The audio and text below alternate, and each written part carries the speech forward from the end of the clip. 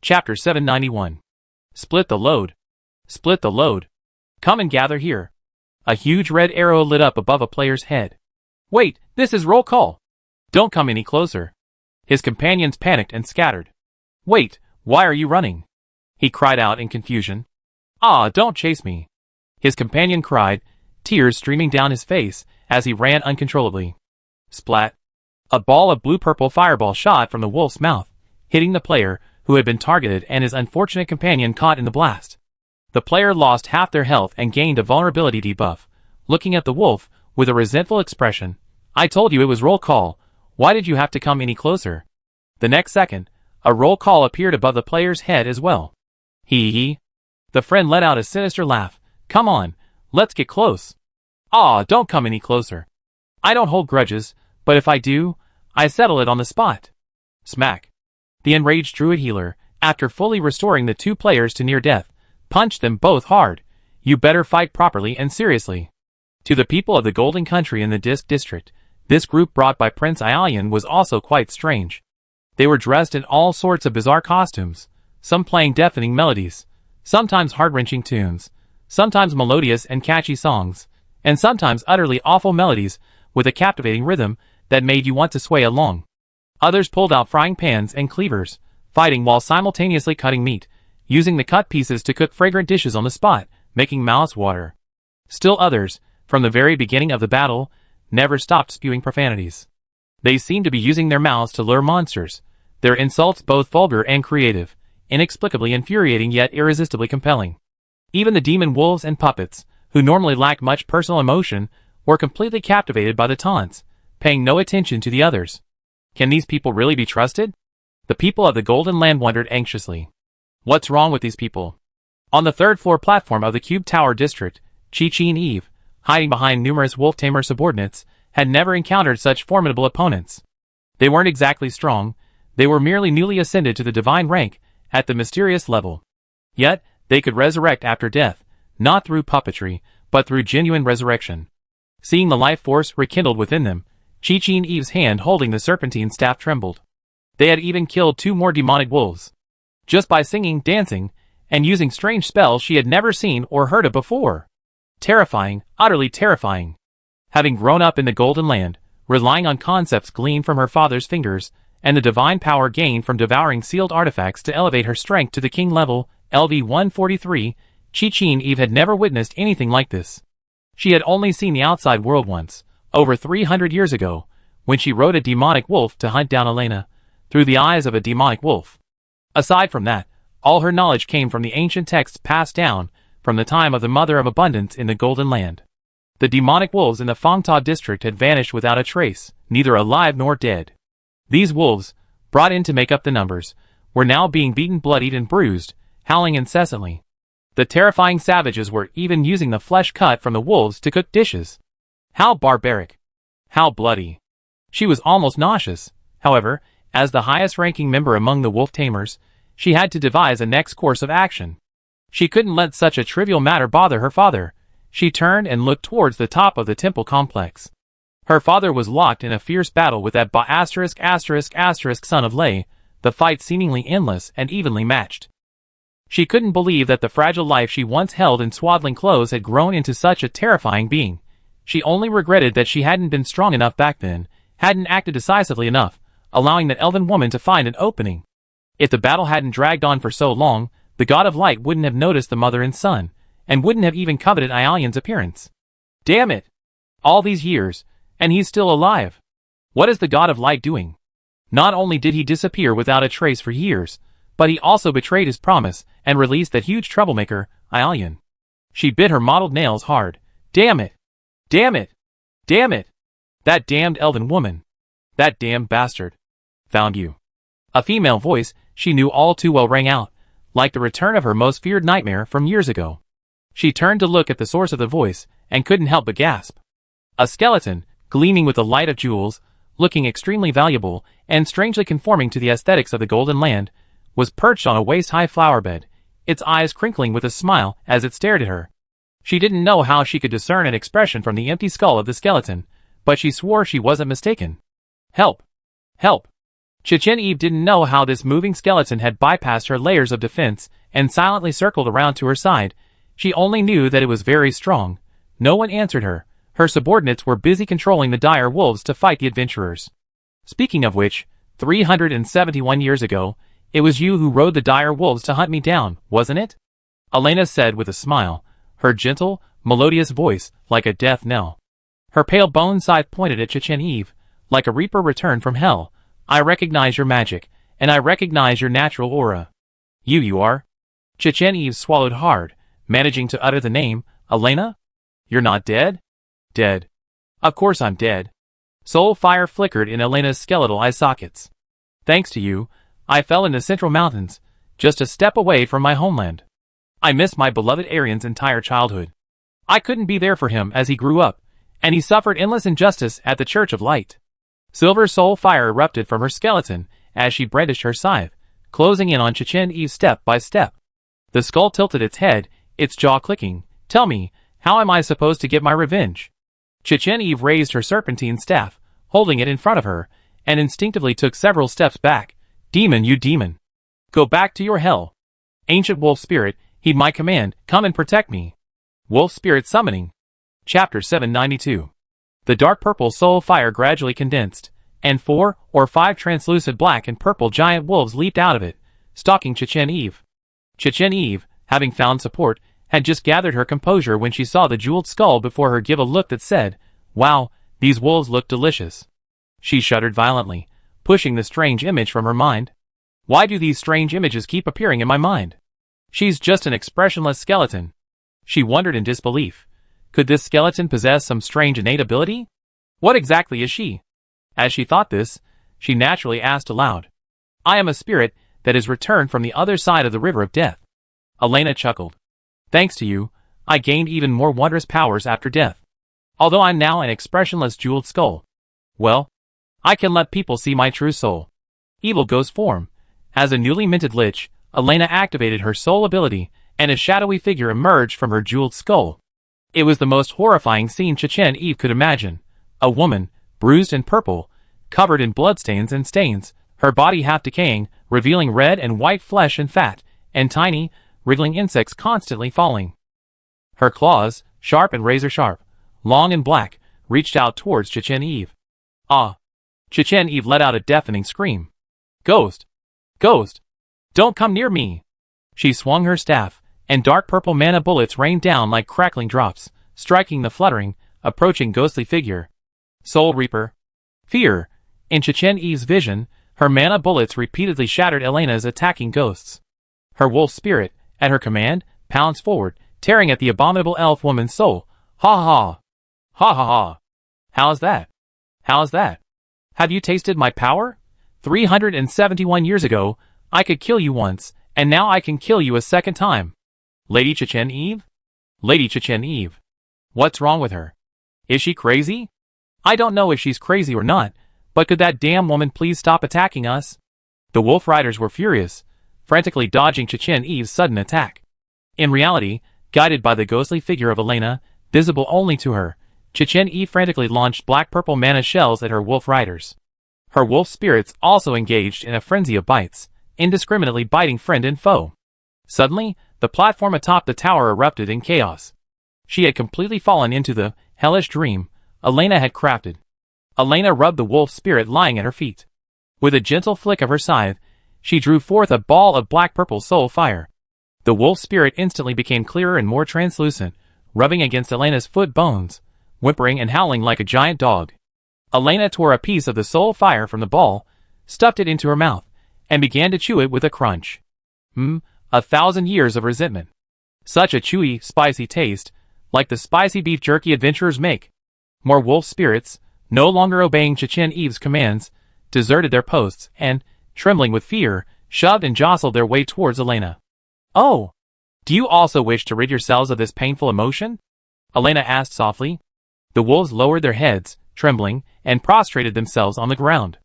The tip of the bone side drew soul fire from each wolf spirit, gradually making their bodies clear and transparent, their eyes softening.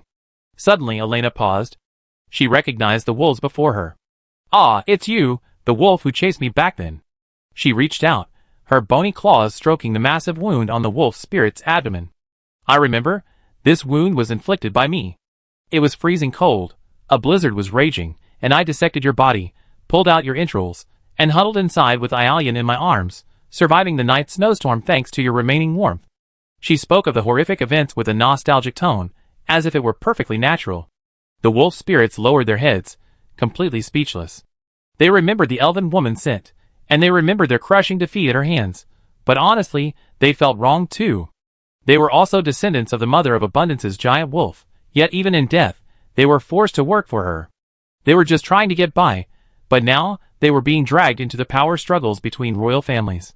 The wolves were aggrieved, their hearts were bitter. If they had any other choice, they wouldn't want to go through the arduous pursuit of the direct descendants of Eclosia, and even be at odds with the elves favored by nature. However, the tradition of wolf tamers had already changed in the time of Acadno. The former wolf tamers were a profession created through the spiritual connection between humans and wolves, born from the power of nature. In truth, they weren't much different from the animal trainers who tamed griffins. But the current wolf tamers are merely puppeteers who use wolves as tools and weapons, controlling their packs through puppetry. They manipulate the giant wolves' past memories and emotions as a medium, controlling their souls with the remains, using the wolves' bones to bind and corrupt them. However, the corresponding corruption and suffering are borne by these magically bred demonic wolves. Even after the demonic wolves die, their souls cannot find peace. Elena looked compassionately at the demonic wolves seeking help, severing the magical bindings on their souls with her long bone scythe, and drawing out their painful emotions. Demons are not picky eaters. All emotions and feelings are energy, even more so than painful ones. They just can't eat too much at once, or it will affect their digestion. The giant wolf souls, their control severed, now freed and devoid of pain, affectionately circled her, whimpering and seeking petting like a pack of docile dogs. Elena, having regained her anchor to the mother tree, possessed a rich natural energy that the giant wolves greatly appreciated.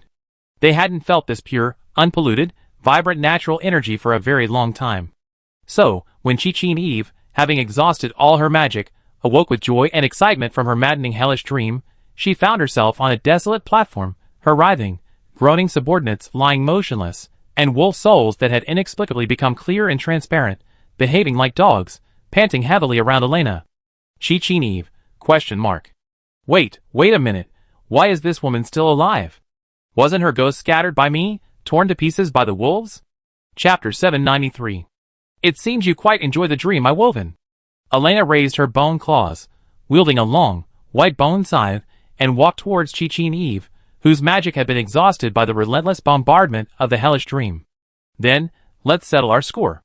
The first scythe swung down, severing Chi-Chin Eve's serpentine staff as she raised it to defend herself. This strike is for your betrayal of the king, father and daughter. The second scythe swung down, and Chi-Chin Eve's blood spurted out. She cried out for help, but none of her subordinates dared to approach to her aid. This strike is for your tyranny, your cruelty towards the people of the Golden Land, and your theft of its life force. The third scythe swung down, severing Chi-Chin Eve's forearm as she raised it to defend herself. Her jewelry clattered and rolled across the ground. This strike is for the giant wolves you enslave and control. As wolf tamers, you cannot see the anger and pain in your own wolves' hearts. They are the offspring of the Mother of Harvest's mounts, meant to protect her bloodline, yet you force them to attack the royal family of Eclosia. You who treat the demonic wolves as tools have abandoned nature, and will ultimately be abandoned by nature. Chi-Chin Eve stared in horror at the wolf spirits gathering around Elena, murmuring in disbelief, "How can you be so strong?" Elena ignored her, swinging her scythe for the fourth time. "This strike is for myself, for all the suffering my alien has endured." The bone scythe fell, and Chi-Chin Eve's head flew off, rolling to the ground. Her body, head, and scattered blood instantly transformed into countless white light spots. These were the stolen life force from Pedra, the life force that belonged to the Golden Land. These light spots flew into the sky, crackling and exploding like fireworks, and the boundless life force once again flowed into the Golden Land. The people in the circular area quickly sensed the change. The stagnant, murky air began to move slowly. A gentle breeze blew, and the air became moist and fresh. People breathed in the vibrant air, greedily absorbing its life energy. As a king-level transcendent being, Chi-Chin Eve possessed a considerable amount of life force. This life force, with her death, returned to the cycle of the Golden City, ensuring its continued operation for at least another 10 years. In the villages outside the city, busy adventurers watch CG animations playing in small windows, while efficiently rescuing the people. Abyss Below was currently leading his team through the houses. Actually, with their levels, joining the mission on Ialian's side would have been no problem at all. However, Abyss Below chose to participate in this mission, feeling it suited him better, matching his expertise. Before arriving at the mission location, Abyss Below had already prepared an operational procedure checklist with Healer, who then distributed it to all team members. The biggest problem for the people of Golden Village awaiting rescue was chronic hunger and malnutrition. Although the gatekeepers had done their best to help the others, their numbers were limited, and the area they could reach was also very limited. The further away the village, the worse the situation. The rescue process was simple. Enter the houses, and check the condition of those awaiting rescue. The druids and priests would first examine and treat them, replenishing their life force, before giving them specially prepared nutritional potions by alchemists. These nutritional potions can quickly replenish the various elements and nutrients they lack, and also repair their digestive systems damaged by prolonged lack of food. Once their condition stabilizes, these people can be transferred to transport vehicles and moved out of Golden Land. Finally, lower-level players guarding the teleportation array will take over and transport them to AMT County for more comprehensive examination, treatment, and feeding. The Abyss and its allies arrived in time. Many people were on the verge of death. Fortunately, the druids possessed the life force transfer skill, allowing them to provide targeted emergency treatment. The druid's healing skill actually uses natural forces to stimulate the body's life force, thereby promoting rapid self-healing. However, it cannot be used on those whose life force is already nearing depletion. They must first perform a life force transfer, then heal themselves to full before transferring another wave of life force. Why is the development team so picky about such a strange setting? Heartbreaker complained. What could be solved with a single healing skill now requires a blood transfusion before healing yourself. Healer who can't heal himself was more accepting of this. Treatment must be targeted. Anemia requires a blood transfusion, lack of vitality requires a life-giving transfusion, and wounds only require treatment. In fact, this setting is correct. There are many causes of injury and illness. Using one skill to solve everything doesn't make any logical sense.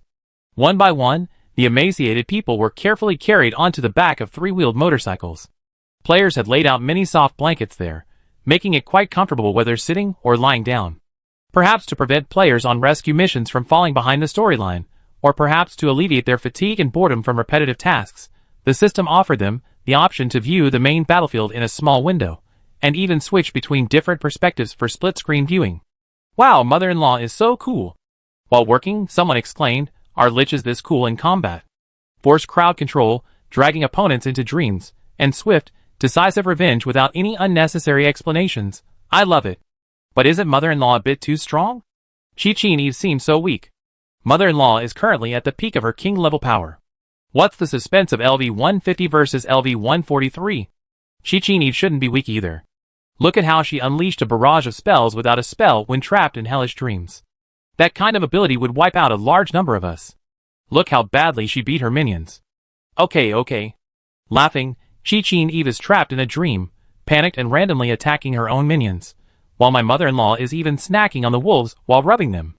Ha ha ha. But wasn't my mother-in-law chased by Chi-Chin Eve's wolf pack back then? Shouldn't they be evenly matched in the lore? Please, you straight man. My mother-in-law had just given birth and hadn't even finished her postpartum confinement when she started running for her life, all alone with her baby. It's normal for her level to drop a bit in that terrible state. Besides, even with so many debuffs, she was still able to fight back against the demon wolves and forcibly cross the snow mountain. If the God of Light hadn't intervened at the last minute, she might have actually made it back to the Elven territory. Chapter 794. Holy crap.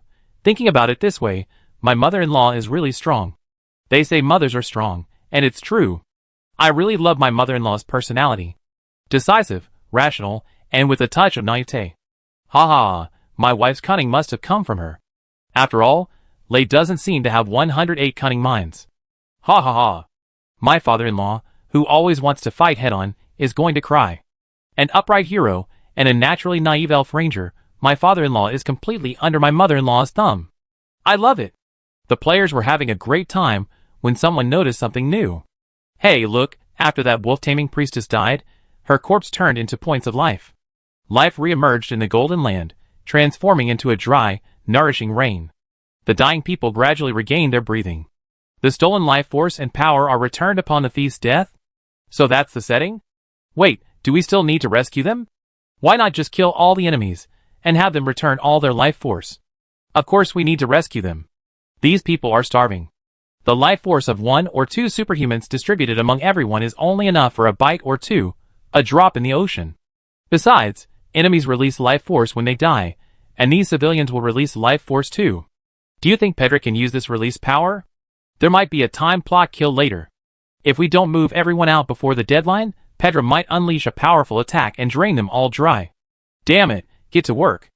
As Elena dragged Chechen Eve into the hellish dream, and Chechen Eve launched an indiscriminate attack on her minions, the pressure on the players fighting the dire wolves was significantly reduced.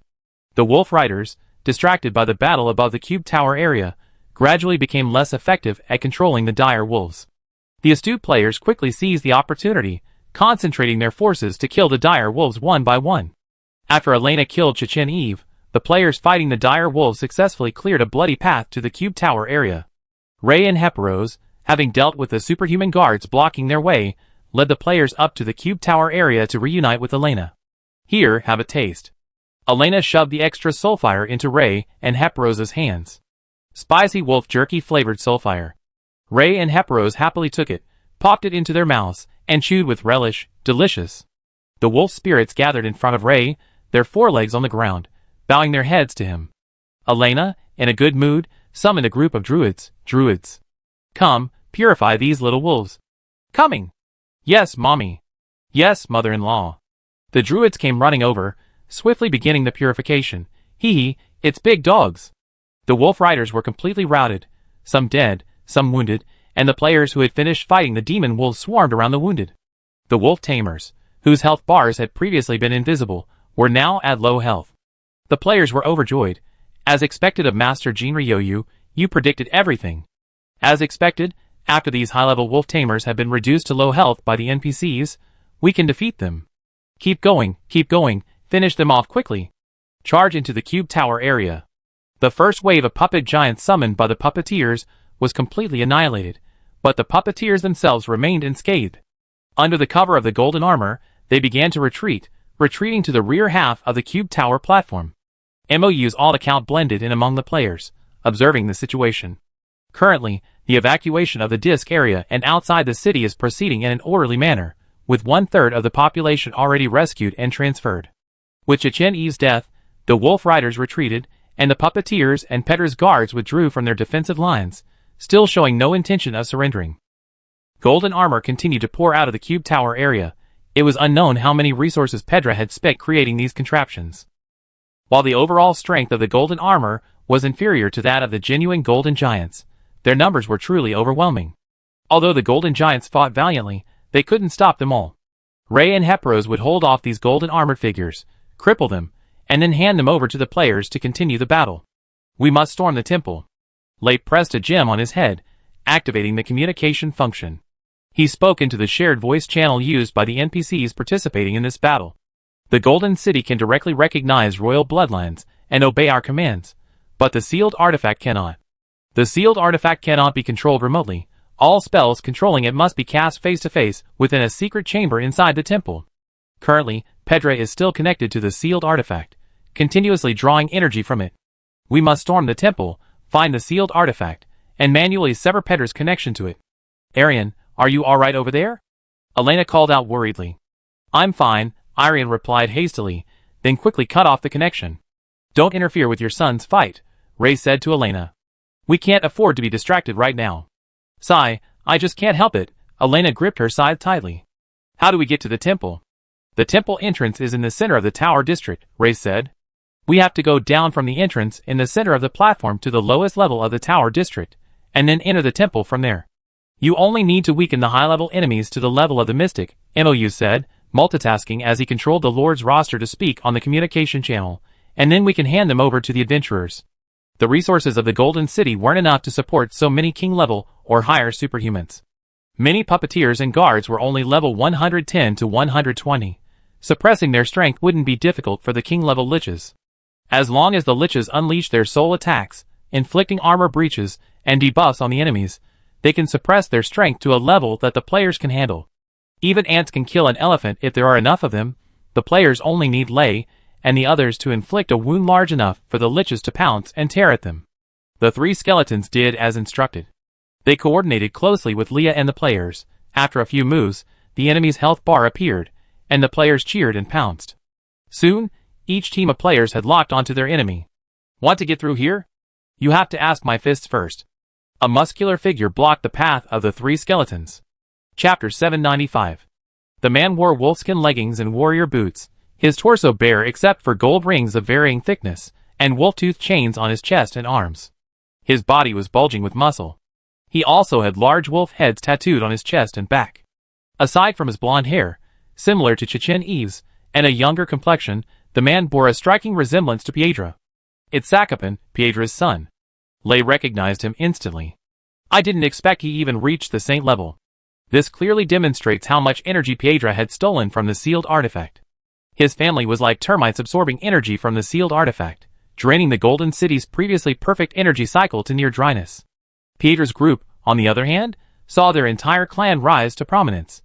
Not only did Piedra himself reach the angel level, but his children also reached the saint and king levels, not to mention Piedra's transcendental subordinates. Power and immortality bound them together, and even now that their true purpose had been exposed, no one turned back. I don't know what you living skeletons are, but I'm no pushover like my sister. It's Sakapan's fists clashed, a thud. Come on! Another mini-boss has appeared. The players whispered that Muscleman is level 165. My parents-in-law aren't at that level yet. Can they defeat him? There's a difference of over 10 levels, but we have more people on our side. 3 against 1, it's not impossible. This game incorporates elements of COC/D&D combat mechanics. Levels aren't insurmountable, the key is how you play. Yeah, if all else fails, we're here. Get lost, you're only level 99. What are you doing making a fuss about? Hurry up and kill the mobs. Get ready for the mini-boss fight. Hey, which shaman and bard is going to sing and dance for my parents-in-law to give them a buff? Huh, do NPCs eat our buffs? Alliance members can eat them, and they can even heal. Hearing this, Jinryu, who had been frowning and pondering how to break the mini-boss's defenses, suddenly relaxed upon hearing this and switched to the team's voice chat. Everyone, I know how to fight here, said Jinryu. Ah, the expert Yoyu finally spoke up. Quiet. Quiet. Yoyu activated a temporary mute, and the noisy voice channel immediately fell silent. Listen to me, everyone. This mini-boss battle is different from the previous one. It's not the setup where we take over the attack after the NPCs break their defenses, and their health bars appear. In this battle, we need to support, even command the NPCs to fight. A big question mark appeared above the players' heads. Wait, the reason NPCs are called NPCs is because they are non-player characters or non-playable characters, meaning characters not controlled by the player. So how can we command them? How can we control them? I know your questions, Yoyu continued in the voice channel. Yes, we don't have a way to control the NPC characters. They are still uncontrollable characters controlled by the system AI and given action commands. However, they receive our beneficial buffs and healing, which means that the players themselves are also part of the battle.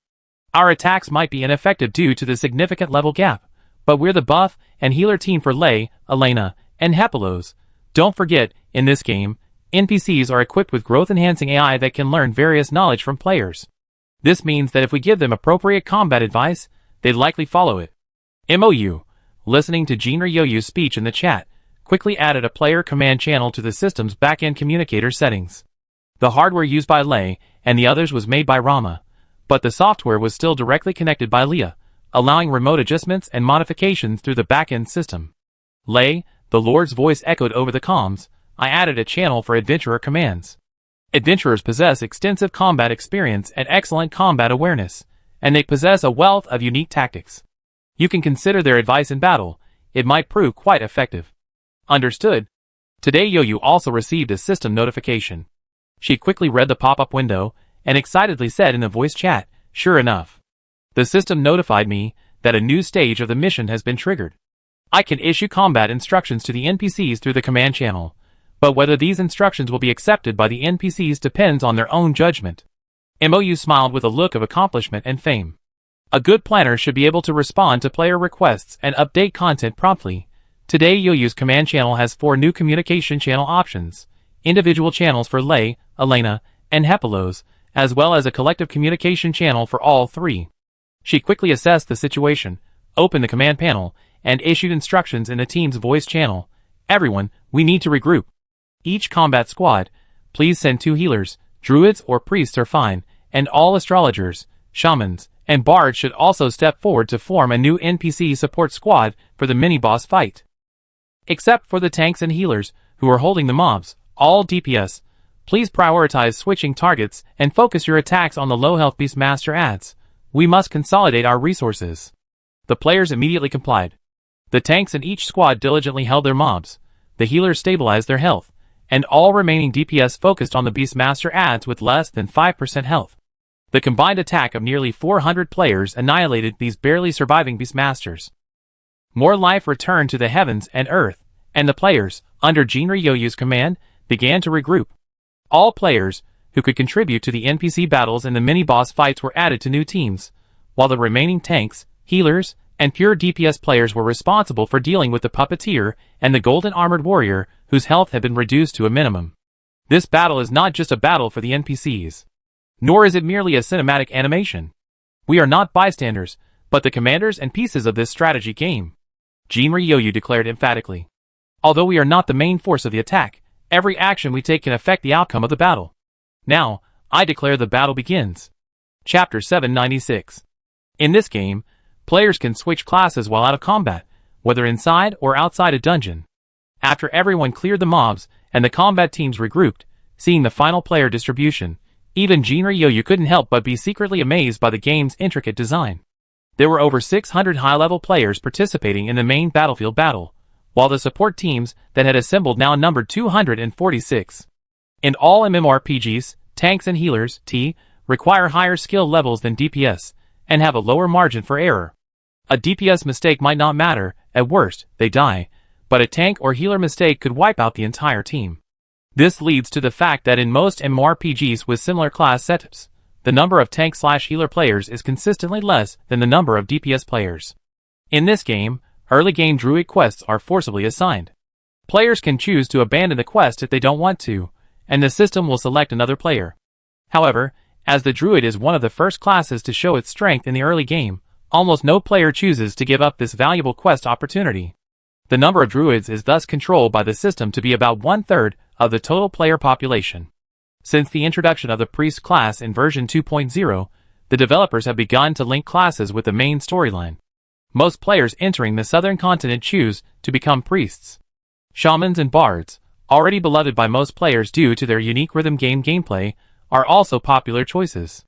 So now, after switching classes, 1/3 of the players can participate in NPC-assisted combat.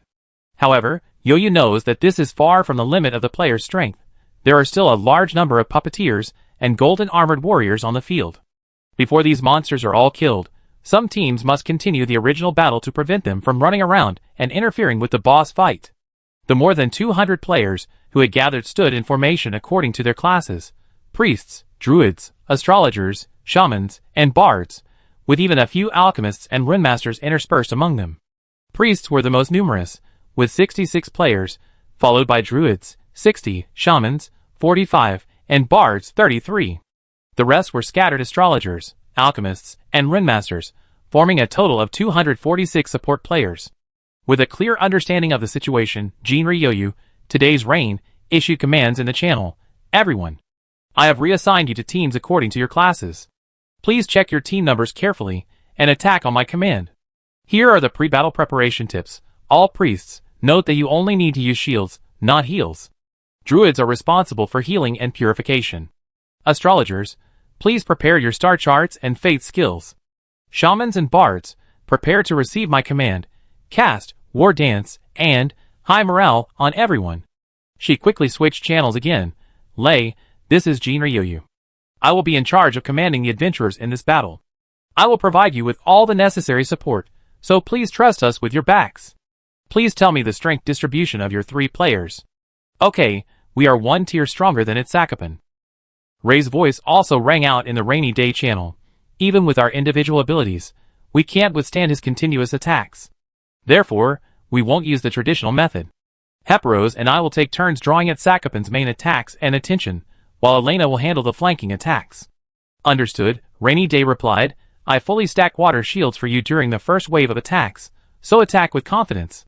It must be said that this generation of players is exceptionally skilled. These tactical arrangements were completed in a matter of moments. Sakapan was still locked in a stalemate with Ray and the others, spouting some harsh words that no one was listening to. Of course, adhering to the tradition that villains die from talking too much, it was mainly Sakapan who was speaking. Imo, you couldn't help but understand this. After all, Elena had easily dragged Chichin even to the hellish dreamland, exhausting her mana, and then effortlessly killed her with 4 scythes, likely leaving Sakapan with considerable psychological trauma. Despite the difference in their ranks, Sakapan, who had always been carefree in the Golden Land and had never experienced real combat, was probably all bark and no bite, his heart pounding with fear. Unsure of the skeleton's true strength, he could only stall for time to observe their weaknesses. You're all going to die. Ha ha ha. Sakapan finally finished his threats, but Elena wasn't buying it. She raised her long scythe directly at him. Are you going to fight or not? If not, get out of the way. Damn it, you won't listen to reason, so I show you what I'm made of. Sakapan's body blazed with golden battle intent, and he threw a punch at Elena. Elena leaped back swiftly, her skeletal frame incredibly light, while Ray had already switched to his hero's sword, blocking Sakapan's path. Priest Team A. Use water bubble shield on Ray. Control the diameter. Don't exceed the sword's edge. Rain Today shouted in the channel. The 20 players of Priest Team A simultaneously unleashed their skills. 20 layers of water shields densely stacked around Ray. The mass of the water element was compressed to its limit. Sakapan punched the water shield, but not only did he fail to harm Ray in the slightest, he was also shaken back by the layers of water ripples. What the hell? His eyes widened, and he swung his fists, instantly slamming them into the water shield several times. The outermost water shield shattered one after another, while the inner ones remained unmoved.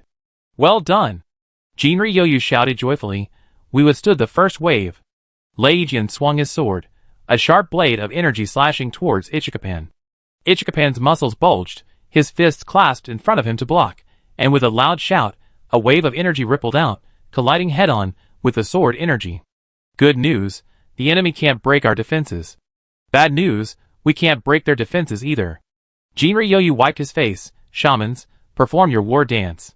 Bards, play your instruments. Resonance, high spirits. Increase attack. 45 shamans lined up neatly on the platform, displaying the same energy they had when dancing in the mermaid village, their movements perfectly synchronized as they stepped out with their right feet. Various colored mermaid gauzes were unleashed in unison, fluttering with the shaman's dance, then retrieved and thrown out again. The shamans drew circles with their left feet, followed by small kicks, bent over, and threw their silken ribbons backward before retrieving them again. Their movements were breathtaking, a graceful yet fiercely combative dance that ignited a fire within everyone on their side. Today, you looked at the 3 liches. 3 rows of buff icons were lit up after their names in the list. Fortunately, in this game, buffs in team battles are not restricted by team composition, and can be stacked infinitely without canceling each other out. Chapter 797. The 33 bards communicated and chose their preferred instruments, coordinating to play a symphonic version of the High Spirits battle song. This display of singing and dancing in the center of the battlefield was something neither the people of the Golden Land nor the enemies had ever seen before. What are they doing? The puppeteers stared in disbelief. Why are they singing and dancing? However, the next second, they quickly realized something was amiss. The adventurers, as if injected with adrenaline, suddenly saw their combat power increase several levels. The buffs from the shamans and bards not only stacked but also affected an area, meaning all allies present received the benefit. Moreover, the term allies here is used broadly, not just referring to members of their own combat squad, but also including all allied members. So not only Lei, but also Elena and Hepros received these beneficial buffs, as did the players in the other combat teams, who were still diligently grinding mobs. Everyone's attack and defense were boosted, and the heightened fighting spirit even increased their attack speed significantly. Amazing! Imo, you couldn't help but be amazed by the effect of the Bard Symphony, and the shaman's collective square dance. He silently muttered to himself, this is what they call many hands make light work. Nothing beats the power of the masses. Although the players are all at the peak of their professions, or just beginning their ascent to the divine rank at the mysterious level, the combined power of these individuals creates a qualitative leap. Fortunately, this was a real alternate world, and the player's powerful strength was only good for MOU. Otherwise, if it were a regular game, he'd still be grappling with how to balance the player's skills with the enemy's strength. Forget about anything else, just the stacking of buffs. MOU dared to say that no other game could offer such complete freedom, without any restrictions, but everything had its priorities. For MOU, defeating the enemy and achieving victory in this world was the most important thing. Even if there was a slight loss in gameplay, it would only mean a few comments from players on the forums about him being shameless. He could handle it. Now, let's get started. Good news. With this buff, Lei and the others' attacks finally broke through Ichikapen's defenses and dealt him damage. Bad news. It was just a minor scraping. The damage isn't enough, Jinryu pondered. Being able to break through defense is good, but it also means something's missing. Her eyes lit up. Everyone, use all your debuff skills and unleash them on its Sakapan. Raising one's own ambition and destroying the enemy's prestige. How can one only do the first half? The shamans changed their dance moves, casting charm on its Sakapan. The minstrels played colorful aria, the astrologers activated Master of the Constellation, and Manipulate Fate, and the liches, under Jinryu's command, activated Fear and planted Soul Reaper Seed. As the shamans danced, its Sakapan merely raised his eyes, lost in thought for a second. When he heard colorful aria, his hesitation deepened for another second. Under the astrologer's manipulation of fate, its Sakapan stumbled. And without a sound, the 3 soul-stealing seeds were successfully planted. No matter how large the level difference, as long as there are enough unlucky debuffs, eventually a straw will break the camel's back. Although the attackers are 3 liches, the players are experiencing a feeling reminiscent of fighting world bosses / monsters in other games. However, back then, when fighting world bosses, everyone's weak attacks were combined to inflict massive damage. Now, everyone's power is concentrated on the 3 liches, allowing them to unleash that power. This is the moment for support characters to shine. Large-scale team battles like this are the support's domain. Indeed, there are no useless classes in this game. Even supports can shine in main quest boss battles. With these buffs and debuffs, the 3 liches move like ghosts, alternating their attacks on its Sakapan. Lei met Ichikapen's hero sword head-on. While Ichikapen used his gathered aura to defend himself, his expression a mixture of surprise and uncertainty, clearly recognizing Lei's attack as belonging to the Hero King's hero's sword. "Who are you?" Ichikapen demanded sharply. The next second, Lei switched places with Hepharos, and the Great Lich King's massive bone scythe came crashing down.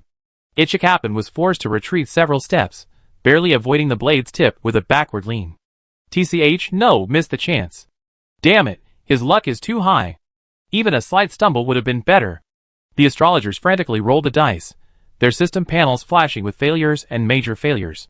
Each failure reduced their health bars by a significant amount. The druids kept a close eye on the astrologer's health bar, desperately replenishing it. The bard sang a hymn of life, and the shaman engaged in a sacrificial dance. Suddenly, the space of Xianyuitu's summoned beast began to vibrate violently. Confusedly, she opened the system panel and saw the cactus in the summoned beast's space was jumping vigorously. With a system bubble above its head, the cactus you have contracted is sensing an extremely strong vitality. Summoning it at this time may trigger its evolution. What? Is this a special plot? Xianyuitiu was confused and quickly sent a private message to Jinryu. Jinryu's response was crisp and clear. Release it and see. Xianyuitiu decisively pressed the summon button. A cactus with a small yellow flower on its head instantly appeared in front of Xianyuitiu. As soon as it landed, it leaped into the shaman's dance formation without hesitation, frantically absorbing the vitality gathered by the sacrificial dance. This abundant vitality mostly originated from the enemies recently slain by the adventurers. The little cactus began to grow rapidly, larger and larger, until, in just a few breaths, it had grown into a giant cactus over 3 meters tall. MOU, controlling the alt account, quickly recognized it as his former office desk pet, adopted by a lazy bum. He couldn't resist using his appraisal skill on the cactus, Emperor Cactus LV-121. Once a cactus specifically for warding off villains and radiation, it grew up immersed in the resentment of planners and programmers, nourished by the pent-up frustration of a certain office worker. Although it didn't know why it appeared in this world, the abundant vitality here awakened its evolutionary instincts. It just wanted to shout, "Cacti will never be slaves!" Note, can be used as a mount and battle companion. Chapter 798. Everyone present was completely dumbfounded when such a massive, king-level cactus suddenly appeared on their side. Today's rain was the first to react. Salted fish, try controlling it. Can you control it? Salted fish tried and excitedly replied, yes. Absolutely. It's so obedient. And it has so many skills. It's probably because those superhumans we killed released too much life force.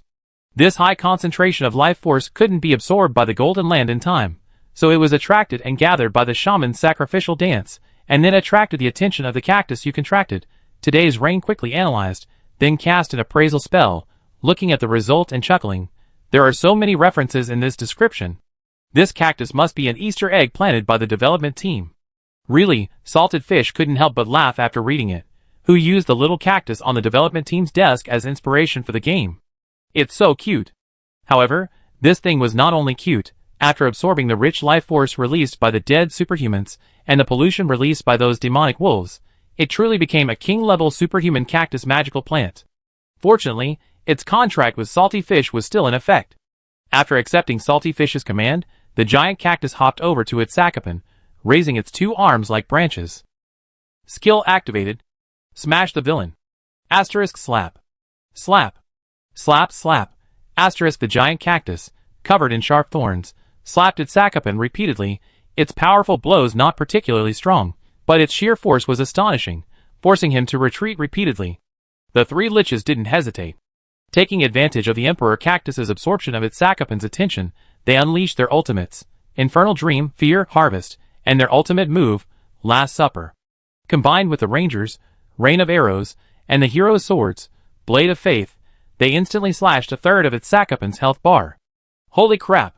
That's not just scraping. The players were overjoyed. The cactus has done a great job. That cactus is incredible. Wait, if it works on the cactus, can other magical plants, beasts work too? The druids followed suit, releasing their contracted beasts and magical plants, urging the shamans, quick, quick, start the sacrificial dance. The shamans exchanged glances, then once again began the legendary sacrificial dance, said to connect heaven and earth and call upon the forces of nature. The contracted beasts and demonic plants driven into the dance formation by their masters greedily absorbed the vitality gathered by the sacrificial dance.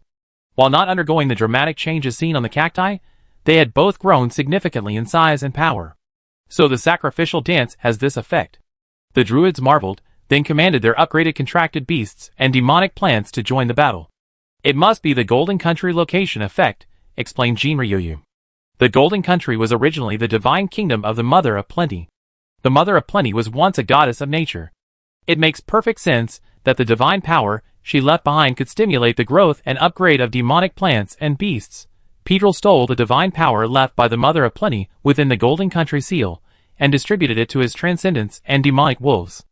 Our recent attack killed these transcendents and demonic wolves, releasing this abundant energy. That's why it has such a powerful effect on the beasts and demonic plants. Don't get too excited yet, everyone. This might just be a wartime limited event. After all, we need to solve the problem of the depletion of life in the Golden Land, and ultimately we have to restore that life. However, I believe the storyline should be flexible. For now, you can use this wartime boost to crush the enemy. Yes. Awoo! Above the temple, the Guardians of Illusion and Reality were locked in a fierce battle with the Demon Wolf Tree God. The Demon Wolf Tree God unleashed a punch with its wolf claws, and the golden ring on its arm, shimmering with red light, erupted with fiery power, unleashing a scorching fire fist. The Guardian of Illusion and Reality flipped over, shifting between illusion and reality. The fire fist pierced through its illusion, destroying a corner of the square tower area. Thousands of illusory tentacles surged from the shadows, solidifying and binding the Demon Wolf Tree God's hands and feet. The Guardian of Illusion and Reality materialized, its giant sword slashing down at the Demon Wolf Tree God. A thick barrier of vines rose from the ground, forming a shield around the Demon Wolf Tree God. The attack struck squarely before him, shattering into countless splinters. The Demon Wolf Tree God, with astonishing brute force, tore off the illusory tentacles, forcing them to detach and seek new opportunities. Pedra, as an angelic being, possessed formidable strength. While their avatars clashed in the air, Pedra and Ialian's true forms also fought. Multitasking was a skill all transcendent beings with avatars must master. After removing his heavy armor and replacing his great sword with his mother's golden sword, Ialian switched to the hero's sword taught to him by his father. World Knights were heavily armored and focused on defense. Although Aelian was quite agile, the weight of the armor still somewhat hampered him. Pedro used his body as a puppet inhabited by wolf spirits, using these spirits to enhance his speed and strength, a fast-paced fighting style. The attached wolf spirits not only boosted his speed and strength, but also created highly lethal armor-piercing attacks. After removing his heavy armor, Aelian donned a form-fitting suit of armor developed and crafted by Lariana. With less weight, his evasion increased significantly. The hero's sword is a god-tier class that fights fast and uses injury to advance its combat. It can be said that being injured or not is advantageous for the hero's sword. Not being injured allows for extended endurance in prolonged battles. Aelian has a continuous supply of core energy from the world's consciousness, as well as the power of faith supplied by adventurers, the people of the Golden City, and countless other believers. Prolonged battles are one of his most proficient fighting styles, and Aelian believes he can definitely outlast Pedro, who relies solely on the Golden City's sealed artifacts for energy. Injuries are no obstacle. The more severely the hero's sword is wounded, the more ferocious its attacks become. The more desperate the situation, the more powerful the fighting spirit and strength will unleash. This is a clash of swift sword and heavy fist, a contest of strength and will. Both have sustained injuries, but none are fatal. Aelian wiped the sweat from the corner of his eye, his silver eyelashes trembling as if in thought. Pedro's strength surpasses his. He can feel the opponent's overwhelming power and oppressive aura. But he is not without a chance of victory. He must continue to deplete Pedro's stamina and energy, to exhaust the life force Pedro has stolen, and then wait for an opportunity. Chapter 799. The adventurers on the rescue mission had gradually evacuated all the people outside the main city of Turandam from the Golden Land, relaying them through a chain of player connections until they reached the new city of Amt. These people, who had almost never left the Golden Land since birth, were now crossing the Delta Sea, leaving their homes, and arriving in the heart of Middle-earth, becoming refugees unable to return home. The players of the Serve the People team had expected persuading these people to leave their homes to be an extremely difficult task, but everything went surprisingly smoothly. People tend to feel attached to their homes and hometowns mostly because they have people, things, and possessions there that they can't let go of. But under Pedro's perverse rule, these people had long since lost everything, quietly waiting for death each day. Forget attachment, many had even lost the strength to live, only blindly following their instincts, swallowing the potions and food offered to them. For these people, the player's method was simple and straightforward. Just stuff them into the vehicle and take them away. They were too weak to escape anyway. After dealing with the area outside the city, the players headed towards the circular area of Turandam City. The people there, in terms of both health and will to survive, far surpassed those waiting to die outside the city. However, it was in the circular area that the players encountered a rebellious populace refusing to evacuate. Their reasons were quite unexpected. We want to stay and witness Pedro being defeated by the little prince. We can't help, but we can cheer for the little prince and encourage him. Yes, we must cheer for the little prince. The players, led by Under the Abyss, were deeply moved. Then, with a calm and rational response, they dispelled the people's rosy illusions. His Highness Aelian has personally given the order to assist your evacuation. You will be of no use here. Instead, you will be exploited by Piedra, his prey, to steal his life force. Your lives will become the power he needs to defeat Aelian. Do you intend to aid him in his evil deeds, allowing Piedra to continue to occupy and seize the Golden Land? We must retreat temporarily. Trust us, you can see the battle footage in the Golden Land in real time in Amt County. Once Aelian is victorious, you can return to the Golden Land, and your property will remain intact. Hardest, Bilo, and their families quickly joined in the persuasion.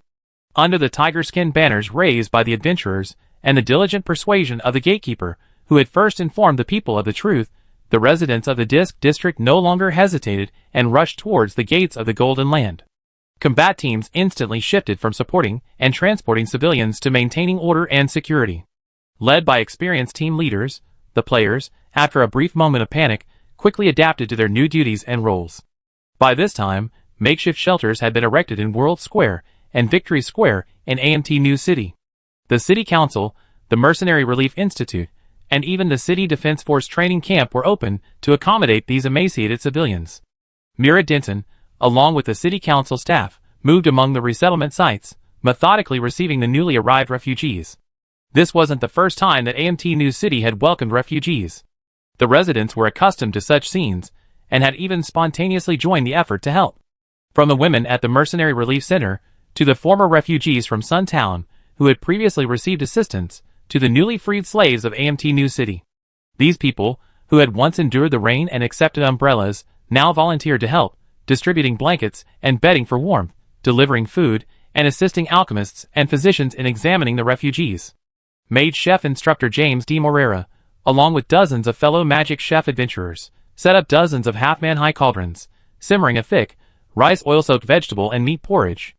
After each pot of porridge was finished, an adventurer would come and take it away, then wander around the resettlement site, distributing bowls of porridge to the refugees.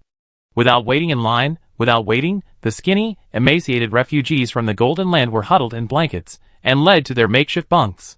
Before they could react, a bowl of perfectly warm meat porridge was thrust into their hands. The porridge held a vibrant vitality they hadn't experienced in years. The fragrant porridge whetted their appetites and rekindled their desire to live. Each of the Golden Land refugees huddled in their seats, clutching their bowls and shedding tears. Arson Dror, one of the gatekeepers, was also helping out in Victory Square. After leading the adventurers to the village, he evacuated with the rest of the people to the new city of AMT.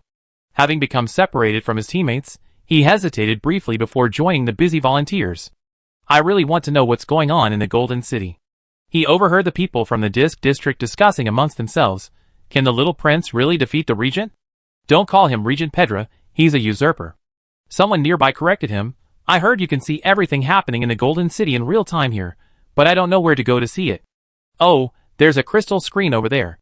A passing volunteer interjected, pointing to a huge crystal panel outside the tent. There are screens like this all over the city. Just pray to the world consciousness for the battle scene you want to see, and the world consciousness will accept your legitimate request. The more people want to see the scene, the larger the screen will be. Even if only you want to see it, it doesn't matter, the screen will be smaller, but it won't affect your viewing experience. Hearing this, Arson and the people from the Disk District rushed out of the tent. They quickly found the screen the volunteer had mentioned. A large crowd had already gathered in front of it. The screen was already displaying footage from various angles, some large, some small. Although none of the footage had sound, subtitles appeared at the bottom. Arson stared intently at the battle between Ialian and Pedra, his eyes filled with tears. That's the hero's sword. The little prince is using the hero king's swordsmanship. Chechen Eve, that mad woman who aided and abetted evil, is finally dead. So satisfying, so satisfying. Wait, that jeweled skeleton fighting at Sakapan over there also knows the hero's sword. And what's with that cactus? Are the cacti these adventurers keep this powerful? Chapter 800. The crystal screens erected in front of World Square and Victory Square, as well as the massive circular glass wall of the Weapon Research Institute, were all simultaneously displaying images of varying sizes, live footage of the battles in the Golden City. The citizens of the Golden City, possessing even a sliver of strength, gathered in front of the nearest screen, anxiously searching for the scenes they wanted to see. Many novice adventurers, who had recently entered the game, having nothing else to do, also gathered here to catch up on the main storyline. After all, their individual screens could only display one scene, but the large screens in the square could show multiple battle scenes simultaneously. Who understands? I was just watching the main storyline before I even played the game, and now that I finally got game access, I'm still watching the main storyline in the game. Your level is too low, and you don't have enough military merits, that's why. You either take on quests and volunteer, or you watch the main storyline here. I guess I choose to watch the main storyline. After all, my battle-damaged waifu is strong, beautiful, crazy, cool, pitiful, and rare to see. She only appeared once before, in the Beast Tide War. I really want to lick her PRPR. I mean, this giant screen is like a TV store that's transported me back in time. Nonsense. It's clearly the Times Square screen. Why is there no sound? I want to hear the Bard's Symphony. Probably because there are too many screens to play the sound externally, otherwise it's all jumbled up, and you can't hear anything clearly. Ah, the shamans are doing a group dance. As the players' gazes converged, the image of the shamans dancing on the screen gradually enlarged. Legs kicked out in perfect unison. Long, smooth, thick, hairy. Wait, why are there hairy ones too? Who's that? They don't even shave their long, thick legs. Bad review. The camera panned across the group of dancers clad in shark veils. There were beautiful women with lithe, charming waists, and bald men with exposed pecs. My eyes. My eyes hurt. My eyes. Who can give me a pair of eyes I haven't seen before? Shoo, that muscular man dancing, That's a little weird, take another look. Wait, why is this dance getting more and more beautiful the more I watch it? Even a little bit addictive. Ha ha ha, I can't help but want to interview Lei, and that it's Sakopin. Can watching a muscular dancer like that really inspire or seduce you? Although anyone can learn any profession in this game, I strongly recommend that anyone learning the shaman class spend 188 to get a nice looking shell. How do you know this isn't the muscular bald man they spent 188 on? Damn! Some players, while doing their daily tasks at AMT New City, while watching the small screen cloud story, realized they missed out on 100 million. Fuck. Why didn't anyone tell me there were furry wolves in the new main storyline I could hack with? Don't touch my bell, Meow let out a jealous whine, then was nudged by the disgruntled griffin beside her. The griffin snorted in dissatisfaction and nudged her with its curved eagle beak. It shoved the special comb Don't Touch My Bell Meow had accidentally dropped back into her hand, its clear eyes etched with 2 words. Comb. Okay, don't worry, I comb your hair right away. Don't touch my bell, Meow quickly soothed her gently, then lifted the griffin's hind paw while combing, its eyes alight with a strange glint. Hee hee, lion paws have paws too, hee hee. Let me rub them. Just rub them. The griffin tilted its head and kicked its hind legs, sending something flying with a roar. The beast trainers passed by with a familiar expression. This adventurer's quest has failed again. They told you not to touch a griffin's hind legs. You can't touch them.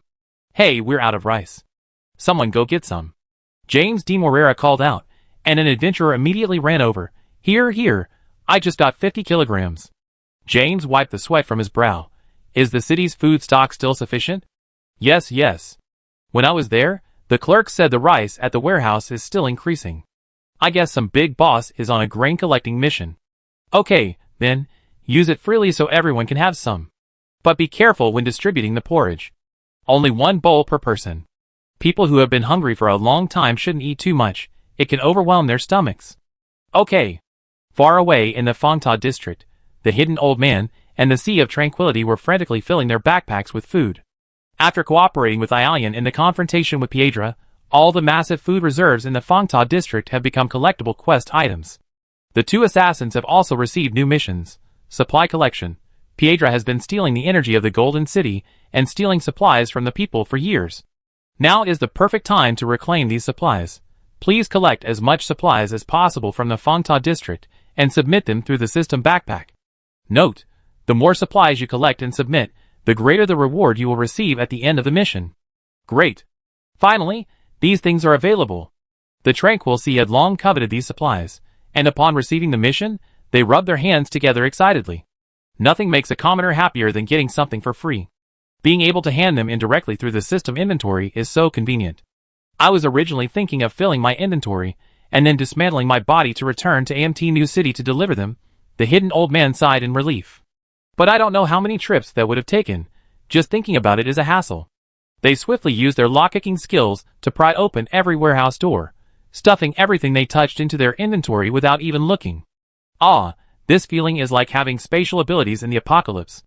I can easily grab anything from shopping malls and supermarkets. Tranquil Sea exclaimed, moved as if a dream had come true. The development team really knows what they're doing. The hidden old man glanced at him speechlessly, but after a short while, he had to nod in agreement. Indeed, it's really awesome. His backpack was crammed full in one go, then emptied again after submitting, a cycle that continued, and the counter on the system panel steadily increased. The warehouse contained not only food and gold, but also a vast array of weapons and equipment. At this moment, all the superhumans in the Fangta area had been drawn outside the platform to fight other players and NPCs. The entire Fangta area was deserted. No one was there to stop the 2 assassins. They had even deactivated their invisibility, swaggering around as if it were empty. They took everything from the warehouse, even the lamps hanging on the walls, and the potted plants by the roadside, almost scraping off the plaster from the walls. Chapter 801. As the hidden old man and the Tranquil Sea ventured deeper, the entire Cube Tower district became increasingly empty and tidy. There was nothing left but walls. How could it not be tidy? Give the players an auto-emptying inventory, and they could fit the entire world inside. As they continued their exploration, the entire map of the Cube Tower district appeared in their system. The Cube Tower district was divided into 3 levels: upper, middle, and lower. This was information the 2 assassins had already obtained.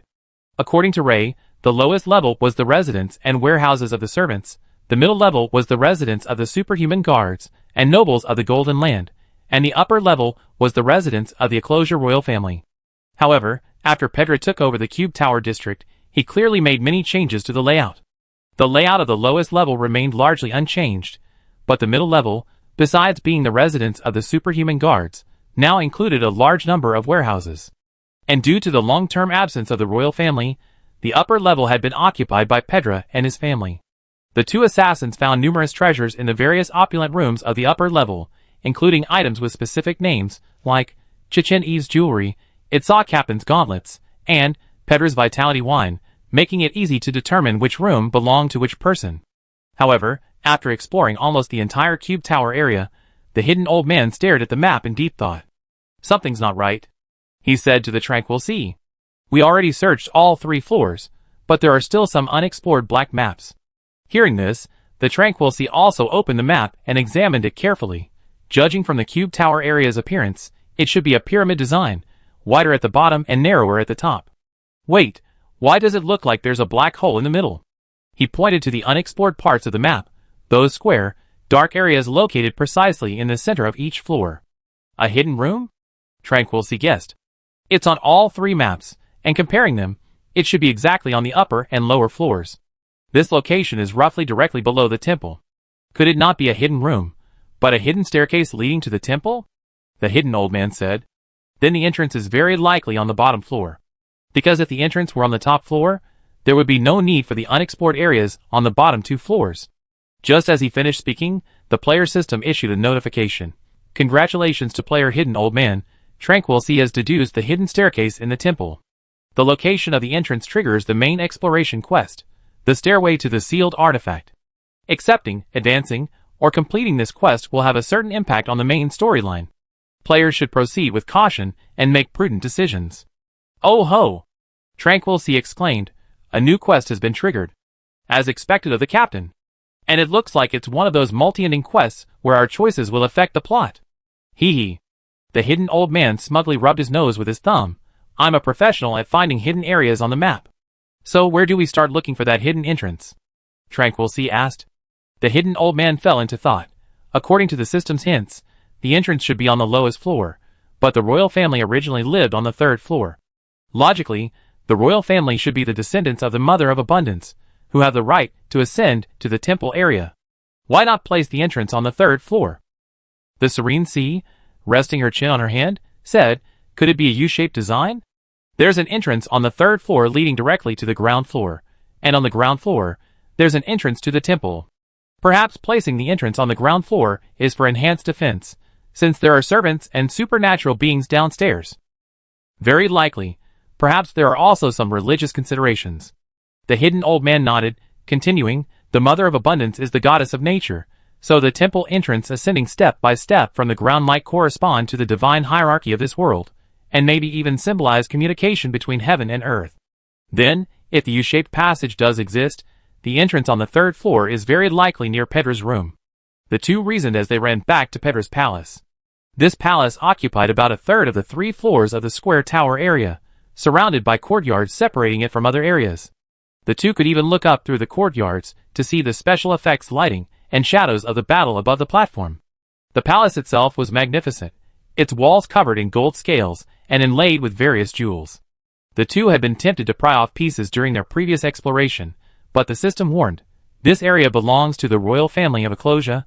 Theft and vandalism are prohibited." Reluctantly, they gave up. Well, it seems this palace belongs to the Ialian and Ray family. Now, returning, they entered the palace with practiced ease.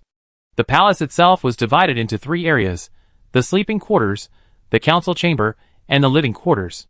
However, the secret passage could be hidden anywhere.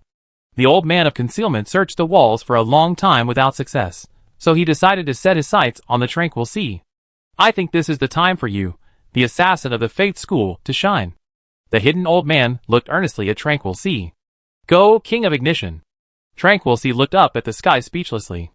Even he had to admit that when stuck, besides exploring every available spot, the rest was up to luck. Ignition activated. The 1d100 dice spun rapidly, finally rolling an 11. Ding, the player system notification.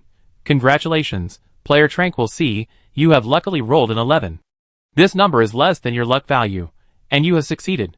You will receive the favor of the goddess of fate, Jenna, for 15 minutes. That familiar sense of confidence returned. A strange impulse suddenly surged within Tranquil Sea. He followed his heart, pulled out the golden beetle from his backpack, and the golden beetle buzzed and shook in one direction. Tranquil Sea understood instantly. He held up the golden beetle, using it as a compass. Wherever the beetle buzzed in a certain direction, they went. The closer they got to the hidden entrance, the more intense the beetle's buzzing became. They finally stopped at the end of a corridor.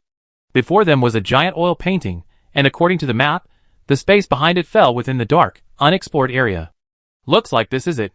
Tranquil Sea held up the beetle, but nothing reacted. Looks like the beetle isn't a switch. The hidden old man tried to move the painting, but it remained firmly against the wall, unmoving. Looks like there's a mechanism. Tranquil Sea stroked his chin. This should be a typical flip-type oil painting entrance. Then the mechanism should be nearby.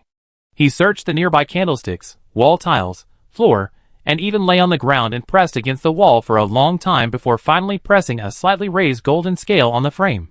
Boom!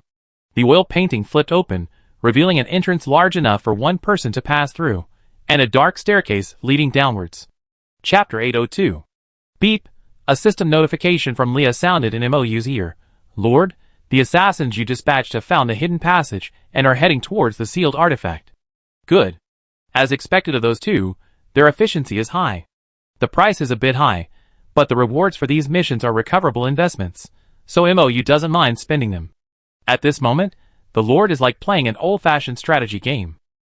His alternate account is like the first-person perspective in this strategy game, while his main account is the God's eye view controlling the entire situation. On the chessboard before the Lord are countless images projected by Leah.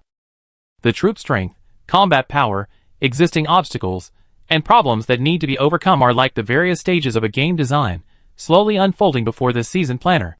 Countless logics that urgently need clarification are like tangled threads of yarn, which are obediently straightened in MOU's hands and skillfully woven into neat and beautiful shapes.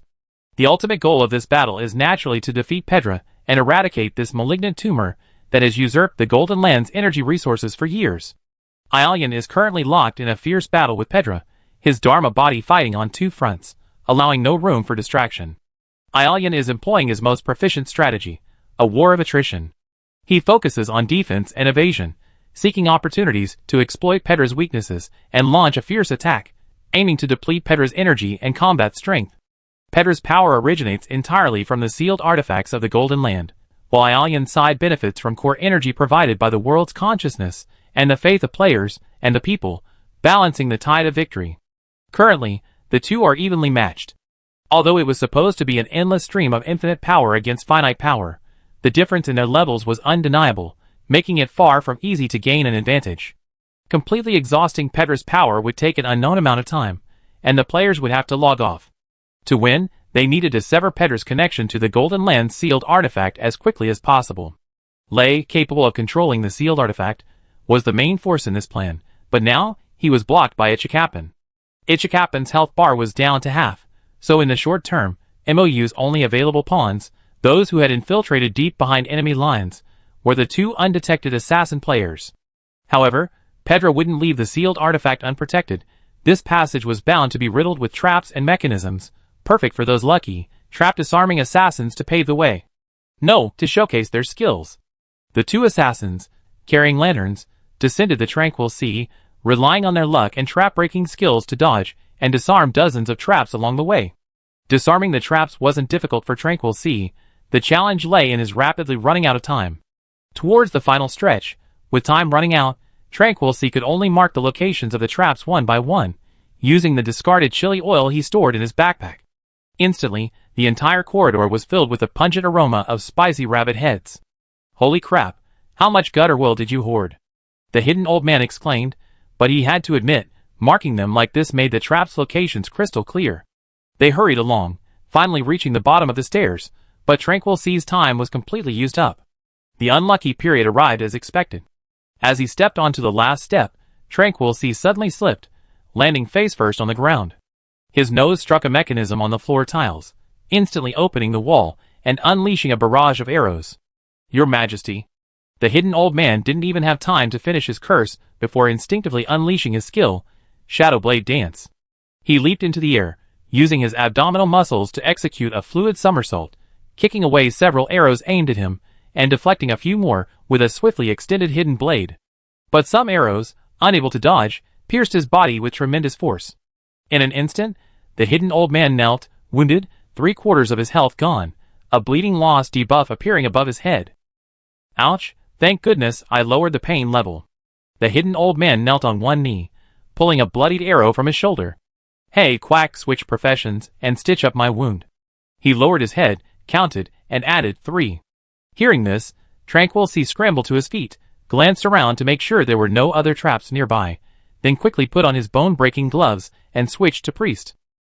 He bent his index and middle fingers, pinched his dislocated nose, and twisted it hard, letting out a blood-curdling scream. Ouch. The hidden old man felt pain just looking at him. You quack, don't twist your own nose off. Actually, it's alright. Tranquil Sea wiped the blood from his face. To be honest, the psychological trauma is more than the pain. He helped the hidden old man sit against the wall and examined his injuries. The hidden old man suffered 3 wounds, on his shoulder, waist, and leg. Wait, this body of yours is an alchemy puppet, right?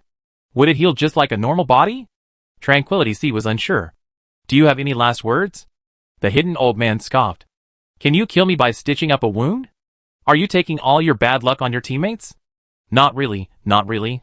Tranquility Sea said this, but then pulled 2 bottles of instant health replenisher from his backpack. First, restore your health bar and increase your chances of recovery. Or maybe you could just change into another body and go to the city to buy me 2 bottles of healing potions. The hidden old man couldn't help but ask. Trust me, it's just a stitch, isn't it? Tranquility Sea half forced the hidden old man to pour 2 bottles of potion into him, then opened the surgical panel. Let me see. First, we need to disinfect. The hidden old man? Wait, do you know how to heal this? After a series of pitiful wails and howling, the hidden old man lay swathed in bandages, his eyes vacant. Good news, the blood loss debuff was healed. Bad news, his health bar was even lower, and he had an additional agility reducing debuff. It's okay, it's not a big deal. We can move on. Tranquility Sea looked smug, as if he was extremely pleased with his work. As soon as he finished speaking, the stone door ahead swung open, revealing a pair of yellow-green, snake-like eyes that stared at them from the darkness. Chapter 803. Misfortunes never come singly. This is probably the best description of Tranquility's current state of mind. Tranquility cast an appraisal spell at the pair of golden eyes shimmering with a shimmering green light, and the system quickly returned the result. Quetzalcoatl King LV 158 Sage level. The Quetzalcoatl King, responsible for guarding the secret passage, is said to be a descendant of a mythical beast from the era of the Mother of Fertility. Only those with the blood of Acrosia can command it. Note, having diligently guarded the secret passage for many years, it prefers novel and delicious foods. Please be careful not to become its prey. Although there are likely to be Quetzalcoatls in Mayan city-states, don't show up in this place at this time. Tranquility carried the hidden old man on its back and ran. Damn it, at this time. Both of them were injured, and without a reliable nurse, even though Tranquility, a mediocre doctor, had tried his best to save himself. The results were not very good. With the strong smell of blood and even dripping blood, neither the mark of reality nor vanishing could completely conceal it. Furthermore, the snake had its eyes fixed on him. Put me down. I can still kill it, the hidden old man said weakly.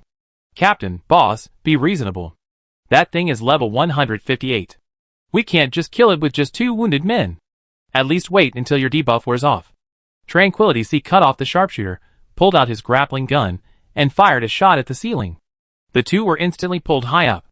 The snake, oversized and moving at such a high speed, plunged headfirst into the nearby passage, unable to retreat for a while. Tranquil Sea pressed the switch on her gun again, releasing the grappling hook. Like Tarzan, she swung to the serpent's tail, stumbled, and landed awkwardly. She quickly helped the hidden old man into the passage from which the feathered serpent had emerged.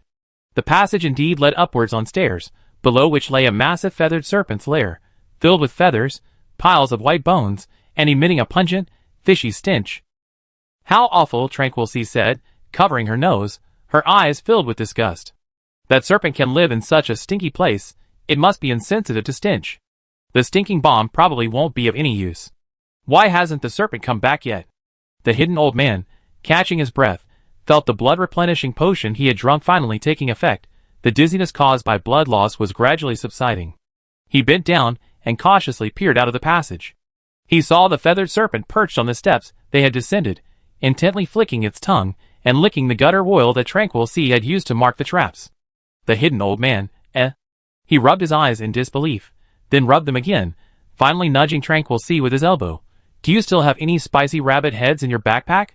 If not, other parts will do. Tranquil Sea looked speechless. Seriously, Captain? You're thinking about snacks now? Even if you're trying to replenish your blood, this isn't what you eat, is it? It's not for me, the hidden old man said, catching his breath. It's for the snake. It seems to really like the spicy rabbit head oil. Won't it trigger the traps? Tranquil Sea's eyes lit up. He peeked out, then pulled back. No, it's just licking the trigger points, and none of the traps are activating.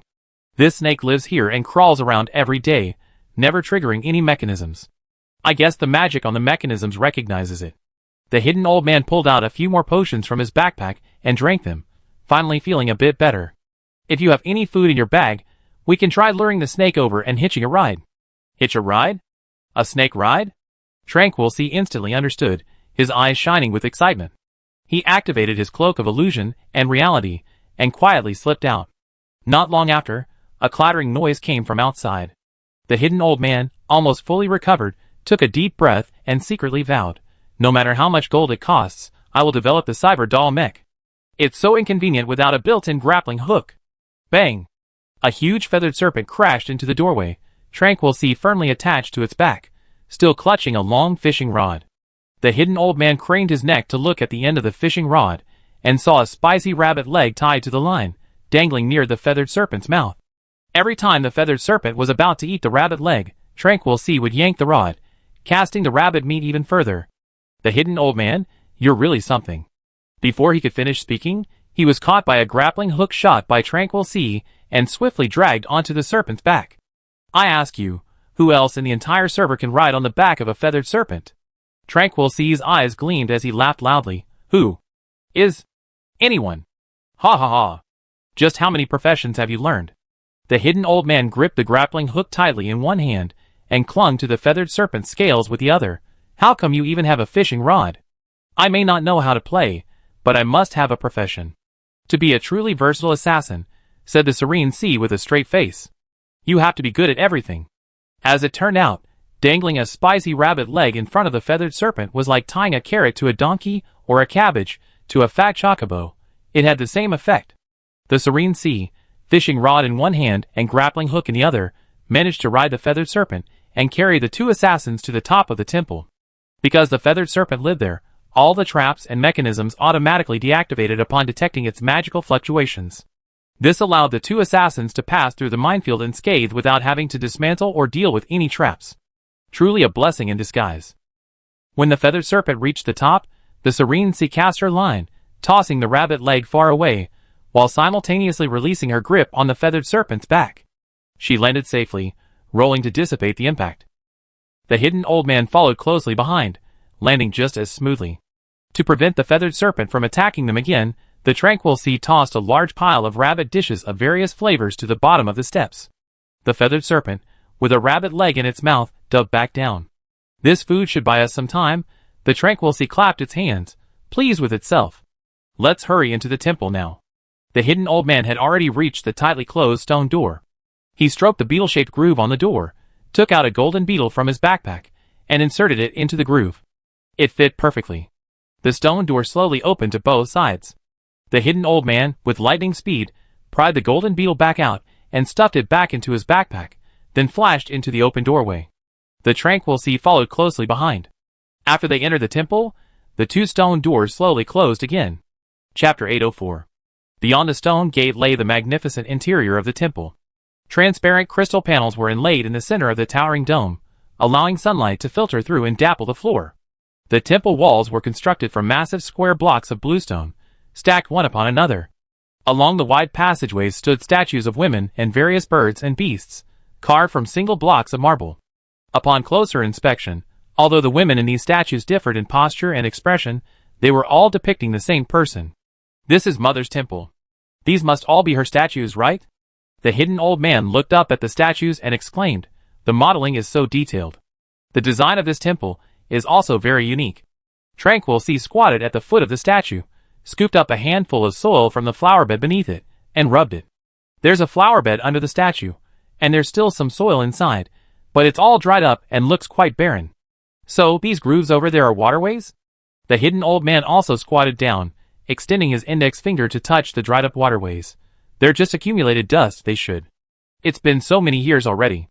Wow, but just imagining what this place looked like when it was full of energy, it must have been beautiful, right? The waterway shimmered, flowers bloomed in the flower beds, vines climbed the statues lushly, and light streamed in from the courtyard. It was like an indoor forest. I wonder if we ever have the chance to see it fully restored, sighed the Tranquil Sea. I really want to see it in person. There should be a chance, right? Once Aelian defeats Pedra and my father-in-law reclaims the Golden City, this place should be restored to its former prosperity. The hidden old man stood up, dusted off his hands, and said. The Tranquil Sea suddenly felt something was amiss.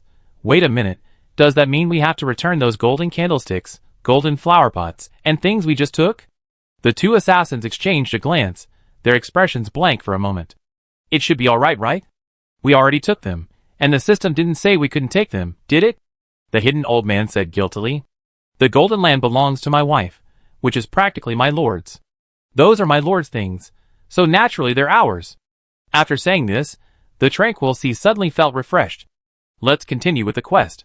I think I just saw the system update the quest notification. They opened the quest panel and indeed saw the latest quest information. Main exploration quest. Temple and sealed relic within the Temple of Gaia, the Mother of Abundance, lies a sealed relic containing her divine power.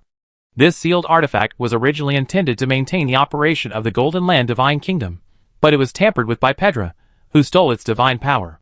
Please search the temple for the location of the sealed artifact and, following the system prompts, sever the connection between Pedra and the sealed artifact. Note: severing the connection between Pedra and the sealed artifact will cut off Pedra's energy supply, thus assisting Aelian in achieving final victory in the battle. The success or failure of this mission will directly affect the development of the main storyline. Adventurers must proceed with extreme caution. This is another base-stealing mission. We're experts at this. The Tranquil Sea Fly rubbed his hands. So where's the sealed artifact? The hidden old man looked down thoughtfully at the waterway, then looked up at the sunlight filtering through the crystal dome. Strange, the Golden Land doesn't lack water. We confirmed this when we came in from the Golden Land. Yes, both the filtration system and the water circulation are working normally. Tranquil Sea asked, puzzled, what's wrong? According to what Boss Yo-Yu said earlier, the entire Golden Land is in a delicate cycle constructed by Mother of Abundance. Energy circulates endlessly, constantly flowing and circulating within the Golden Land, and the sealed artifact is the core driving this energy flow, located at the heart. When the circulating energy decreases, the sealed artifact will actively release energy to replenish it. The hidden elder pondered, if we consider the sealed artifact as the heart, then what is the blood that carries the energy? Tranquil Sea followed the hidden elder's gaze, and suddenly understood, it's water. The water that constantly circulates within the Golden Land. These waterways must be connected to the sealed artifact, and simultaneously to the Golden Land's water circulation. The life energy is contained within the water, circulating continuously, irrigating. When irrigated, it flows into the soil, nourishing the life force that living beings lack when they drink from it. The water cycle of the Golden Land should be divided into at least two parts. One is the water cycle we see outside, still functioning perfectly. The other is the blocked, dried up waterway here, the hidden elder said. The water cycle outside is only responsible for the circulation and purification of the water flow, while the water cycle here is actually connected to the sealed artifact, responsible for transporting the energy and life force within the sealed artifact out. To find the sealed artifact, we just need to follow the waterways here. The hidden elder became increasingly convinced of the plan's feasibility. By the way, according to the setting, the priests of the Azure Sea Church use the natural water authority acquired by the current sea goddess Annie Jelma. These natural authorities should have belonged to the Mother of Abundance in the past. Try switching to priesthood and pouring water into the waterways. Tranquil Sea put her bone-breaking gloves back on, muttering, I told you not to just train as an assassin. It would have been so much better to train as a priest too. Alright. I take on every class I can when I get back, the hidden old man reluctantly conceded. Water storm. Instantly, water vapor gathered, and a violent storm swept through the temple. Rain pounded against the temple hall floor, flowing into the waterways, and rushing in both directions. The hidden old man crouched by the waterway, watching quietly for a while, then discerned the direction. That's downstream, this is upstream. Let's go upstream. They jogged along the waterway, refilling it whenever they couldn't see clearly. The waterway meandered through several halls, eventually leading to a dried-up pool. It was still an open courtyard, with a dried-up pool, or rather, a large pit, in the center. At the bottom of the pit were many dead, withered plants, which looked like lotus roots or something similar. The hidden old man looked around, but couldn't find any waterway connecting to the pool. Finally, he looked up, took a few steps back, and squinted at the dome. The dome here was also a large piece of transparent crystal. The sunlight shining down from above looked like a waterfall cascading from the dome, so bright it was blinding. Wait, a waterfall? Chapter 805. So that's how it is. This used to be a waterfall. The hidden old man excitedly patted Tranquil Sea on the shoulder. Look at that protruding platform upstairs. Isn't there a waterway on it? Let's go take a look. Tranquil Sea switched back to his sharpshooting form, pulling out his grappling hook. Having followed the hidden old man around, his period of bad luck was safely over, and now this troublemaker had plenty of confidence again. The grappling hook shot out, piercing through the dazzling, waterfall-like curtain of sunlight, and deeply embedded itself in the crack in the roof above the protruding platform.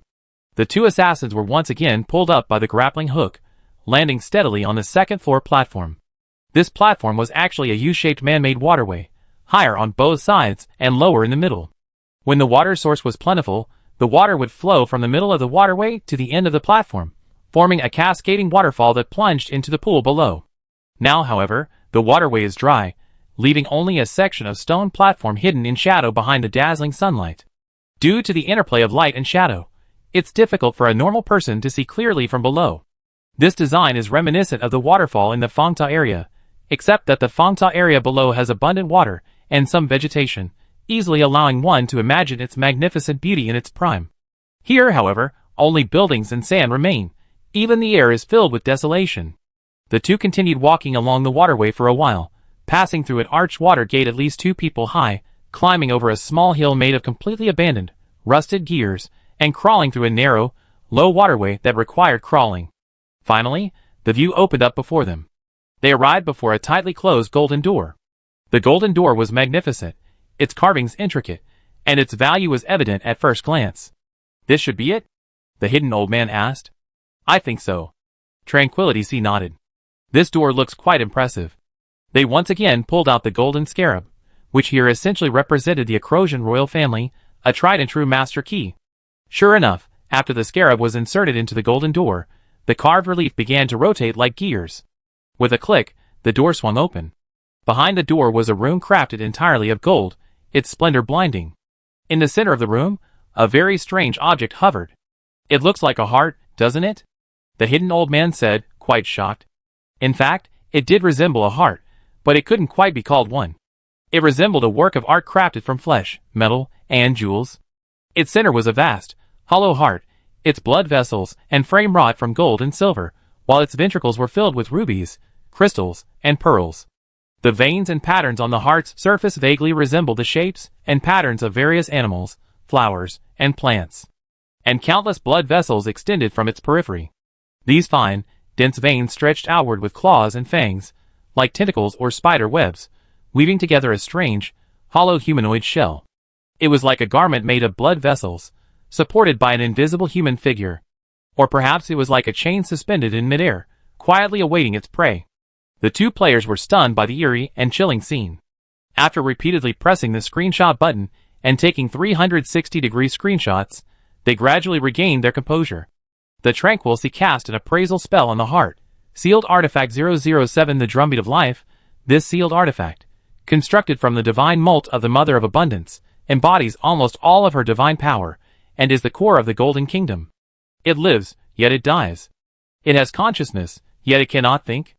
It is prey, yet it can also be the hunter. It can provide energy, and it can also absorb energy. It may outwardly resemble a heart, but it has no heart. Note, those who meet certain conditions can control it to a certain extent through spells preset by the Mother of Abundance. Note, it must not be destroyed or removed from the Golden Kingdom, otherwise the Golden Kingdom will collapse. What does that mean? Tranquil Sea was somewhat confused. Why does this assessment result seem like a series of contradictory rules and strange tales? I don't quite understand. Let me take a screenshot. I have Rain translated when I have time, said the hidden old man. What do we need to do now? The task just now said that we need to follow the system's instructions to sever the connection between Pedra and the sealed object. Tranquility opened the task panel again. Sure enough, the task has been updated again. We need to draw a magic circle around the sealed object and chant the incantation. Wait, do we need to find magic circle materials? The hidden old man asked in alarm. No. Tranquility glanced at her inventory. The system automatically distributed the task items. The development team is somewhat humane. I don't want to travel all the way to the task location only to find that I have to go back and buy some ridiculous cinnabar and glutinous rice paint. Even if it can change the shell, it's unacceptable. It ruins the game experience too much. Luckily, we don't need those things. The hidden old man, referring to the prompts on the quest panel, pulled out a brush the size of a mop and a bucket of purified Emperor's elixir from his system inventory. He then stared thoughtfully at the outline of the magic circle projected onto the ground by the system. Did you train as a runemaster? I did learn that class, said Tranquility. But leveling up as a runemaster requires buying rune courses and playing a pipe connecting game, so I haven't actually practiced much.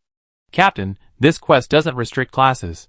I think with your skill in drawing hidden blade blueprints freehand, you can definitely handle the task of tracing the magic circle based on the projection.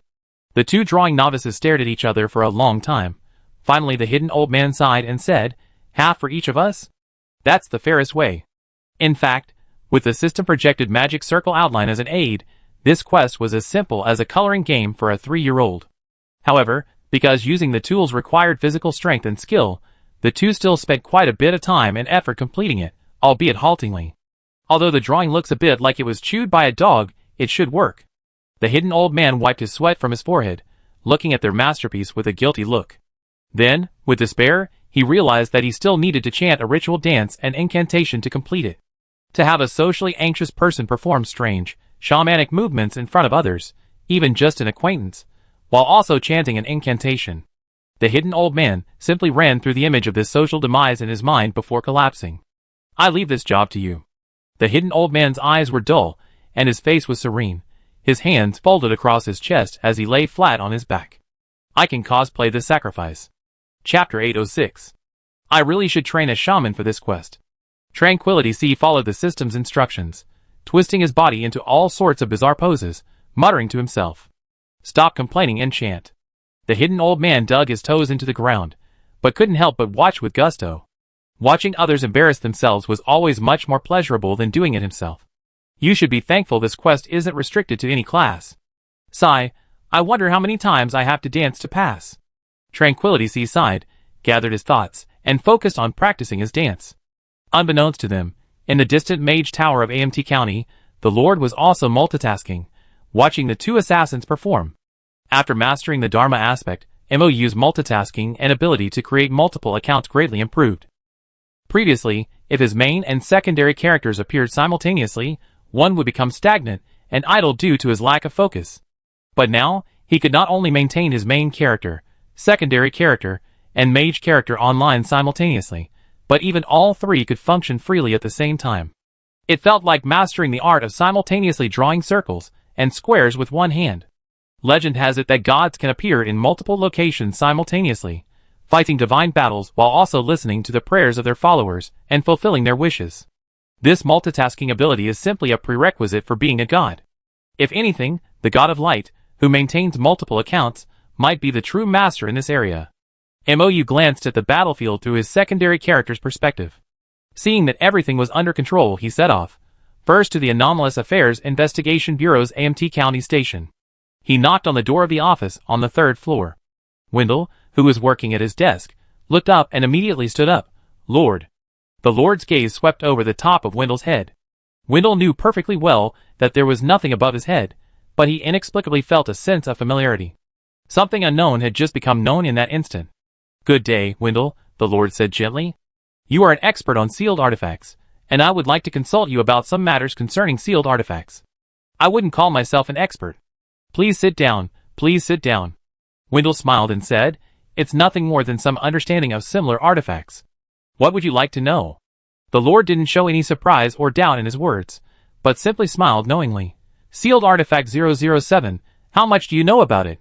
Sealed Artifact 007, is it the legendary sealed artifact left behind by the Mother of Abundance? Wendell pondered for a moment, then smiled. I can sense that you already know my identity, he said. I believe it was Calcadora who told you. After all, he was once half of me, so it's understandable that he would know something about my existence. Then I will no longer conceal myself. I am Sealed Object 001, the Unknown Observer, a remnant of a part of the Father of Time, an existence formed from divine power, and his newly born curiosity. As the Unknown Observer, curiosity is my essence, and observing the unknown is my ability. I can sense every moment when the unknown becomes known. And Sealed Object 007 is probably something similar to me. According to legend, it was a sealed artifact created by the Mother of Abundance, using a portion of her own body and infusing it with a vast amount of divine power. It wasn't formed naturally, but intentionally. If I could observe it with my own eyes, perhaps I could provide more answers. MOU nodded, took out his phone and glanced at it. Leah had already pushed the player perspective video clip to his phone. Look at this. MOU pushed his phone in front of Wendell. Wendell took off his glasses, his eyes transforming into completely silvery white orbs of light, radiating dazzling brilliance. Ah, this is a truly magnificent work. Hunter and bait, life and core. It lives, yet it cannot truly be called living. Unlike me, it only acts according to the Creator's preset plan. It doesn't think, it only executes. But it is precisely because of this that it has become an excellent weapon, without flesh and blood, without mercy, without hesitation. In my view, this is a final treasure offered by a devout God at a tremendous sacrifice, and cost to the world he cherishes. Now, I have lost control of time, only occasionally glimpsing a sliver of the future. But I can see its boundless potential. Please don't waste the God's plan, make good use of it. Wendell put his glasses back on, and handed the phone back to the Lord. MOU glanced down. The phone's interface had switched to a memo app, densely filled with everything about Sealed Object 007. These are the unknowns of Sealed Object 007. Wendell closed his eyes briefly, and when he opened them again, his eyes had returned to normal. He stood up, his right hand awkwardly gripping his left wrist. If you have no further questions, please allow me to take my leave. He chuckled softly. I used up quite a bit of energy just now. I need to eat to replenish it. This might not be very elegant, so please. MOU, understanding his meaning, replied, I have no other questions. Thank you for your help. AMT County always welcomes allies, regardless of their status. The two shrewd and calculating individuals exchanged knowing smiles. Wendell watched his lord leave, sighed deeply, and turned to enter the adjacent sealed artifact storage warehouse. What should I eat today?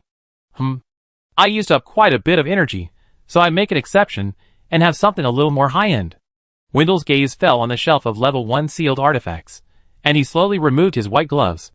Do all employees of the Bureau of Abnormal Affairs have a tendency to reveal inside information? MOU thought to himself as he walked downstairs. Although, I did know the answer beforehand. After all, the large inscription above Wendell's head, Sealed Artifact 001 Unknown Observer Wendell Belderlad, was hard to ignore. Carcadora had indeed mentioned the existence of Sealed Artifact 001, but hadn't explicitly revealed its identity to MOU. MOU only learned of it from the name displayed in the system when he entered the office. Presumably, Wendell sensed in that instant that I already knew his identity. This ability is strangely useful. MOU pondered, quickly reviewing the memo Wendell had given him. He paused on his way downstairs and returned to the office on the second floor. Edward, I need your help with something. Chapter 807. While the Lord was busy finalizing his plans, the battle in the Golden Lands continued. Itzacapan still has a third of his health left. Everyone, keep pushing. Today Rain said in the command channel, please, all teams, return to defense as soon as possible after defeating the Beastmaster and the Golden Armored One, especially tanks. I feel something's not right. What is it? Luzhou Laojiao, who was familiar with her, asked in a private message. Itzacapan's aggro is unstable, explained Jean Ryoyu. None of Lei's group has a tank to draw aggro, and Itzacapan is a whole god tier higher than them. They simply can't withstand his attacks, and can only take turns drawing Itzacapan's aggro. This situation improved somewhat after Cactus joined, but ever since Itzacapan's health dropped below half, he seems to be staring at us, looking around as if searching for something. I have a bad feeling. It's very likely we overtaunt. OT, or overtaunted, refers to a monster boss's aggro on non-tank players exceeding that of the main tank. If not handled properly, it's the easiest way to cause a wipe. This battle is special. Lei, Elena, Heparos, and the unexpectedly appearing Emperor Cactus are the main combatants directly fighting at Sakapan, while the players are only responsible for buffing and healing. Logically speaking, the support actions of players whose levels are far below its Sakapan should not be enough to surpass the threat posed by Rei and his group to its Sakapan, nor should they attract its Sakapan's attention. Strangely, after Ichikapan's health was halved, he stopped focusing on the three main attacking NPCs and the Cactus summon. Instead, his gaze lingered on the players in the latter half of the battle. It was as if he was trying to find the most threatening player among these hundreds. Alright, we're almost done here, let's finish this off. Jinri Yoyu switched back to the command channel, focusing her attention on the battlefield once more. She had a feeling that Ichikapan had realized the adventurers' threat, and even wanted to quickly defeat them by capturing their leader. This muscular giant was clearly not just a brute with muscles. Fortunately, since reaching the platform, Jinri Yoyu had diligently concealed her position. Instead of using the vines as a viewing platform, she hid in a flower bed in the corner of the platform, draped in a cloak with a cloak that mimicked reality. No matter how hard Ichikapan searched, he couldn't see her hiding in the flower bed. As long as the commander isn't focused down, they basically won half the battle. She steadied herself. All she needed to do next was maintain aggro. However, its Sakapan suddenly bypassed Lei and the others' encirclement. He teleported to the back half of the arena where the adventurers were, unleashing a black-purple shockwave from his fist towards the shaman and bard group. Although the system gave a 3-second AoE warning, the area covered by the warning yellow circle was simply too large. The players huddled together didn't have time to escape and were instantly blasted to dust. Only a lucky few standing on the edge barely escaped. Damn it! We really over-aggroed.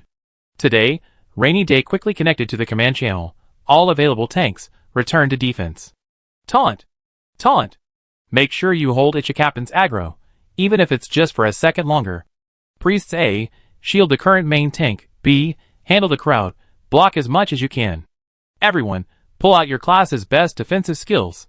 The surviving shamans danced in unison, their layers of flowing silk weaving into a giant net of energy. Water bubble shields and water rings piled high on the adventurers, and then a warrior charged out from the crowd.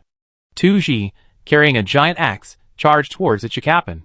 She was covered in defensive runes from head to toe, looking like a zombie covered in runes from some low-budget Hong Kong movie. She quickly reached Ichikapan and activated Taunt. Beep beep beep. No one knew what she was cursing about this time, as the system completely muted it from beginning to end. Everyone listened blankly to the censored profanity, watching Ichikapan's face visibly darken. Although this brave warrior who stepped forward seemed to be on the death list, Ichikapan's aggro and facing remained stable. When Guardian's heart can't hold aggro, you still have to rely on the warriors. No sharp tongue. Jinri Yoyu muttered, then shouted in the command channel, "Priests, get ready, Ichikapan's execution is coming." "It's okay, I stacked up defensive runes." Tuji shouted in the channel, "I should be invincible for a while. Healers hold the shield. Stack it for the second wave." "Alright. World Knights, take your positions. Prepare for the third wave. Substitute, tank the damage." Commands were issued in quick succession, and all players took their positions. Countless resurrected players emerged from the nearby respawn point. Ichikapan's rage was at its peak. Ignoring Lei and the others, he unleashed a devastating punch at Tuji. "Awoo! Today I show you what true power is." Tuji's eyes glowed red. Warriors are the strongest tanks. Her giant axe collided with Ichikapan's fist. Her 5 defensive runes ignited, shattered, and turned to ashes, yet the damage Ichikapan unleashed was completely blocked. Despite a level difference of over 50, the constantly stacking and automatically activating defensive runes meant Tuji hadn't even used her health bar to tank the initial devastating damage. Fortunately, Ichikapan practiced fist techniques. The damage of each punch was concentrated in the burst of power at the moment of impact. Once the initial damage was blocked, the punch lost its momentum and had to be retracted before it could inflict further damage. "Well done, you held on." Rainy Day shouted excitedly, gesturing wildly. Fortunately, her invisibility cloak was still active, so no one could see her outburst. However, no matter how many defensive runes she had, burning them 5 at a time wouldn't last long. By the time it Sakapan threw his third punch, all the runes were used up. Fortunately, the priest's skill cooldowns were almost finished by then.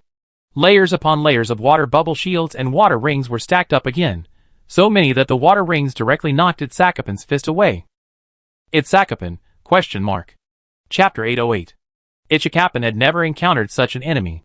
To him, a saint-level being, these adventurers, whose strength was merely at the mysterious gazing level, should have been like tiny insects crawling in the mud. No matter how disgusting or offensive, they were still weaklings he could easily kill with a flick of his finger. But it was precisely these weaklings he had initially disregarded, who, through strange music, bizarre dance steps, and layers of flowing water, elevated the skeleton's strength to a level that made him feel threatened. In this world, while level didn't guarantee absolute victory, achieving combat across levels was extremely difficult. The gap between king level and saint level was enormous. Normally, to overwhelm a saint level expert, at least dozens of peak king level warriors would need to exert their power simultaneously. The strategy of attrition warfare wasn't entirely useless. Back then, Pedra had used a similar strategy, sending hundreds of extraordinary warriors weaker than Lei to wear down the hero king. With just these three bizarre skeletons, a cactus inexplicably raging, and a group of weaklings barely at the mysterious realm level, Itzakapan was confident he wouldn't be defeated. Back in the Golden Land, commoners of this rank wouldn't even dare to look him in the eye. But these lawless little insects not only dared to rush in front of him, but also dared to point their fingers at him and hurl insults. They even dared to withstand his attacks. This was intolerable. Itzakapan unleashed a barrage of powerful punches like a madman. The priest's shield shattered one after another, layer upon layer, the force of his punches kicking up dust that billowed out, obscuring his vision. Ha, ha, those wretched bugs. They're dead now, aren't they? Itzakapan gasped, pulling back his fist. Just as he thought he successfully killed those despicable little insects, the dust settled, and the cursing warrior was still standing there, now replaced by a knight with a shield raised in front of her. Substitute death, shared suffering, activated, lasting 30 seconds. Itzakapan's furious barrage of punches hadn't even scratched their health bars. Come on, keep going! Even if you manage to kill us, there are still 400 million of our brethren like us. The knight shouted excitedly. Damn it, what are you people? Itzakapan had no idea what the 400 million compatriots meant. Having not left the Golden Land for so long, he truly believed the outside world had reached this level of prosperity. A chill ran down his spine. Even when Mother of Abundance was at her peak, the Golden Land didn't have this many people. His palms were sweaty, but his punches were merciless. The hatred had now shifted to the knight who had shouted. The druid healer quickly restored their health, and the next knight was already poised to strike. With each of Itzakapan's death-defying attacks, a new knight would activate, substitute death, and rush forward, using shared damage to gain invulnerability with the current main tank. Hatred was constantly being passed between them. While there weren't actually 400 million knights, there were still a solid 200 or so. Many of them were low-level knight players who had just switched from DPS. Low level didn't matter, as long as they could use invulnerability. 200 knights meant 200 instances of invincibility, each lasting 30 seconds, totaling a full 100 minutes of invincibility. Not to mention, by the time this cycle was complete, the knight's skill cooldowns would have long since reset. If other game developers saw this, they'd probably be yelling, "Is invincibility used like this?" Itzakapan was panting heavily, his mentality on the verge of collapse. His punches never faltered. Even the platforms beneath the knight's feet were partially shattered, yet these knights kept shifting their positions as they were attacked, refusing to die. He couldn't kill them with a single finger. Several punches hadn't even caused a scratch. His frustration had nowhere to go. The more frustrated and angry he became, the more he wanted to prove himself. Itzakapan was consumed by rage, having no time for rational analysis, only focusing on punch after punch, unleashing one powerful attack after another, bombarding these knights. And then, it all landed on their invincibility. He didn't even have time to consider why he was so angry, but both the players and the liches knew perfectly well that Itzakapan had a massive, frenzy debuff on his forehead, the effect of Soul Stealer. Excellent. Knights, continue with the chain invincibility. Everyone else, but the skeletons. Lei, the attack is up to you. You must finish it off, before Itzakapan regains his sanity and realizes something is wrong. Rain shouted excitedly in the command channel. Understood. Everyone responded in unison. He won't have a chance to regain his sanity, Elena said coldly. The three skeletons moved like ghosts, their sharp bone sides gleaming coldly under the stacked buffs. Each cut took away a small portion of Itzakapan's health, energy, and pain. Under the influence of Soul Stealer, Itzakapan was completely consumed by rage and frustration. He only knew that he had to use a storm of attacks to kill these insects that dared to challenge his authority, not even sparing a sliver of attention to the 3 liches behind him focused on their attack. The Emperor Cactus, also under the control of Salted Fish, led the druids in a full-scale attack on Ichikapan, using the magical plants and beasts nurtured by the life force spreading from the Golden Land. The bards and shamans, who had run back from the resurrection point, regrouped, playing music to inspire battle spirit and performing an exhilarating dance. Last 10% of health. Rainy Day shouted excitedly, "Come on! Come on! Hold on! 5%. 3%. 1%. Elena brandished her long scythe, hooking Ichikapan's neck from behind. "Return the life you stole to the Golden City." She pulled back her scythe, the sharp blade severing Ichikapan's neck. His hideous head flew into the sky, transforming into a burst of silvery white life force. His blood gushed out like a high-pressure water jet. As it splashed into the air, the crimson blood transformed into silvery white specks of life force, greedily absorbed by the Golden City. "Cap'n!" Pedra, fighting atop the temple, turned and saw this scene, letting out a roar of anger and sorrow. "Damn strangers!" Pedra roared. "Damn the direct descendants of Acrosia. Today I will make you all pay for my children's deaths." Chapter 809. "Are you really going to do this?" Edward asked hesitantly.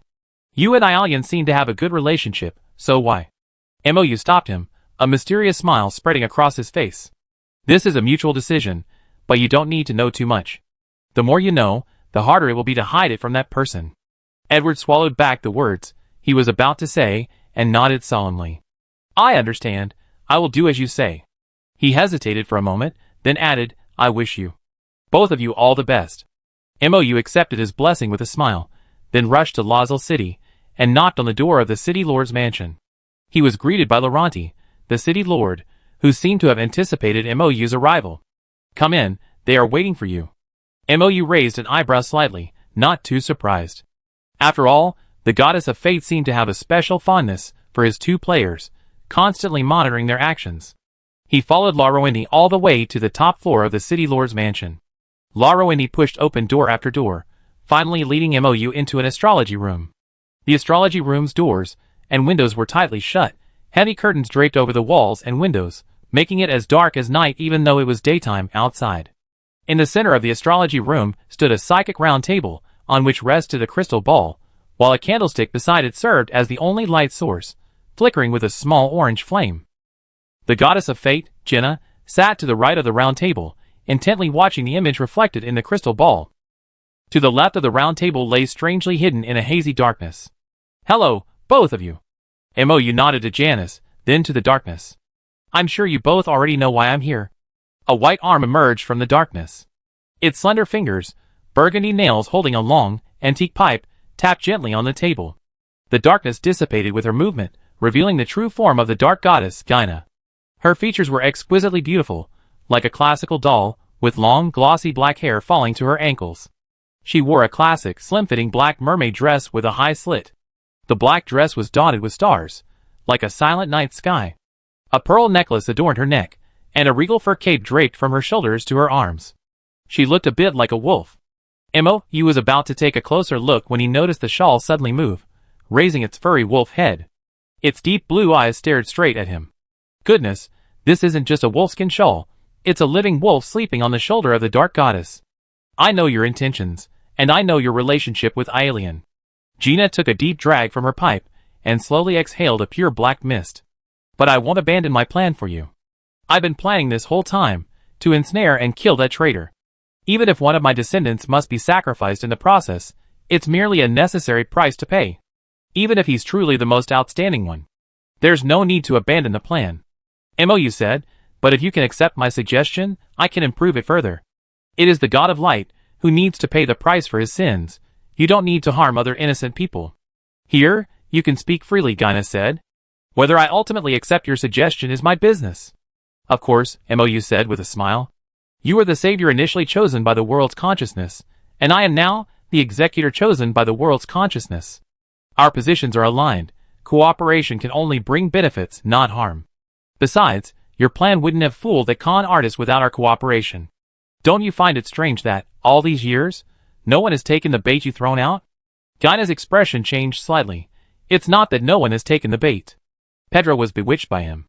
Really? Mou laughed. Nearly 400 years have passed. With his methods, if he truly wanted to take the Golden Land, he wouldn't have stood idly by, letting Petra play the fool for so long.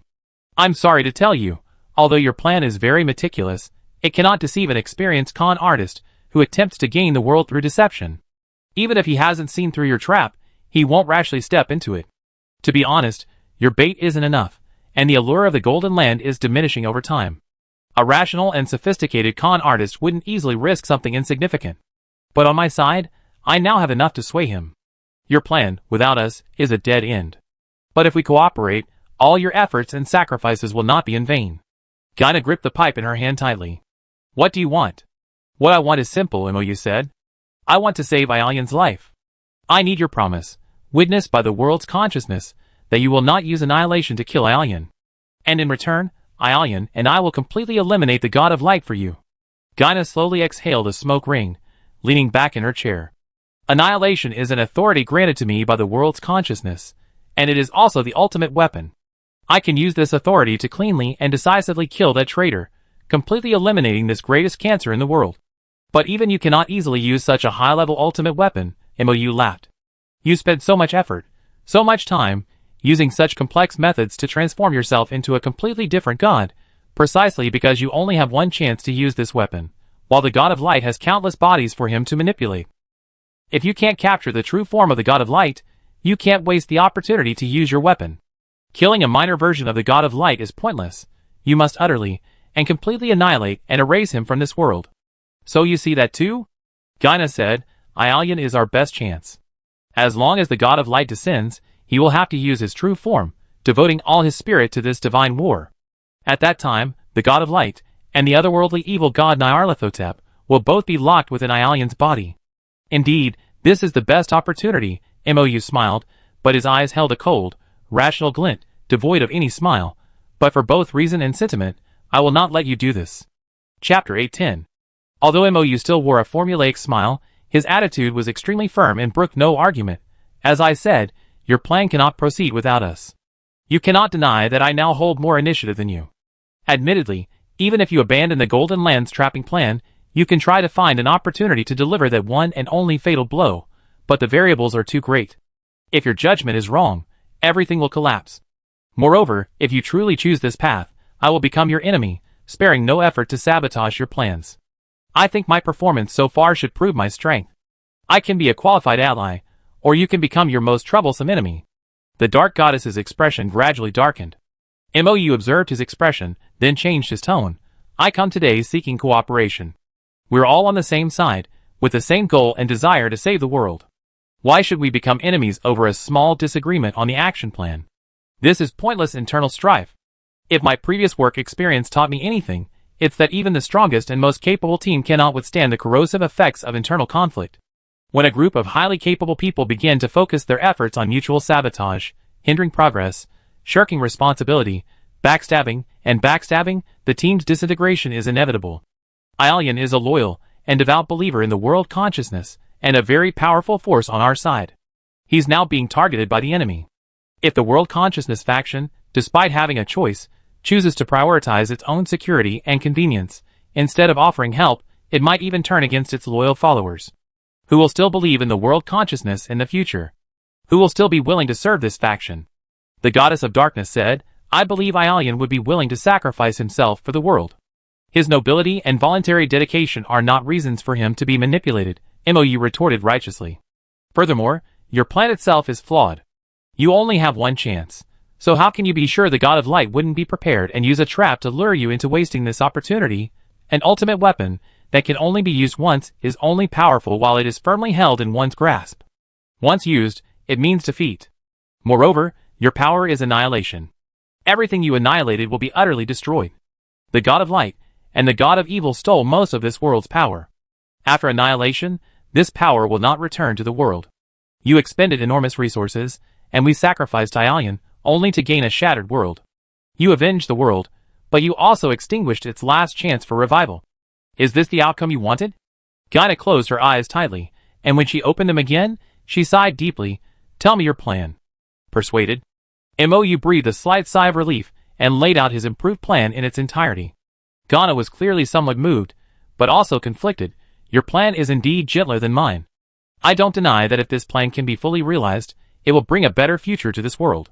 But implementing this plan is by no means easy. It will take too long, and there are countless unforeseen circumstances. How can you be so sure that this future can be achieved? I can't be sure. MOU smiled, glancing at Jenna, who was quietly listening to their conversation. But I know very clearly that among the myriad possibilities of the future, it truly exists. When the goddess of fate agreed to join the World Alliance, I gained a skill with the permission of the world consciousness. Borrowing. Jenna's lips curled into a meaningful smile. I borrowed Aelian 30 years in the future and successfully confirmed the feasibility of this plan, MOU said. If you two don't believe me, I can borrow him again at any time. That's not necessary, Jenna smiled. Fate is within my control. I can vouch for him. Even so, this is only one possibility for the future, Jenna said. Aelian surviving on a certain timeline 30 years in the future doesn't guarantee our victory. Indeed, the timeline hasn't closed yet. Countless possibilities still lie before us, and every decision will be a great adventure. MOU nodded, but if we abandon the idea from the beginning, this plan, this future, is impossible. Its existence itself proves that we will choose the right path and strive towards this best future. He said confidently, we have come to a crossroads. One path leads to your planned ending. The sinful gods are slain, annihilated from the world, leaving a world crumbling and barely surviving. Perhaps new life will emerge from these ruins, or perhaps everything will be irreversibly destroyed. The other path leads to countless roads. We may take a wrong turn or two on our journey, or we may be tripped up by obstacles, but we know that there is indeed a path leading to ultimate beauty. Now, I place the decision in your hands. Would you choose the path to a desolate, gray ruin, or a field of blooming flowers? Gyna looked at Jenna, who nodded. I think you already have the answer. Gyna brought her pipe to her lips, took a deep drag, and exhaled a pure black smoke ring. I admit, hatred blinded me, making me fixated on revenge rather than saving the world. If it were me back then, I would have chosen this path without hesitation after hearing your plan. She smiled self-deprecatingly. The dragon slayer becomes the dragon. For this, I thank you for reminding me of my past self. Having spent too long in darkness, I had forgotten the beauty of the once blooming golden land. She put down her pipe, looking directly into MOU's eyes. The world's consciousness bears witness for me. I choose the path of blooming flowers leading to infinite possibilities. Unless everything is beyond repair, and we both reach an agreement, I will not use annihilation on Aelian. The world's consciousness has chosen a very competent executor, and I should step down and relinquish the decision-making power to you. However, I will still possess annihilation as the world's last line of defense. Aelian was finally spared from being betrayed by his ally, and MOU let out a long sigh of relief. Thank you for your understanding. I will certainly live up to your trust. Chapter 811. Bang! The demon wolf tree god's heavy fist slammed into the shield raised by the guardian of illusion and reality. A violent shockwave, like a tsunami, reverberated in all directions, sending players flying. Pedra's attacks grew even fiercer, each move ruthless. With every punch, countless wolf spirits under his command pounced to tear at Aelian. The silver-haired knight wielded his golden sword with effortless skill, slicing through the surging wolf spirits, yet some still managed to escape his attacks and bite his body. The knight, wounded and bleeding, remained fiercely determined, growing ever more courageous with each battle, his sword intent intensifying. For a hero, battle and crisis are the best teachers. Only through life or death battles, where blood is spilled on the edge, can the sharpest hero's sword be forged. Pedra moved with lightning speed, transforming into afterimages, his fists a mix of real and illusory, raining down like a storm. Aelian remained unfazed. Pedra had merely acquired the concept of deception from the god of light, while Aelian now possessed the favor of the authority of illusion and reality. Discerning truth from falsehood was effortless for him. The authority of illusion and reality could be used on both the Dharma body and the physical body. Aelian's mind raced. The instant Pedra attacked, he transformed into a wisp of smoke, vanishing here and condensing there, his form like a ghost. How do you know this move? Pedra exclaimed in disbelief. This was the consequence of insufficient information. Unlike players, who have system anchors, and can see the name above the Dharma image's head at a glance, Pedra, after the god of light and Nyarlathotep became inseparable and integrated, no longer contacted the Golden Land. This made Pedra, who lived in seclusion here, a frog in a well with no access to information. The abilities of Dharma forms are incredibly diverse. Even something as simple as swapping places with the main body to evade attacks can be achieved through various means, whether it's illusion, space, or other forms of authority. However, the move Aelian just executed in his main body was undoubtedly a power that transformed reality into illusion. Pedro was merely bestowed a concept by the god of light. In truth, with his angelic abilities, he wasn't even a god, let alone capable of discerning the vast power of authority. If authority is likened to a giant jigsaw puzzle, then the concept is merely one piece. Those who possess authority can see the entire picture and identify the ownership of each piece, but those who only possess one piece cannot possibly deduce or perceive the whole picture. Having gradually become familiar with the practical application of authority, Aelian raised the corners of his mouth. "What do you say?" His form solidified again, but the sword in his hand transformed into countless sword shadows, blurring the lines between reality and illusion. "Try this." A barrage of sword shadows rained down, and Pedro, his body engulfed in a wolf spirit barrier, struggled to defend himself. Aelian's attacks were fierce, the sword shadows relentless, and he could barely protect his vitals. Hands, feet, shoulders, sword shadows pierced Pedro's unguarded areas with deadly angles, causing him to cry out in pain. "Well done, my wife."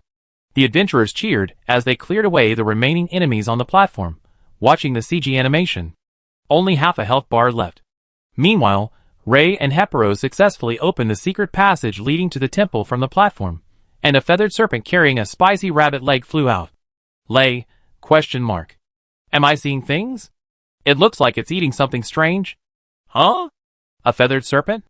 Gnawing Ball exclaimed excitedly. Her feathered serpent had also been summoned during the battle and, under the shaman's dance, had absorbed a lot of life force, now being about the same size as Gnawing Ball. The little feathered serpent looked up at the big feathered serpent and let out a bird-like cry. The big feathered serpent's attention was instantly drawn to the little feathered serpent. It completely ignored the skeletons trying to enter the secret passage, instead flying to the little feathered serpent's side and engaging in affectionate conversation, even feeding it a spicy rabbit leg it was carrying in its mouth. The scene was incredibly friendly and harmonious. As the little feathered serpent's owner, Gnawing Ball instinctively took out various foods from her backpack for the big feathered serpent to choose from. For a moment, everyone was happy, the harmony almost eerily so. Beep beep. A notification tone sounded in Aelian's communication headset, automatically connecting the call. MOU's voice rang in Aelian's ears. "Aelian, all negotiations on my end have been successfully concluded. Our plan is about to commence, please prepare." Aelian responded softly, taking a deep breath to suppress the overwhelming reluctance in his heart. He had 1,000 words he wanted to say to the Lord, but unfortunately, now was not the right time, and he couldn't risk exposing everything. However, if he didn't return alive, all those words, no matter how many, would be meaningless empty talk. "I know you still have a lot to say," MOU chuckled softly in the headset. "Please bury this regret deep in your heart. When you return, I will listen carefully to every single word you say. And please don't forget, no matter what difficulties you encounter, I will face them with you." Aelian responded again, his heart throbbing with intense emotions, almost overflowing. He could only channel these boiling emotions into boundless fighting spirit, unleashing them again and again through the sword in his hand. The people of the Golden Land have all been evacuated. The assassins are about to break the seal on Artifact 007. In the instant Pedro is consumed by the backlash, I will guide the faith of all the people of the Golden Land to converge on you. MOU simply finished explaining the current situation in one breath. Then, "I wish you a safe return." "I will," Aelian replied softly. "Are you truly ready?" the hidden old man asked. "You've been practicing for a long time." I know, this thing isn't as simple as it seems." The Tranquil Sea seemed to be wearing a mask of pain. "The system only gave me an 80. But it should be enough. Just to be on the safe side, I activate another luck-boosting skill." The troublemaker took a deep breath, activated his luck-burning technique, and stood in front of the sealed artifact. The system's dance prompts and incantations appeared in the Tranquil Sea's vision, but he had already practiced them many times and memorized every movement and corresponding line. This pose really doesn't look very good." The hidden old man took out a small bag of rice crackers from his backpack and, while the Tranquil Sea's stiff and clumsy dance continued, began to crunch on them. Chapter 812. Even though the Sea of Tranquility's movements were stiff as a wooden doll doing calisthenics, at least the accuracy of his movements was still there. The sealed artifact 007 quickly reacted. Its tentacle-like veins moved automatically without wind, spreading and extending into the void. This sight was rather unsettling. The hidden old man felt a little nauseous watching it, and quickly put away his snacks. The sealed artifact's movements grew louder, and the veins' movements became increasingly ferocious. The hidden old man silently donned his cloak, tiptoed back out the door, and peeked furtively from behind it. The Sea of Tranquility's ritual was nearing its end. He performed the final movement, and recited the last incantation. A system beep popped up with an achievement notification. Congratulations to player Tranquil Sea for achieving the achievement, Life Sacrifice. Adventurers, please evacuate within 30 seconds to avoid being accidentally injured by the unsealing artifact. Holy crap! Tranquil Sea stared at the 30-second countdown and the frantically thrusting veins into the void, then turned and sprinted away. Run! He grabbed the hidden old man. We don't know what will happen next, but it's definitely dangerous. Let's run! Fortunately, there was a staircase leading upwards from here. The two assassins plunged into the stairwell and began running frantically upwards. At the same time, the temple outside also changed. The golden bells rang in unison, and the entire temple began to tremble. Everyone was inevitably drawn to the commotion and looked towards the temple. The pyramid's flat roof at the very top of the temple slowly flipped open, like 4 lotus petals unfolding outwards. Inside, layers upon layers of red, fleshy lotus petals were revealed, and upon closer inspection, they were covered with a dense network of fine blood vessels. What is this? The shocked Pedra didn't even have time to utter a complete question before a spear formed from countless tiny blood vessels pierced his chest. The vessels spread across his body, greedily draining his life force like straws. No! No! My life force! My power! He cried out, cursing, writhing, begging for mercy, but no matter how he resisted, he couldn't escape the blood vessel's grasp. This is not your life force or power, Alien said. This life force belongs to the Golden Land. Well said. Truly worthy of our little prince. Ialian! Ialian! In the square of AMT New City, the people of the Golden Land gathered before the screen, watching intently as the final battle unfolded in the Golden Land. After Ichikapan was killed, the images of adventurers and skeletons on the screen gradually faded, leaving only the duel between Ialian and Pedra. Perhaps because the other images were now off, the sound, which had previously been blocked due to too many channels, now played normally. All the people heard Pedra's roar and Ialian's calm reply. Of course, while Ialian was secretly communicating with the Lord, Lyra automatically focused the camera on Pedra and muted the conversation. Lyra-chan, you're a diligent and hard-working director again today. Ialian is our king, guardian of illusion and reality. Our guardian deity. Someone in the crowd shouted first, and the people of the Golden Land, unable to contain their emotions, joined in. These emotions, suppressed for centuries, seemed to suddenly find an outlet, erupting and converging into a massive surge of faith and emotion, rushing towards Ialian. A figure wearing a top hat and trench coat took all of this in, then quietly completed a prayer in a trembling voice.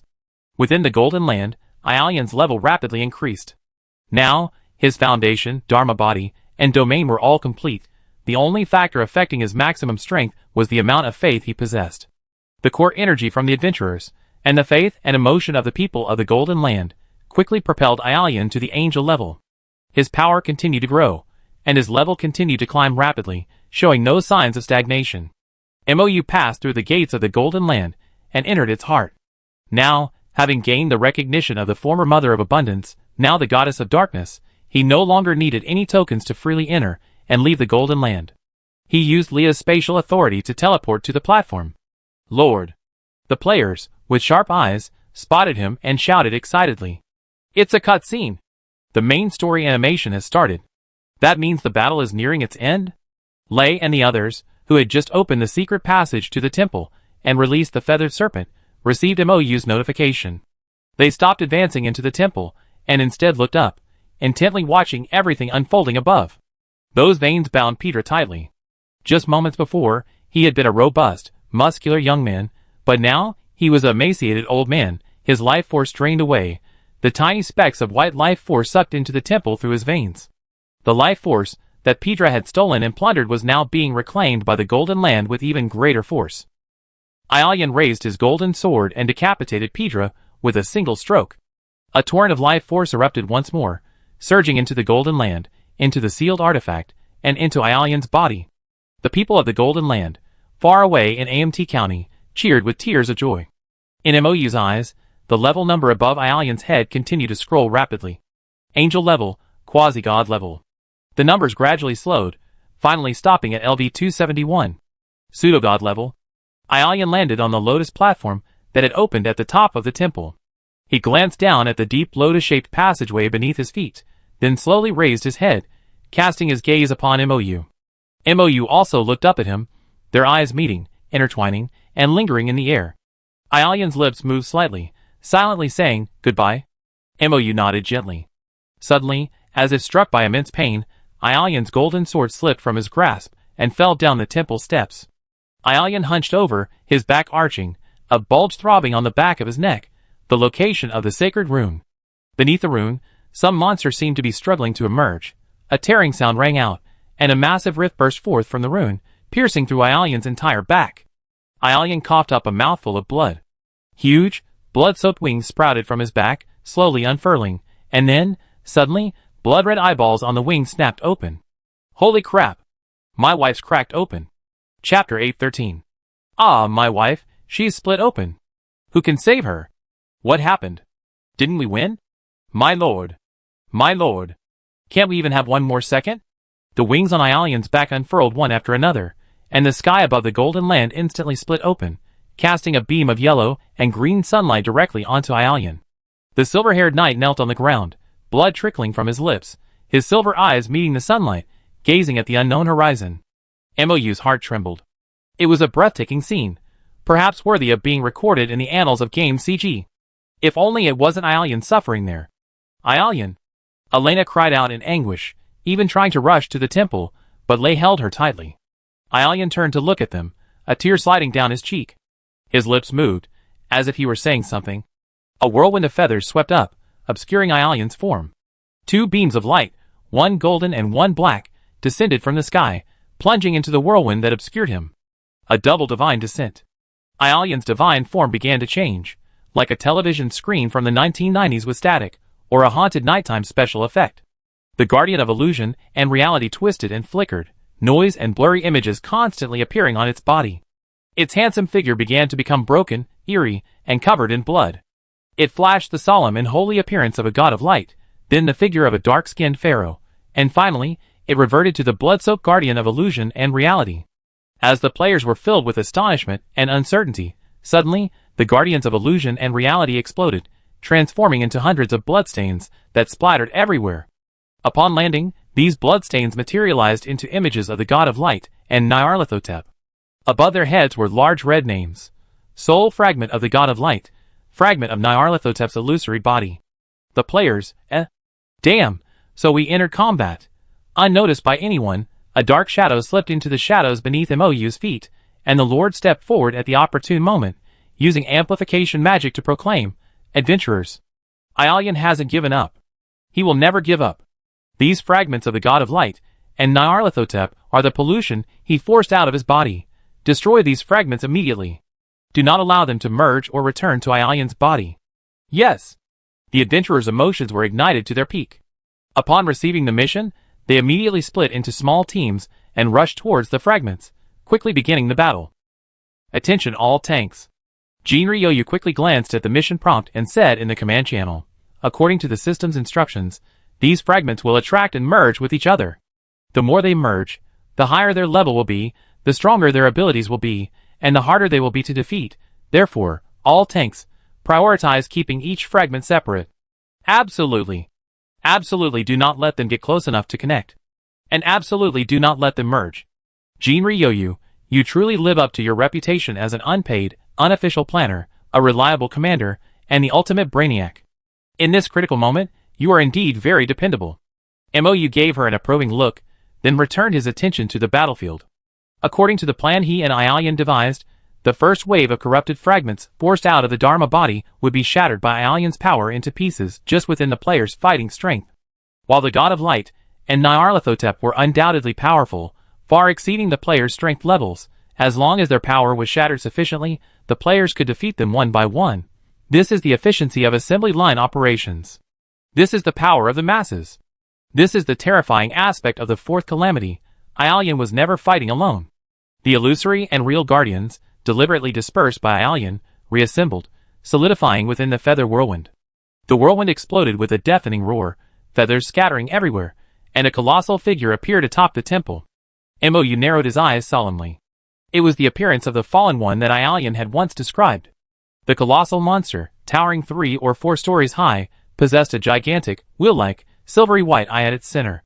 Blood vessels covered the eye like a fine net, upon which burned a layer of silvery white flames.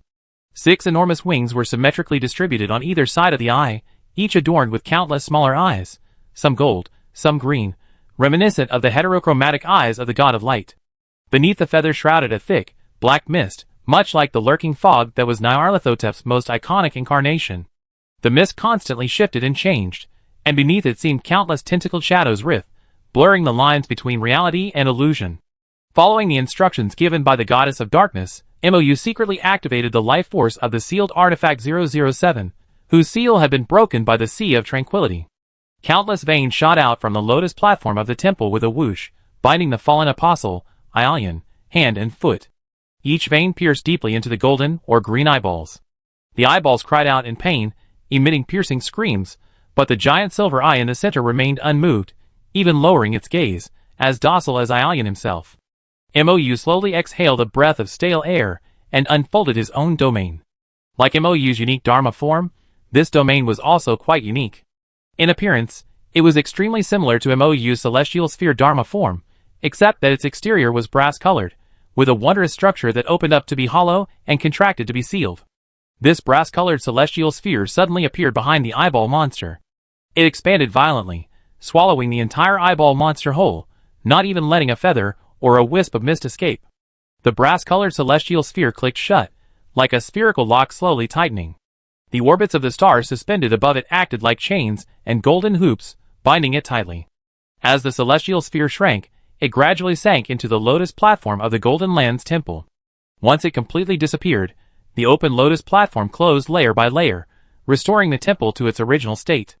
Sealing complete, Liao reported. Mou looked around and saw that all the fragments were already being dealt with by player teams, which reassured him considerably. Send me into the temple, he said. Liao activated her spatial authority, and the next second, Mou was standing before the brass celestial sphere at the deepest part of the temple. His domain completely enveloped Aelian, along with parts of the god of light and Nyarlathotep's descent. Good night, Aelian. Mou gently stroked the brass celestial orb. Please be patient, I will come to take you home soon. The orb trembled slightly under his hand, as if responding to his words. Mou stroked the orb again, then turned and walked towards the temple's exit. As he reached the temple's exit, a rare orange-yellow sunset appeared on the horizon. The setting sun cast a long, long shadow upon Mou. From his shadow, a tentacle, very familiar to Mou, nimbly reached out, swiftly and gently hooking the little finger of Mou's left hand, before instantly disappearing back into the shadows. A smile played on Mou's lips. Chapter 814. Shirchinyu went to work absent-mindedly all morning. Finally, during her lunch break, she frantically opened the game's official website and forums. Last night's main storyline had reached a minor climax. While everyone was still excited about winning the battle in the Golden City, the plot suddenly took a dramatic turn. The god of light and Nyarlathotep, in full view of everyone, descended upon Aelian, transforming it into a gigantic, terrifying monster. The Lord then sealed this monster within the temple of the Golden City. Before the players could even process this massive amount of information, completely bewildered, they were rushed into battle by the main storyline, suffering a devastating defeat at the hands of the god of light and Nyarlathotep's fragments. As the commander, Shirchinyu thoroughly enjoyed the first half of the battle. In the second half, as each team fought independently, she charged into the enemy ranks, wreaking havoc and commanding the battle simultaneously. However, once the dust settled and the players finished their quests and were teleported out of the Golden City, before they could even figure out what had happened, their alarm clocks rang. Why do I have to go to work? Shirchinyu, holding her breath, logged off, washed up, ate breakfast, and then went to work, anxiously waiting to figure out what the main storyline was all about. Upon logging onto the forum, Shirchinyu saw a screen full of players' cries of despair, plenty of posts with little substance, all lamenting about Aelian. Everywhere there were cries of my wife, my wife. Shirchinyu took a deep breath and switched to the official website. Sure enough, the official website had already received a major update.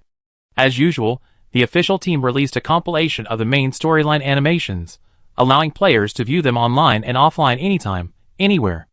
Being able to watch the story on the official website even offline is incredibly convenient, a real boon for working people looking to relax. However, the main storylines of these recent expansions aren't readily available.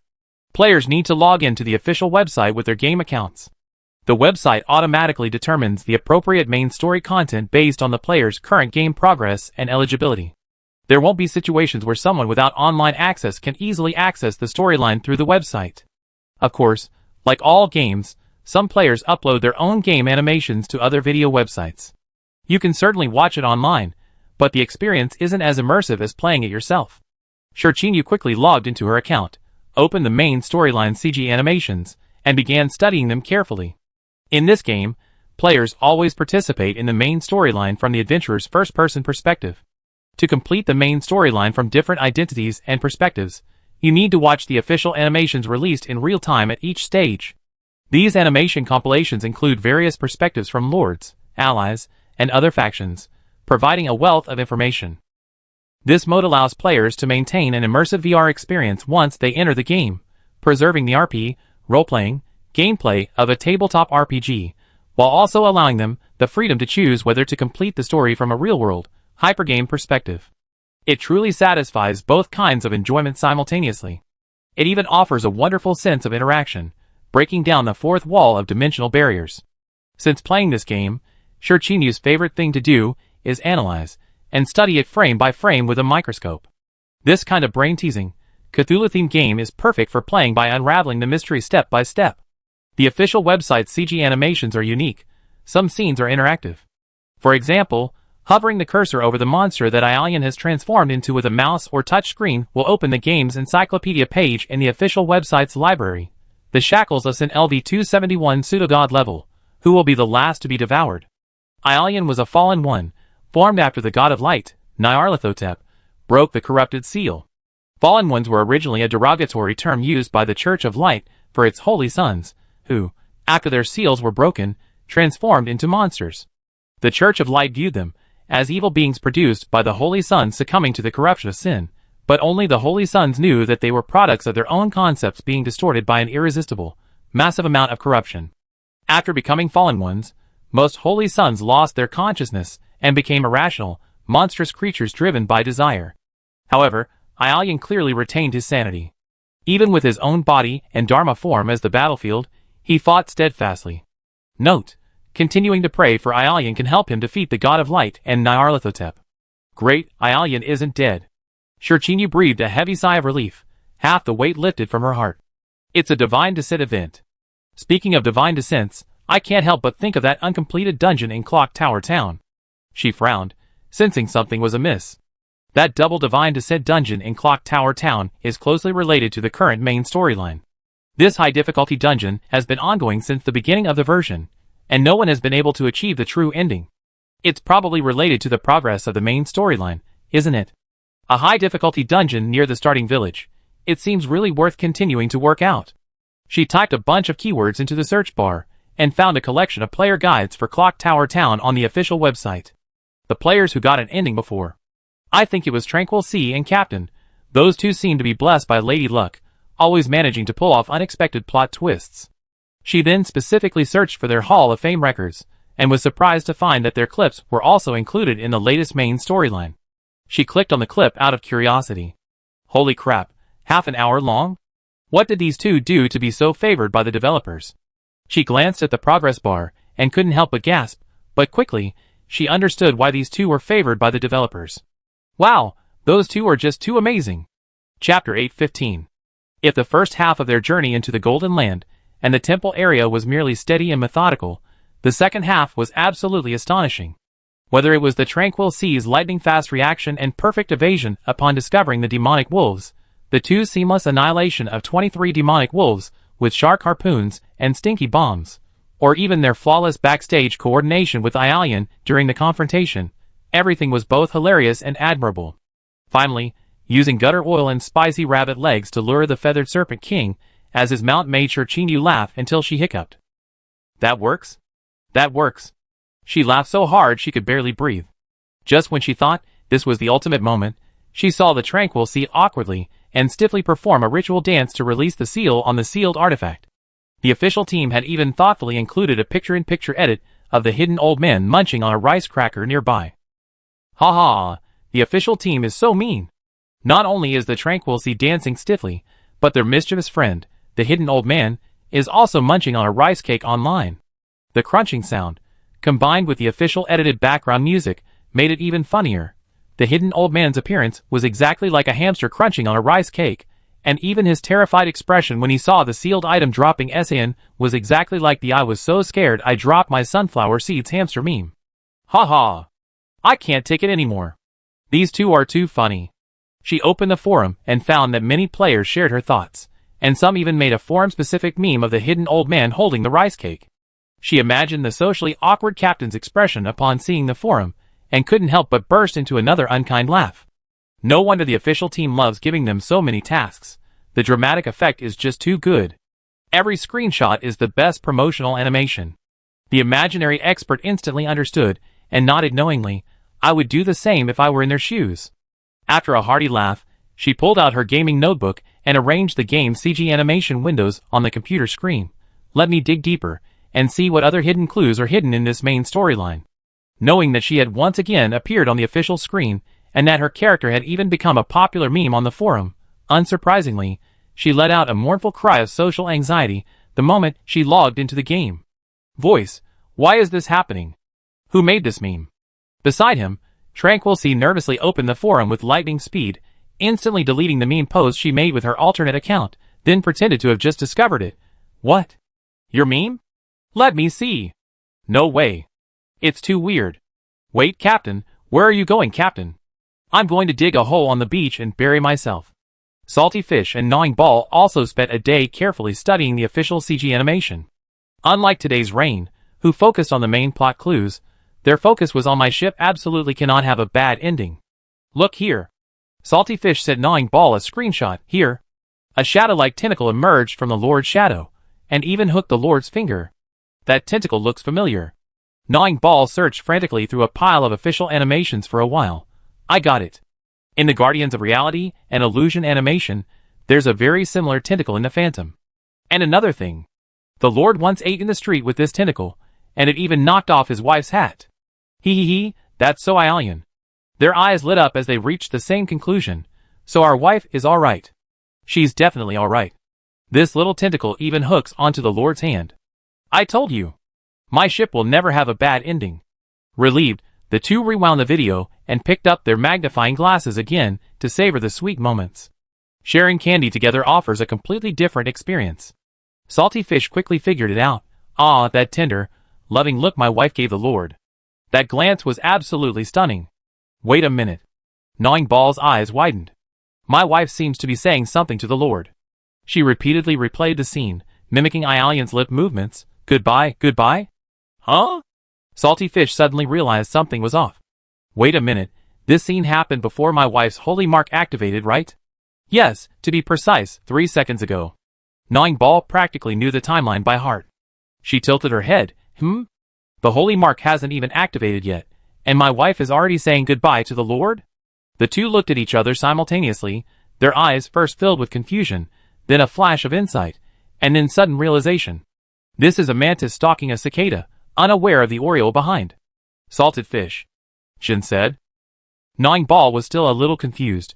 I think I understand a little, but I don't really understand. Does that mean the Lord and his wife already knew that the God of Light and Nyarlathotep were going to descend? It should be more than that. Salted Fish, as expected of a veteran author, had his imagination running wild. The final battle in the Golden Land might have been a trap from the very beginning, a trap to lure the God of Light and Nyarlathotep. Ah no, we need to hurry and find Rainy Boss.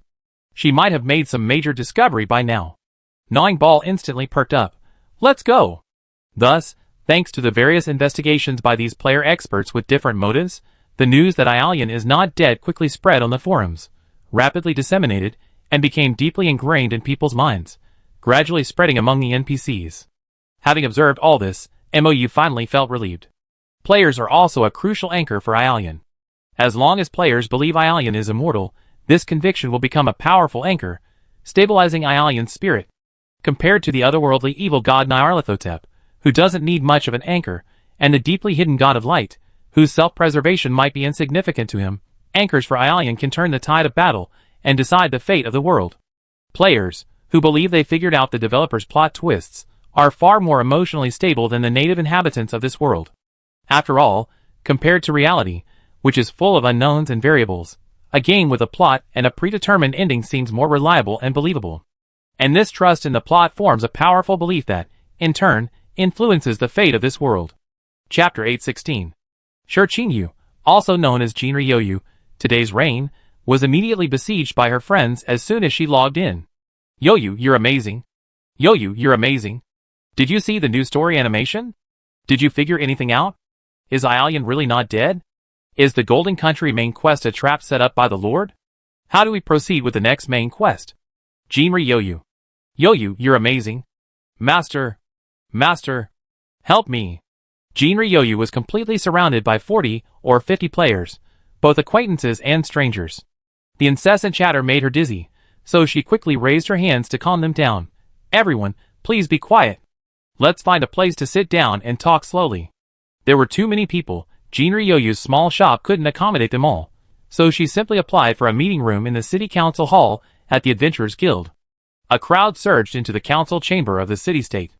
As Jinryu stepped onto the podium, she felt a sudden, overwhelming sense of transport back to her university lecture. Damn it. She couldn't help but shiver. Ahem. She cleared her throat. Everyone, I believe you all seen the latest official main storyline compilation, and you probably have your own opinions and questions. I briefly share my personal views here. Of course, this is just a starting point. If you have any better ideas later, please bring them up, and we discuss them together. Ah. Okay. The crowd chorused. First, the most important thing for everyone, and the conclusion that my friends and I have reached based on the storyline, is Aelion, although he is monstrosized, is not dead, and in fact, he most likely retains his conscious mind. Today, you was the first to propose this conclusion, then explained. We arrived at this conclusion mainly for several reasons. Because the main storyline spans a long period, and the clues are quite scattered, I will speak as my thoughts come to mind, and I will gradually supplement any questions that arise later. First, the final battle in the Golden City was a scheme orchestrated by the Lord and Aelion. This can be seen from Aelion's silent farewell to the Lord before activating the Holy Mark. Although the official release hasn't shown any related story animations about the Lord and his allies, judging from the Lord's overall attitude and expressions, the current plot development is under his control. Therefore, the Golden City itself should be a trap set by the World faction against Heterochromia/Milktooth. Even the prototype of this trap was set up during the era of the Mother of Abundance. Previously, in the storyline related to Lei's Hero's End, the official hinted that the Golden City was a trap deliberately set up by the Mother of Abundance. The Mother of Abundance, risking her own death and using her divine power, the treasures of the Golden Land, and even fragments of world consciousness as bait, likely did so not merely because of the conflicting and restraining forces within her power, nor simply because she desired to be reborn and draw the enemy's attention to her shed, empty shell. To retain these conflicting powers, she must have employed other methods. I suspect that the Mother of Abundance's primary purpose in establishing the Golden Land was to lure and capture the heterochromatic eye, who had betrayed the world, attracted the evil god, and sought to devour everything to become the supreme being above all. Even after successfully capturing him, she likely possessed methods to completely eliminate the heterochromatic eye. The fragments of world consciousness are almost equivalent to his supreme authority, and coupled with the divine power left behind by the Mother of Abundance, they should be a great temptation for the heteroscopic eye. The fact that Pedra has already allied with the heteroscopic eye and obtained the concept suggests that the heteroscopic eye has indeed extended its greedy claws towards the Golden City. The fleeting glimpse of the heteroscopic eye in Elena's dying memories, and its covetous gaze upon its wife's body, further confirm this. From the main storyline revealed so far, we can see that the heteroscopic eye is a cunning, deeply hidden, cautious, and extremely patient con artist. Its schemes are almost always calculated on a scale of millennia. It is clearly very interested in the Golden City, but only allows Pedra to test it, demonstrating its extremely cautious approach. Of course, this may also be related to the rules and restrictions within the Golden City. The Golden City only recognizes the direct bloodline of Eclosia. Therefore, rather than killing Aelion and gambling on the unknown possibility of losing control of the Golden City, it is better to directly descend and obtain Aelion's body and bloodline. At this point, we can basically see that the Lord's plan with Aelion is a calculated scheme. The divine descent is inevitable, so it can only happen under control. And the Golden City, as the trap for the heterochromatic eyes, was the best choice from the start. The Golden City contains the arrangements of the Mother of Abundance, which is very likely the mysterious sealed artifact 007, the pulse of life, within it. The description of sealed artifact 007 includes the line, "It lives, yet it dies. It has consciousness, yet it cannot think. It is prey, yet it can also become the hunter." This tongue-twisting description, in my opinion, probably refers to the sealed object being an artificial machine created by the Mother of Abundance. It lacks independent judgment and thought, but possesses its own perception, capable of acting according to a pre-programmed sequence, capturing and attacking specific targets. In fact, after my wife became a fallen one, the blood vessels of the unsealed object acted like shackles, first binding my wife and attacking the heterochromatic eyes that appeared on her body. I think this is probably one of the reasons why the Lord and Aelian chose to forcibly level up in the Golden Land to attract the heterochromatic divine descent. Performing a divine descent in the Golden Land allows them to obtain the powerful combat assistance left behind by the Mother of Abundance. Another consideration is that the Golden Land is an independent divine kingdom, and the main quest begins by having us relocate all the inhabitants of the Golden Land. I was initially puzzled by this, because the problems in the Golden Land were caused by Pedras stealing life force and energy, but the story also includes an energy feedback loop. Theoretically, after Pedras' death, the life force and energy he stole could be returned to the Golden Land to sustain its inhabitants, making the relocation of the people unnecessary. Now it seems the relocation was actually the Lord's plan from the beginning. It was to transform the Golden Land into a battlefield and sealed land that wouldn't affect anyone, while simultaneously using the life force and energy within it for Aelian to absorb, forcibly advancing and triggering a divine descent. Now, the people of the Golden Land have been relocated to AMT County to live peacefully, and the Golden Land has become a perfect sealed land. Chapter 817. Furthermore, we saw a fleeting scene in the cutscene where Edward, the concubine, was praying. I checked the Brain in a VAT intelligence report list, and found that the last item was indeed about Aelian's ascension to the pseudo-god level in the Golden Land. Given that Edward has now become a double agent, I can only assume that this report was made under the Lord's orders. Since we now know this is a setup, and the current developments haven't exceeded the planner's control, we can reasonably deduce that the entire situation is in the planner's favor. Today's Rain continued her reasoning. The second reason is that at the end of the cutscene, we discovered tentacles residing in the Lord's shadow. We traced back and found that these tentacles exploded in Aelian's Dharma form, dropping numerous heterochromatic eyes. The tentacle intentionally fell into the Lord's shadow while dealing with the fragments of the baby tooth, and judging from the Lord's expression and actions, he was not only aware of this but also very familiar with it. Looking back at earlier story animations, we found a scene in a daily clip where the Lord was seen carrying this tentacle around. Combined with some image comparisons and reasonable speculation, we believe that this tentacle is actually a phantom part of Aelian's avatar. Since the phantom part is still mobile, the other parts should also be fine. Therefore, after concluding that Aelian is currently safe and alive, we proceed with the next step of reverse reasoning. Why would he intentionally trigger a divine descent in the Golden Land? We just deduce two reasons for this. First, the god's descent in the Golden City grants the Mother of Plenty combat assistance. Second, the Golden City serves as a barrier to isolate damage and seal the heterochromia and milk teeth. But I believe everyone was quite shocked when experiencing this plot. We hadn't anticipated the god's descent at all. But after carefully reviewing the plot, I discovered that the god's descent plot was actually interspersed throughout the main storyline. The most crucial content is essentially contained within the Clock Tower Town dungeon. I believe everyone, whether they played it before or not, is very familiar with this dungeon. After all, it's been the first dungeon near the novice village since the beta test, and it's still the one no one has managed to clear with a true ending. If you're not familiar with it, don't worry, I summarized the general plot line and quest points.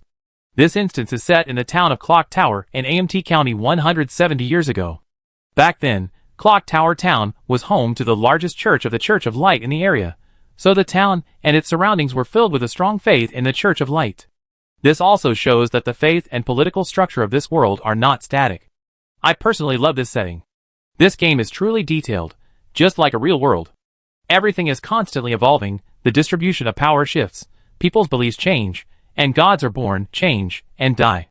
170 years ago, our Lord had not yet arrived in this territory, and the dominant power here was the Church of Light, not the Magic Federation. This was probably because this territory was too barren, and was never valued by the Magic Federation. Clues related to this are also present in the main storyline, but they're unrelated to our discussion today.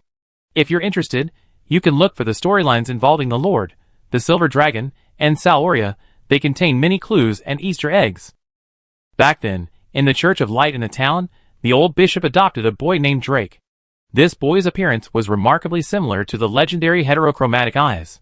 The devout old bishop, wanting to personally raise his beloved God, raised the boy. In this instance, the old bishop's stance is complex. He knows the truth about the Church of Light's treatment of the holy sons and divine sons, and dislikes the Church's torture of the holy sons. However, he acts from the perspective of nurturing a future God. Essentially, he remains a fanatical believer who doesn't treat the holy sons as human beings, not much different from the others in the Church of Light.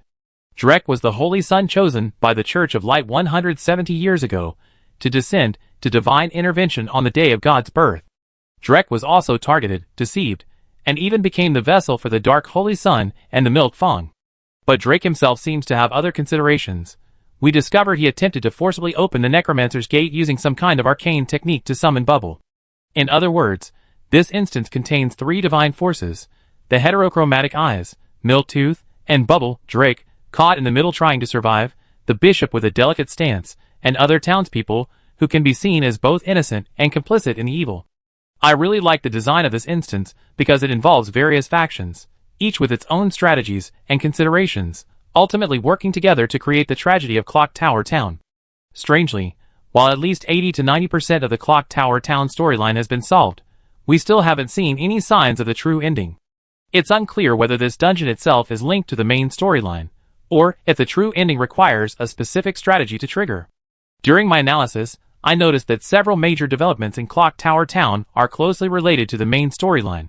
It was the discovery of the secret of the Holy Sun and Divine Son of the Church of Light in Clock Tower Town that propelled Aalian's apostasy, and his decision to remain in AMT County as a World Knight mentor in the main storyline.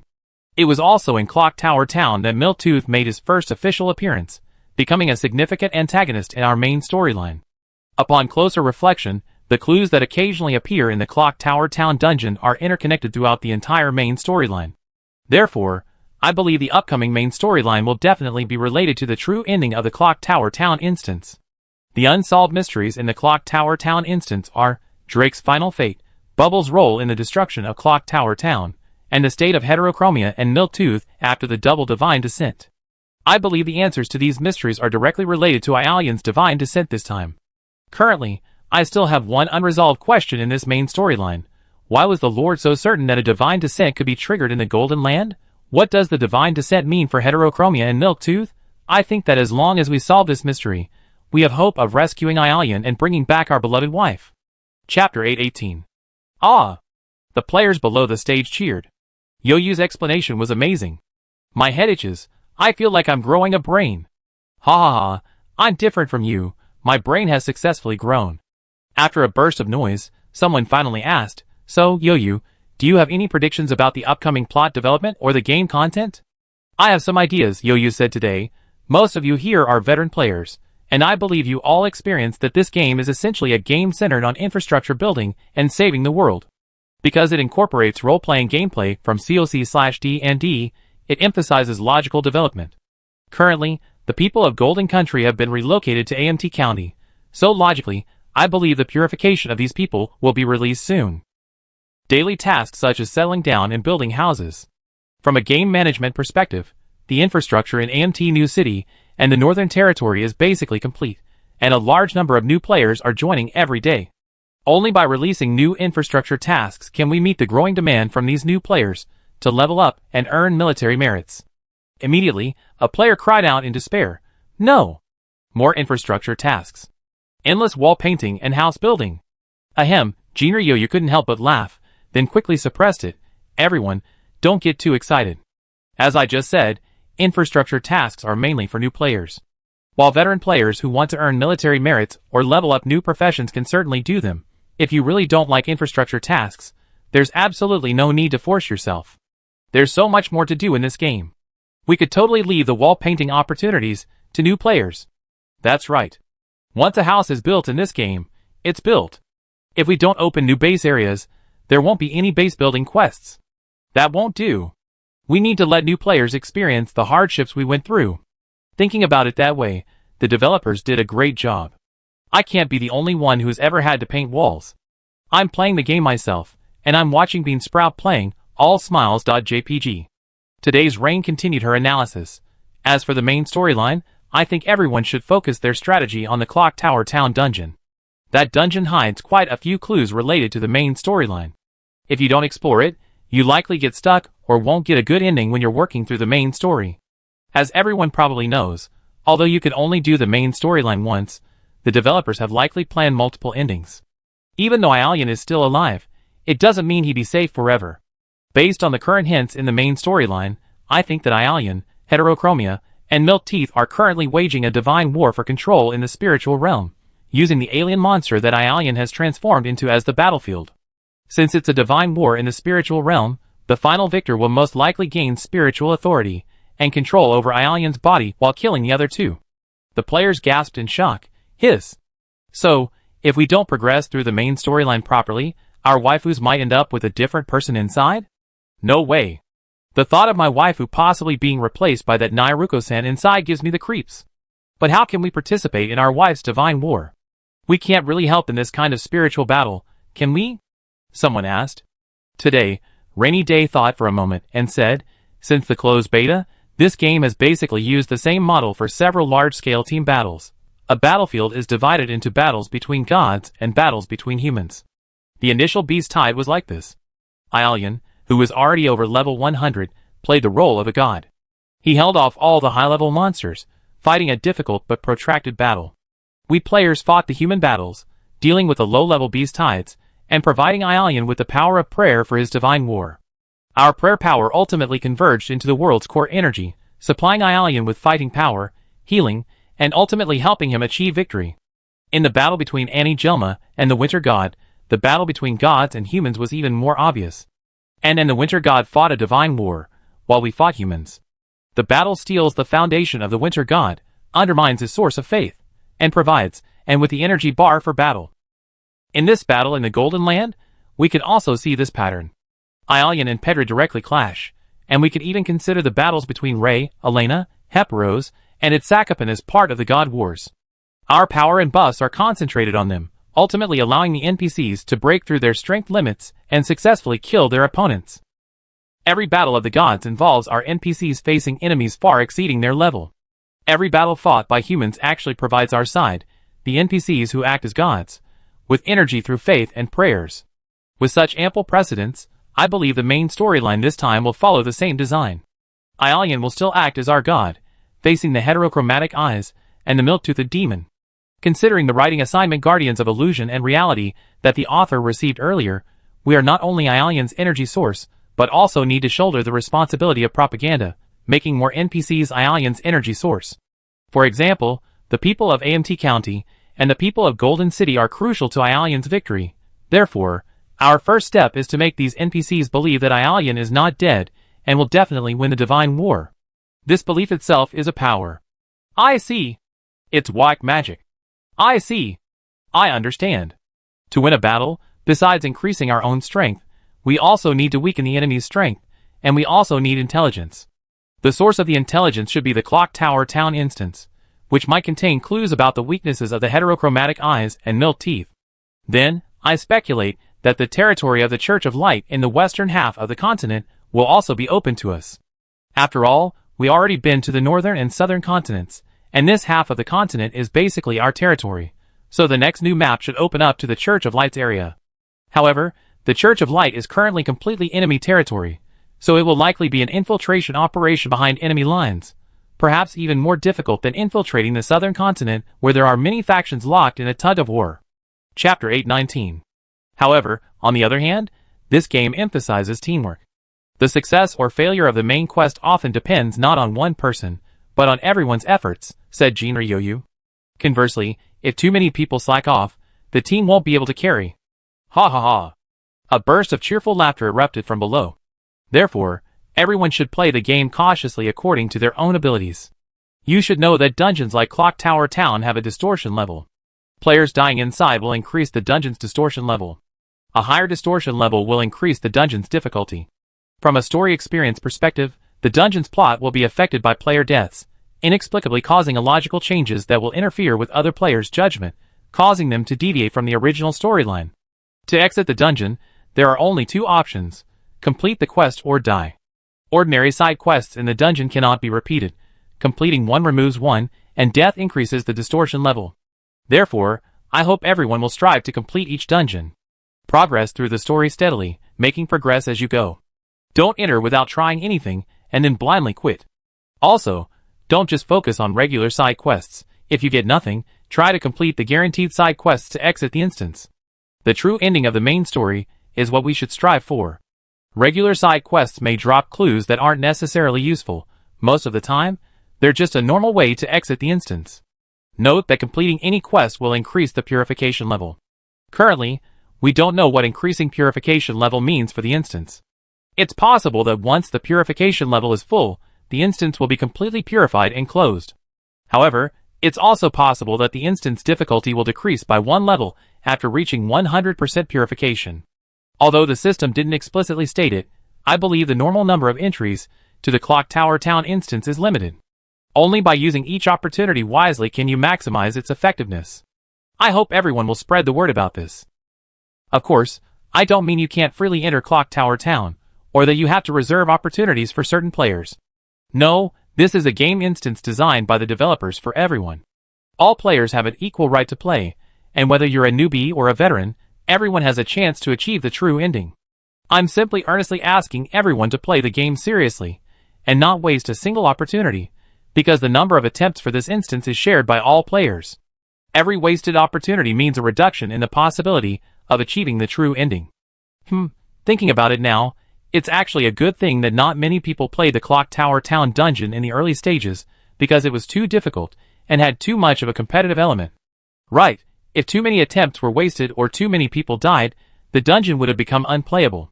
So, the best way is to go into the dungeon and push through the main storyline as hard as possible.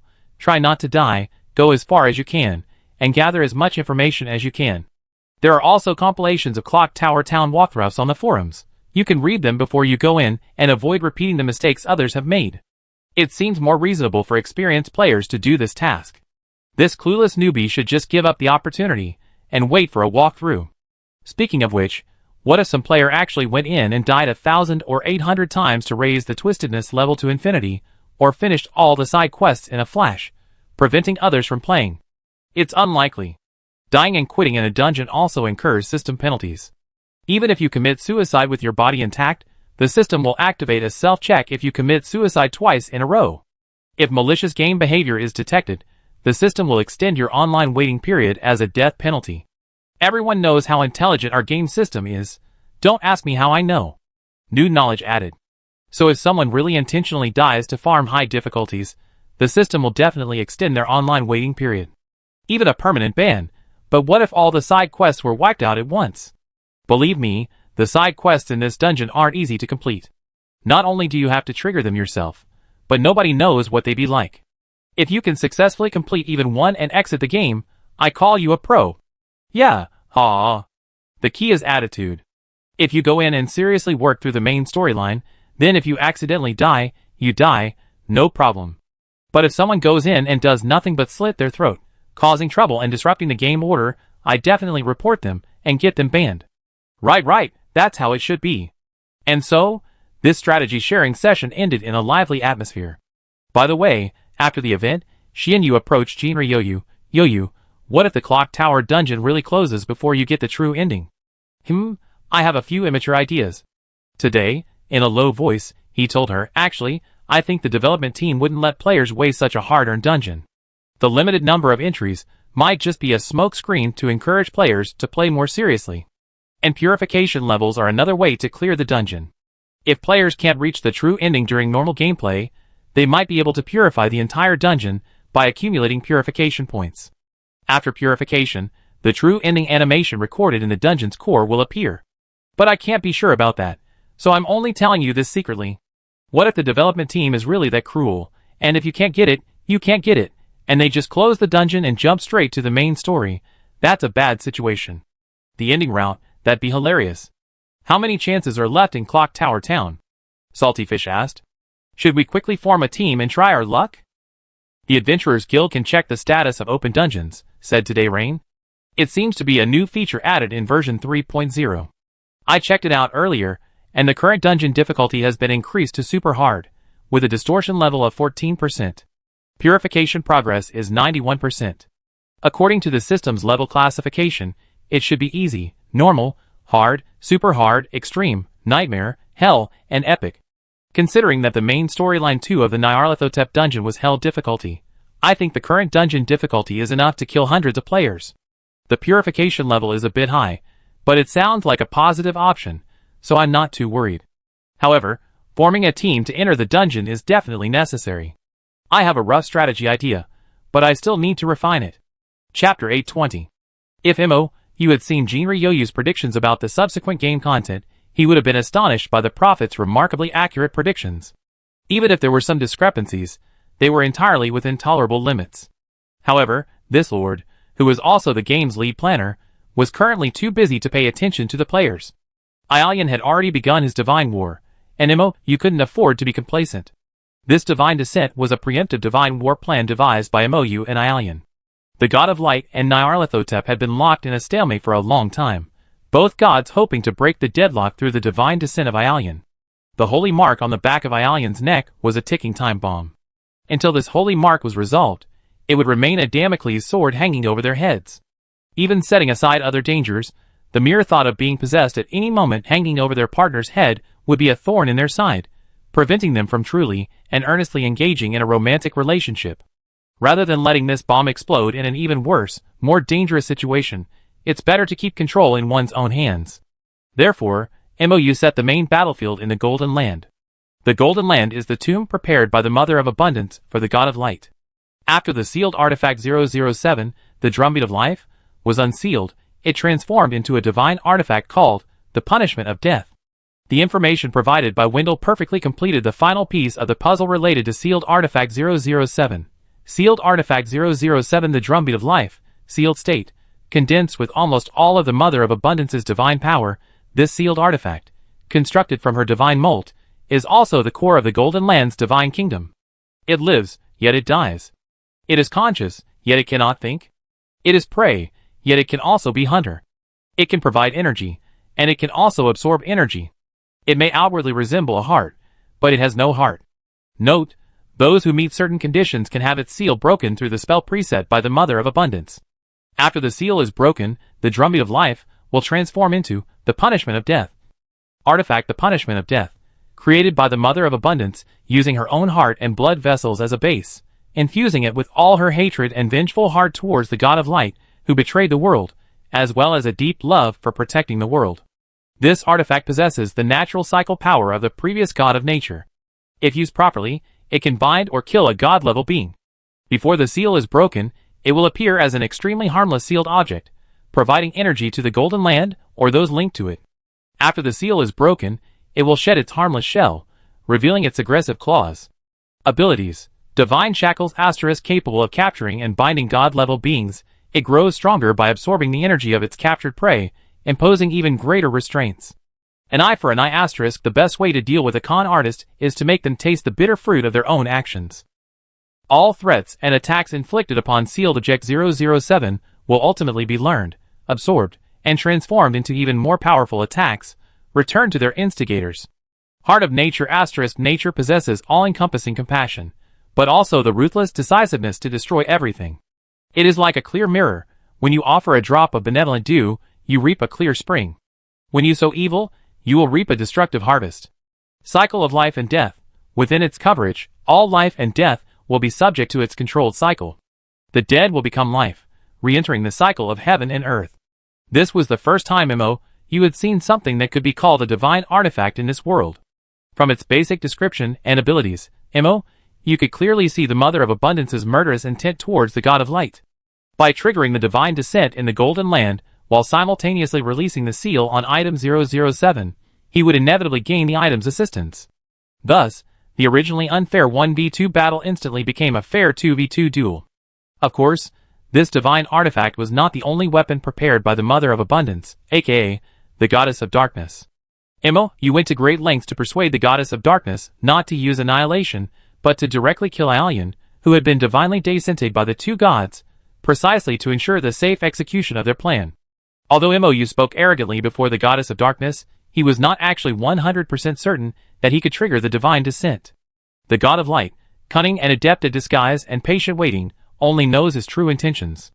Judging from the god of light's attitude towards the Golden Land and Pedra, Imo guesses that while the god of light harbors suspicions about the Golden Land, he hasn't fully grasped its true nature. He still firmly believes in the rumors that the fragment of world consciousness lies hidden within, and is determined to obtain it. But regardless of the god of light's true attitude towards the Golden Land, forcibly elevating Aelion to godhood here is the most appropriate course of action. This great battle in the Golden Land will heighten the player's emotions and provide ample core energy. The relocated citizens of the Golden Land, having just suffered the regent's betrayal and learned the truth about the hero king's death, are now experiencing a peak of guilt and faith towards the little prince. Once the life force plundered from the Golden Land by Pedra and his minions is released, it will become a pure and potent divine power. Even a fraction of this power would be enough to elevate Pedra to the angelic level. The full power, combined with the faith of the players and the inhabitants of the Golden Land, would be enough to make Aelion a god. Imo had prepared for both scenarios. If the god of light and Nyarlathotep, fearing the arrangements of the Mother of Abundance in the Golden Land, abandoned their divine descent, Aelion could become a god without hindrance, shedding his mortal form and being reborn, no longer needing to worry about the holy mark on his neck, completely free from the shadow of the god of light and Nyarlathotep. If the god of light and Nyarlathotep proceeded with their divine descent, it would simply be a preemptive start to this destined divine war on their designated battlefield, aided by their new allies. This was a calculated move. While the decision rested with the god of light, Imo would not lose out, and might even reap a huge profit, regardless of the outcome. Choosing the former, Aelion would become a god and gain his freedom. The god of light will completely lose control of Aelion, lose control of the Golden City, and lose the opportunity to break the stalemate with Nyarlathotep. Choosing the latter means that the god of light and Nyarlathotep will engage in a divine war against the entire world faction on the closed battlefield of the Golden City. Imo, he was even worried that the god of light was unaware of the progress, so he specifically asked Edward to report to the god of light in a timely manner. Judging from the current outcome, the god of light is indeed unwilling to give up the sunk costs already invested in Aelion, and has jumped into the pit without hesitation. Chapter 821. Although some information about the Church of Light was still missing from this plan, Imo had compensated for everything with a great deal of leeway. Imo didn't know what level Aelion needed to reach to trigger a divine descent, but that didn't matter. He could just let Aelion reach godhood in one go. The god of light / Nyruko would seize the opportunity. Similarly, neither Imo nor Aelion knew the exact nature of the love-hate relationship between the god of light and Nyruko, but that didn't matter either. If they came together, they could kill them both. While details determined success or failure, in this kind of calculated strategy, the general direction was already set, and some details were insignificant, likely just Easter eggs to satisfy the curiosity of inquisitive players. However, despite the calculated strategy, while Imo's move forcibly leveled an unfair battle into a somewhat fair one, the effort and suffering required in the battle were still unavoidable. An ugly daughter-in-law will eventually meet her in-laws, and a student will eventually have to take an exam. What's meant to happen will happen, there's no escaping it. Up to this point, the plan has been proceeding meticulously. Aelion initially used the power of illusion and reality to detonate his own Dharma form the instant the god descended, causing a portion of the power of the god of light and Nyarlathotep to shatter into fragments without finding a place to attach, which were then killed by the players working together. While the players cannot directly fight against the gods, if the god's power is broken down into countless fragments, then as long as the fragments are small enough, their power and level will be extremely limited, always suppressing them to a level that the players can handle. Within the Golden Land lies Death's Punishment, its entire area of effect. Therefore, the ability, Life and Death Cycle, is equally effective against outer gods, who forcibly enter the Golden Land. Indeed, the fragments of the god of light and Nyarlathotep shattered by Aelion, after being successfully killed by the player, were transformed by Death's Punishment into pure, untainted life energy, devoid of any consciousness or pollution. Plan 832, inducing a divine descent and weakening the god of light and Nyarlathotep's power has been successfully achieved. Death's Punishment inherently harbors hatred for the god of light, and its close ties to Aelion's direct lineage of Eclosia, combined with the previously depleted enemy forces, can bring the three originally vastly different strengths to an equal or at least similar, level. Next, it will be up to Aelion himself to fight on the battlefield of the mind. Of course, he won't fight alone. MOU will join in at the appropriate time, turning the 2v2 battle into a 3v2. From the very beginning, when MOU and Aelion devised this counterplan, they devised a code for communication using the tentacles of the phantom form. These adorable little tentacles, though speechless, could contort themselves into various shapes. Now, the tentacles occasionally curl themselves into an O, representing safety, and everything is normal, indicating that Aelion is handling things well, and doesn't yet require MOU's assistance. Therefore, MOU's first priority is dealing with the NPCs and players after Aelion's temporary offline state. There's no need to worry too much about the players. After Liao released the main storyline animation meticulously planned by MOU, they automatically filled in the gaps in their understanding based on the clues MOU provided, solidifying Aelion's anchor point. Now, what occupies most of MOU's attention is the people who migrated from the Golden Land. The people of the Golden Land experienced several dramatic emotional swings in a short period. First, they learned the truth about being betrayed by Regent Pedra while waiting for death in despair. Then they learned of the death of the Hero King. Having finally poured all their emotions and faith into the young Prince Aelion, they were then transformed into a monster by a divine intervention, a truly devastating situation. Even though he had anticipated this development from the beginning and prepared a response, MOU still felt a sense of unease. In short, the people of the Golden Land are now like frightened birds, lacking trust. This is understandable. After all, they endured centuries of betrayal from their own people, so why would they easily trust strangers they just met? The Lord moved through the temporary settlement of the Golden Land's inhabitants, carefully observing their expressions. Most faces were etched with sadness, somberness, and pain, but not despair. Everything was still under control. The magic chefs and druid players played a significant role here. The players' stable emotions, resolute attitude, and ample supplies all influenced the mood of the Golden Land's inhabitants. Regardless of their trust in others, the long-starved inhabitants of the Golden Land would never refuse a bowl of fragrant meat porridge. And after filling their stomachs, the people naturally began to talk. One by one, the citizens of the Golden Land tried to inquire about Aelion from the adventurers distributing food, and without exception, the adventurers gave a very firm answer. Aelion is fine, and of course, he's not dead. He's fighting a divine war against an evil god. We must believe in Aelion no matter what. Many adventurers even winked knowingly at the questioning citizens of the Golden Land. Don't worry, our Lord has that kind of relationship with Aelion. The fact that our Lord seems perfectly normal means Aelion is absolutely alright. That kind of relationship? The citizens of the Golden Land repeated blankly. It's like living in the same house, and sleeping in the same bed. The adventurers wore knowing expressions.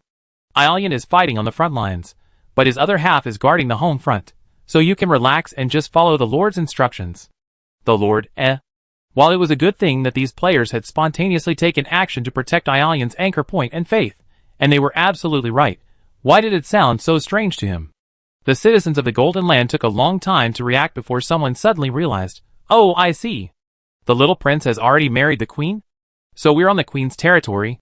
Then I'm relieved. The Lord, This understanding was even stranger. But no matter how he thought about it, he couldn't find fault with it, so he finally gave up.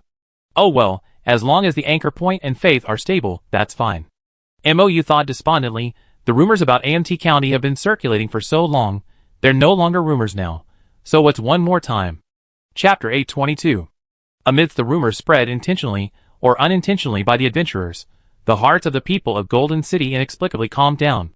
Regardless of the accuracy of these rumors, they were undeniably persuasive. Sometimes, people only need a reason, a belief, whatever it may be, or whether it is truly logical. They simply need a lifeline to grasp. Whether that lifeline actually works is less important. So what could spread faster, and be more readily believed by the people than gossip about the royal family's romantic affairs? The adventurers even brought a large stack of copies of the Guardians of Illusion and Reality, and the End of the Hero, neatly stacking them next to the temporary counters for distributing meals and supplies, allowing any Golden City citizen passing by to take one freely. Most of the Golden City citizens had only heard about the key plot points of these two books from friends and family. Now, seeing the actual copies, they immediately treasured them, each grabbing a copy. Despite knowing the crucial plot details, the people of Golden City still devoured the two books, searching for evidence to corroborate the rumors and reassure themselves.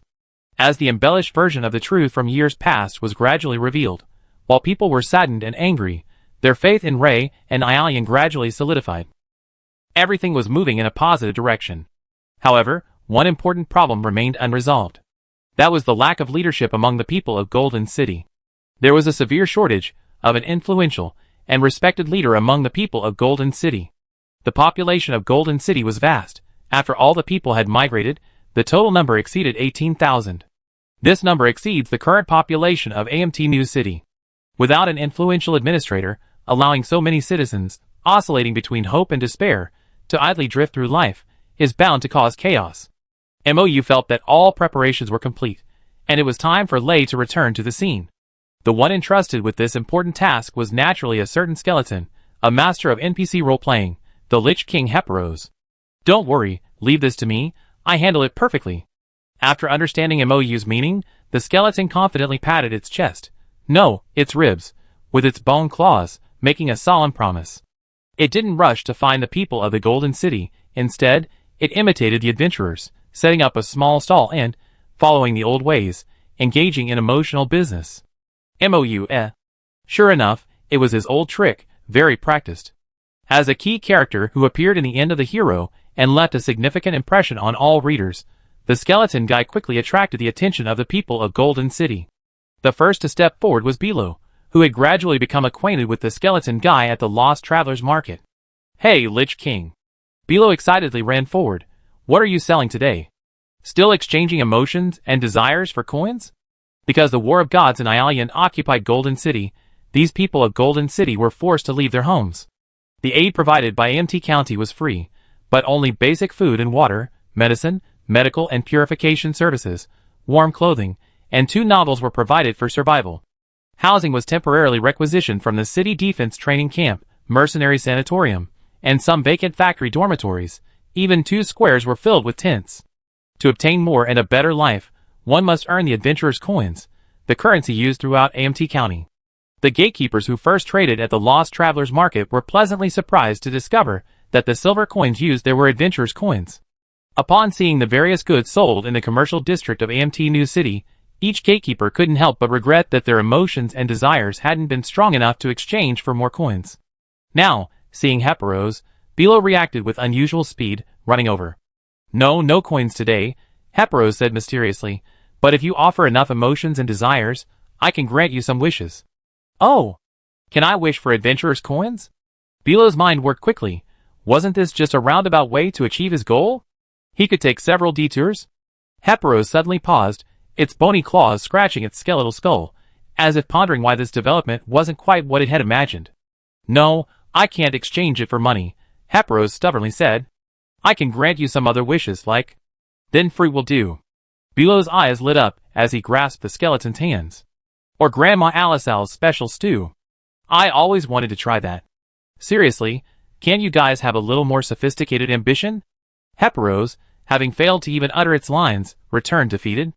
Although it had gained the power of emotion, its purse emptied, the entire skeleton slumped, even the soul fire burning in its eye sockets dimmed. MOU's lips twitched, and it took him a while to suppress a laugh.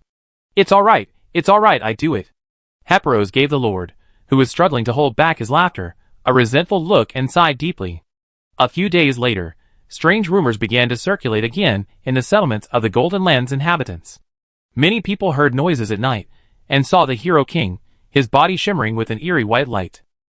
His appearance was still as handsome as it had been in the past, only now he looked more mature, like a fine wine that had become even more mellow with time. You saw the Hero King's ghost too? The people of the Golden Land gathered together, discussing it animatedly. Not only did I see him, I also heard him speak, another person said mysteriously. Huh? What did he say? He said he died unwillingly, unable to sleep peacefully in the sea of life. The world consciousness has given him a chance. If his people sincerely pray to the world consciousness for his return, he can be resurrected. Me. I heard it too. Really? So many people have seen his ghost, it must be true, right? If the Hero King can be resurrected, that would be a great thing. Someone said. Ray Eclosia was a good king. If it weren't for Pedra's interference, he would have returned long ago, with a method to redeem the Golden Land. We need a responsible king to lead us. The queen is good, but she's not officially recognized. And now Aelian isn't here either. It's not that I don't trust this lord, but I really feel uneasy. This is something we owe the Hero King. Chapter 823. Although Rayclosia was an honest and simple-minded hero, his performance, from his lines to his expressions, was entirely based on genuine emotion and personal experience. His portrayal of the vengeful prince's ghostly father was also a natural and heartfelt performance, quickly leaving a deep impression on the people of the Golden Land. The rumor spread far and wide, until eventually all the people of the Golden Land began to study how to pray to the world consciousness to resurrect the Hero King. At this time, the eccentric Heparos finally came in handy. Go to the World Square and pray to the statue of the World Spirit, the enigmatic skeleton said to the gatekeepers, each holding a bowl of stew. The prayers of one or two people are ineffective. Only when everyone unites as one, with one heart and one mind, and prays together to the world consciousness, can we accumulate strength and create a force powerful enough to create miracles. The gatekeepers, their cheeks bulging, nodded eagerly. At the enthusiastic urging, and perhaps a tempting offer of food, of the Skeleton King, the gatekeepers led the people of Golden City to the World Square, where they sincerely bowed to the world consciousness, praying for the resurrection and return of the Hero King. To be fair, Ray was indeed a qualified king. While he was an adept at intrigue, he genuinely cared for the people of Golden City.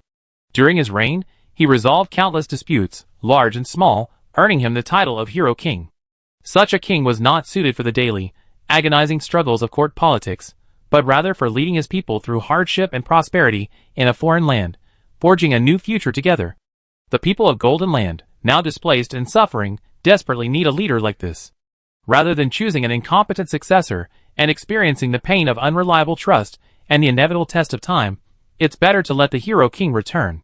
With this belief built on shared interests, the people of Golden Land's prayers were incredibly sincere and heartfelt. Many even shed tears, recalling their current lives of displacement and wandering. As they uttered their prayers, specks of white light began to flicker on the statue of Lydia in the World Square. It's responding. It's really responding. Keep praying.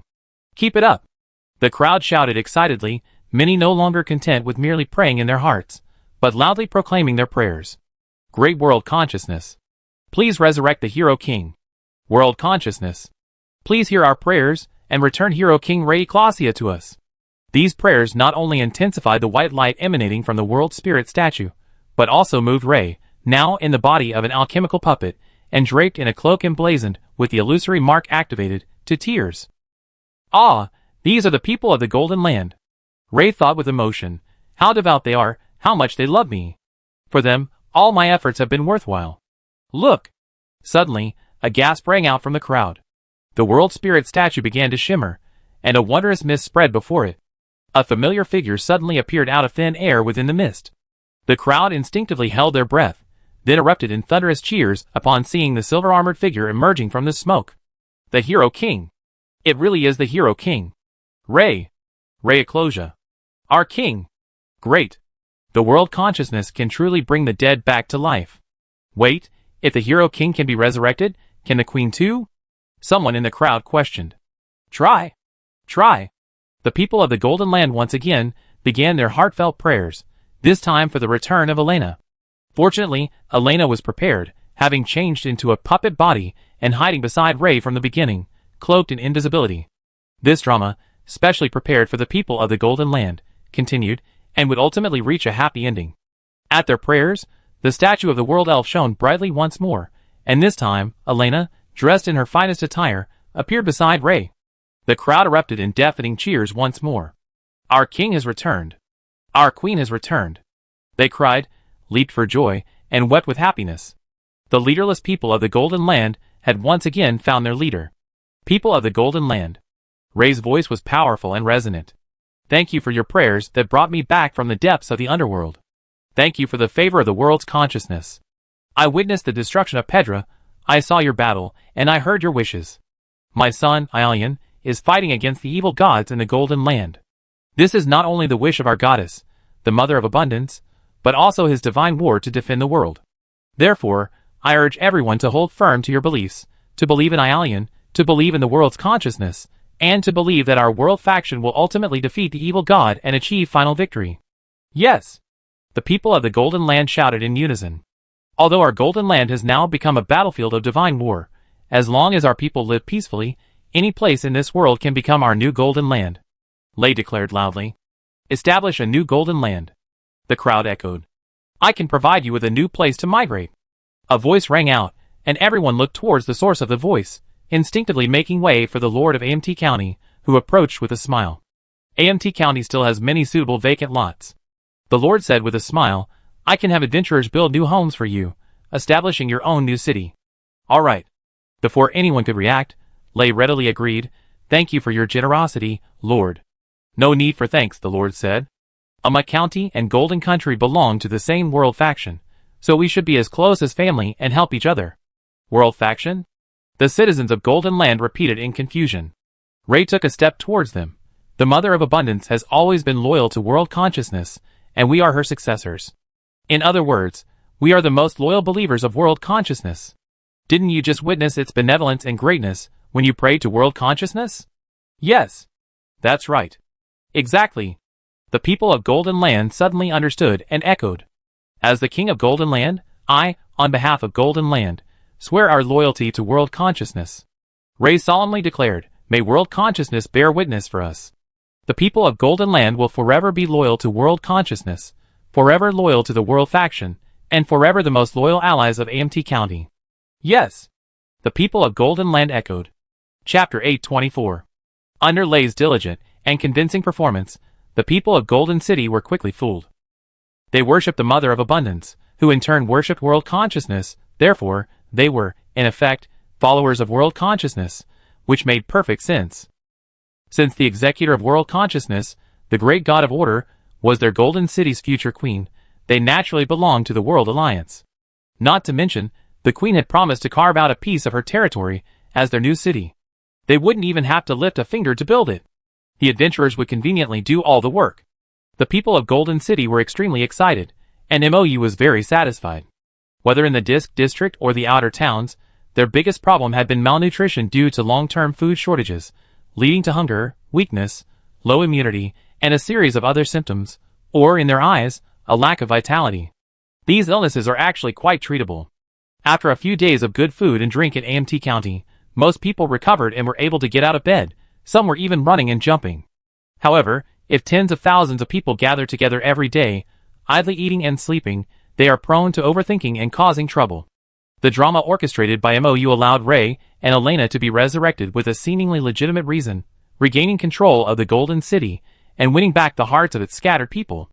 Although it deceived the people of the Golden City to some extent, whether Ray and Elena were resurrected as liches or through the prayers of the Golden City's people, in essence, they were both resurrected from the dead.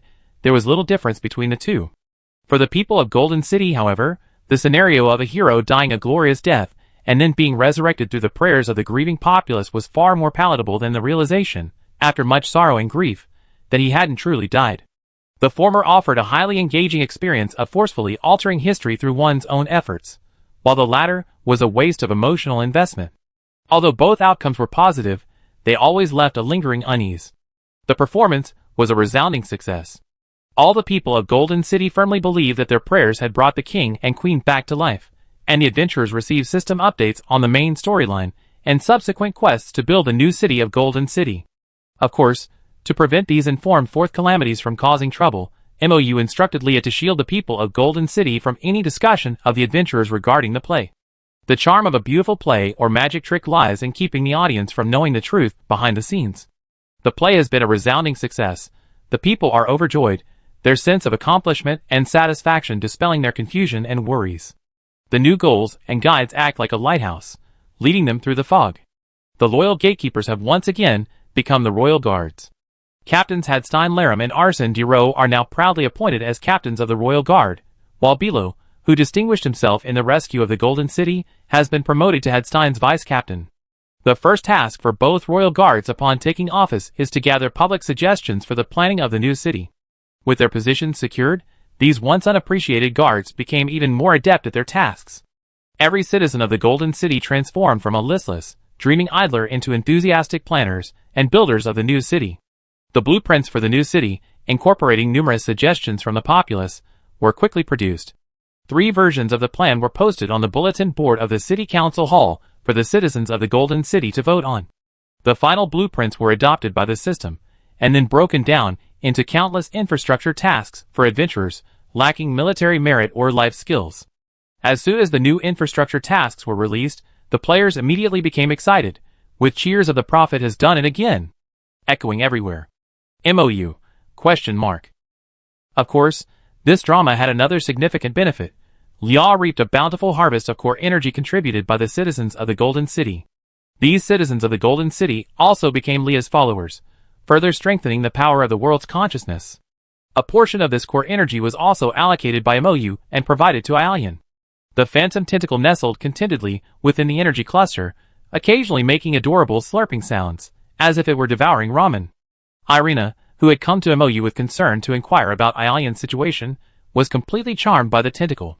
Clutching her chest, she pulled out her phone and recorded a bunch of embarrassing little videos.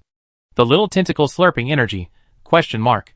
MOU, He had a feeling that if Aalian knew about these videos, the Shy Knight would be embarrassed for a long time. The new city will be located north of Jialing Peak. MOU moved the sand table, displaying the chosen site to lay. Jialing Peak was the mountain MOU had previously created by moving mountains and seas.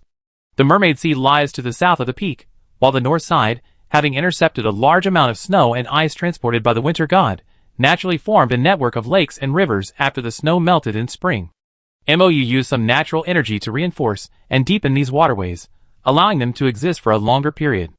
Now that the power of nature has returned, Liao can periodically deliver moisture from the northern ocean to the interior of the continent according to the land's needs. The life force of the land is also gradually recovering after the Tree of Life's restoration. Given time, this barren, desolate desert of Amp County will once again become the fertile land it was thousands of years ago. The inhabitants of Golden Land are the descendants and followers of the Mother of Abundance.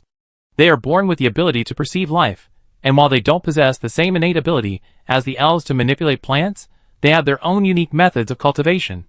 Relocating the inhabitants of Golden Land to establish a new city north of Mermaid Peak would serve three purposes. First, provide these displaced people with stable housing. Second, utilize their abilities to revitalize the vegetation of AMT County. Thirdly, it would naturally provide something for both the adventurers and the inhabitants of Golden Land. Moreover, with Elena as the Queen of Golden Land, the elves would undoubtedly lend a helping hand and join in the pioneering work of the new city. Having resolved all the matters concerning Golden Land, MOU breathed a long sigh of relief. Next, taking advantage of the sealing of the God of Light and Naya, he would launch a full-scale war against the Church of Light. Chapter 825. His Holiness the Pope of the Church of Light is currently in a state of panic. Admittedly, since the Bell Tower Town incident 170 years ago, the God of Light has drastically reduced his public appearances. There are even rumors that the God of Light is dead, corrupted by an evil god. But while others may not know the truth, how could the Pope not know? His absence is naturally because the God of Light is waging a divine war unique to him. Their God is the most far-sighted and capable deity in the world. Only he can reverse the evil god's influence and transform evil into good. After winning this divine war, he will gain power from another world, even power stronger than the world's consciousness, becoming the sole creator of the world. At that time, these high-ranking members of the church will naturally rise to power, becoming servants of the supreme God. The Church of Light will ultimately rule the entire world, and the pollution in the world will naturally be eliminated under the God's control. The pollution currently spreading in the world is merely a temporary pain. Furthermore, people are extremely materialistic. Without the pollution and suffering of the world, why would they pray to the gods for salvation? Other gods, evil gods, even the very consciousness of the world, will become prey for the God of Light in his continuous expansion. Before achieving his ultimate goal, everything can be endured. Everything can be sacrificed. What is ego? What is humanity? Those are merely the indecisiveness of the weak. A true God only needs absolute power. The God of Light will ultimately devour everything, surpass everything, and become an absolute, omnipotent supreme power. Of course, the divine plans need not be known to those short-sighted outsiders. One cannot discuss ice with a summer insect. How could those selfish mortals, focused only on personal gain, life and death, rise and fall, possibly understand the considerations of a great God? The old world is corrupt. A new supreme God will surely arrive. The Church of Light has been lying in wait for this day for a very, very long time. A small act of impatience can ruin a great plan. The Church of Light, from top to bottom, possesses ample patience. Until the spies sent by the god to AMT County brought urgent news, the god finally nodded, bestowing divine favor upon Aalian, thus ending this nearly 200-year-long divine war.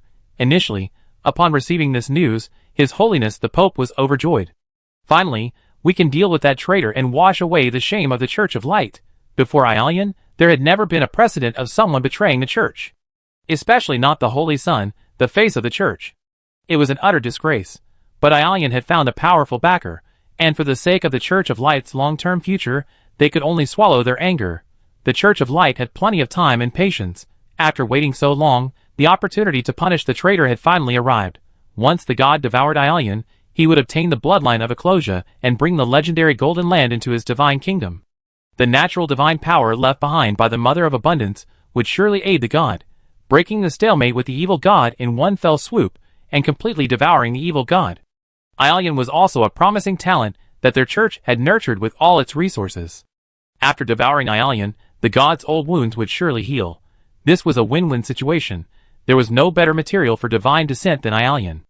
Of course, that traitor, as the vessel, was sealed with numerous forms of corruption. This would have been a real problem in the past.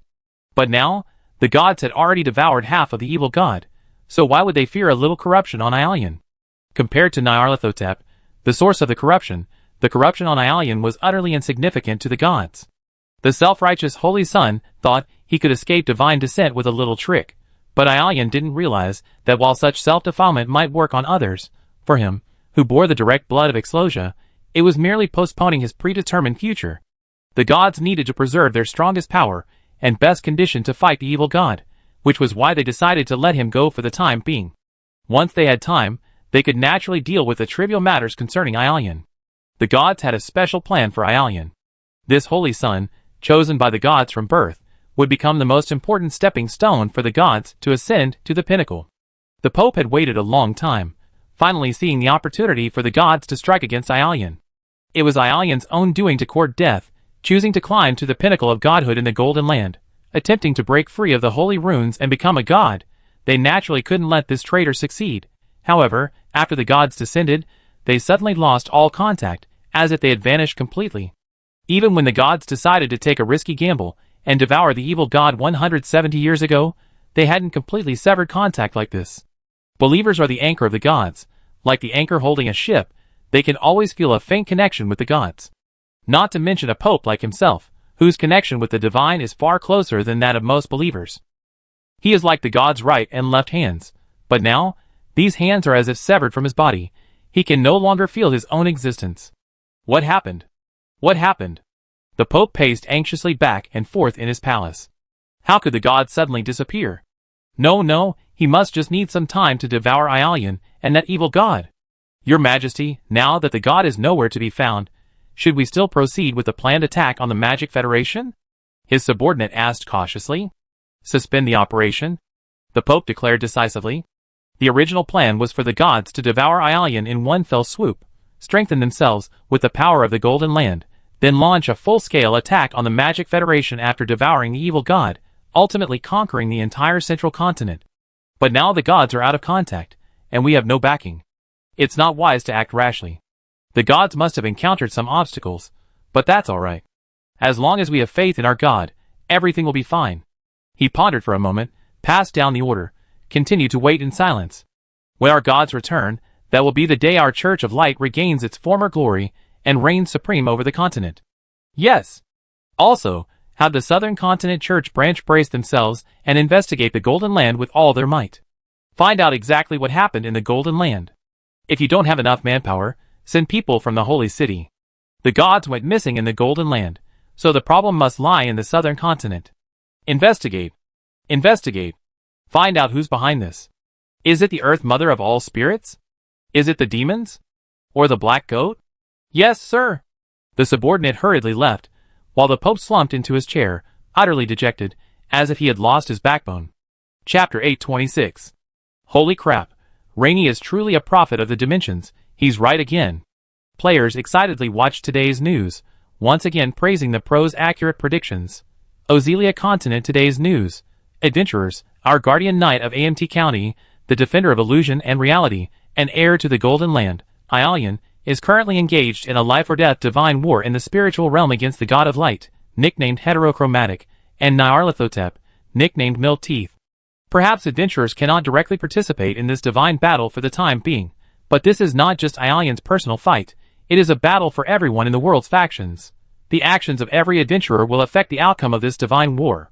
With the God of Light bound, sealed, and trapped in an inescapable divine war, now is the perfect opportunity for our world faction to launch a full-scale attack on the Church of Light. Adventurers, contribute your strength to this divine war. Version 3.1 The Shackles of Sin is now live. Main Quest Series March. The Western Continent, the God of Light is mysteriously missing. Without a deity, the outwardly strong but inwardly weak Church of Light has lost its eyes to the world. This is the best time for us to traverse the Central Mountains and march towards the Western Continent. Adventurers can gather information about the Church of Light and the Western Continent from the residents of the former Holy Sun Town to unlock and advance this main quest series. Note, this main quest is a multiplayer, open-ended, multi-stage series. All players will share the quest progress, player actions, decisions, and the information obtained will all affect the quest's progress and the story's development. The future of the continent of Osiria rests in the hands of adventurers. *** Infrastructure Quest Series. The Golden Village of Amp County *** The Golden Village of Mother of Abundance has become a battlefield of divine war.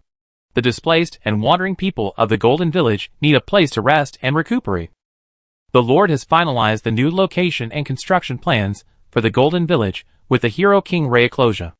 Adventurers can use the Teleport Array, the Golden Village of Amp County, to travel to the new site and participate in the infrastructure quest. Quest NPC, Belohan Stro. Side quest, Unusual Movements in the Southern Continent. The Southern Continent Merchant Guild has contacted us. The Church of Light has been making frequent unusual moves in recent days. They are gathering information about the Golden Village and searching for traces of their gods. We naturally cannot allow them to interfere with the progress of the Divine War, but the more troops and manpower the Church of Light deploys to the Southern Continent, the easier our operations will be in the Central Continent. Perhaps, adventurers can create some minor trouble for them in the Southern Continent. More story quests will be unlocked as adventurers explore further. The veteran players of the Don't Talk to Me team are currently gathered at today's Rain's Player Shop. Rain! Just as you said, the new Church of Light map and base building quests have appeared. Salty Fish's eyes lit up, but I haven't seen any updates related to the dungeons. That means the Clock Tower Town dungeon was prepared from the beginning, rather than being released step by step with each version update. We just haven't been able to unlock the hidden story. Today's Rain pondered, resting his chin on his hand. Now the storyline is basically all out, but something just doesn't feel right. Let's all review the storyline together, suggested Xianyuitiao. And list out all the suspicious points. Wouldn't that make things clearer? Captain, Heisey, you two have progressed the furthest. Why don't you share your insights? After achieving the normal ending, the father is to blame for the son's misbehavior. We reviewed the storyline and discovered Bubble's presence. We suspect the true ending is the Bubble storyline, or at least that the true ending can only be triggered after completing the Bubble storyline, said Ningjing Hai. Does everyone remember the mechanism box that Tangnan Baozu found in the old bishop's vault? Did you find a bronze key? We went back in and stole it again, then polished off the bronze plating, and the key became Bubble's silver key, but we haven't figured out its true use in the dungeon yet. Our deduction is that Drake secretly opened the old bishop's safe, read the old bishop's diary, and the Church of Light's scriptures, and came into contact with the silver key. The hidden old man, holding a glass of lemonade, occasionally gulped down some. The evidence is that the old bishop's diary mentioned the safe seemed to have been tampered with, and Drake knew a lot of information he shouldn't have known. Tranquility pulled out a notebook, a timeline summary, replica, that he and the hidden old man had rewritten on paper, each time point still with a countdown number added according to the previous rules. This is the timeline nodes for the cycle and solo dungeon summarized by the captain. Tranquility enthusiastically recommended. I personally think this chart is very useful. Indeed. After reading it today, Rain immediately explained in agreement, so clear. Regarding the strategy for the true ending, I have an idea, the hidden old man said. The system once gave a hint. Find the core of the obsession and resolve it. There are two main storylines in the Clock Tower Town instance. One is the old bishop storyline, which is the one we unlocked. The father is to blame for the son's misbehavior. The other should be Drake's, double divine descent. I think Drake's obsession contains two intertwined emotions. One is his intense desire to live.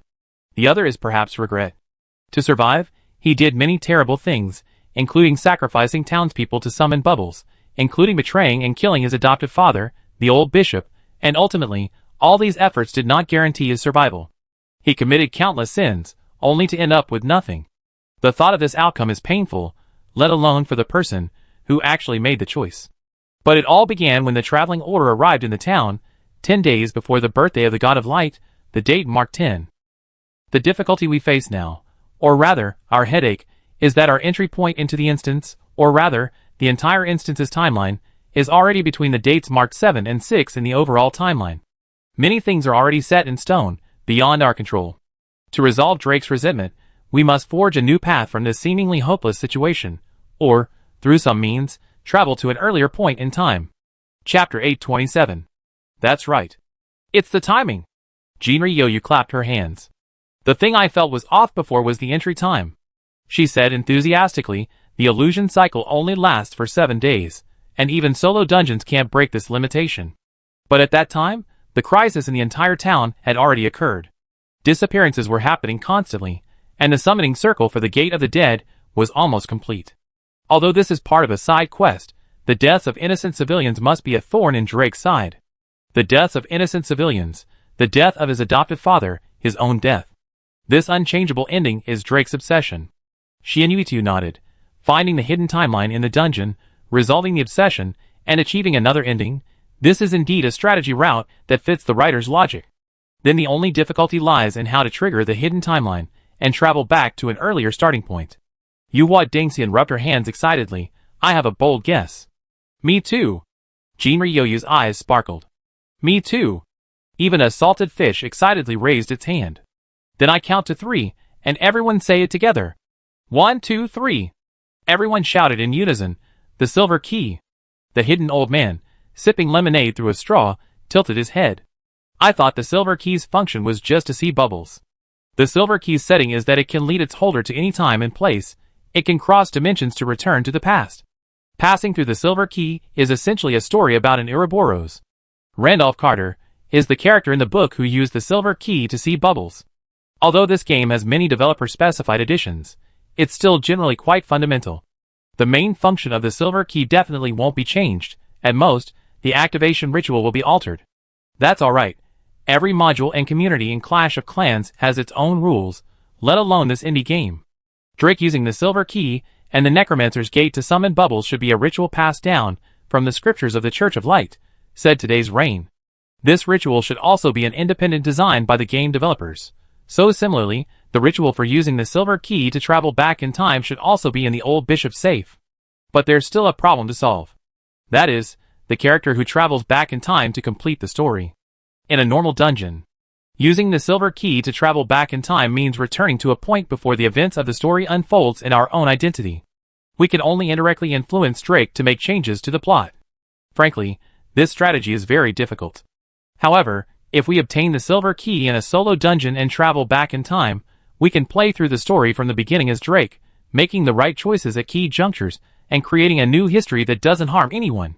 Going back in time and showing Drake, the one in the core of the illusion, another choice, is the strategy for the true ending of the hidden route. Success is within reach. Yuhua Dengxian Dao. Shall we team up and enter the dungeon now? Okay. Charge. Let's go!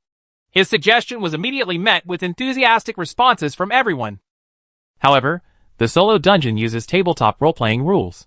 Even if you know how to play, whether you can actually achieve the ending still depends a lot on luck, Jinryu reminded everyone as usual. Not to mention, there's also Milktooth causing trouble.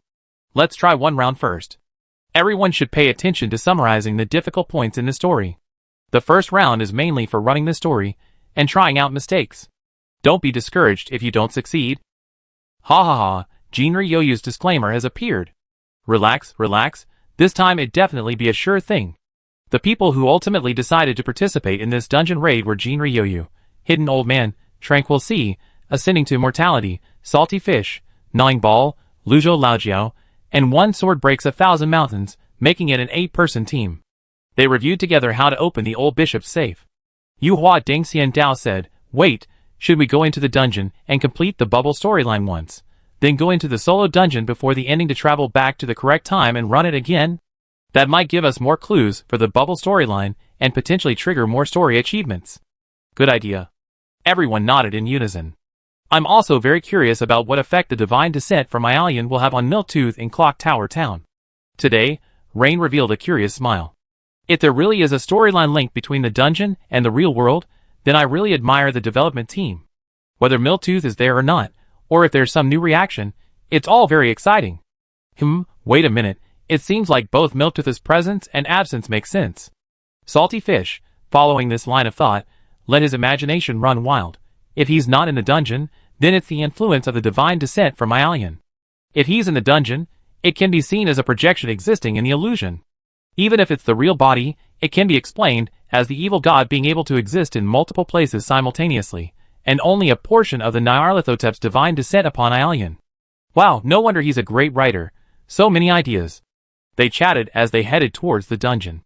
After passing through the familiar jelly barrier, they arrived at Clock Tower Town once again. The town was packed with players.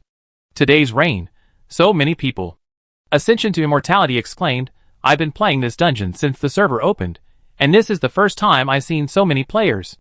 Not surprising. Ever since Rain's strategy sharing session, more and more players have been entering this dungeon, said Lujo Lagio. However, most people probably heeded Rain's advice, so the distortion level hasn't increased much. Excuse me, which cycle is this? What day is it? Gnawing Ball stopped a passing player. Ball, sir? The player recognized her, and Rain, sir. You come at just the right time. This cycle just started, it's day 2. This timing is fine, it won't affect our operation. Rain nodded. Let's go to the church. They once again infiltrated the old bishop's office from the church's backyard. This time, there were 2 professional assassins present.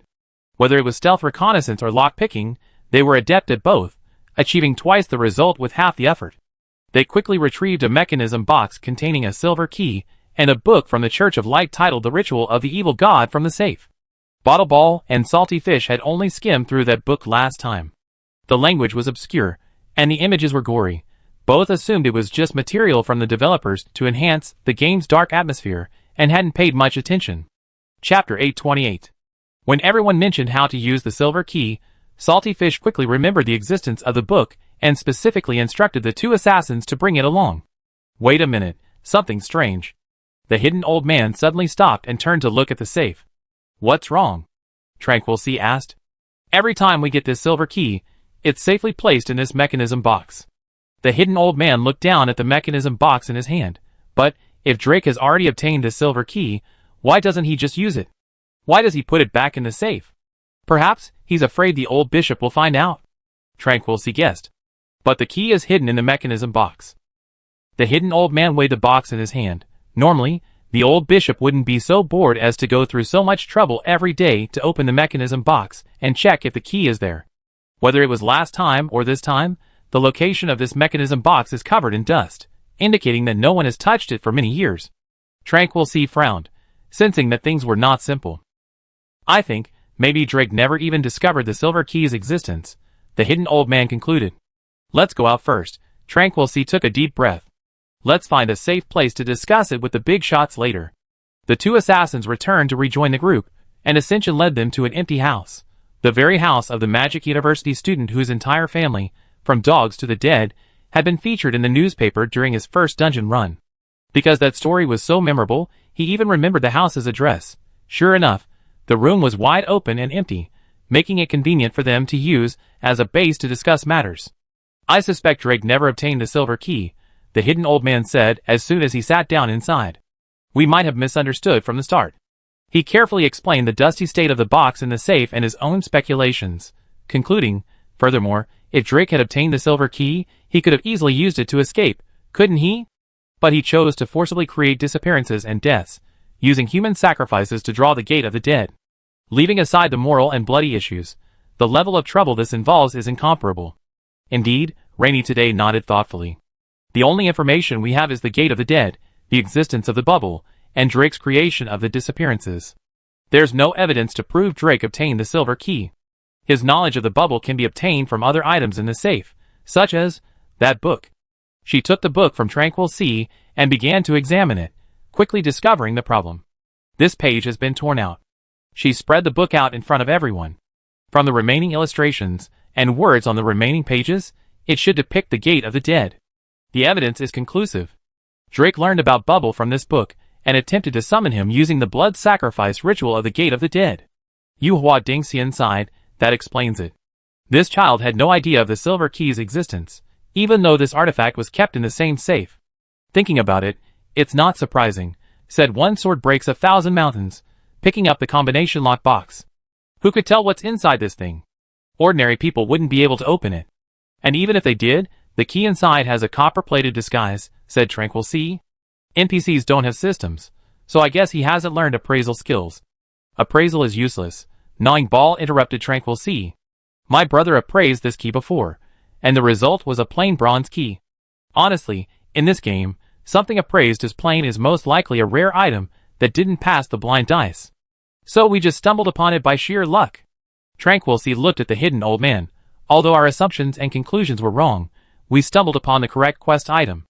No, it wasn't just stumbling upon it by sheer luck, said Today Rain and the hidden old man simultaneously. The captain was startled and almost swallowed back what he was about to say. Captain, you go first. Encouraged by the crowd's gazes, the socially awkward captain shuddered and began, we deduce this from Drake's unusual behavior, the Necromancer's Gate ritual circle, the fact that the safe was opened, the existence of the bubble, and the key.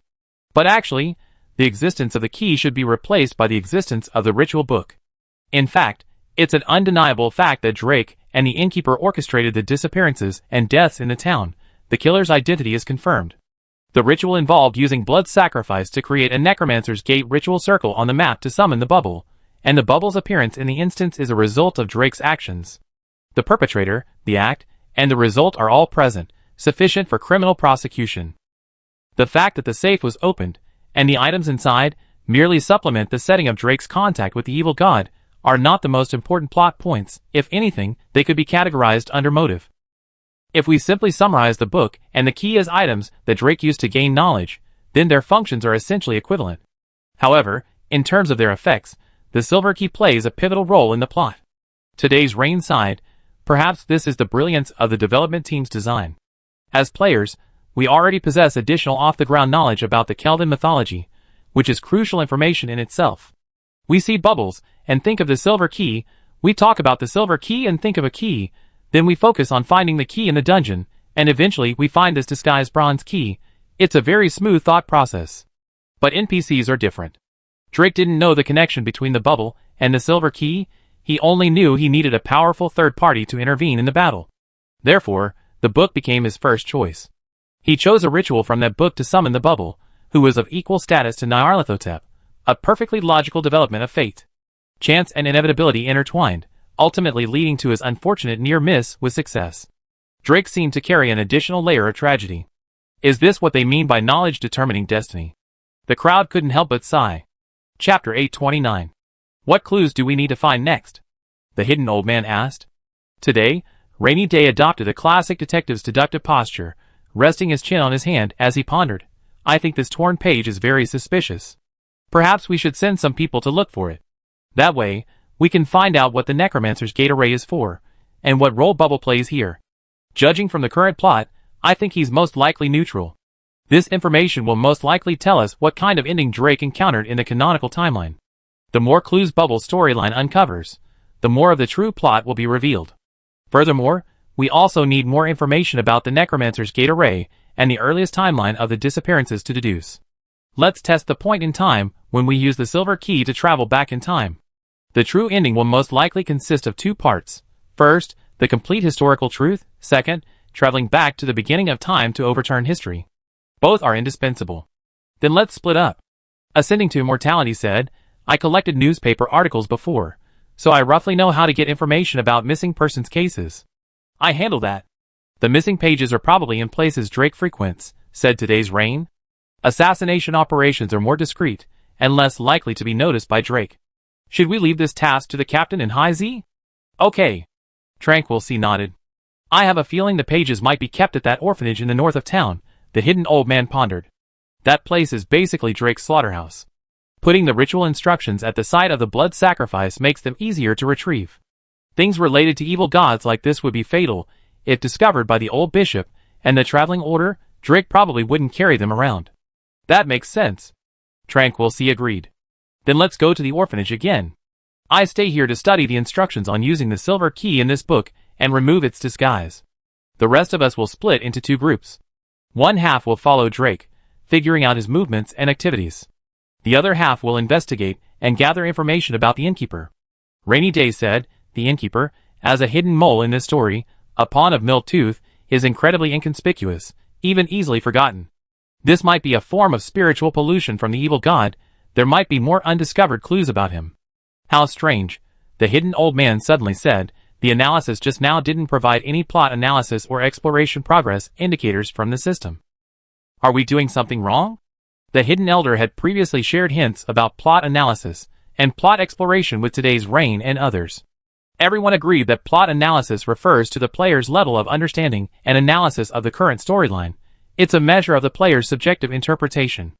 Finding evidence to support the player's analysis and unlocking new plot points unlocks plot exploration. Reaching a plot exploration rate of 90% or higher may unlock the ending. It's not necessarily wrong, today's Rain said. It's possible we haven't triggered the events yet, haven't truly entered the main plot line.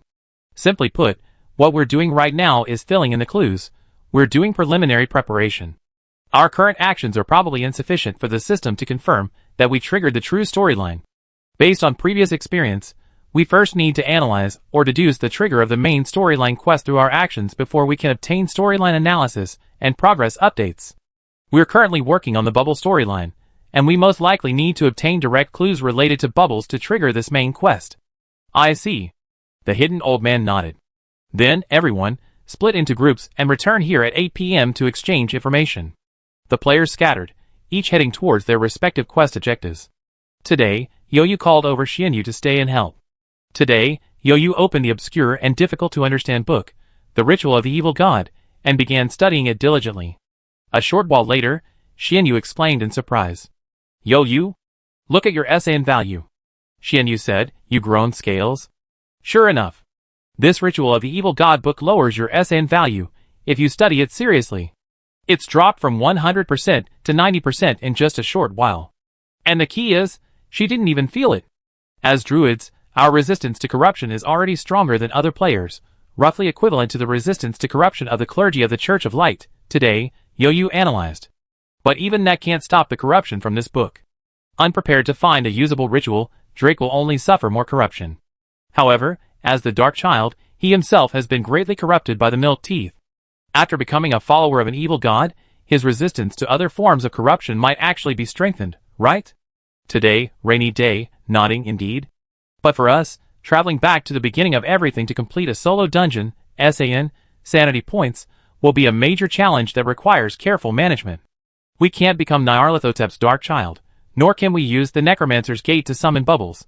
Perhaps we could try teleporting out of combat, but I suspect that's definitely not one of the endings the game has prepared for us. Although Drake's escape might prevent all the tragedy from happening, from both a gameplay perspective and a plot point standpoint, this opportunistic development is unlikely to be the true ending. At most, it will serve as an Easter egg plot point. Escaping will never truly solve problems. Actually, I'm curious too. A salted fish looked out the window at the misty sky over the town. Drake really had other choices. People always have choices. Today's Rain smiled. Of all the life forms that have emerged on Earth over its 4.6 billion years of history, humans are the only highly intelligent species still thriving. Humans excel at turning the tide and surviving desperate situations. People say they have no choice, but it's really just that they don't want to use their one and only life to try and fail, and bear the consequences of failure. Everyone wants a perfect and stable life, unwilling to take any detours due to trial and error, yet forgetting that detours also offer different scenery. But we're in a game where we can constantly try, constantly take risks, constantly start over. The predetermined future is not unchangeable. We just need to add new variables to the equation of fate. At the very least, nothing is impossible if you're willing to give up. A lazy bum, eh? Wait, isn't it nothing is impossible for a willing heart? I didn't expect you to be a laid-back type of boss. Chapter 830. The hidden old man returned to the abandoned orphanage once more. It was still in a state of desolation and abandonment. Overgrown weeds swayed in the wind, and the stench of decay and blood filled the air. Although the orphanage was likely still empty, just to be cautious, the hidden old man activated the illusion mark on his equipment again and stealthily entered the orphanage. Unlike last time, This time Tranquil C followed him in. Drake is no good, Tranquil C commented, squinting at the mess. The hidden old man nodded and pointed to the deepest room. It's full of corpses. I don't think there will be any book pages hidden there. Last time, the hidden old man followed the stench of blood and decay directly to the deepest room in the orphanage, which resembled a slaughterhouse. This time, they focused on the room that was clearly still in use. That page records a ritual to summon an evil god. It's most likely a corrupted item, Tranquil C judged based on her gaming experience. Drake is constantly watched by the Church of Light and Miltooth, so this is indeed the best hiding place. The hidden old man nodded. If the Church of Light discovers this, it's certain death. But as a corrupted item from an evil god, it might not be noticed by the fanatical innkeeper. Bubble and Nyarlathotep are of equal status, and have no conflicting stances. Even if the innkeeper discovers it, they can easily slip away. Besides, recreating the Gate of the Dead on the map isn't easy. If it were me, I keep that page within easy reach and refer to it from time to time to adjust my actions. Drake's main haunts, besides this place, are the underground passages and the Church of Light. Keeping him at the Church of Light is too dangerous, and the underground passages are unsuitable for harboring monsters. The most likely location is somewhere in this orphanage. This orphanage is actually a fairly large mansion. Perhaps to make room for more orphans, it has a strangely divided layout with many rooms.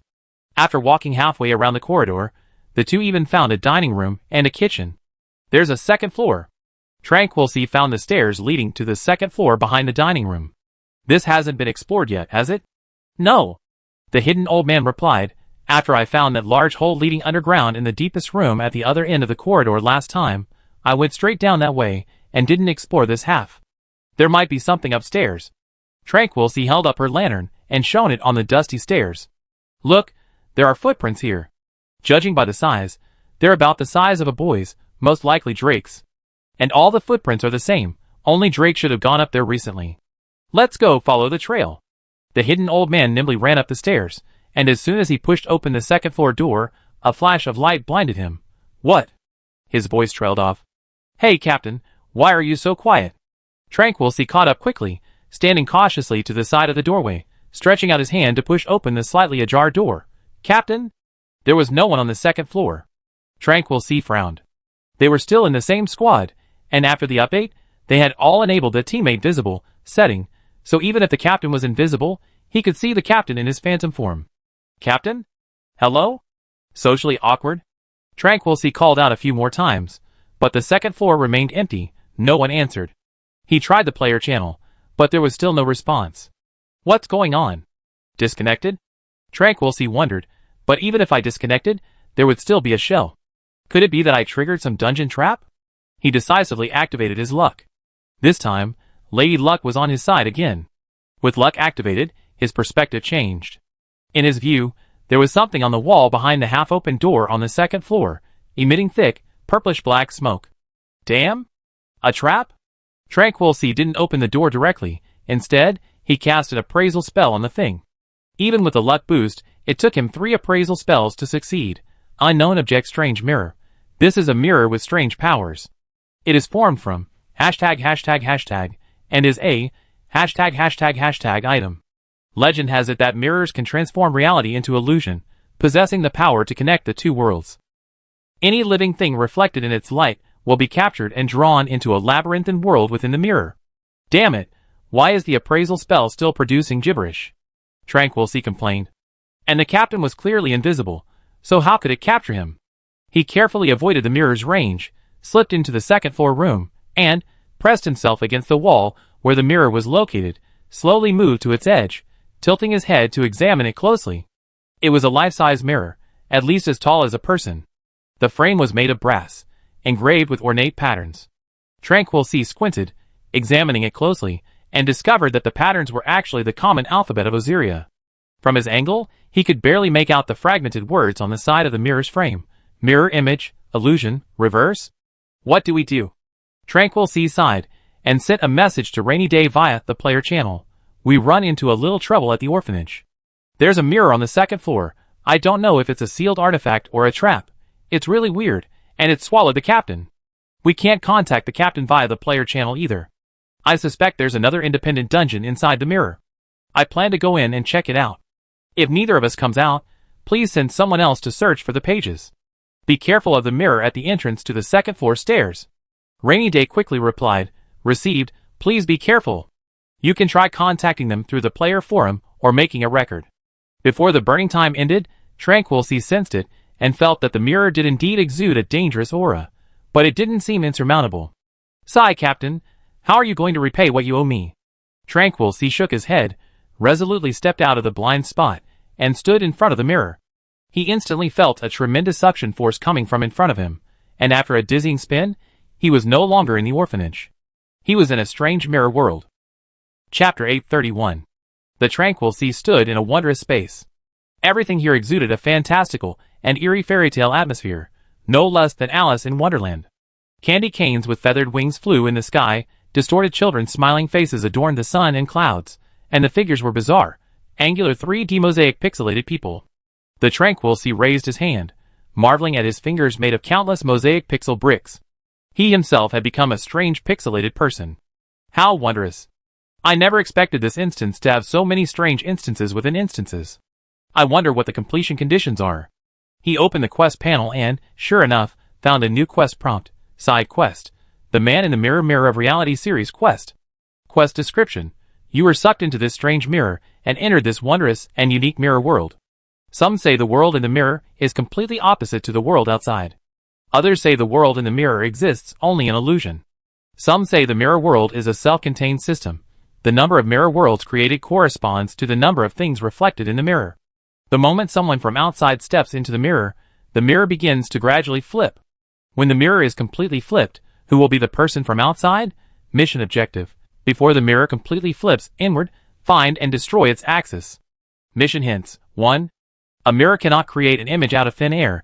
It only creates a corresponding solid based on a reference point. 2. The person in the mirror is often the one looking in it. 3. Mirrors are cunning. They secretly peer into your heart when you look in the mirror, learning your deepest secrets and most cherished treasures at that moment. Time limit. 12 hours within the Clock Tower Town instance. The time flow in this side quest is the same as in Clock Tower Town. Note: this side quest is related to sealed artifacts/artifacts. Successfully solving the quest puzzles will give you a chance to obtain clues related to sealed artifacts/artifacts. Note: due to the settings of this side quest, you cannot use communication methods to contact the outside world during the quest. Players are allowed to log off, but logging off will be considered as voluntarily abandoning and exiting this quest. Once you voluntarily abandon this quest, you will not be able to accept it again. Please choose carefully. If a player dies during this quest, the quest is considered a failure. Tranquil Sea. Damn, another puzzle game? My brain's about to explode. At this point, I desperately need Rain's cheat-like brain, but I can't contact him. It's supposed to be an online game, but it's turned into a single-player game. This isn't testing teamwork, it's testing individual puzzle-solving skills. Tranquil Sea muttered, wait, didn't I come here to find the captain? Where did he go?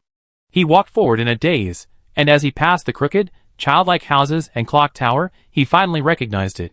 Isn't this still the Clock Tower Church? So this mirrored world is still reflecting Clock Tower Town? Just as his lucky time was about to end, he finally saw the figure of the hidden old man. Albeit a pixelated one. Captain! He breathed a sigh of relief and rushed over. Are you alright? You just suddenly disappeared. What? The other person burst into tears of joy, sobbing as they rushed towards him. Ah, you suddenly disappeared and scared me to death. I was all alone in an instant. It was so scary. Tranquil Sea abruptly stopped in his tracks. Wait, who are you?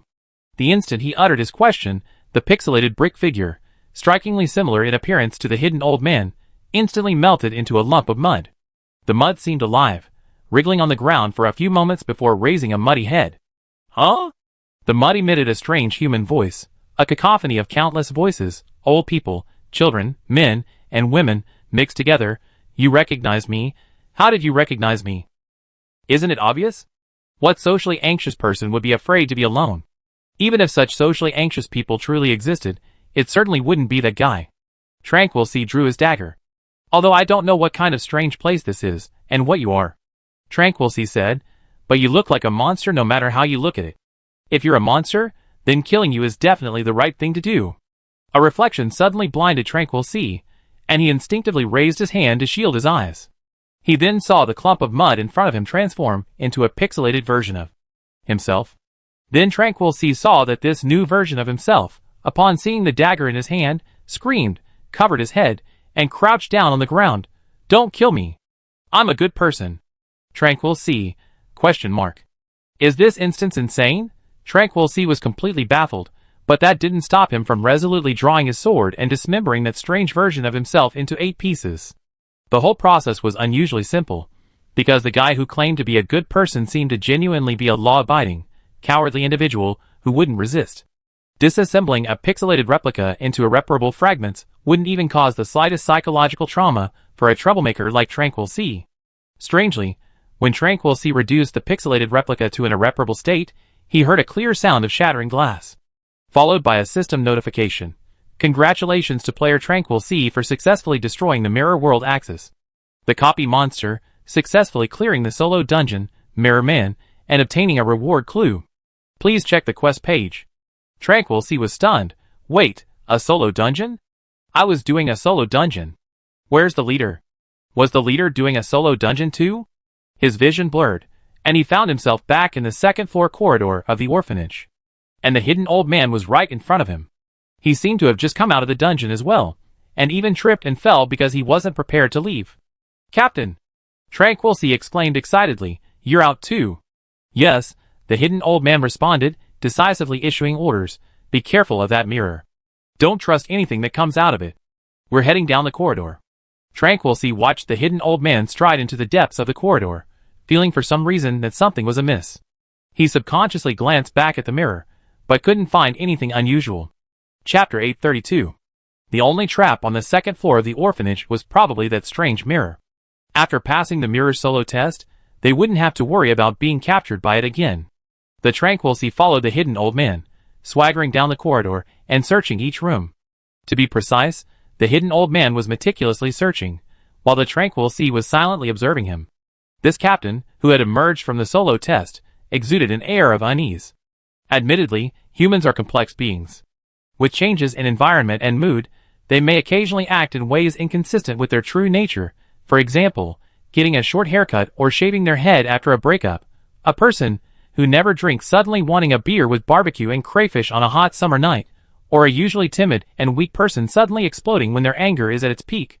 However, these impulsive new attempts do not represent a change in personality or habits. Even if one truly resolves to change old habits, it is often a long and iterative process. It is impossible for someone to become a completely different person overnight. Tranquil C and Hidden Old Man have teamed up for numerous dungeons and countless missions, including countless search and exploration tasks. He probably understands the socially awkward captain style better than Hidden Old Man himself. Because he fears being scrutinized and judged, Hidden Old Man always minimizes his presence, unconsciously walking with his head down, back hunched, and curled into a small ball. When searching, he never completely messed up the room at once. He would carefully pick up any suspicious items, examine them closely, and then meticulously put them back in their place.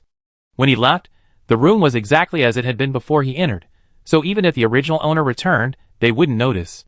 This careful approach to erasing his own traces, coupled with respect for the original owner and other players on the mission, ensured he completed his task without causing any trouble for others, perfectly in line with the elusive style of an assassin. But this person before him, from the very beginning, strode with an air of arrogance, recklessly rummaging through everything. It wasn't just social anxiety, it was clearly the behavior of someone with social anxiety disorder. Tranquil C, a social terrorist himself, frowned, sensing a similar aura emanating from this person. And the biggest flaw was that the Hidden Old Man's private chat channel was still unreachable, but today's rain could already be contacted through the player channel. I see. Tranquil C thought to herself. I roughly understand that long, rambling explanation in that solo quest. When a creature is reflected in the mirror, it's sucked into the mirror world. Simultaneously, the mirror begins to flip, and something completely opposite to the original crawls out. The so-called time limit of when the mirror completely flips doesn't refer to the time it takes for the counterfeit to emerge, but rather the time it takes to completely replace the original. And at the core of this mirror world, the copycat monster, based on the creature's thoughts at the moment it looks in the mirror, generates a bizarre world, becoming the people, events, objects, or even the creature itself within its thoughts. If the clone in the mirror world isn't destroyed within the time limit, the clone will be replaced by its disguise in the real world, and the original will most likely die or be forever lost in the mirror world. Only after successfully breaking or shattering the mirror world can the original truly leave. Wait, will the disguise disappear with the mirror world, or will it wander outside waiting for me to kill it? The former is fine, but if it's the latter, wouldn't there be a completely unlike me wandering around now? But Tranquil C looked at the disguise with a complicated expression. Because it was a disguise created by the mirror, everything about it was the opposite of the original. Appearance, dominant hand reversed, personality completely reversed, socially awkward becoming socially adept. Needless to say, the acting was completely out of character. The person wasn't even pretending. It could probably only fool strangers. To acquaintances, it was obvious at a glance. Tranquil C couldn't help but wonder what this disguise was trying to do. He sheathed his dagger and silently followed the disguise, outwardly pretending. He appeared completely oblivious to anything amiss, but in reality, he had already bombarded the most knowledgeable minds, the powerful brainpower, today's reign, with all the information he knew in the private chat channel. Private chat channel current target, today's reign. Tranquil C, boss, any ideas? Today's reign, I do. That mirror you encountered is very likely a sealed artifact.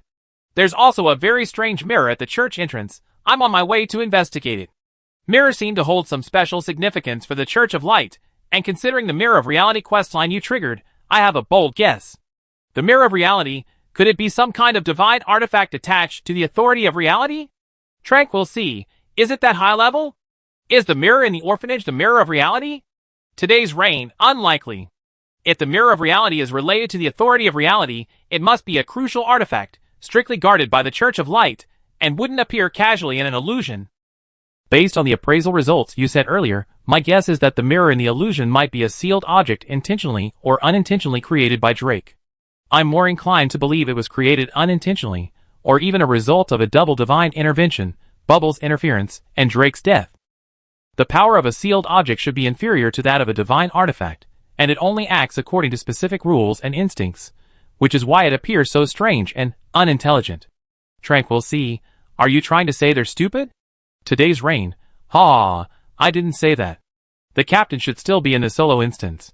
I think given his abilities, unless a bunch of living people can be summoned to gang up on him in the solo instance, he's definitely safe. This sealed artifact's instance within an instance is probably a fun design, likely used for delivering intelligence. However, this increases the complexity of the instance. You should observe what this imposter's purpose is, or bring it back so I cough. Let's all observe it together. The captain's version from the Social Bull Forum, to be honest, I'm a little curious. Tranquil C, cough, to be honest, it's not as interesting as the captain, but just thinking about showing the captain the recording of this imposter makes it instantly fun. Rainy day, as expected of you. Chapter 833. The hidden old man, suddenly sucked into a solo mirror space, had absolutely no awareness of being in danger and needing rescue. Of course, this single-player game veteran wasn't some distressed girl needing a knight to save her from a dragon.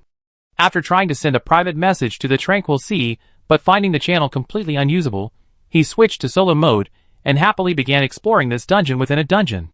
Isn't it normal for online game players to be affected by the main storyline and leave their party to enter solo dungeons? Everyone's an adult. This guy can easily play solo and find ways to pass the time. Compared to the Tranquil C, whose actions are simpler and more direct than rescuing people, the hidden old man preferred this solo exploration. Since he was already there, he might as well make the most of his remaining time. He glanced at his remaining game time and decided to make the most of the system-given time. One cycle in the clock tower instance is equivalent to 1 day of game time, roughly equivalent to 1 night in the original world. The time flow in this instance is similar to that of the clock tower instance. Playing here for 12 hours would only amount to less than 2 hours in the original world, giving him ample time to enjoy the game at his own pace. Of course, at this moment, the captain was unaware that a version of himself was wandering around outside, otherwise he might have deeply regretted his decision. Mirrors themselves possess the ability to represent reality and illusion, creating an entrance to both the real and the virtual worlds. There's also a strange mirror at the entrance to the church in Clock Tower Town that reflects the player's true appearance. Ialian also used mirrors as an entrance to both the real and virtual worlds. The hidden old man recalled the beta test storyline he crammed. This dungeon is getting more and more complicated. However, for a hardcore gamer like him, who loved to delve deeper, complexity meant more fun. The socially awkward captain's eyes gleamed with excitement as he stepped into the distorted, gray-black town. Unlike the eerie fairy tale town of the Tranquil C solo dungeon, The hidden old man's mirror world exuded a Tim Burton-esque gothic dark fairy tale aesthetic. He felt like he stepped onto the set of San Andreas. To be honest, the hidden old man quite liked this style of setting. The design here is just my style. He pondered. I wonder if everyone sees the same scenes in this dungeon, or if the dungeon adjusts its scenes based on player preferences? If it's the latter, ugh, this development team always wastes money on unnecessary development, but I really admire their craftsmanship. Completely ignoring market trends, focusing solely on creating their own high-quality games, even if the exquisite scenes, assets, and CG visuals are never triggered by players, never seen by any player in their lifetime. This thankless dedication to crafting their ideal masterpiece, I admire it so much. A producer in the distance, feeling admired, suddenly sneezed violently. The hidden old man opened the quest page as he walked, beginning to study each quest. I can't contact the rain god here, but after doing so many quests with her, I learned a thing or two of her analytical methods. Don't underestimate the socially awkward development team. To minimize the number of times we trouble others, we learn and do anything. While having trustworthy companions is certainly a wonderful thing, a large part of the reason why people with social anxiety exist is because they don't want to burden those trustworthy companions with their own incompetence. He mimicked Jin Ryoyu's manner, analyzing each point in the quest description, judging from the quest title, Mirror of Illusion. This name immediately brings to mind the Authority of Illusion, and it's a series of quests, so it feels like something with a significant background. Maybe it really is a series of quests related to the Authority of Illusion? The Authority of Illusion, and related to mirrors. Could it be like the sea god's sacred pearl that was stolen from the merfolk, and the vessel for the Authority of Illusion is the Mirror of Illusion? Wait, it says here, this side quest is related to a sealed artifact/artifact. Successfully solving this quest puzzle will give you a chance to obtain clues related to sealed artifacts/artifacts. Yes. This guess is definitely right. He pulled out a pen and paper from his backpack and quickly jotted down his speculation. Next is the mission introduction. The more beings reflected in the mirror, the more mirror worlds will be created. So, everyone will generate their own unique mirror world. That's a single-player instance. My previous guess was correct. After the initial surprise, the hidden old man frowned again. Completely the opposite, illusory, flipped. These keywords also fit the nature of the power of illusion and reality. The person outside the mirror refers to me, right? The mirror flips. And if I don't leave within the time limit, who will the person outside the mirror be? A troubling thought crept into his mind. Could it be that the system will create a fake version of me and run away? This is practically a terrifying replay of having dinner with GOS. The hidden old man clutched his head and let out a mournful cry. No, I have to get out of here quickly, lest that thing possesses my body. No, that thing using my image hurts my teammates. Mirrors can see into people's hearts, and they can also generate a counterpart based on the person reflected in the mirror. The counterpart must be the monster. I don't know what the axis is, but it can be killed and destroyed, so it must be an enemy target. The hidden old man's gaze sharpened, and following this line of thought, the entire strategy for clearing the dungeon gradually emerged. Wait, so this dungeon is actually a puzzle dungeon, and a timed single-player dungeon at that. Anyway, there are no other players here, and it's an independently generated virtual space, so all I have to do is kill everyone who enters my line of sight. If killing everyone isn't enough, then I continue destroying all the items. The hidden old man reached out and turned on the Shark Forks BGM, then inserted the small alchemical puppet into his belt. Drawn by the sudden music, the equally twisted, dark gothic fairytale-style humanoid creatures hidden within the distorted buildings of this solo instance slowly emerged from the shadows, casting eerie gazes toward the hidden old man. The crooked street gradually filled with these grotesque, subtly malevolent humanoids. The hidden old man flicked out his hidden blades from his wrists, his eyes resolute as he swore an oath to his companions outside the instance. Rest assured, everyone, even if I have to crawl, I crawl back. Chapter 834. Actually, to be honest, the players should be considered the ultimate fun seekers in the world. When death is no longer feared, and can even be used as a form of amusement, shouting Yeppy. And repeatedly tried, nothing in this world, except boredom, can truly affect these fourth calamities. At this moment, having received the news from the tranquil sea and today's rain, players who wanted to see their captain's fun had already rushed from all directions of Clock Tower Town, gathering in the orphanage courtyard. A socially awkward version of the captain? Salty Fish's eyes lit up. This is a rare and precious scene. How come the effects of this single-player instance are so perfect for causing trouble? Ascension to Immortality said, I want to try it later. Being the opposite of myself, I'm so curious. Wait, has Brother Heisey been in there too? I'm more curious about what the truly socially awkward version of Brother Heisey is like. Gnawing Ball said, always eager to stir up trouble. Indeed, this kind of setup is only fun with characters like the captain and others who have such distinct personalities. For us ordinary, mediocre people, and conversely, for us to be equally unremarkable mediocre, there's no fun at all.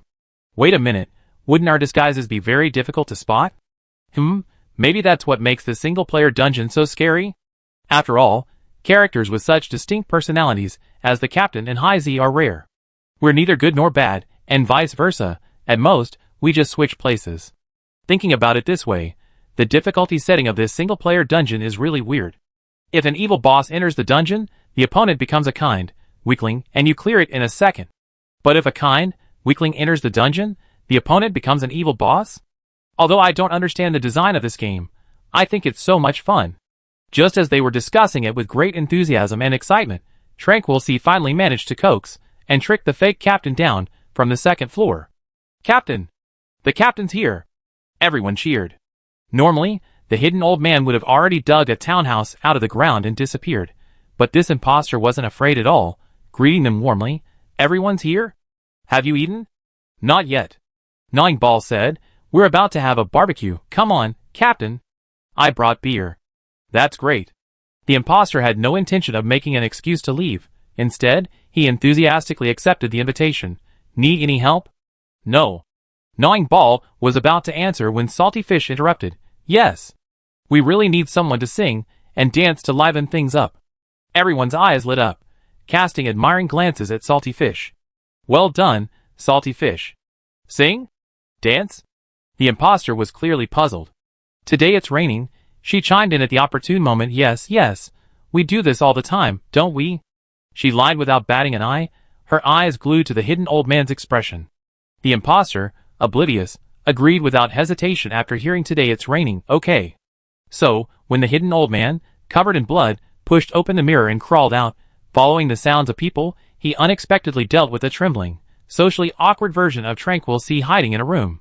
Upon reaching the courtyard, he saw his teammates enthusiastically setting up a barbecue grill, while he himself, following Tranquil Sea's example, loudly and off-key sang, "It was you who wanted to break up. Break up then, break up." A terrifying scene unfolded as people performed a bizarre square dance. Ah! The hidden old man, once again transforming into the world-famous Painting the Scream, let out a barely audible scream. What the hell is this? And judging by those practiced movements, this definitely wasn't the first dance. Simply digging his toes into the ground couldn't describe the hidden old man's inner turmoil. He desperately wanted to roll his eyes back, faint, and log off to play dead, but if left unattended, that fake captain would create even more embarrassing moments. A familiar figure flashed past everyone with lightning speed. Before the wind that whipped up the biting ball hair could even settle it, the fake captain was tackled to the ground from behind, a hidden blade piercing the back of its head through the neck. The real hidden old man, riding on his own corpse, resembled a true assassin straight out of Assassin's Creed, coldly retracting his drawn hidden blade. The commotion abruptly ceased. The players stared, mouths agape at the impressive scene before them, and spontaneously burst into applause. Tranquil Sea, who was teaching the hidden old man to dance face to face, watched the real captain's expressionless face, and his eye twitched involuntarily. Seems like I gone too far. This guy's fake. The hidden old man's voice wasn't loud, but it was unusually firm. It's the product of a strange mirror. Ahem, we know, Tranquil Sea said. We're investigating. Ahem, we're tinkering with it. The hidden old man glanced at him with a chilling look, his eyes filled with reproach. You were just trying to say you were harassing me, weren't you? No. It's an investigation. An investigation. Tranquil Sea desperately winked at Rainy Day. If you don't believe me, ask Boss Rainy Day. He already has a conclusion. The hidden old man looked at Rainy Day with skepticism. Rainy Day nodded, and only then did he get up from the corpse, which turned into a puddle of grayish-black mud and quickly disappeared into the air. Based on the experiment just now, I have indeed drawn some conclusions. Today's rain is still very reliable. The imposters generated by the mirror are completely opposite to the original, both in appearance and personality. However, the imposters are completely unaware of this fact. They don't know they are the opposite, and even believe they are exactly the same as the original. This is why their behavior seems particularly bizarre, and somewhat artificially stupid. They possess some of the original owner's memories. For example, the captain's imposter recognized us, but didn't know my fabricated past, indicating it didn't have complete memories, mostly just some of the original owner's game records. Considering this is a game, copying a player's memories is impossible. This approach is technically easier to implement, which is reasonable. From their own intentions, they have the desire to replace the original owner without arousing suspicion, and will attempt some disguise. However, given the premise of being completely opposite, successfully disguising oneself is entirely impossible. For people with strong personalities, this single-player dungeon is a piece of cake. Chapter 835. Judging from the fact that you just left the instance, yet the disguise still exists, and considering the previous experience of the Tranquil Sea, the mechanism of this solo instance should be like this. The player enters and looks in the mirror records the player's game data at that moment, generating an opposite disguise, which is then placed into the clock tower instance. And within the solo instance, there will be another axis, a copy monster. This copy monster will randomly change its appearance based on the recorded data. Killing the copy monster will destroy the axis, thus escaping from the solo instance. Today's Rain, skilled and quick-witted, dispelled the hidden old man's doubts. You guys must be playing me, right? That's right. I killed all the monsters in the solo instance, and the solo instance ended. The hidden old man confirmed. But what's the point of this solo instance? It can't just be a fun instance, can it? When saying the words fun instance, the hidden old man almost spat them out through gritted teeth, causing Tranquil Sea and Today's Rain to tremble involuntarily. Take a look at the quest page, said Tranquil Sea. I received a clue reward after completing the solo dungeon. You should have won too. My clue is the Mirror of Illusion bears illusion. The hidden old man also opened the quest panel and found the reward clue. The gods betrayed their divine child. Even the last struggle of mortals is enough to tear a piece of flesh from a god. These reward clues are related to the true ending of Clock Tower Town. Rain today exclaimed excitedly. Tranquil Sea's clue wasn't very useful. It said something we already guessed. But the captain's clue is more interesting. The gods betrayed their divine child refers to the dual divine intervention of the god of light and Nyarlathotep inflicting damage on Drake. The last struggle of mortals refers to Drake's resistance in alliance with Bubble. Enough to tear a piece of flesh from a god. Does that mean Drake injured the god of light? There's a platform on the roof of the Bell Tower Church, and on that platform, the statue of the god of light has a fleshy heart growing from it. Inside that heart is the core of the illusion, the hidden old man recalled. Could these two things be related? We need more clues, said Today's Rain. Each person can only enter the single-player dungeon once. We take turns going in to get clues. The others will be responsible for dealing with those disguised entities that pop up. Wait a minute, Tranquil Sea suddenly realized something. The disguised entities have to be killed. They won't disappear on their own after clearing the dungeon. What about my disguised entity? I encountered it when I came out and killed it on the spot. The hidden old man answered casually, narrowing his eyes and lowering his voice to the Tranquil Sea. I said, you recorded that, right? That? Tranquil Sea asked, puzzled. That one. The socially awkward version of me. The hidden old man's voice was soft, his tone urgent. I said, you absolutely cannot put the video on the forum. Otherwise, I release the socially awkward version of you too. Tranquil Sea paused strangely. Why do you think I would do such a thing? The hidden old man crossed his arms, narrowing his eyes suspiciously. You dare say you didn't intend to? Tranquil Sea obediently shut up, then asked curiously after a while, what do I look like when I'm socially awkward? I really want to see that video. Get lost. Before gathering at the orphanage, the players had mostly completed their assigned tasks. Now, the team's focus shifted to clearing solo dungeons to obtain clues. The hidden old man and Tranquil Sea, who had already cleared the solo dungeon, returned upstairs to continue searching for the missing page. After Tranquil Sea activated her luck-burning skill again, they finally found the missing page under a loose wooden floorboard in a second-floor room. The page was heavily polluted. Even just holding it or putting it in their inventory caused their sanity points to slowly decrease. The hidden old man and Tranquil Sea took turns bringing the page out and found Today's Rain, who had already cleared the solo dungeon. Today's Rain's disguise was a brainless, evil, and sweet girl, making her easy to deal with. She was quickly dealt with, and Today's Rain successfully obtained a clue. A piece of divine flesh, a tormented soul, a town's blood sacrifice, endless pollution. All coalesced into a sealed object. The sealed object is that mirror? Tranquil Sea asked. Not necessarily. Today, Rainy Day shook her head. It could be all the mirrors in this instance. I checked the one at the entrance of the Bell Tower Church. That mirror also had issues.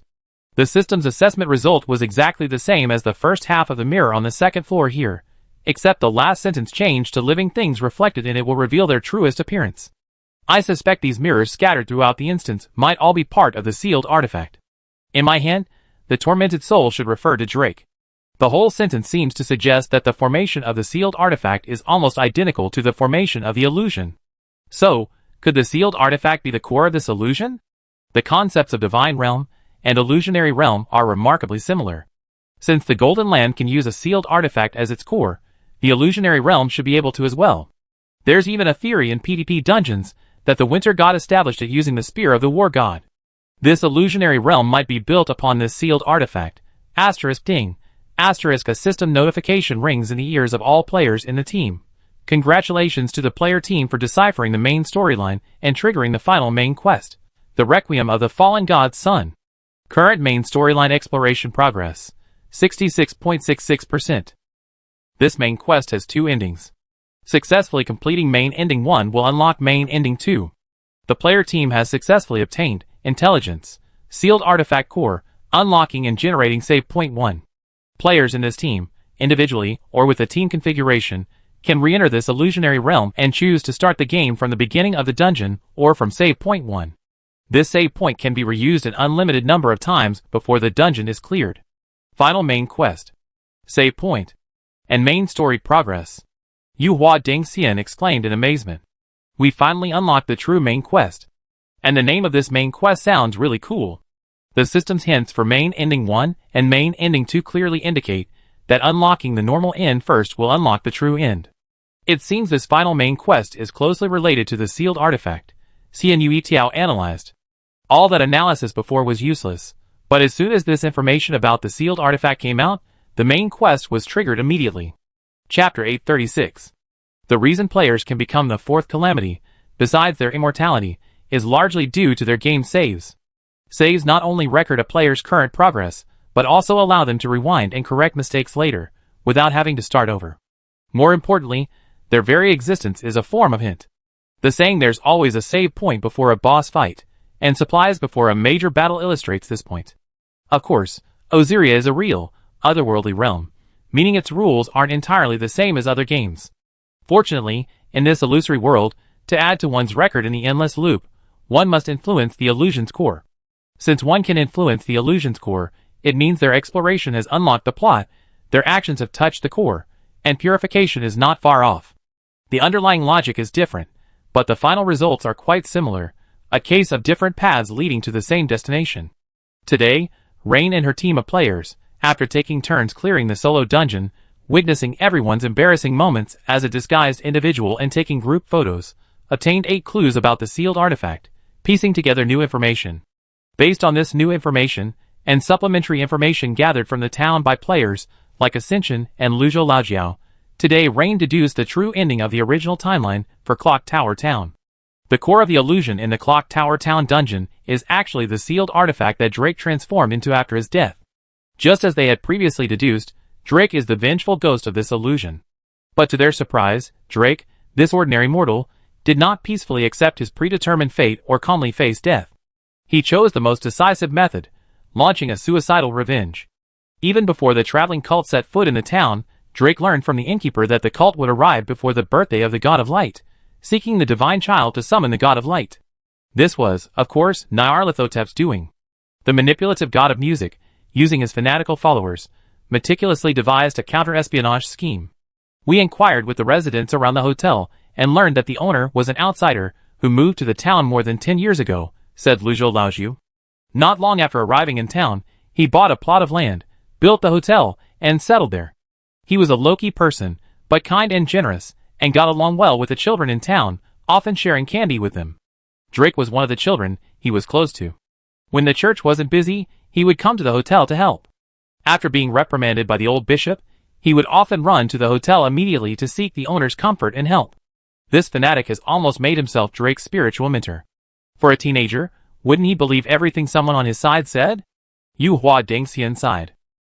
The old bishop only saw Drake as the future vessel of a god, said Yijian Paqian Shan.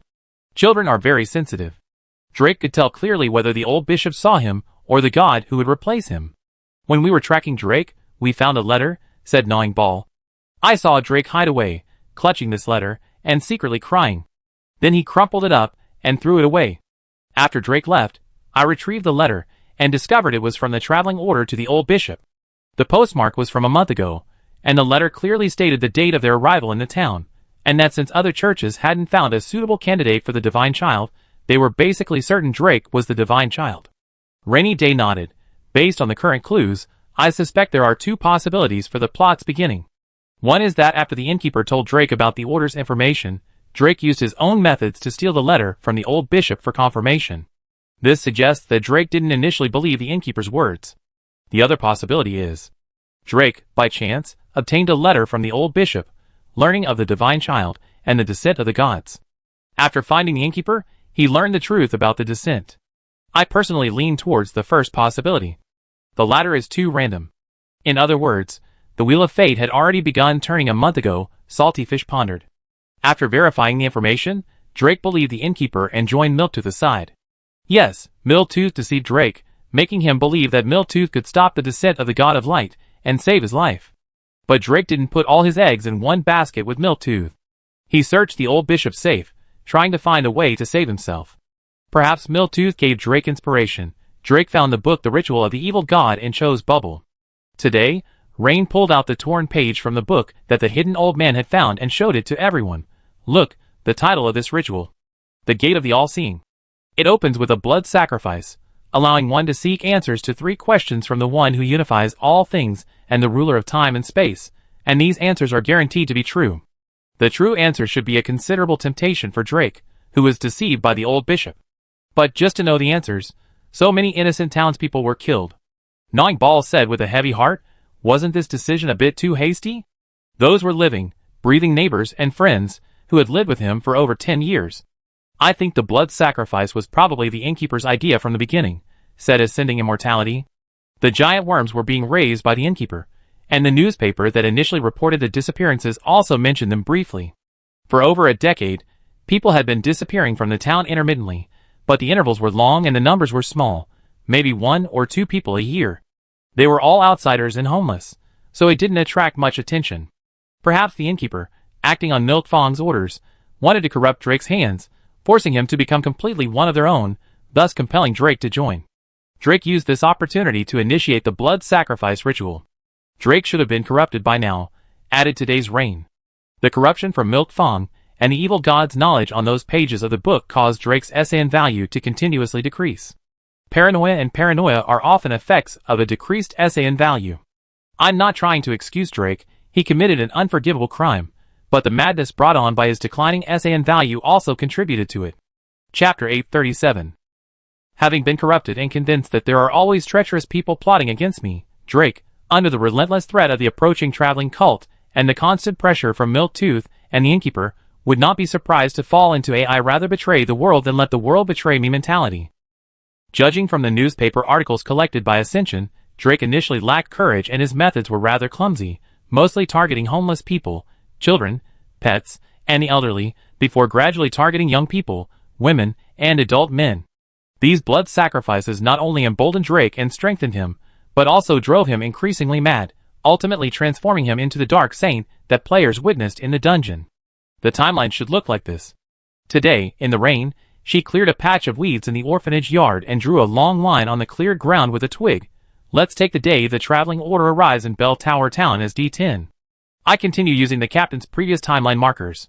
So, a month before the traveling order arrived, that is, D40 days, Drake learned of the divine descent and was gradually deceived by the innkeeper, turning to Milktooth. Half a month after the traveling order arrived, D25, a homeless man in the town became the first to disappear. By this time, the innkeeper had already begun killing people to feed the giant worms. Drake should have also obtained the pages of the ritual book and used this opportunity to begin the blood sacrifice. 4 days before the traveling order arrived in the town, D14, which is 2 weeks before the birthday of the God of Light, numerous disappearances had occurred in the town and gradually made headlines in the newspapers. This is a place that requires special attention. Communication methods in this era are inadequate, and newspaper news is not very timely. Several days pass between the occurrence of an event and when reporters notice it. Add to that the investigation, writing, and printing, there's at least a 3 to 5 day margin of error. This is probably a small trap set by the production team. When rewinding time, we need to be especially careful to leave room for error. Next, we can use the timeline made by the hidden old man. Today, Rain continued to complete the timeline, adding many of her own thoughts and annotations. D10 The traveling order arrives at Bell Tower Town, the final stop of the tour, bringing the divine oracle of divine intervention.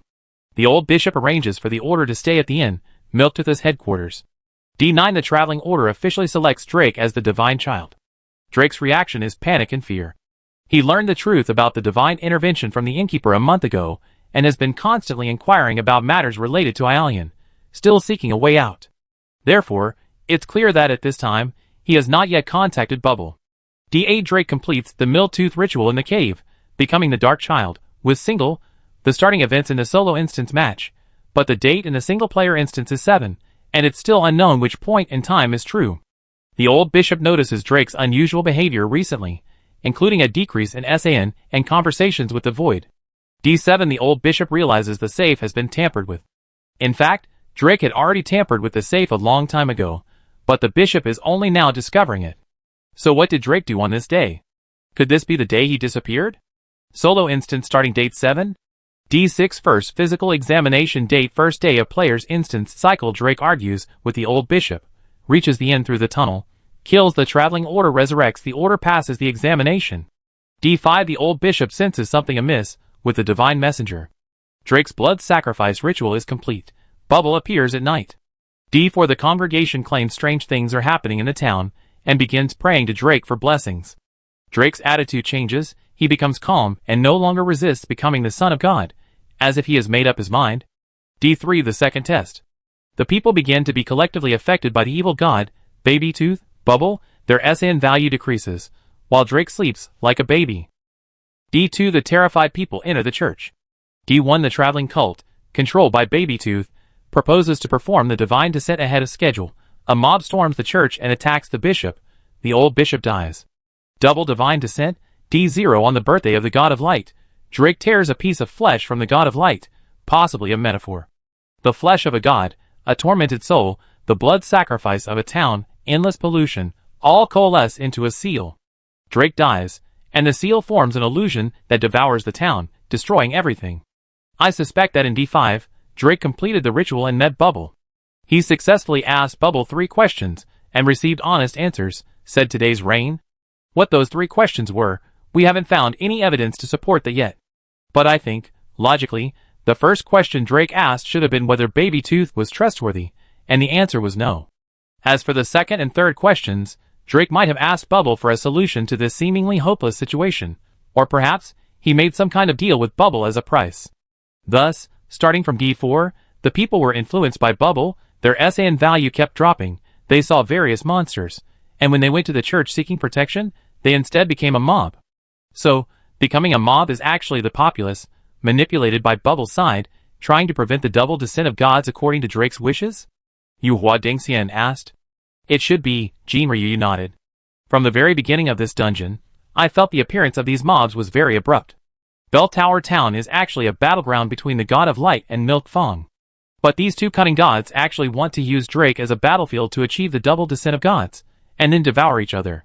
Their positions are opposed, but their goals strangely overlap. Both are to promote the occurrence of the double descent of gods. Then, where did the mob that attempted to destroy the church, kill the old bishop, and destroy the forces of the Church of Light come from?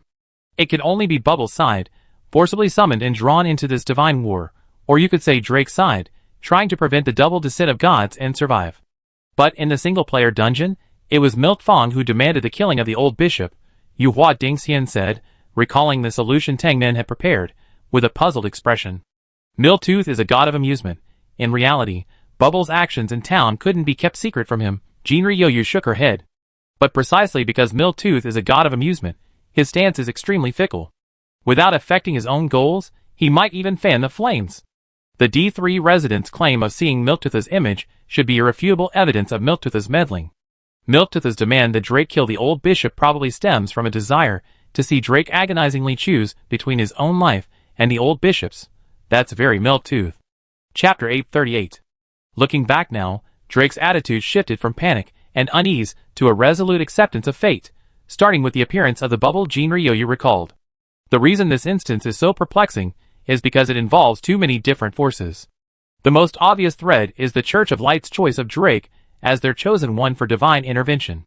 Initially, all the clues in the instance led us to believe that the God of Light had to use his chosen ones for divine intervention to repair the flaws in his foundation. But now, according to the main storyline we introduced, where the God of Light descends, isn't to mend his foundation. From the very beginning, he planned to use the children who resembled him to steal power that wasn't his own, to climb to a divine level incompatible with his own, to transcend the limitations of the world, and to gain more power and authority. The greedy God of Light attracted an evil God, attempting to devour the evil God to gain power beyond the world, and become the supreme God above all. The so-called flaw in the foundation was merely a facade created by the God of Light, to conceal his ultimate ambition to become the supreme being, and also to feign weakness and deceive his enemies. He not only wanted to possess the bodies of innocent children to gain power, but also wanted to use the opportunity to devour the evil God. I suspect that Drake was initially just a dispensable vessel for the God of Light. The God of Light didn't need to mend the foundation, he was simply constantly strengthening himself. This is why he decisively abandoned his descent upon the corrupted Ialian at the beginning, instead seeking a new object for his descent. Even the act of abandoning the corrupted Ialian was a performance by the God of Light for the world.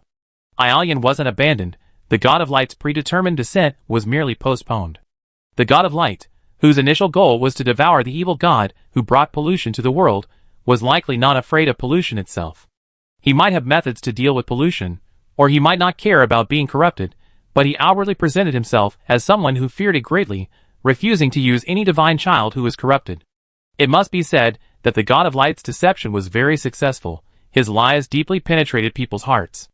At this point, for the God of Light, anyone could be a vessel for divine descent, appearance, ability, corruption. These criteria were merely to cater to the God of Light's own preferences. But in the minds of the old bishop, the members of the Church of Light, and even Milk-Tooth, Drake was the only remedy indispensable for the God of Light to mend his foundation. Drake's misfortune lay in the fact that he looked too much like the God of Light. The old bishop noticed him, and Milk-Tooth noticed him too. When the fanatical follower of Milk-Tooth, the innkeeper, entered the town, Drake's tragic fate was sealed. A weak child, initially insignificant to the God of Light, became an indispensable part of the God of Light's descent plan when Milk-Tooth mistakenly believed him to be material for repairing the God of Light's foundation, luring him into its double divine descent trap. Using the fanatical innkeeper to deceive Drake, attempting to ambush the God of Light through divine descent, Milk-Tooth never imagined that he, the hunter, was the hunted, and even the hunting ground was chosen by himself. While Milk Fong meticulously orchestrated the scheme involving the Dark Child, the God of Light was perhaps secretly watching with smug satisfaction. In the God of Light's plan, Drake would be the battlefield chosen by Milk Fong. Milk Fong would happily open the doors, waiting for the God of Light to walk right into the trap, only for the God of Light to open its maw and devour Milk Fong. But the God of Light didn't anticipate that Drake was a clever child. He might not have possessed sufficient occult knowledge, but he still managed to find the only evil god who could help him in the bishop's safe. This was undoubtedly a desperate measure, and strictly speaking, Bubble wasn't a benevolent god either. However, after Drake sacrificed an entire city's innocent lives as a blood sacrifice, Bubble was clearly quite satisfied with the price. From Bubble, Drake should have learned the whole truth, knew he would become the battlefield in the war between two evil gods, and knew he would face an inevitable death. Drake might have initially only wanted to survive, but when he had no other options, he chose to take everyone with him to their deaths. This is why he suddenly changed his attitude. No longer fearful, no longer panicked, no longer seeking a way out, he simply watched coldly as everyone met their doom. This was a divine war initiated by lies and deception, a war between villains of all kinds, which ultimately became a tragic illusion of utter defeat with no winners. Today, Rain finished this long explanation in one breath, finally concluding, Drake and Bubble made some kind of deal, and Milk-Tooth, as a member of the funny person, although he didn't see through the God of Light's scheme, perfectly suited his chaotic, funny nature, stirring up trouble and making everything even more complicated. Perhaps, as the DM in this book says, betrayal is human nature, even the nature of gods. The God of Light betrayed the world's consciousness, betrayed his followers, betrayed the entire world. The old bishop and the innkeeper betrayed Drake's trust in them, offering this child they had watched grow up, and who had given them their complete trust as a lamb to the gods. Drake ultimately chose betrayal as well. He promised the townspeople protection, yet sacrificed them to Bubble, ultimately transforming into a sealed artifact, dragging the entire town into hell. I suspect that, with Bubble's help, Drake achieved some kind of counterattack. The clue mortals tearing the flesh of gods is evidence of this, and from the remaining clues about the sealed artifact, we can glean several more pieces of information. The sealed artifact that Drake transformed into devoured a portion of the God of Light, and also seized a portion of the illusory and real authority, or rather, the concept. This sealed artifact bears a striking resemblance in appearance and function to the Mirror of Reality, a treasure of the Church of Light that contains the power over both reality and illusion. In fact, it could be considered a lower-spec version of the Mirror of Reality. It can open the gate to the Mirror of Reality's control, to the illusory world within the mirror.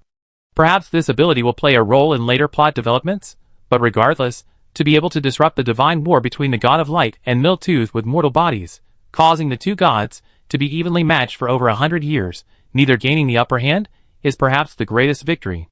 Ding! A system notification sounded in everyone's ears. Your analysis has piqued Drake's interest. He'd like to see what kind of ending you would have made if you were in his position. Congratulations to the player team for obtaining the token, Mirror of Reenactment, X8. Current main storyline exploration progress, 91.5%. Players who possess the token, Mirror of Replay, can unlock the chain of single-player dungeons, Predestined Fate, and Another Choice. These dungeons are time-consuming. To ensure a high-quality gaming experience, players should ensure they have sufficient playtime before attempting them. Each Mirror of Replay has a limited number of uses. Once all uses are exhausted, the aforementioned chain of single-player dungeons cannot be played again. Players should play cautiously and avoid wasting valuable opportunities. Chapter 839. Ah, what a high level of plot exploration. We finally got it. Everyone wept with joy. This super difficult, brain-teasing dungeon that's been around since the closed beta, is it finally about to be cleared? As expected, all the dungeons in this game are deduction dungeons. After triggering the final quest, you have to go through the whole plot to advance. Lujo Laoji exclaimed. A three-way power struggle, intertwined with the resentment and obsessions of countless ordinary people, a chaotic and fragmented flow of information hiding interfering fates and logics, and endless madness within the humanity of those who serve their own masters. TSK, what a truly gruesome deduction dungeon. Don't get too excited yet, everyone. Today Rain said in a deep voice, we only deduced the main plot before, now comes the important part. Everyone can check their inventory, the Mirror of Reenactment, quest item, everyone should have won. The hidden old man eagerly opened his inventory, and indeed saw the Mirror of Reenactment. Special quest item, Mirror of Replay, a special quest item for the Clock Tower Town main storyline. Current usable uses, 0/3. Using this item allows entry into the special chain of single-player role-playing dungeons, Destined Fate, and Another Choice. While holding this item, you can freely enter and exit the Clock Tower Town dungeon an unlimited number of times, and can exit freely without completing the quest. In both Destined Fate and Another Choice, players must complete the story quest as Drake. Upon entering the single-player dungeon, the player's class, skills, and even some knowledge will be restricted. Note: Predestined Fate is a prerequisite dungeon for Another Choice. Another Choice cannot be unlocked without completing Predestined Fate. Note: after completing Predestined Fate, the number of uses will be reset, and players will have 3 more chances to play the chain dungeon, Another Choice. After completing Predestined Fate, players can exit the dungeon at any time according to their own schedule. The next time they enter the Clock Tower Town dungeon, they can directly use the Mirror of Replay to enter Another Choice. Predestined Fate is a single-ending story-driven dungeon, while Another Choice is a multi-ending, multi-path open-ended dungeon. Players can make appropriate choices based on their own preferences and judgment to achieve what they consider the most perfect ending. After completing the dungeon, Another Choice, Drake will make a final judgment on the lives each player has lived. Only one ending that can move Drake can bring a final end to the tragedy of Clock Tower Town. This item is bound, non-transferable, non-tradable, and its uses are not interchangeable. Once the uses are used up, the item will automatically disappear. Each person only has 3 chances. Tranquil C, unusually serious, said earnestly, the first dungeon is a single-story mode, it shouldn't be difficult. It will most likely follow the official storyline we released, allowing you to experience it as Drake. The key is to achieve an ending that satisfies Drake within your 3 chances. Since the dungeon is titled, Another Choice, you have to get a happy ending to clear it, right? How can you get a happy ending in a doomed situation like this? Gnawing Ball clutches her head, eyes glazed over. Even I, a die-hard happy ending fan, can't see a shred of hope for a happy ending. You can't say that. Salty Fish rolls up her sleeves. The true essence of Fujoshi is to recreate a beautiful world of happy endings even in the most desperate situations. Our minds are our world, our pens are our weapons, and our energy and creativity should be dedicated to creating infinite possibilities for our beloved characters, not to endlessly bickering and fighting over pairings. No matter how difficult, how much of an AU, how much of an OOC, for the happiness of my beloved characters, even if it means forcibly creating a world, I will let them live happily in that isolated parallel world. Truly worthy of Salty Fish. Gnawing Ball looks at her with admiration, then adds, but the key now isn't the freedom to create fanfiction, but rather the need to create a new ending within the established plot. Difficult as it may be, but that's precisely what I love most. Reversing official settings into bad ones. A fanfic route with the ending. A Salted Fish's eyes blazed with excitement. We can definitely do it. We have a limited number of runs. We need to plan carefully. Today, Rain glanced at the time. At the very least, we need to find a weekend where we can sleep in and not be affected, to properly and consistently run through Predestined Fate once. I'm more free. I run it once tomorrow night. Lujo Laoju said, I will follow the storyline exactly as it is. This way, everyone can analyze and study my screen recordings, identify key points, and experiment with more possibilities within our limited 24 attempts. That makes a lot of sense, Jinryu nodded. I will put the compiled strategy guide in the group for everyone to discuss and supplement, brainstorming and freely use. However, not all players like to follow the guide exactly. Many will probably want to use 1 or 2 attempts to enjoy the initial experience, and the challenge of figuring things out on their own. I don't expect everyone to use all their attempts for trial and error. As long as you have fun, even if you don't achieve a perfect clear, it's not entirely a regret. However, whether you try alone or work together, I hope everyone can share their mistakes. This way, even if we use up all 24 attempts, we can still share our results with more people. Players are encouraged to continue attempting to trigger the quest to obtain the Mirror of Replay and advance their solo progress. Everyone must remember that clearing the Clock Tower Town dungeon isn't just about the first clear achievement. There will be clues and plot points related to the main storyline later on. For example, the sealed artifact closely connected to the authority of reality and illusion. I will give everyone enough time to try for the first kill. If we all unfortunately fail, I will publicly release a guide on the forum for all players to try. I hope everyone will support me. Completely agree. As expected of the expert Yoyu. This level of awareness is truly high. I've been carried by these experts until now, so I won't hesitate to give them my 3 chances. Just tell me what to do, I do whatever you say. I blindly follow. With the unlimited exit option of the Mirror of Replay, these players didn't hesitate much, laughing and joking as they exited the dungeon or went to search for more clues. After they left, the grass and trees in the orphanage courtyard swayed, and a figure materialized in the black wind. It was Drake, his body riddled with corruption and mutation, or rather, the core of the illusion. Companions who trust, tolerate, and support each other. Its voice seemed to be a superposition of countless men, women, and children. Let me see if, within this predetermined fate, you can forge a completely different path. Chapter 840. Today, Yoyu didn't immediately exit the dungeon. Instead, she returned to the abandoned theater in town and tried several different methods to trigger the single-player dungeon, following the usual pattern. As she suspected, Miltooth, who should have appeared and activated the Drake single-player dungeon upon triggering, showed absolutely no reaction. Perhaps my Mirror of Replay is affecting the judgment? She wondered uncertainly, and then asked a few other players to test it. There were many players wandering around Clock Tower Town, mostly aimlessly searching for quests and clues. Upon hearing that today Yoyu needed help with testing, they readily agreed. But no matter how they tried, Miltooth remained completely unresponsive, as if it had vanished entirely from the dungeon's illusion. Today Yoyu then made a plan. She ended the testing, paid the players, and happily exited the dungeon. Meanwhile, in the astrology room atop a city lord's mansion in a distant place, a game planner and lord learned of the progress of the Clock Tower Town through Lia, who had been observing the players' movements. Truly worthy of my carefully selected players. They're incredibly reliable, MOU exclaimed. They uncovered the true ending of Clock Tower Town so quickly, clearing the game should be just around the corner. More importantly, Jinryu confirmed that Nyarlathotep was no longer in this illusion. Admittedly, Nyarlathotep is a cunning god. His absence from his original location doesn't mean he's completely bound and sealed in the Golden Land along with the God of Light by Aelion. However, his temporary disappearance is still better than him wandering aimlessly outside. So far, your plan is indeed progressing smoothly. The goddess of darkness, holding a long pipe that exhaled darkness, softened her usually aloof and serious expression. That traitor has finally fallen into my hands. Thank you for your strategy. My previous efforts were not in vain. The goddess of fate also smiled. I haven't detected any trace of the god of light either. The Church of Light is currently in chaos, leaderless, making it the perfect time for us to launch our operation. MOU nodded, indeed, but we must not let our guard down. The divine war has only just begun. Both the god of light and Nyarlathotep are gods skilled in deception and manipulation.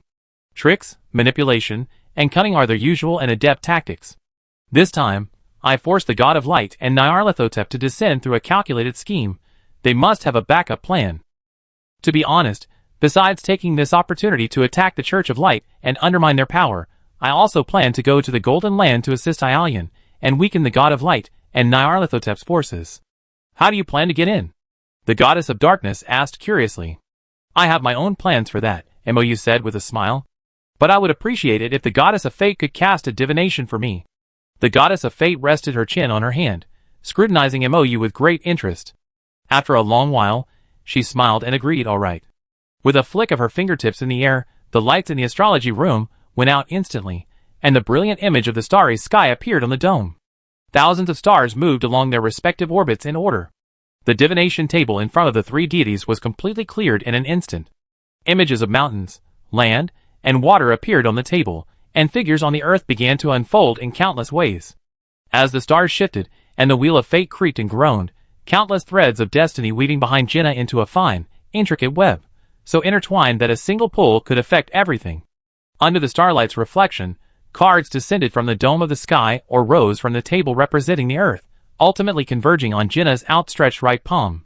They gathered spontaneously, shuffled, and then arranged face down in a neat array on the table. Jinnah's slender fingers reached forward, turning the cards over one by one. Whispers of the devil, judgment of the sun, the sacrifice of lovers. On this stage of deception, clowns and magicians take turns on stage. Who is your true lover? The cunning magician has chosen the stage, the trickster has stolen the protagonist's identity, and the valiant knight, though nowhere to be found, is currently in control. He smiled at MOU. To join this war of the gods, you must know the rules of the game. Gods can devour each other, but unlike the material devouring of big fish eating small fish, and small fish eating shrimp, the devouring of gods occurs on the spiritual level. Jinnah exhaled a cloud of black smoke, which drifted into his palm following his gaze. Similarity breeds harmony. He exhaled another cloud of black smoke, guiding it with his pipe. Both clouds floated in his palm, one shaped like a rabbit, the other like a giant wolf. The prerequisite for harmony is acceptance. In his palm, the rabbit and the wolf faced each other, their mists drawing and intertwining like threads. Whoever accepts the other first will submit, lose their self, and be devoured. The rabbit suddenly twisted and deformed, becoming a shapeless mass of black mist, which the giant wolf swallowed whole. For a god who is itself an idea, to agree with another's idea is equivalent to losing one's own convictions. Those who agree will become energy, absorbed, digested, and become sustenance for the god they agree with. Even a moment's agreement is enough to cause a part of oneself to dissolve. Denial is division, Jinnah continued. No matter how small the disagreement, it will create a crack, eventually leading to a qualitative change, enough to tear a god apart. Denial and disagreement can not only shatter a god, who was originally one, but also, in the process of agreement and dissolution. They merge, but before digestion is complete, they rescue their errant companions. Therefore, the divine war of devouring is a battle of minds, a battle of acceptance and denial. Jinnah laughed. While gaining the enemy's acceptance, one must firmly deny the enemy. This is a battle between souls, between beliefs. Whoever perseveres to the end is the true truth. However, in the war of the gods, if three souls stare at each other listlessly, then undoubtedly none will accept the other.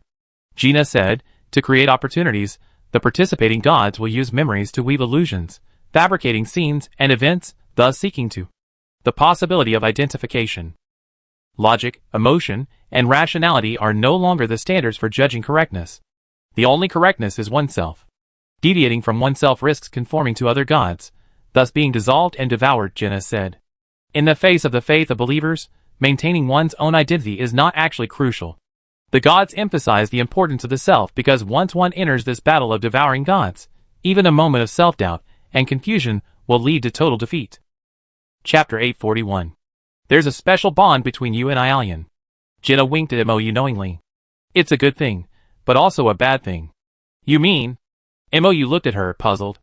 True love is hard to fake, Jenna smiled. Those who have tasted the true sweetness of love can easily detect pretense. I believe that neither the con artist nor the entertainer can deceive you with a false appearance and feigned emotions, which is a good thing. But he seemed to recall something unpleasant, his smile fading, his face darkening, his brow furrowing, and he continued, love, though it cannot be faked, can be exploited. The feelings between you and Ialian are no secret to those two gods. I believe that regardless of whether you ultimately choose to join the battle, they will find a way to exploit this to attack Ialian. This is your exposed weakness, and those two will never miss this opportunity.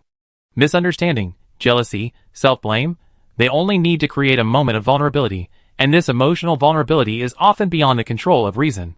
Mo nodded knowingly. This is what is meant by understanding everything but being unable to accept it emotionally. Moreover, battles between gods allow no room for complacency. Such a scenario is easy to imagine. For example, if Naya or the god of light disguised themselves as Ialian and approached Mo, engaging in intimate behavior, even if Mo recognized their true identities, Ialian might still become jealous. Even if a thought of jealousy arises for a fleeting moment, a desire to become that person, even if one immediately controls and erases this thought with reason, the enemy who has set the trap can still seize the opportunity to devour it. Of course, the shorter this momentary vulnerability lasts, the less will be devoured, the dark goddess Gaina added. Jenna might be exaggerating, but the war of the gods is not a simple battle that can be easily ended.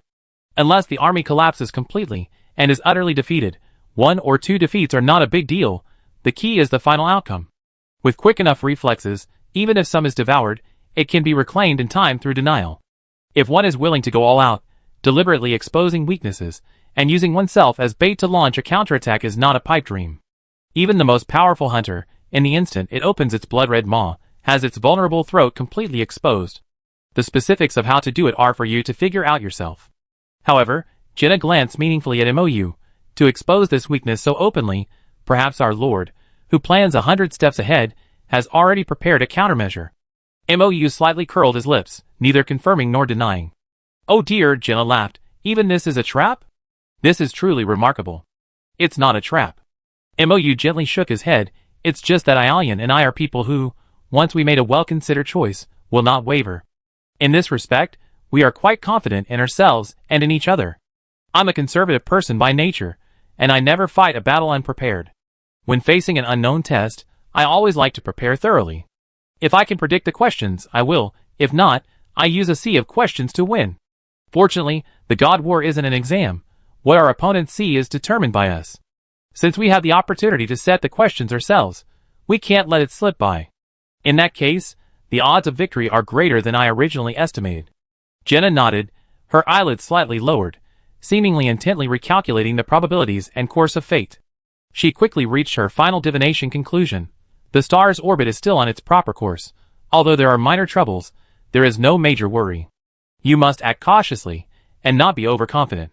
In short, a minor auspiciousness. That's enough. Mo nodded, and said to the goddess of darkness, in the battle of the Golden Land, I obtained some wolf souls. I heard they are the offspring of the goddess's beloved pets. Do you have any plans for them? Give them to me. The goddess of darkness tapped her long pipe lightly on the table, taking the translucent wolf souls from Mo's hands, contained within a crystal ball. She exhaled a puff of black smoke into the crystal ball, and the wolf souls floated out, their forms gradually solidifying. Each one, tail between its legs, trembled, and lined up neatly in rows in the hall.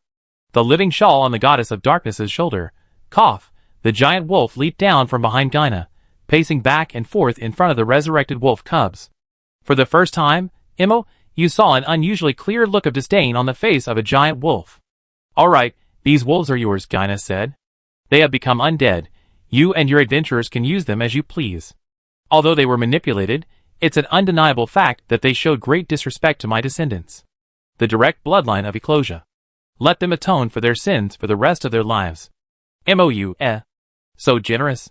By the way, Gyna thought for a moment, then added, you seem to lack a god-level beast tamer instructor.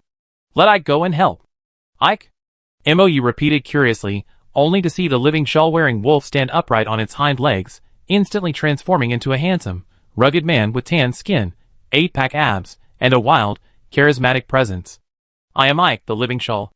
No, the werewolf said calmly, I am a quasi-god-level beast tamer, and also the mount of the goddess Gyna. With my abilities, teaching a few adventurers is no problem. Even the well-informed Mou was momentarily speechless. His curious gaze lingered between the werewolf and the dark goddess. I never imagined you, the dark goddess, would wear such a handsome man as a shawl? What's your relationship? Huh? Wolf tamer is arguably the superior profession of beast tamer. Gyna, who had been observing the adventurers alongside Jenna for a long time, now readily volunteered as a free planner. Beast tamer is the superior divine-level profession of wolf tamer, with unobstructed access to the entire divine path. The world today desperately needs more extraordinary individuals who are close to nature and living beings. A divine-level profession mentor offered up like this was naturally not to be refused, especially since the other party was a high-value, fluffy, and versatile divine-level mentor. No, a wolf and human hybrid. This was a must-have. Did I gladly accept? Chapter 842. Even with the time difference in the game, the joyful gaming time still passed in the blink of an eye.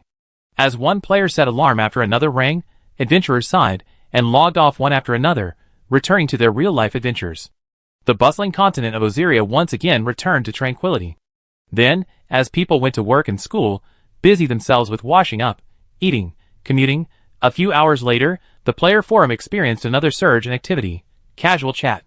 Subject, time to go to work. Time to slack off. Anyone want to chat about the new version?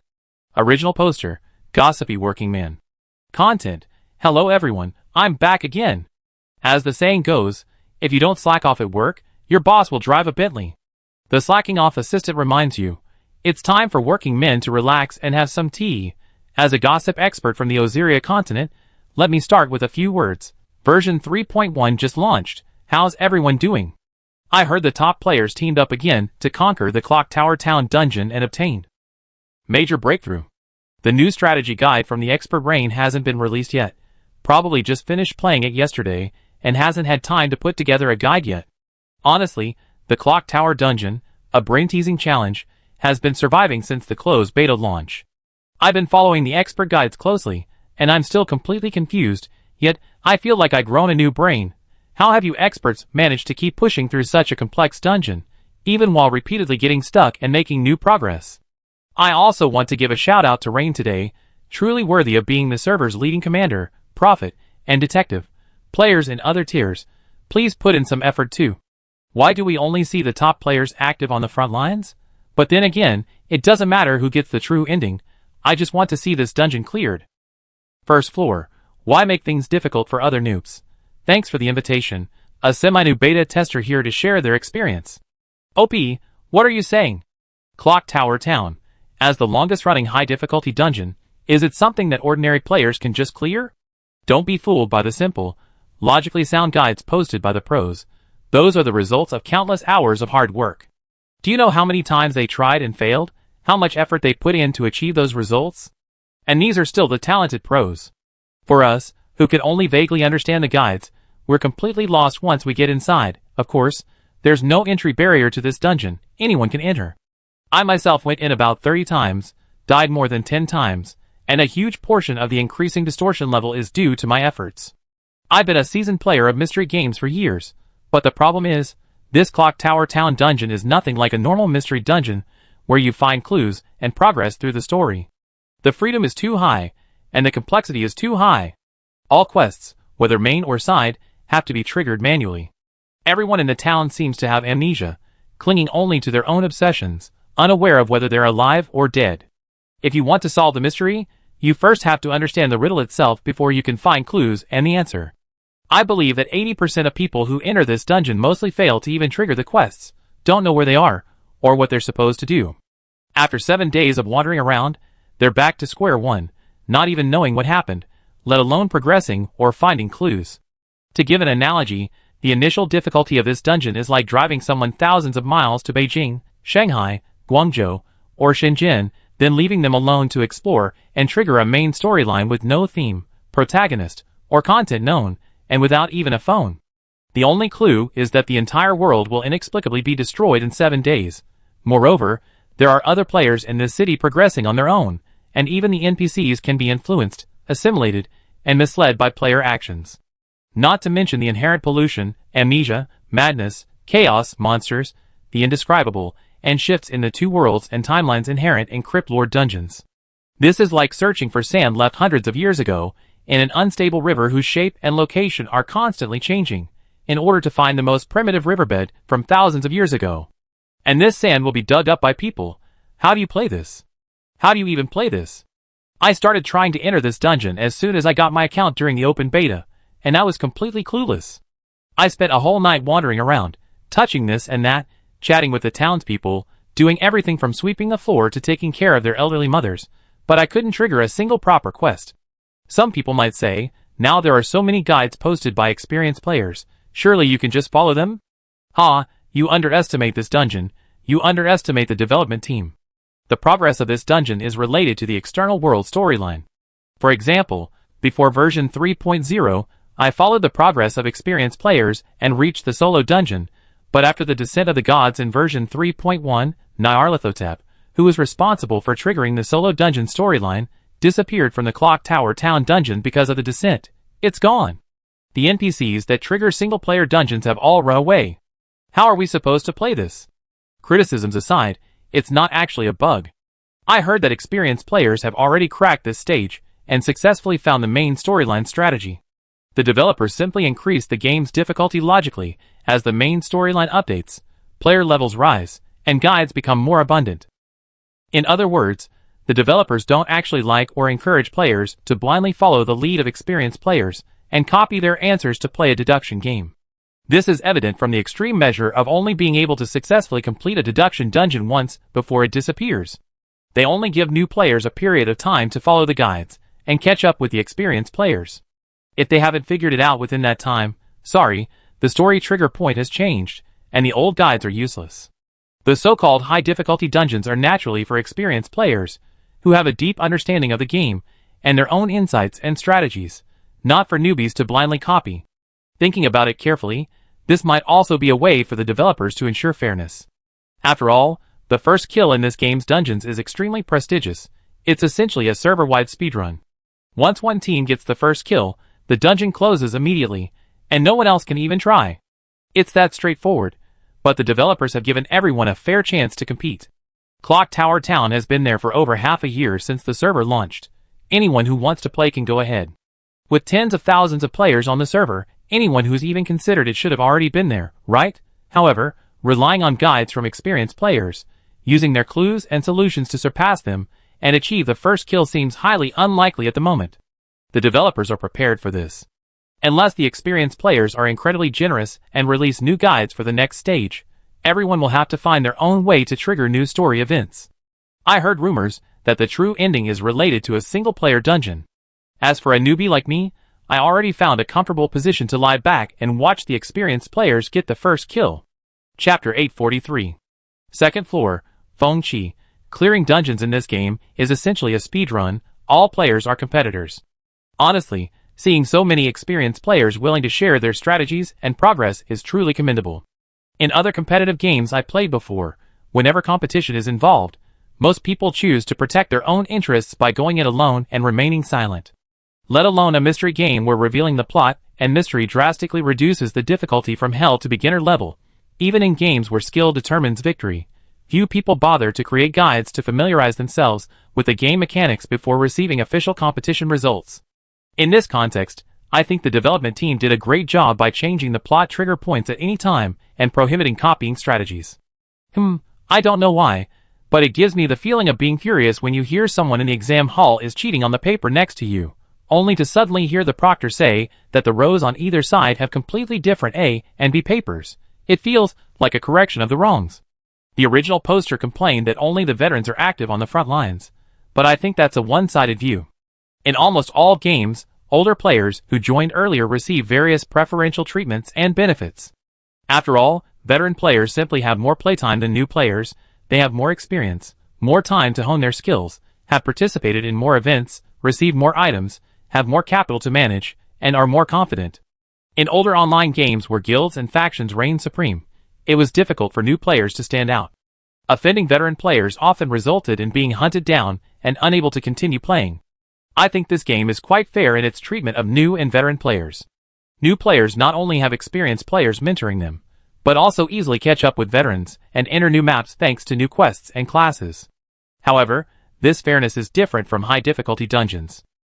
From my experience playing other games, if a newbie enters a high difficulty dungeon and achieves quick results, it's either using a boosting service or an alt account. You can easily catch them.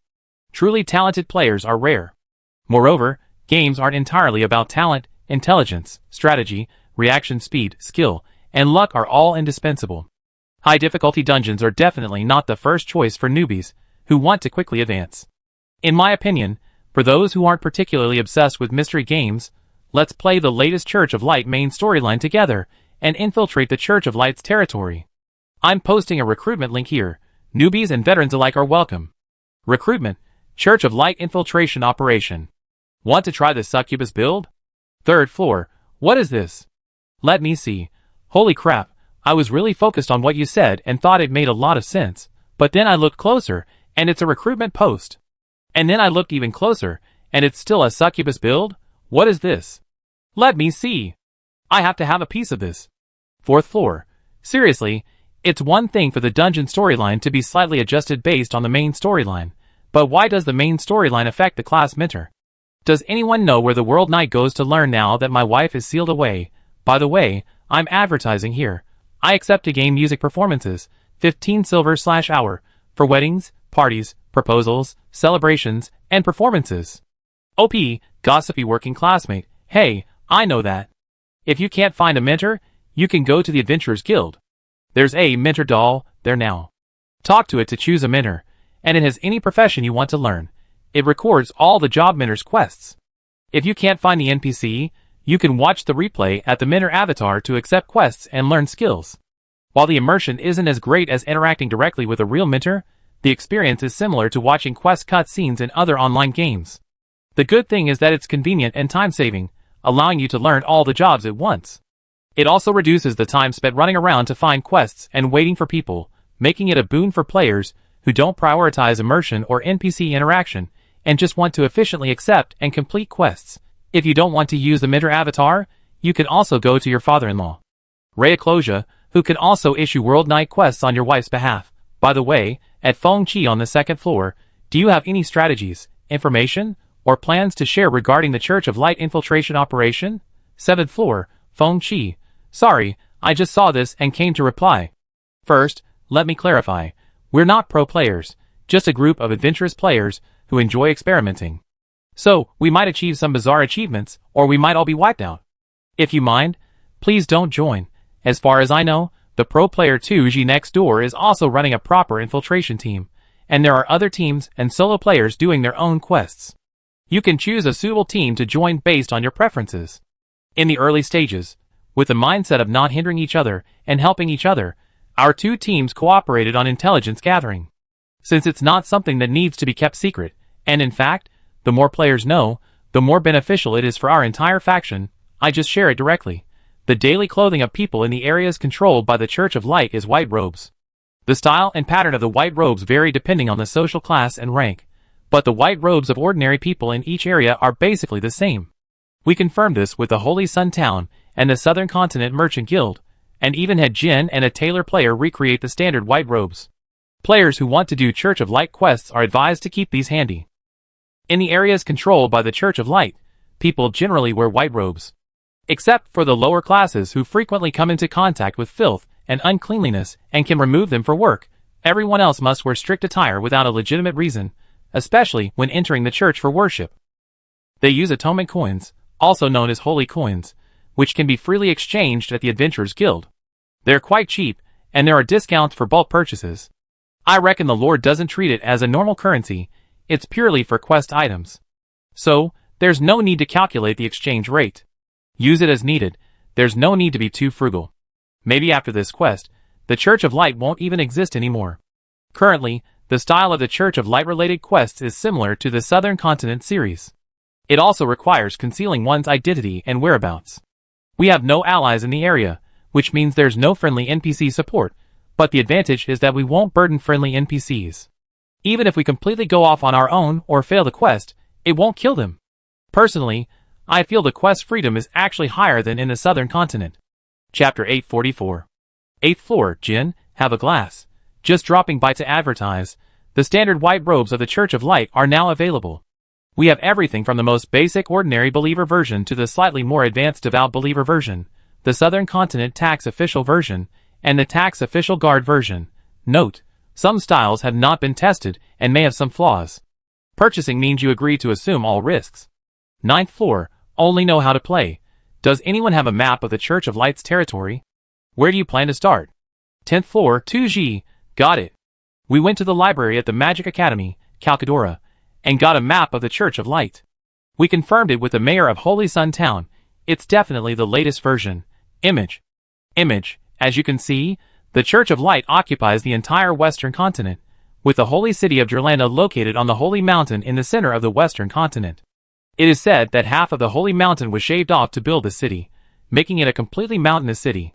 The other 5 satellite cities are located in the northwest, northeast, southwest, southeast, and due south of Jirlanda, forming a crooked, inverted pentagram. Considering the journey, subsequent missions, and teammate support, we recommend starting the missions from the villages surrounding the satellite cities of Rexel in the northeast and Pitts Roll in the southeast. Begin by surrounding the cities from the countryside, then gradually advance from east to west. Each satellite city is guarded by a level 200 cardinal. Theoretically, without our powerful NPCs, we cannot defeat this level of boss alone. Therefore, we speculate that this mission's plot will still focus on a faith war centered on infiltration and disguise, without the need for or ability to directly confront the enemy. 11th floor, don't touch my bell, meow. Wow, you guys are amazing. By the way, does anyone know where all those wolves from the Golden City main storyline went? I love fluffy things, but not being able to touch them feels like ants are crawling all over me. 12th floor, 9 ball. It seems like the wolf spirits were all taken away by the Lord. I'm guessing there might be another wave of plot later, after all. So many cute wolf models have been created, the development team shouldn't waste them. 13th floor, don't touch my bell, meow. That would be great. I hope it's related to the Beastmaster's subsequent advancement. Currently, the Beastmaster's divine rank mentor is only around level 100. It feels a bit like it's lagging behind the main group's level. 14th floor, time mist. Be content, the Shaman and Bard classes haven't found divine rank mentors yet, and Angelmaz is nowhere to be seen either. I wonder if we have to wait for her to reappear before new mentors appear. 15th floor, Tuji. Possibly, but Shaman, Bard, and Priest are all new classes. Their potential hasn't been fully explored yet. It's also possible that the god-tier mentors for these classes haven't even started modeling yet, huh? 16th floor, Nukyukyu. No. At least create a new folder, development team. 17th floor, Yijin Pokienshin, Moyuzai, a user working, creates a new folder on the spot, the players in the thread, ha ha. This is a Mutt County. MOU said with a smile, walking out of the teleportation array one after the other with Ike. Behind them followed a large and small, dejected, tail-tucked undead wolves. Welcome to a Mutt new city. Ray and Elena, who had already received MOU's message, were waiting outside the teleportation array. Upon seeing the two figures, they approached. Ancestor of the wolves. Ray placed his right hand on his left chest, bowing cautiously and respectfully to the werewolf Ike. Ray Eclosia, the 36th king of the Golden Land, welcomes your return. Is the Mother of Abundance well? Ike nodded, offering no further reply, but continued, I have come on my master's orders, and will be stationed here to assist the God of Order in carrying out the plan of salvation. Hero King, I, your useless wolf cubs, have caused you trouble, I am sorry. The wolves behind him, already dejected and with their tails tucked between their legs, lowered their heads even further, wishing they could shrink into tiny fur balls. No, this was all just a farcical infighting between the direct and collateral branches of the Eclosia lineage. The wolves were merely tools manipulated by evildoers. Ray shook his head. Now that the instigator has been brought to justice, I feel little hatred towards these wolves. Tools or not, they violated the will of the gods and committed sins. Eclosia maintained her cold and solemn demeanor, as if her eyes were only for her god. The gods have issued a new decree. They will labor under the God of Order to atone for their sins. Whether you have forgiven them or not, this is the punishment they deserve. Yes. Ray bowed again. Behind him, Elena looked refreshed and smiled as she watched the wolves. The wolves shivered again, pushing and shoving each other, forming a huge, fluffy ball. Explosia will be stationed at the new site in Golden City. MOU smiled and said, Lay, I trouble you to arrange his settlement. He will be serving as a Beastmaster God-level mentor to the adventurers, and I appreciate your guidance on some essential NPC matters. By the way, this is his work phone. MOU said, pulling out a new phone and handing it directly to Elena, ignoring Lay's outstretched hand. Lay coughed softly, awkwardly withdrawing his hand and touching his nose. It wasn't that MOU had any complaints about Lay, it's just that, as an old man who could change his own group nickname to the group name repeatedly, Lay was really not suited to teaching others. Then, as we agreed before, Ike will be in your care. MOU nodded to the two elders, then lowered his voice to Elena, saying, I will be leaving for a while, a few days at the shortest, and the exact time is uncertain. During this time, I would appreciate your help in taking care of Golden Township and AMT New City. Elena looked worried. Has something happened? Do you need our help? MOU smiled. Your ability to protect the home is the greatest help you can give us. I need to go and bring Aileen home. If once isn't enough, I go several more times. Elena's eyes lit up instantly, and she covered her mouth and laughed. Oh, so that's what it is. Don't worry, we take good care of the family. The world consciousness, Laya, will oversee everything here. I arranged everything else. If there's anything that truly requires my intervention, you can inform DeCarlo, and he know what to do. MOU winked at Elena. If there's anything else that needs help in AMT County, the Magic Federation speaker, Saloria, and the Elf King will also lend a helping hand without hesitation.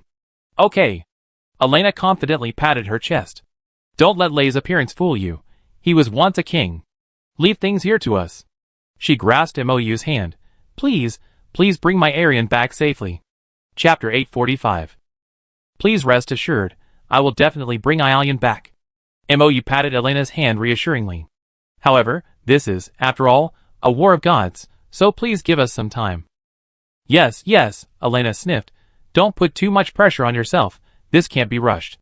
MOU comforted her a few more times before bidding them farewell. Before heading to the Golden Land, he had some trivial matters to arrange. Assisting Aileen in this war of gods would undoubtedly be a very time-consuming task. Fortunately, after extensive training, Lia had become a mature game planner/editor/quest system expert, and MOU had already prepared update plans for subsequent versions that could be fine-tuned according to the actual game situation. In this way, Lia could handle all the big and small matters in the game. Everything was also running smoothly in the Origin world. The game company was thriving, with substantial revenue and booming operations. Employee salaries and taxes were being handled legally, and on time under the careful management of MOU's reliable older sister, Chu Shichio, so there was nothing particularly concerning. After sending a WeChat message to his sister explaining his upcoming seclusion to catch up on the game's progress, MOU handed his phone over to Leah for safekeeping. He didn't know the current state of the Celestial Sphere seal, and to be on the safe side, it was best to be prepared to cut off contact. As for situations requiring Lord Moyu's intervention, he wasn't overly worried. Because another, the real Moyu, existed in this world. When it truly came down to him, DeCarlo would enter the Silver Dragon Dream to request his intervention, while Leah would provide sufficient energy to that incomplete soul. The original world, the game, AMT County, everything's taken care of. MOU checked each item on the list in his mind. I also contacted my allies. Darkness and Fate, my sister and the Elf King, Moyu and the Silver Dragon, and Calcadora. Only Annie, who's still in seclusion, is unreachable, but that's alright. Aside from the pirate ship and the spirits she's storing, there's nothing else on her end that requires my personal attention. He thought for a moment. The Southern Merchant Guild is a loosely structured partnership, so they naturally don't need to know the specific plans.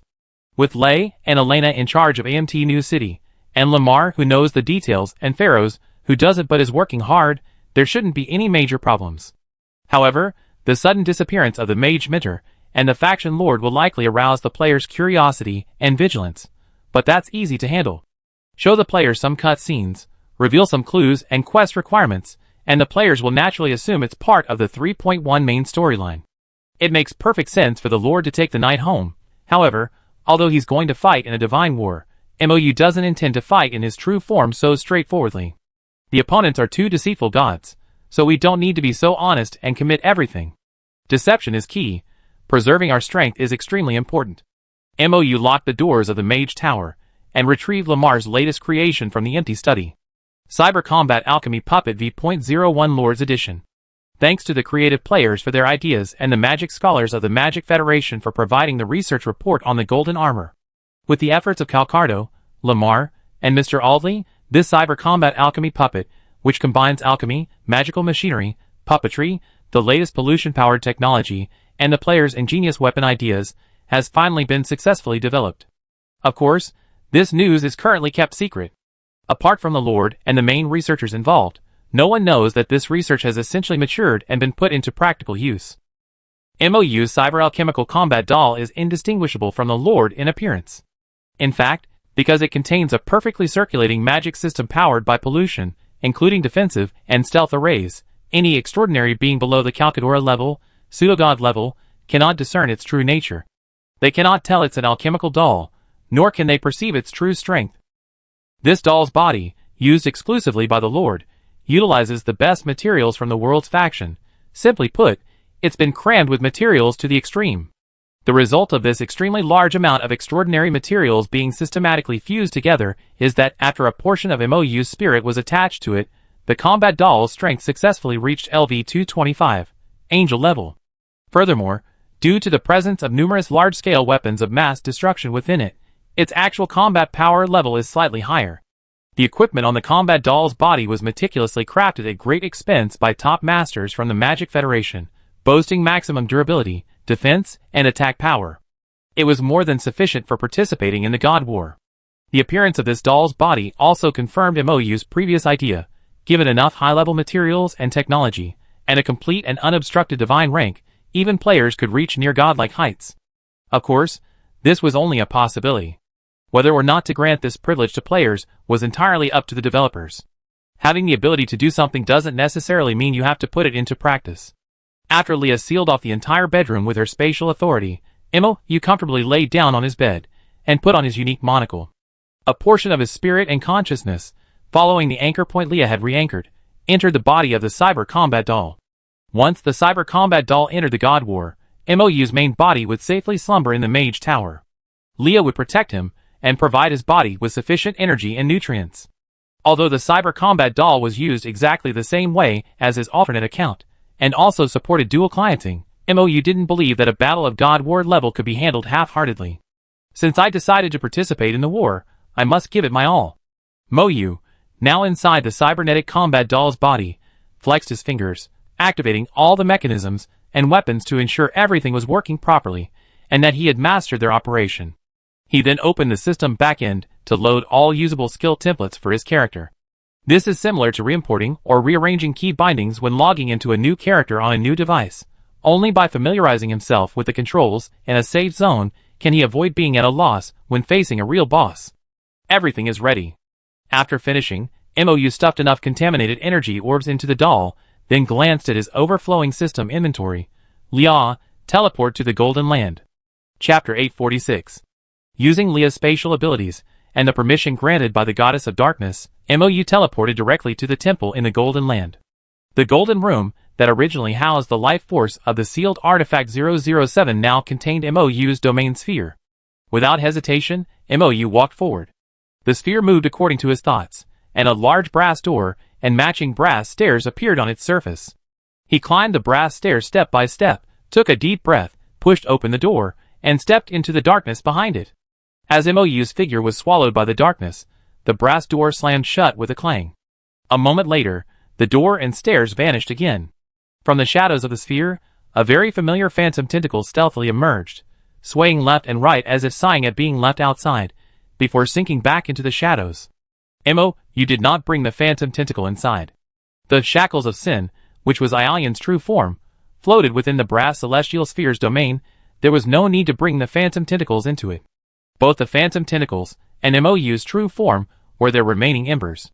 In case this trial of the divine war failed, they would still have enough power to learn from the experience and make a comeback.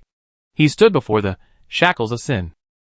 This angel monster, formed from Ialion's body and power, fused with the divine light god descended from the heavens, Nyarlathotep, and the release seal artifact 007, life's drumbeat/death's punishment, and further infused with the massive amount of pollution sealed within Ialian's body, floated meekly in the empty domain. It was surrounded by a network of blood vessels, its pure white wings now folded shut like soft flower buds. Through the gaps in its feathers, golden and green eyes alternately opened and closed, chirping as the blood vessels pierced them. The enormous silver eye in the center blinked gently, its long silver eyelashes fluttering slightly, much like Ialian's flustered yet feigned weakness. Mou couldn't help but smile, casting a mental stabilization spell on himself.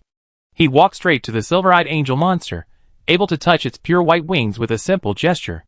While this scene would be terrifying, bizarre, and even sanity-draining to a normal person, to Mou, a seasoned game designer who had seen countless games with strange art styles, this image didn't pollute his sanity at all. In fact, it even possessed a subtle beauty. For a seasoned office worker, repeatedly hammered and forged in the crucible of society, even the strangest ghosts, eyeballs, tentacles, and indescribable things pale in comparison to a simple, "Are you still at the company?" You know what I mean? What is the pollution of the crease? What is a war of gods? Having endured the PUA tactics of unscrupulous bosses, Mou's resistance to such things is already at its peak. Even if the opponent is an evil god, an office worker with an innate ability to rant and rave, always ready to complain and argue, is not someone who can be easily brainwashed by PUA. Yes, in Mou's view, the dark goddess's talk of similarities blending and identification is nothing more than this world's version of PUA brainwashing. An office worker, who can withstand the mental pollution from bosses and the environment every day, successfully earn money, and maintain his integrity is not someone who can be so easily corrupted by other ideas. Mou reached out his hand to the silver-eyed angel monster and softly called out, "Ialian." Layers of tentacles had already spread out beneath, the shackles of sin, writhing and piling up at Mou's feet. Just before they were about to erupt and engulf Mou, pure white wings suddenly appeared, enveloping him like flower petals, then vanishing in an instant. Mou's vision was filled with an overwhelming expanse of soft, silvery white. A feather brushed against his lips, seemingly unintentionally, like a lover's tender kiss. Then the feathers faded, and his feet landed on solid ground. Mou blinked, and before him appeared a familiar scene. Blue sky, white clouds, vibrant green trees, and the ancient Mayan city with its flowing streams. This was the Golden Land. A beautiful, dreamlike golden land. People came and went, but all their faces were unfamiliar. A cool breeze blew, the air was crisp, and verdant life thrived everywhere. Beep, the system was still functioning normally, anchor points successfully connected, analyzing the composition of the special illusion. Mou patiently waited for Lia to finish her work. 3 seconds later, a new notification appeared. Successfully analyzed the special illusion, the Golden Land of Dreams. The Golden Land of Dreams. This is a false dream woven by the god of light and the evil god Nyarlathotep. Humans are both rational and emotional beings. In this war of the gods, rationality is an advantage, while emotion is a weakness. When faced with familiar scenes and events, yet history takes a different turn due to different beginnings, will the human heart tremble and become fragile? Note, this dream is not a normal illusion and does not contain a core of obsession. Please deduce the historical trajectory based on the background settings provided by the system, find Ialian's true identity, and assist him in winning the divine war. Main Quest. Assist Ialian in obtaining the fragment of the God of Light 0/ Side Quest. Assist Ialian in obtaining the fragment of Nyarlathotep 0/ Dream Background Settings. 1. Pedra did not steal the power of the sealed artifact of the Divine Kingdom. 2. After meeting Elena, Ray returned to the Golden Land Divine Kingdom, where he gave birth to Prince Ialian. 3. Prince Ialian has now come of age, and a grand celebration is being held in the Golden Land to select a princess, male or female. Ding, System Prompt. 1. The characters in the dream may not match their real identities. 2. The system can assist in determining the identities of some characters, but there is still a possibility of error in the determination. 3. What you see is not necessarily the truth. Please carefully grasp the only reality besides yourself in this false dream. Mou closed the system panel, looked up, and saw a familiar figure, one he absolutely couldn't mistake, swaying past in the distance. Mou 6. He instantly understood the system's message, pulled up the hood of his mage robe, and turned to disappear into the crowd. Chapter 847. The streets of Golden City were bustling with activity, teeming with people, each face beaming with joy, a far cry from the lifeless, gloomy scene the adventurers had witnessed. A black-haired mage weaved through the crowd, glancing around as if searching for someone. The prince's procession. Clear the way. The shouts of guards echoed from afar, lacking the usual gongs and drums, yet still reminiscent of the ancient practice of clearing the way with gongs. Guards clad in golden armor led the way with great fanfare, while the silver-haired prince, dressed in an intricately patterned and magnificent silver robe, rode like an immortal on a silver-white steed, surrounded by the crowd. The black-haired mage was unfazed by the spears and whips wielded by the golden-armored guards. Instead of scattering with the people of the Golden Land to make way, he stepped forward and stood in the middle of the street, like Moses parting the sea, blocking the prince's guards' path. The golden-armored guards parted like the sea, then gathered again, surrounding the black-haired mage. "Who goes there?" the captain of the guard shouted. "The prince is traveling. Why don't you make way?" The black-haired mage ignored him, simply raising his head to look at the prince on his horse. Tall yet possessing the slenderness characteristic of elves, magnificent robes concealed strong, powerful muscles, and his exquisitely beautiful face, like that of a doll, betrayed no age. Due to his half-elf blood, youth would linger for a long time on the exquisite face of this prince, a being of the long-lived race. His face resembled that of a slender boy, yet his physique was that of a vigorous, resilient young man. His immortal bloodline brought together the most perfect stages of life, showcasing a beauty that transcended race, age, and gender. "Your Highness." The black-haired mage's lips curled into a slight smile, radiating an inexplicable confidence. "I heard you're lacking a princess consort?" "Yes." The prince's clear voice rang out, tinged with amusement. "Then, do you think I'm suitable?" the black-haired mage asked loudly. A gentle breeze ruffled his hair, sunlight bathed him, shimmering golden light, blending with his smile, making him dazzling and radiant. "Suitable." The prince's smiling voice rang out. "Would this mage from afar be willing to ride with me?" He extended his hand to the mage, who, with a smile on his lips, weaved through the constantly dodging golden-armored guards, dismounted, and grasped the prince's hand. The two rode away on their steeds, surrounded by golden-armored guards, while a hooded youth hiding in an alley between two shops shrank even further into the alley. These two are truly evenly matched con artists. It's making my teeth ache." Hiding in the alley, Mou clicked his tongue. To be honest, he was genuinely startled when his own figure flashed past on the street. For a normal person without twins, suddenly seeing someone exactly like themselves is always a bit unsettling. However, having experienced time travel and been entrusted with the mission of saving the world by Mou, who was born exactly like him, but disfigured by pollution, Mou didn't hesitate for long. His rationality quickly returned, and he accurately determined the other person's identity. This must be one of those two gods of deception.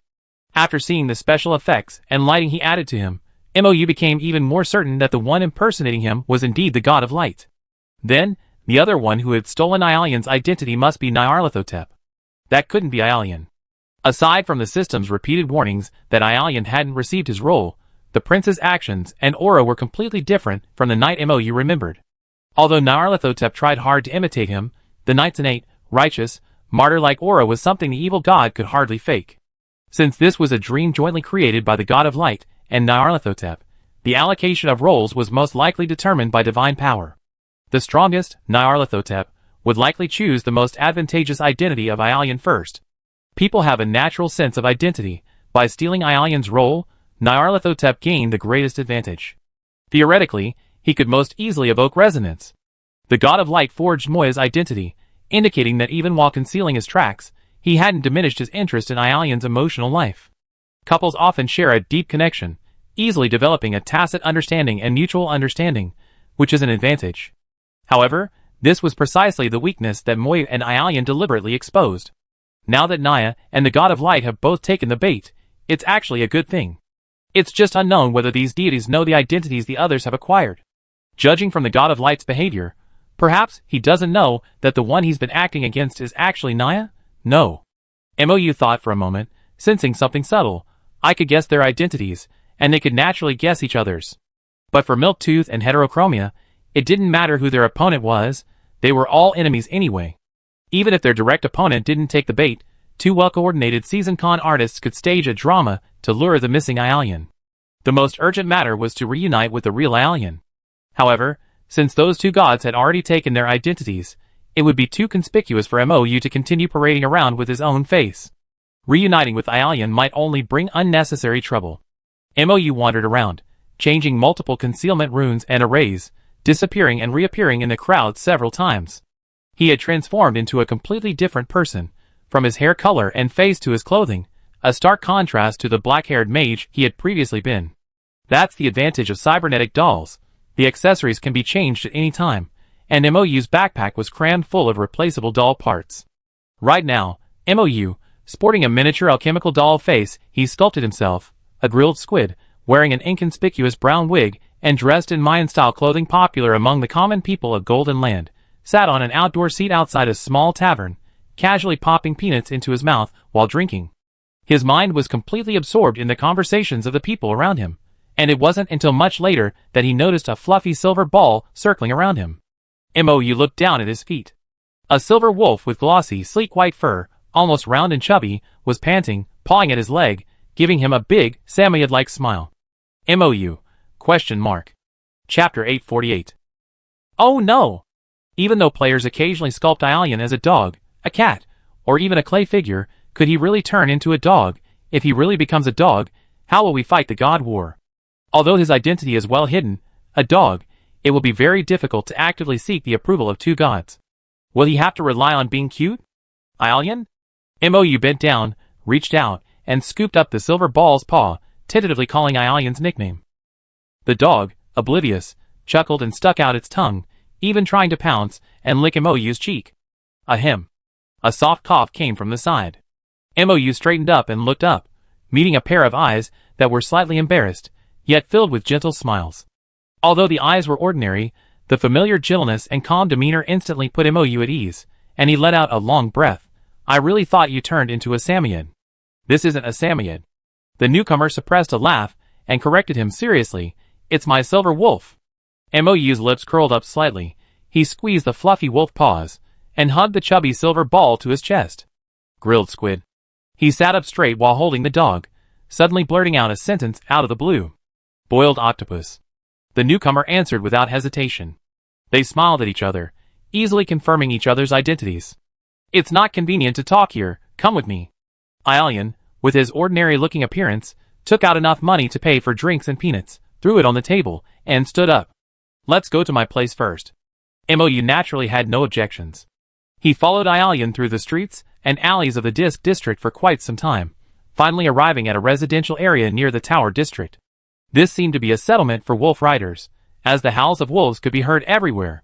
Ialian seemed to be doing well here. Many residents greeted him warmly along the way, and he smiled and patiently responded to each one. The two walked further and further into the remote area, with fewer and fewer people, until they finally arrived at a small wooden house. Welcome to my home, Ialian said, naturally pushing open the door.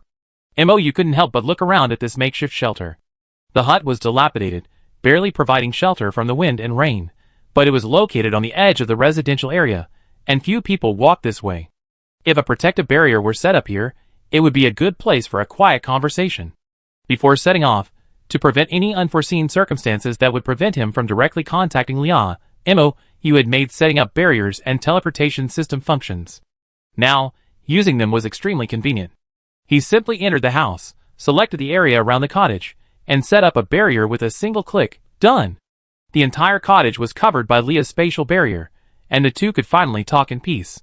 MOU asked first, so what exactly is going on here? As you can see, Milktooth and Heterochromia fabricated this false dream, Ialian said. They probably wanted to compensate for my regrets to ignite my desire for the Golden Land, my parents, and my princely status. However, they know far too little about me. I suspect this scenario was conceived in Heterochromia's mind from the moment I was born. However, this time, Milktooth seized the initiative and claimed my identity first. Heterochromia should be very dissatisfied with this. So what is your current identity? MOU curiously examined Ialian's current appearance. He was an ordinary, unremarkable young man, easily overlooked in a crowd, with brown hair and brown eyes, a healthy tan complexion, and a height similar to MOU's, with well-proportioned muscles, a typical martial artist's physique. Just an ordinary wolf tamer. This is my wolf. Ialian picked up the chubby Samoyed, Tuinchuan, from the ground. Perhaps because Petra hasn't usurped the throne in this dream setting, wolf tamers don't have a high status and aren't highly regarded. MOU reached out and ruffled the excited, panting silver wolf puff. I have another question, he said. This dreamscape is constructed by Milktooth and Heterochromia. Do they possess some kind of special control over this place? Aelian shook his head. The divine wars of this world must follow the world's rules. Although the scene is constructed by milk teeth and heterochromia, it is actually formed by the combined power of illusion and reality, and the power of corruption, essentially an illusion. By the way, in this divine war, we are not only vying for ultimate control over this body, but also for the power of illusion and reality. The power of illusion and reality. Mou narrowed his eyes. Yes, because we initiated the divine war, the power of illusion and reality no longer obeys any single god, Aelian said. After constructing this dreamscape, the power of illusion and reality became its master. We will complete this divine war under the witness of the power of illusion and reality, and the victor will obtain the ultimate power of illusion and reality. And now neither I, Miltooth, nor heterochromia can manipulate the power of illusion and reality anymore. He pondered for a moment, then added, the only one who can still manipulate the power of illusion and reality is probably Laya. This divine war won't be easy either, Mou mused. This scenario is a trap specifically set for you. Although we successfully created a certain misunderstanding between Miltooth and heterochromia regarding you, this trap is less of an Aelian snare and more of a Cinderella-ish scenario where Miltooth and heterochromia are entertaining themselves. We're more than capable in defense, but completely lacking in offense. How to get the god of light or Nyarlathotep to agree with Aelian's ideas and resonate with them, that's the hardest part. Miltooth is the god of amusement in another world. His thinking probably can't be interpreted by common sense. Compared to him, the god of light's motives and thoughts are easier to guess. We still need to prioritize the god of light. Of course, if we can manage to take a bite or two off Miltooth in the process, that would be a huge win. Aelian nodded. Even if we can only defend against this illusion, it doesn't mean the god war will be lost.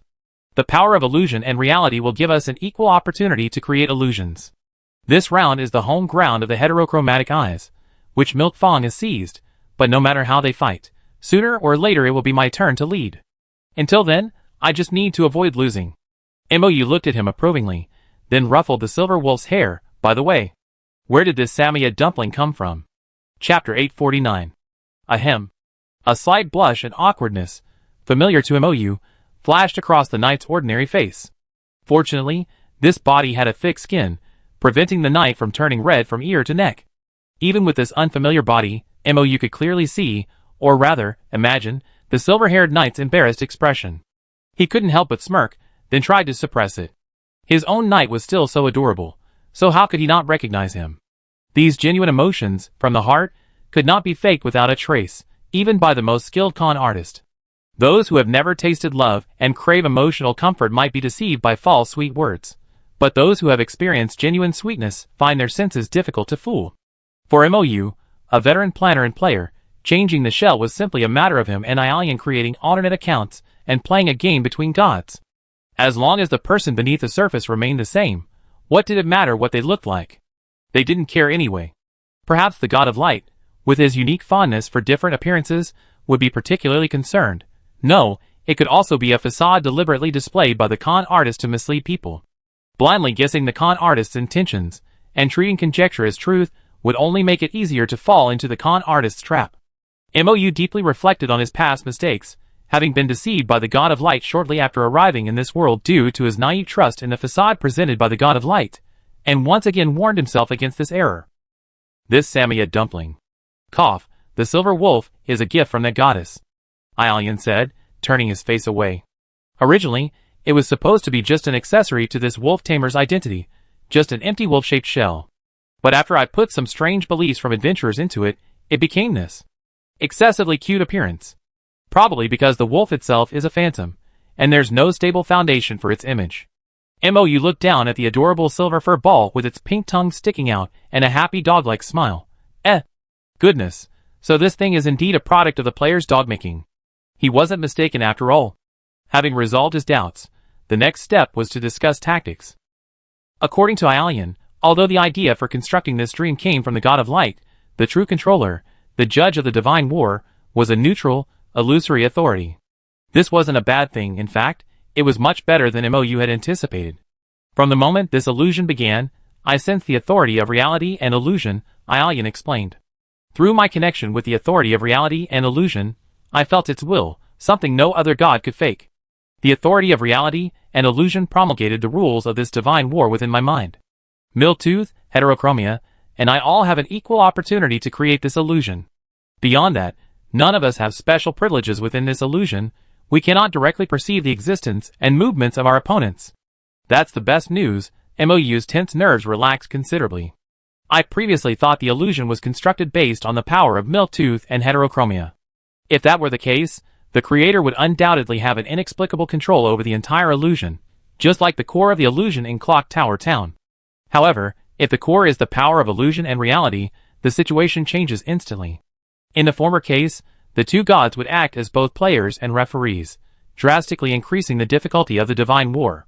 While the latter cannot guarantee absolute fairness, at least everyone starts on a level playing field.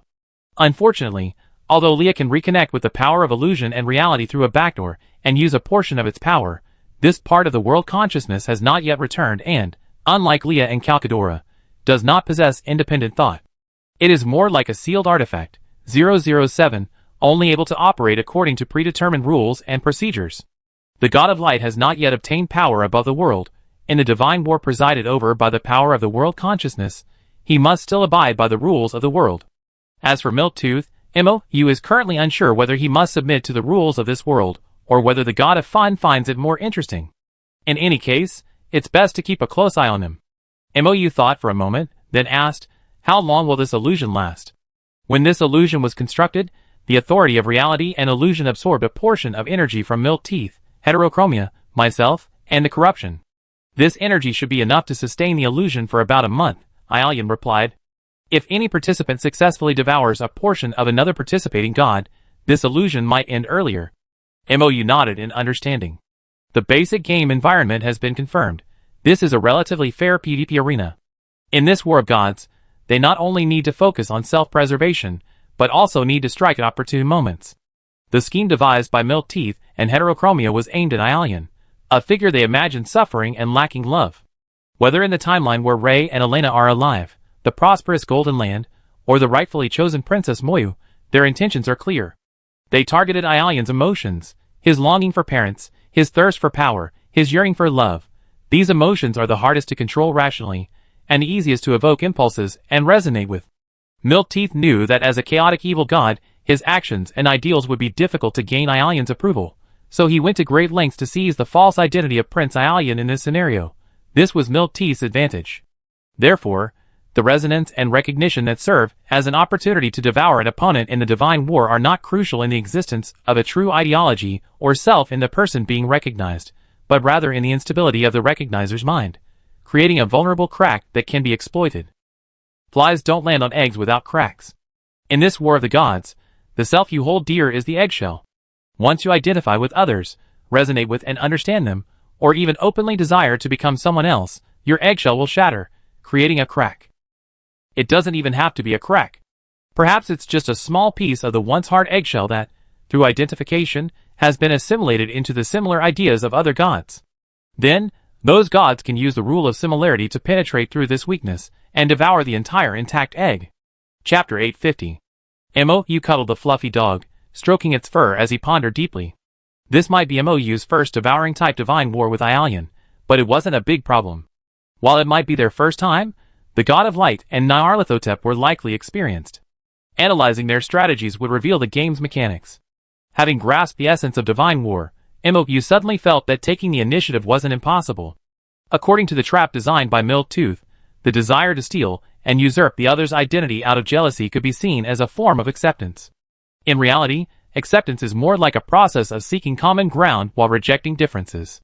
Simply put, it's about creating weaknesses in the enemy's strong protective shell through active or passive assimilation, allowing one's own side to invade. By extension, the meaning of acceptance might not be so narrow, and its methods can be diverse and ever-changing. As long as assimilation is achieved, whether actively, passively, or even deceptively, it may be recognized by the rules of this world. But recognition is not merely a stepping stone. Assimilation itself is a process of killing a god, a digestion process that reduces them to ordinary power. Like breaking down meat into nutrients like fat and protein, then reabsorbing and growing its own muscle and fat, the god, as food, is devoured, and all their unique self-identity is completely destroyed. Through this process of breaking down armor, devouring, and digesting, a process of seeking common ground while eliminating differences, only the recognized ideology remains, while all characteristics and differences are gradually erased throughout the entire divine war. Denial and the acceptance of difference represent the final act of resistance. Successful resistance means survival and liberation. Failure means certain death. Upon closer examination, this is indeed a terrifying process. If that's the case, perhaps Miltooth's identity would make him a very suitable target. Mou pondered, shoving the dog he was holding back into Ialian's arms. Environment and responsibility often smooth out all the rough edges. Ialian, still holding the dog, tilted his head slightly, the two of them making the same movement simultaneously, revealing the same confused expression. Question mark. The environment can change people, Mou smiled. Once an evil god acquires a certain identity, he is bound to that identity. Miltooth wanted to evoke your feelings of envy and jealousy, but he overlooked the fact that as a prince of the Golden Land, he must bear the responsibilities of a prince. And these responsibilities are not something that can be easily accomplished by simply holding a ball and choosing a princess. I just don't know how this divine war will be judged and validated. Does it require complete acceptance, both physically and mentally? Is it a specific idea, or is verbal acknowledgement sufficient? Or how does the war of gods determine who an idea belongs to? Those scattered similarities are unimportant, Ialian said. Both humans and gods are extremely complex beings, and there will always be similar or shared origins. However, the war of gods destroys the opponent's foundation, their ego, their essential characteristics as their origin. For example, the fun of the baby tooth. If I can force him to transform from a bystander watching the fun into a guardian taking responsibility, then I can tear off a portion of his power. I see. Mou's eyes brightened. In that case, I have an idea. We need to go back into the city and gather some useful intelligence. I wonder if Miltooth and Heterochromia reference real history when they created this illusion. But since Ray and Elena are king and queen, logically speaking, the Golden Land is currently an open kingdom. The completeness of this illusion could directly affect the effectiveness of our plan. We need to investigate whether the Golden Land currently faces any external enemies or problems. If there are no enemies, he can create them himself. After all, everything in this illusion is fake. Of course, he can handle this himself. There's no need for Ialian to know, lest such deception cause the Guardians to stray from their principles and add unnecessary trouble to the divine war. His little prince should naturally follow his heart and be a holy knight, and this lord doesn't mind handling the dirty work of intrigue. Mou wasn't the target of this divine war. As a white-collar worker, all methods were merely tools to achieve his goals. As long as no innocent people were harmed, Mou didn't mind telling a few lies or putting on a few acts. Of course, using these methods against the god of light, the god of deception, might be risky, but as a soul from a higher dimensional world, Mou was confident he could withstand the attacks of those two gods. He also wanted to test whether, if both gods' origins contained attributes related to deception, who would devour whom, and who would have the last laugh. Mou narrowed his eyes, a sly smile playing on his lips like a cunning fox. Miltooth and Heterochromia want to turn this fantasy into a fairy tale romance? Then I turn it into a bloody drama of defending the nation. Let's see what choices our new prince and princess will make when faced with the greater good of the country and its people. The intelligence gathering went more smoothly than Mou had anticipated. Since the start of the Divine War, Ialian had been staying here for several days. During this time, he carefully concealed his true identity while adhering to his principles and conscience, frequently offering help to his neighbors. Protecting the weak is a knight's duty. This is why the nearby residents have a good relationship with Ialian, even greeting him warmly. In other words, our actions can influence this NPC within the fantasy world. Mou secretly noted this down. It might be a very useful detail. It was almost lunchtime, and Ialian chose the nearby farmer's market as their gathering place, a wise choice, to say the least. Before leaving, Mou deliberately changed his face and appearance again. The barbecued squid character's face was too exquisite and easily remembered. Now that he had already used this identity to recognize Ialian, there was no need to continue using that face to flaunt his identity. He carefully selected from the accessories in his backpack, finally choosing a face he had never used before, an ordinary, unremarkable face, but with regular, pleasant features, like that of a friendly, approachable young man next door. This kind of appearance was perfect for gathering information among the elderly. Chapter 851. Fresh greens. Just picked from the field. Come and buy. You miss out. Goat meat. Goat meat hunted this morning. Tender and juicy goat meat. The bustling market was filled with the cries of vendors, mingled with the idle chatter and gossip of neighbors. The bandits outside Golden Village are still rampant. I heard the caravans have been robbed again. In the eyes of outsiders, our caravans are like fat sheep made of gold. Boss, why does this goat have 3 eyes? It's a little polluted, but it's okay. Just gouge out the eyes and cook it. I give you a discount. Hey, have you heard? The prince has chosen a princess. Huh? Really? Yes, right there on the street, the princess stopped him in the road, and the prince fell in love at first sight. It's said they hold a ball tonight to announce her status. MOU listened carefully to the conversation, occasionally interjecting with questions to elicit more information from the villagers. Just as MOU had predicted, although this illusion was an if scenario inspired by the god of light, once created and taken over and operated independently by the authority of reality and illusion, it developed according to logical deduction, even incorporating elements of real history to fill in gaps in the god of light's original vision. Perhaps whether it's a game, a novel, or simply a dream, every created world, in order to survive, will complete its rules and logic. After all, there aren't many beings in the world capable of completely creating a world. The god of light didn't devote too much effort to constructing this illusion.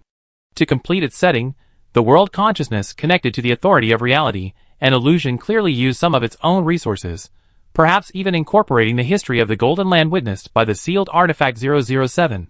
This creates a bizarre and ambiguous narrative. Or rather, a sense of historical inconsistency. For example, in reality, Rey, shortly after ascending the throne, eradicated the bandits outside the Golden Land, earning him the title of Hero King. However, in this fantasy world, perhaps because the Golden Land never closed itself off, its continuous foreign trade supported wave after wave of bandits, persistently troubling its caravans. Another example is that the vitality of the Golden Land wasn't stolen. Rey met, became acquainted with, and fell in love with Elena while eliminating bandits. Despite the abundant life within the Golden Land, how to deal with pollution became a problem troubling the king and queen. Is this a case of he who does not plan for the future will have trouble in the present? Solving one problem often leads to another. In reality, Rey left his homeland shortly after eliminating the bandits, and soon after, Pedra gradually began to close its borders, severing the Golden Land's connection with the outside world, thus eliminating the conditions that could support bandits. No buying, no selling, no harm. Without passing merchants, trade routes are abandoned, and naturally no bandits will foolishly lie in wait in this desolate mountain forest. Although life is dwindling due to Pedra's theft, the Golden Land, completely sealed off, remains a pristine paradise, impervious to outside pollution. A gradually decaying kind of utopia. If Pedra hadn't seized the power of the sealed artifact out of selfishness and greed, perhaps the Golden Land could have been self-sufficient and thrived. Having gathered enough information, MOU and Ialian, carrying the meat and vegetables they had bought and leading the chubby little silver wolf, returned to the dilapidated hut. Any thoughts? Ialian asked. A few. MOU skillfully used a druid's purification spell to cleanse the purchased ingredients. These foods can actually be purified, and the level of contamination isn't high. I thought everything here was like the illusion, made of contamination. To be precise, this illusion is another spacetime created by the power of illusion and reality. Ialian smiled. Although we are in the illusion, we, the people and things here, are all entities solidified by the power. Therefore, the rules here are no different from the outside world, and we also need to eat normally. I plan to go outside the Golden City this afternoon to see how vast this illusion's boundaries are. I'm a little curious, MOU said while processing the ingredients. If there's time, I also like to sneak into the ball tonight to check on Milk Teeth and Heterochromia's progress. May I go? Ialian asked. No, it's better if you stay here. MOU smiled slyly. Some things will go more smoothly if I handle them. Since he knew there were traps there was no need to step into them himself. However, these traps were clearly aimed at Ialian, so MOU planned to go and scout the situation again in a different form. As a cybernetic combat puppet alt with only a portion of its consciousness attached to it, MOU could be incredibly carefree. After all, even if, by some chance, his entire alt, along with that portion of consciousness, was lost, it would just be an accidental disconnection. His main character would automatically reactivate, and at most, he would be more prone to fatigue or headaches for a day or two due to the loss of some mental energy. For office workers, the mental exhaustion from working overtime might not even be a big deal, let alone the mental fatigue from all-nighters. If Ialian were to personally venture into danger, he would have to risk everything to succeed. Failure was irreversible. But if you were to navigate the same minefield, the margin for error would be much higher. Even if he failed, he could simply go back for a good night's sleep and try again with a spare shell next time. Considering both cost-effectiveness and safety, this was the best choice. Mou quickly prepared a home-cooked lunch: garlic-flavored pork belly, wild vegetable and wheat porridge, and pork rib soup. Even the dog had a carefully prepared homemade dog food. Ailian and the silver wolf dumpling ate without even looking up, like college students who hadn't eaten in half a year and were finally able to come home. This is the best meal I had in days. After a satisfying meal, without alcohol, Ailian let out a contented sigh, unable to resist remarking, "I wasn't usually one to care much about food, but since arriving in AMT County, you spoiled my palate. These past few days, even though I've been eating dry rations like before, it just doesn't taste quite right." Mou chuckled softly, casually stroking the silver wolf's head, which was greasy from its mouth, as if thinking of something amusing. Speaking of which, I can't help but wonder, are Haitong and Baby Tooth also seriously playing the roles of prince and princess, happily having lunch together? Chapter 852. In the palace of the Cube Tower district, Nyarlathotep and the God of Light were indeed still diligently playing their respective roles.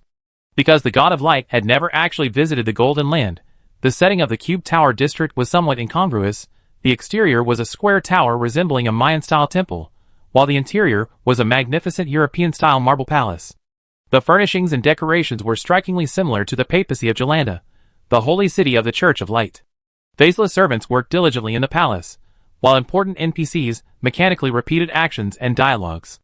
An eerie and artificial atmosphere permeated the entire palace. Deep within the palace, in the banquet hall, the Prince of the Golden Land and his future princess were facing each other at opposite ends of a long table, enjoying their lunch. The black-haired mage's knife and fork clattered as he cut into the nearly raw, blood-dripping steak on the silver platter. He placed a dripping piece of meat into his mouth, chewing greedily and contentedly, his gaze fixed on the silver-haired prince seated at the other end of the long table laden with food. He remained unmoved, staring intently at the deity opposite him, tearing and chewing raw meat piece by piece, as if devouring the flesh of an evil god. Nyarlathotep, now the prince, remained unmoved. He swirled the wine in his goblet, the thick, blood-red liquid within gently rippling. A profound smile played on his lips as he returned the gaze of the black-haired mage with amusement. "This hair color, this appearance, it's quite unlike your usual style. Isn't this all thanks to you?" The black-haired mage's expression twisted and contorted for a moment, then quickly returned to normal. "Compared to that brat Ailian, I much rather savor you." Too bad, Nyarlathotep's eyes gleamed. "While we are both adept at deception and manipulation, we also know we are worlds apart, utterly different. I revel in manipulating and deceiving humans, and I enjoy observing their struggles, their pain, their prosperity, and their demise. I am the messenger of chaos. The existence and demise of the world, the life and death of humanity, even the collapse of space-time, are nothing but entertainment to me, meaningless. Only chaos will endure forever. And you?" He pinched the slender stem of the goblet between two fingers, pointing the rim towards the God of Light. "You are greedy and selfish con artist. All your schemes pave the way for your grand ambitions. For this, you resort to disguise, deception, betrayal, utilizing the rules, yet also breaking them, devouring your mother's flesh and blood, all to gain greater power." Naya shook her head, picked up her glass, and took a sip of wine. "But you are like countless insects I observed, small, greedy, and overconfident. I know your type well, yet I can never truly connect with you, for in my eyes you are merely laughable, ignorant clowns. The purpose you see as your mission is meaningless to me. Your lifelong struggles are nothing but a farce to me. Gods can never understand ants. Even if you possess divine power in this world, you are nothing more than an ant making a hoarse, guttural cry at my feet. How could blind, foolish evil gods understand the suffering of a life striving to live?" The God of Light scoffed. "You, born of nature, were created from nothingness as powerful deities. How could you possibly understand the price I paid to transform myself from a fragile mortal, constantly on the verge of death, into an omnipotent god?" He cruelly tore a piece of dripping flesh from his fork. "Living like this, as a wicked god who is so naturally, even to the point of being bored enough to either slumber or toy with humans for amusement, you only deserve to be my food. Too bad, you can't devour me," Nyarlathotep laughed. "Even if I'm just a phantom in this world, a projection with power. Want to devour and digest us from another world? You overestimate yourself. You still rely on the power of this world, yet blindly regard it as both your enemy and your food. The ridiculous thing is, this world and its rules still bind you. We've been locked in a stalemate for over 170 years, yet neither of us can overcome the other. Whether it's this world, that world, or countless other bizarre, unimaginable worlds, only the law of the jungle prevails, the only universal rule across all ages. This stalemate won't last forever, we eventually decide the victor. Just you wait, a new bargaining chip is about to break the balance. Nyarlathotep swirled his wine glass, letting out a hearty laugh that didn't suit his current image. The black-haired mage's face was contorted with rage as he glared fiercely at the thousand-faced god seated at the other end of the long table, wishing he could devour its flesh. But within the shadow beneath his feet, something seemed to be churning and surging. In the silent palace, two gods sat locked in a tense standoff, locked in a fierce struggle. Only the jarring scraping of knives and forks against silver plates, and the occasional greedy chewing broke the eerie silence. Night once again descended upon the primordial world. Office workers dragged their weary bodies to clock out, squeezing onto buses, subways, or their own vehicles into the throngs of commuters. Students temporarily left the sea of knowledge, plunging headlong into the harbor of food. Retirees either served steaming bowls of dishes, or were already on their way for a walk or square dancing. In the darkness, people either moved from solitude to bustle, or returned from noise to tranquility. And when all was quiet, many players let out a long sigh, pulled out their VR headsets, and briefly escaped the troubles of reality, immersing themselves in the joy of the game. After the familiar login screen finished rolling, the first thing that popped up was, as always, today's news from the Oziria continent. Players were already quite accustomed to this routine. They stretched, loosening their bodies after a day's sleep, replenishing their food and water, and casually flipping through the news. This leisurely pace felt so familiar that many players couldn't help but sigh. How could they be experiencing the life of drinking tea and reading the newspaper in a game? Due to the time difference within the game, players had ample playtime. Except for the newbies still overwhelmed by countless pop-up tutorial quests, veteran players had largely adapted to the world's pace. They slowed down, enjoying this rare moment of tranquility. As long as it wasn't during certain large-scale, time-limited quests, life in this world was this free and relaxed. The quests and rewards were there. Accepting them or not was entirely up to the player. Chapter 853. As many people as there are in the world, there are as many different gamers. There are those who crave excitement, and those who prefer leisure. There are free spirits and unruly individuals, and law-abiding citizens. People have diverse personalities, but their preferences are also influenced by their environment. While it's true that masterpieces will always be masterpieces in any era, people's tastes always shift with the times.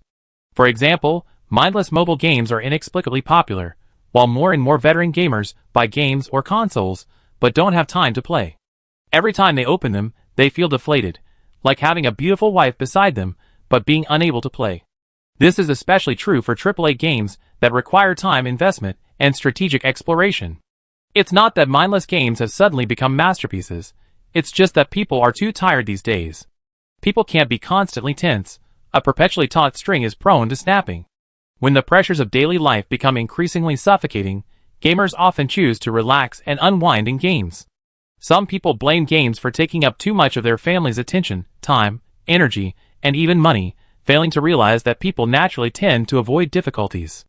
Even without games, there are other things like videos, novels. At the very least, in the old days, before cell phones and other electronic devices, a leaf, a candy wrapper, or a swarm of ants could keep an imaginative person entertained for hours. Game addiction is merely a symptom. The real problem stems from people's inability to face the challenges of real life, forcing them to choose escape, a self-preservation instinct. Of course, the situations vary greatly from person to person. Some people dedicate their entire lives to hard work and dedication, only to be driven to despair by the harsh realities of life, where games and entertainment become their only outlet for release and catharsis. Others, while perfectly capable of handling difficulties, choose temptation over responsibility. The latter is unavoidable, but instead of addressing the root cause, many choose to vent their anger. Game addiction leads to game removal, anime is suppressed, murder mystery games are banned. Emerging industries meant to bring joy to humanity vanish before they even begin to flourish. Countless ambitious entrepreneurs fail miserably, and investments evaporate instantly. And these cowards, unwilling to face reality and take responsibility, still find ways to seek other sensory stimulation. As long as they can escape reality, even picking at the dead skin on their hands is somewhat entertaining. In the original world, the gaming industry is precisely such an easy scapegoat. What? You say players have a problem with their attitude towards life? That can't be a problem with people. It can only be the game's fault. The era of instant fame and meteoric rise is long gone. Through the blood and tears shed by countless bankrupt companies, industry giants have long since learned to focus on doing things well, making money quietly, and quietly accumulating wealth. Players, whose beloved works have become eternal memories, have also learned to live for the moment. Entertainment is entertainment. Don't overimpose unnecessary meaning on it. The better the game, the more quietly you should play it. If too many mindless people who only care about stirring up trouble notice and constantly report it, how can game companies continue operating? How can players continue playing?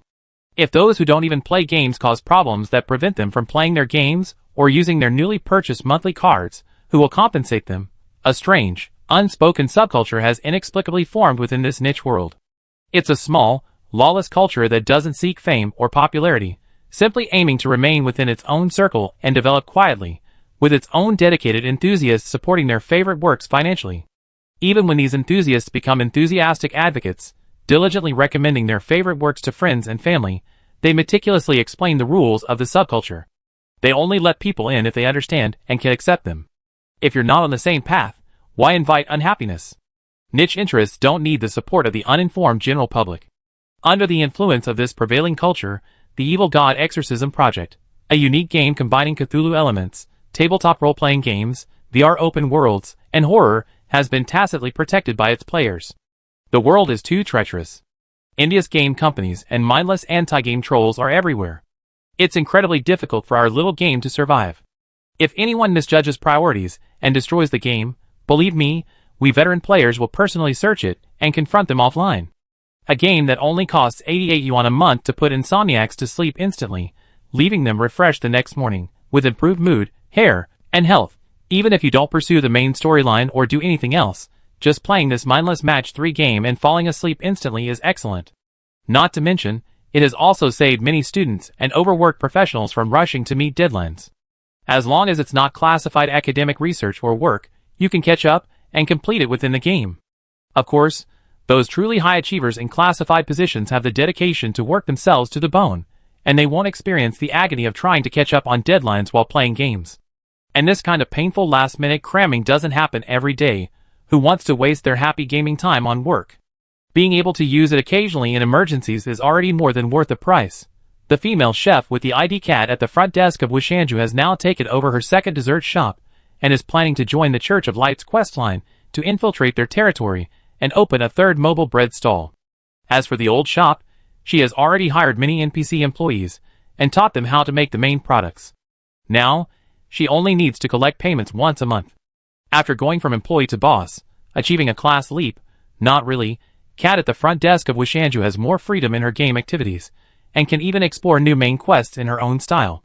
Staying in the old shop every day is getting a bit boring. The cat at the front desk of Wishanju rolled up her sleeves, packed the newly acquired flour into her backpack, and said to her friend, "The people of the Church of Light also need bread, right? Maybe we can come up with something new by focusing on that. After all, this game has a super high degree of freedom." Exactly. Her friend, a girl with the ID June, is not a fungus. Long live the king of mushrooms, excitedly echoed. I'm planning to go over there and do reverse missionary work, spreading the good name of the Fool. I think the NPCs in this game might not really understand what the Fool is, said the cat at the front desk of Wishanju, but it sounds quite interesting. If you come up with any weird routes, don't forget to send me a recording. Okay, by the way, have you tried the mushrooms I gave you before? Isn't it especially delicious when used to make bread? Chapter 854. It smells good, but some of the breads are a bit off. It seems like eating them causes hallucinations.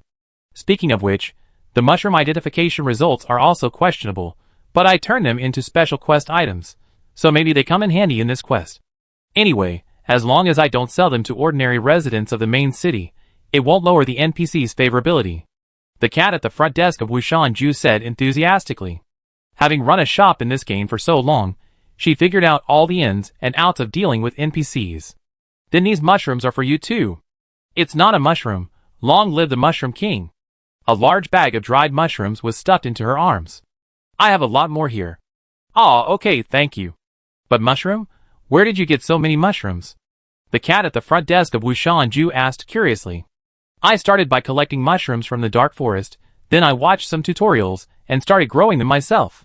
Anyway, it's just a game, so it doesn't matter what kind of weird mushrooms I grow. You can't do that in real life. Wow. That's amazing. By the way, Kitty, are you going to set up a bread stall in the satellite city of the Church of Light? Do you have 2 bodies? Or are you planning to travel back and forth? There aren't any teleportation arrays in the Church of Light's territory. Won't it be inconvenient to travel back and forth? I don't need to travel back and forth. I plan to make bread and sell it along the way. I brought a lot of ingredients, so I can buy more on the spot. Anyway, I trained a druid, so I can purify ingredients. The 2 girls stared at each other, then finally said, "It's June, not June." Long live the Mushroom King. Confused, they asked, "But doesn't baking bread require an oven?" I brought it. The cat at the front desk of Wushanju didn't seem to notice anything amiss, answering naturally. You can just bring an oven anywhere? It's June, not June. Long live the Mushroom King. She exclaimed in surprise. Have ovens in this world become this advanced? Yes. And really advanced. Speaking of this, the cat at the front desk of Wushanju was wide awake. Come on, Mushroom. I show you something good. She walked to an open space by the roadside and took out a giant RV? No, perhaps it should be called a mobile food cart. Holy crap, you have a motorhome? Amo's eyes widened. Is this a mount? How much does it cost? What are the requirements to get one? It's not a mount, it's a mobile bakery. The cat at the front desk of Wushanju proudly put its hands on its hips. I invested all the profits from all my shops, plus all the money I earned from part-time jobs, into customizing this mobile bakery. But unfortunately, the big boss Song Lin said they haven't been able to solve some of the technical problems from motorcycles to cars, so this thing doesn't have an engine and can't run. But it has a pollution-powered boiler, and with a magical mechanical bread oven, it can set up camp and bake bread everywhere as a mobile bakery. Ahem, it's called mobile because it can be stored as a whole in the system's inventory and move with the player, provided that there are no people or living objects in the bakery. Wow, so it's a man-made mobile bakery, Amo said admiringly. Boss Song Lin said that with the mission at hand, I use this thing for now. Once they figured out the transmission structure of the car chassis and stuff like that, and solved the technical problems, they upgraded to a real mobile bakery van for free. But if you want a flying version, you have to pay extra. I figure a bakery doesn't need to go anywhere, this is enough. The cat at the front desk of Wushanju said, if you had any more money, my bakery's cash flow will be in trouble. Goodness, you turned bread into your lifelong career. Amo explained in shock, seriously, you're a production player, are you really going to go all out alone into enemy territory to push through the main quest? Don't worry, although I usually make bread and desserts, as a magic chef, this is a way to level up. Besides, I already had enough level, and I went to find Fire Dragon Yin Chun to upgrade to Saint Chef. I even unlocked the God rank. My God rank is Noodles. The cat at the front desk of Wushanju said, so this time, it's not just about pushing through the main quest, but also about continuing to search for my Tao. Upgrade my main job. Besides, production players don't just play production. While fulfilling my dream of opening a bakery in this game is wonderful and exciting, doing only that would turn the game into a job. As a player, you have to step out of your comfort zone and try more possibilities. Even if production is the main gameplay, just playing that would get boring. My interests are constantly changing. Since I'm in a game with super low trial and error costs, I definitely need to enjoy more game content I haven't tried before to make it worthwhile, and I don't know if it's because I took a break in the game for half a year, but my energy and spirit are much better now. I'm full of fighting spirit, and just want to embark on a grand adventure. Wow! Amo said admiringly, is this the legendary rest for a better start? But I feel like you directly built a bakery chain in the game, and are now planning to break into enemy territory and open up new markets. By the way, don't you really plan to open a bakery in real life too? No, this addiction is satisfied in the game. If I start baking bread as soon as I wake up in the morning, and start baking bread again as soon as I go to bed at night, it would turn from fulfilling a wish into a life horror story. The cat at the front desk of Wushanju felt a chill run down her spine, just thinking about the scene. Some hobbies are hobbies precisely because they're not real work. If you turn your hobby into a profession, it will instantly be tainted by the pressure of work and money, and I won't be able to properly enjoy the joy it brings. I see. How profound. How deep. Amo said, where do you plan to start? I asked the old mayor of Holy Sun Town. If we want to travel by selling bread and collecting materials along the way, the best option is to follow the route the elves used to take when they sold grain, starting from Losel City, heading west along the coastline. Pitt's Roll, a satellite city in the southeast. Although it's a longer route, it avoids crossing the central mountain range. Plus, the area along the way is full of bustling trading cities. Besides the Church of Light, there will be many out-of-town merchants and other forces, making it easier to blend in. I also plan to collect some new local ingredients along the way to develop some new desserts and breads. Maybe even recreate some Chinese pastries. So this time, I won't be traveling with the main group, said the cat at the front desk of Wushanju. Mo, are you going with the team to Rexel in the northeast? Yes, Rexel is right next to Monster Canyon. Now that the teleportation array in Monster Canyon is open, infiltrating Rexel is very convenient. Many players will probably choose this route. Then let's keep in touch. Good luck to everyone. Good luck. Chapter 855. Hey, did you see the news about the Osiria continent that popped up when I logged in today? Yes. The Lord actually went to find his wife. My official CP even has after-sales service. It's amazing. That CG animation was only 56 seconds long, but it was incredibly high quality. The celestial sphere was sealed, the Lord joined the God War, and the heterochromatic eyes playing the Lord's role, and the baby teeth playing his wife's role. This villainous duo is kind of appealing. Wait, are you guys only focused on shipping? Shouldn't the focus of this CG be the first appearance of the Cyber Combat doll? The production team really listened to the voices of us players. Sound! My wallet is ready. When will the store release new items? You can change faces, carry high-energy combat weapons inside, and submit modification materials.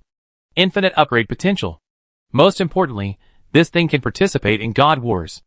This is a clear signal from the official sources, brothers. Honestly, I reckon the face-swapping service will cost at least 188 each time. The official price for the overall Cyber Combat doll hasn't been announced yet, but it definitely won't be less than 188. The CG ad is out. This thing isn't far from being implemented. I hope it really is in the store, and they don't come up with any messy main storyline restrictions. Anything that can be solved with money isn't a problem. The players waiting for their teammates to gather in the World Square were almost frantically discussing the latest main storyline developments released with the Osiria continent today's news. Meanwhile, the hidden old man, who had been accidentally killed by the dungeon mechanics, finally dug himself out of the sand, humming his own BGM as he walked towards the Gun Research Institute. Hey Captain, why are you so happy today? Tranquility hovered around him, peeking out from the left and right, but the hidden old man ignored him completely, his good mood undiminished. Until they reached a quiet, secluded spot, the hidden old man spoke mysteriously. After leaving the Golden Land main storyline, didn't I get a huge bonus? The system gave me a time-limited trigger mission, the development commission for the Cyber Combat doll. The system suggested I participate as a funder. I placed the order and paid at the gunsmith. Today, as soon as the main storyline cutscene came out, I received a notification for the follow-up mission. It said I could try on the Cyber Combat doll. Wow! So, the Cyber Combat doll appeared because you did this mission, Captain? Truly worthy of being the captain. Tranquility exclaimed, then asked curiously, that's strange, why didn't I receive the mission? I don't know, perhaps you're not obsessed with cybernetic combat dolls? The hidden old man said. But those things are really expensive. I invested all my mission rewards and only paid the deposit, I still need to pay the balance. He looked at the tranquil sea, giving a small, embarrassed smile. Could you lend me a little more? Oh, that's no problem, the tranquil sea said. But I just bought a flying motorcycle, so I don't have that much money left. Anyway, I don't really need it, so take it if you need it. It's just gold coins. With our combined strength, we can easily earn it back. At this moment, neither of them realized that they were already going further and further down the path of a salary recovery plan laid out by a certain game planner/lord. A certain lord, hey! Plans are in place.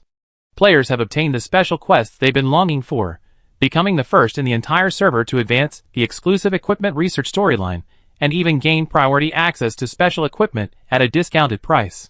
The Lord, in turn, has recovered a huge amount of circulating currency, maintaining the currency stability of AMT County, and even the entire game world. The research-obsessed NPCs of AMT County have new research topics and angel investors. Everyone has a bright and promising future. The player teams gathered in the World Square quickly assembled their members, and set off towards their respective destinations.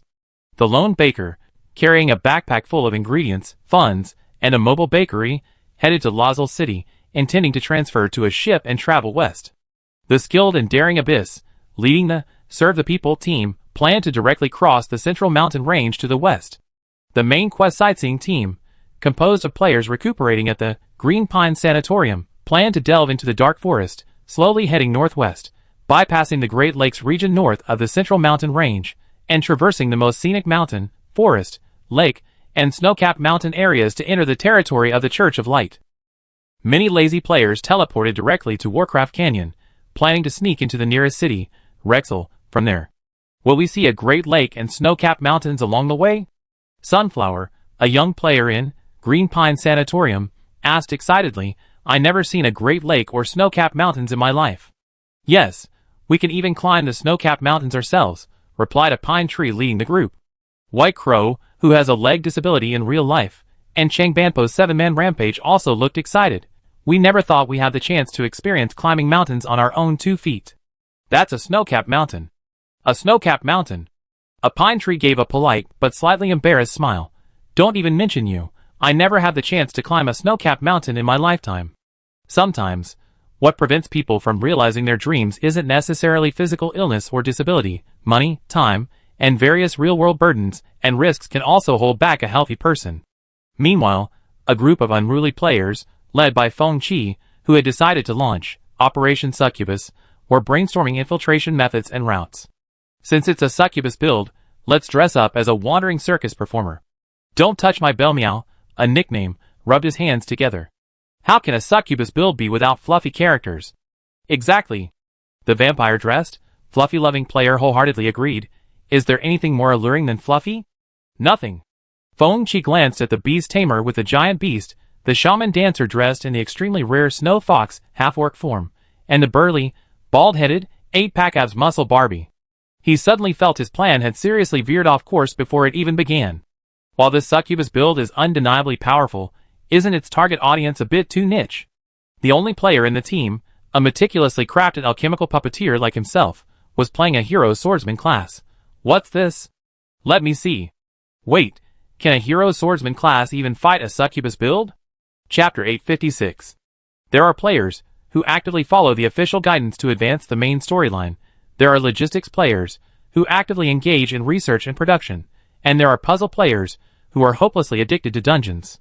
There are hardcore pros who excel at solving puzzles and clear the game in one go, and there are new players who love to play even though they're not very good.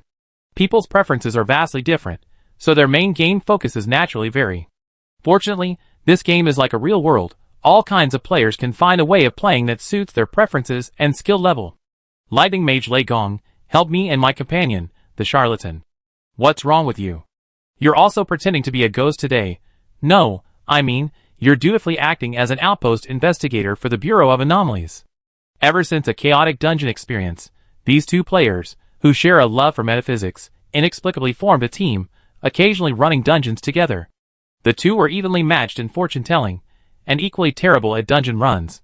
Even though they weren't talking about the same thing, their thought processes strangely aligned, creating a kind of harmony in a way. Two mages weren't easy to team up with, so soon their group was joined by the Magic Chef, a player who, before unleashing his ultimate skill, would always smoke 3 cigarettes and pray to some unknown deity, a player whose luck was unpredictable, effectively shortening the wait time by 1 minute. Well, there's no way around it. These days, tanks and healers are picky and selective. You can't easily fool them. Basically, once you queue for a dungeon randomly, they're all gone by the time they appear. The three were used to this, and didn't notice anything amiss. This quest has gotten to hell since we first took it on. Should we try something else? Turning left after leaving the building, they entered the lobby of the Bureau of Abnormal Affairs headquarters, and swiped through the screen in front of the magical doll, selecting a quest. A passerby, hearing this, asked curiously, Hell difficulty? What kind of dungeon is that hard? Was it already very difficult when you first took it? Looks like you're all expert players. Not at all, Lei Gong assisted me modestly. When we first took it, it was only easy difficulty. The passerby, sorry to bother you. Goodbye. How about we try that dungeon that's upgraded to super hard today? The charlatan suggested. I have a good feeling about it. Okay, let's queue. The three of them received queuing tokens, and in an instant, all the nearby players cancelled their random queues. Ah, I remembered I have something to take care of first. I need to pee. I forgot to turn off the fire. My teammates called me to go push the main quest. A group of players poured out of the hall, as if chased by ghosts, and the entire hall was instantly empty. The three oblivious players were completely unaware of what was happening. Oh dear, so many people have something come up. Let's just post a recruitment ad. He turned left and deftly reopened the doll panel, expertly posting a temporary recruitment ad on the bulletin board reserved for dispatched investigators. Super hard dungeon, Mr. Malfaisen's dilemma. Need 1 tank and 1 healer. No class restrictions. The team is full of veterans. Welcome to newbies, and those wanting to experience the super hard dungeon for the first time. Friendly team atmosphere. Anyone can join. He handed the 2 extra wooden charms he had received to the magic doll to post the ad. Alright, now we just need to wait for everyone to arrive. He turned left outside, popped a homemade cigarette into his mouth, and before he could even light it, ding, recruitment complete, someone's in the instance. Let's go! The 3 of them rushed into the instance with lightning speed, afraid that if they waited too long, the teammates recruited on the other side would consider leaving. The 5 of them met at the instance entrance. The IDs of the 2 players on the other side were quite interesting. The World Knight's ID was if you can't heal me, you lose, and the healer was a priest with the ID a mouthful of poisonous milk. To take this poisonous milk or not to take it, that is the question. Hey guys. The 2 players, clearly from a queuing group, greeted us warmly. We're complete newbies to high difficulty dungeons, just here to get our bearings. Please forgive any mistakes. Don't mention it, we're not pros either, Lei Gong said kindly. We just run this dungeon a few times, let's be understanding. The 3 of them tacitly ignored the fact that the dungeon initially only had a normal difficulty setting, and that all 3 were inexplicably unpredictable noobs who frequently died and were forced to exit, having already run it over 100 times, practically explored every nook and cranny, yet still couldn't figure out the path, and had somehow managed to raise the dungeon level by several orders of magnitude. Their friendly and polite attitude gave the 2 newly formed teams a sense of confidence. The team atmosphere is really great. We're afraid of encountering those expert players who don't allow newbies to make mistakes, where even a small error will get us accused of haven't you read the guide. But we just want to have that first-time gaming experience. The shock and joy of seeing the story for the first time are feelings we can only experience once in our lives. To preserve this unique experience, dying a couple more times is totally worth it. Sure, Lei Gong said kindly. Everyone can experience it. Let's start the dungeon then. The 2 new players were immediately touched by the friendly atmosphere of this experienced team, inadvertently overlooking subtle signs and missing the best opportunity to exit the dungeon. Investigation event name, Mr. Malfaisen's confusion. Current status, under investigation. Initial event rating, D. Current rating, A, recommended for experienced investigators. Event location type, overlapping reality and illusion. Event description, Mr. Malfaisen is very confused. He was a retired clerk from the Magic Federation who, fortunately, or unfortunately, inherited his distant aunt's mansion, only to find strange things happening there. Terrifying dolls that suddenly appear at night, non-existent basements, and mournful cries echoing from deserted places. Is this an illusion or reality? What secrets does the old woman hide in the mansion? Note: sealed artifacts may appear. Note: it may have originally been a low-level sealed artifact, but fed by the energy contributed by adventurers who have died, it has gradually grown stronger. Please be especially careful. What does this mean? One of the players, feeling uneasy, asked, has the difficulty of this dungeon been increased? The 3 veteran players remained silent, while the other 2 exchanged glances, sensing something was amiss. Let's go. I feel particularly lucky today, Lei Gong said. There's a witch downstairs. Shall we start upstairs? Chapter 857. Wait a minute. Explain yourself. What's with the witch downstairs? I eat my hat if you can't heal me. Exclaimed in shock. The literal meaning, the charlatan said calmly. Do you want to experience the first encounter yourselves, or do you need us to spoil it for you? However, our understanding might not be accurate either. The 2 newbies, seemingly new to high difficulty content, visibly hesitated. Although this group seemed suspicious, no, this dungeon as a whole seemed suspicious, but the experience of clearing a high difficulty dungeon is the most important thing. You only get one chance to experience it yourself without being spoiled, and even reading a guide or being warned will diminish the enjoyment. Since we already decided to start, it doesn't matter if our teammates are reliable or not, we can't do without enough monsters. The most important thing is having a top-tier, aggressive player who contributes significantly to the team's damage output, right? So can we start over once? If you can't heal me, I admit defeat, cautiously asked. If we die this time, we listen to you guys next time. What's wrong with you, my charlatan? Waved his hand. No need, no need. You guys do whatever you want, we just follow along. To ensure your gaming experience, we won't give you hints, but if you want to know where the traps are in advance, you can ask us. We definitely tell you everything we know. Wow, that's great. Thank you, boss. Boss. His incredibly friendly attitude further dispelled the two players' initial suspicions, and they even felt a faint pang of guilt. How could such a friendly person be suspicious? They must have been judging him by their own petty standards, and so, the duo of the newbie and the pro, a perfect match, happily began their exploration. However, it's hard to say who the newbie is and who the pro is. The plot of this investigation dungeon isn't very complicated. After all, it's an ultra-difficult dungeon that was upgraded from an easy one because the player died too many times. Its plot complexity doesn't compare to naturally generated high-difficulty dungeons. The client, Mr. Melfizan, is a retired clerk from the Magic Federation who inherited a large mansion from his distant aunt, only to find strange things constantly happening within it, as if it were haunted. The mansion is located in a remote rural area, with 3 floors, 2 upstairs and 1 basement. The interior has no water, no electricity, and no lighting. Even the windows are boarded up. The corridors are winding, narrow, dark, and labyrinthine, filled with clutter in the darkness. Although they refused to spoil anything, the 2 newbie players, despite knowing the basement was a boss room, wouldn't recklessly charge in. They rationally accepted the experienced players' helpful advice, and started exploring from the 2nd floor. Both I make you die if you can't heal and one mouth poison milk were newbies to high difficulty dungeons, but they weren't inexperienced. In fact, they were quite skilled at tackling investigation bureau dungeons, having progressed from low-level to high-level dungeons, accumulating considerable experience. This game has a vast number of dungeons, and it's unclear how much experience the development team has, simply creating hundreds or even thousands of dungeons and leaving them for players to explore and play with. There are high-difficulty main quest dungeons like Clock Tower Town near the beginner area, and side quest dungeons like Desert Oasis, and of course, many more are single dungeons released as part of investigator missions.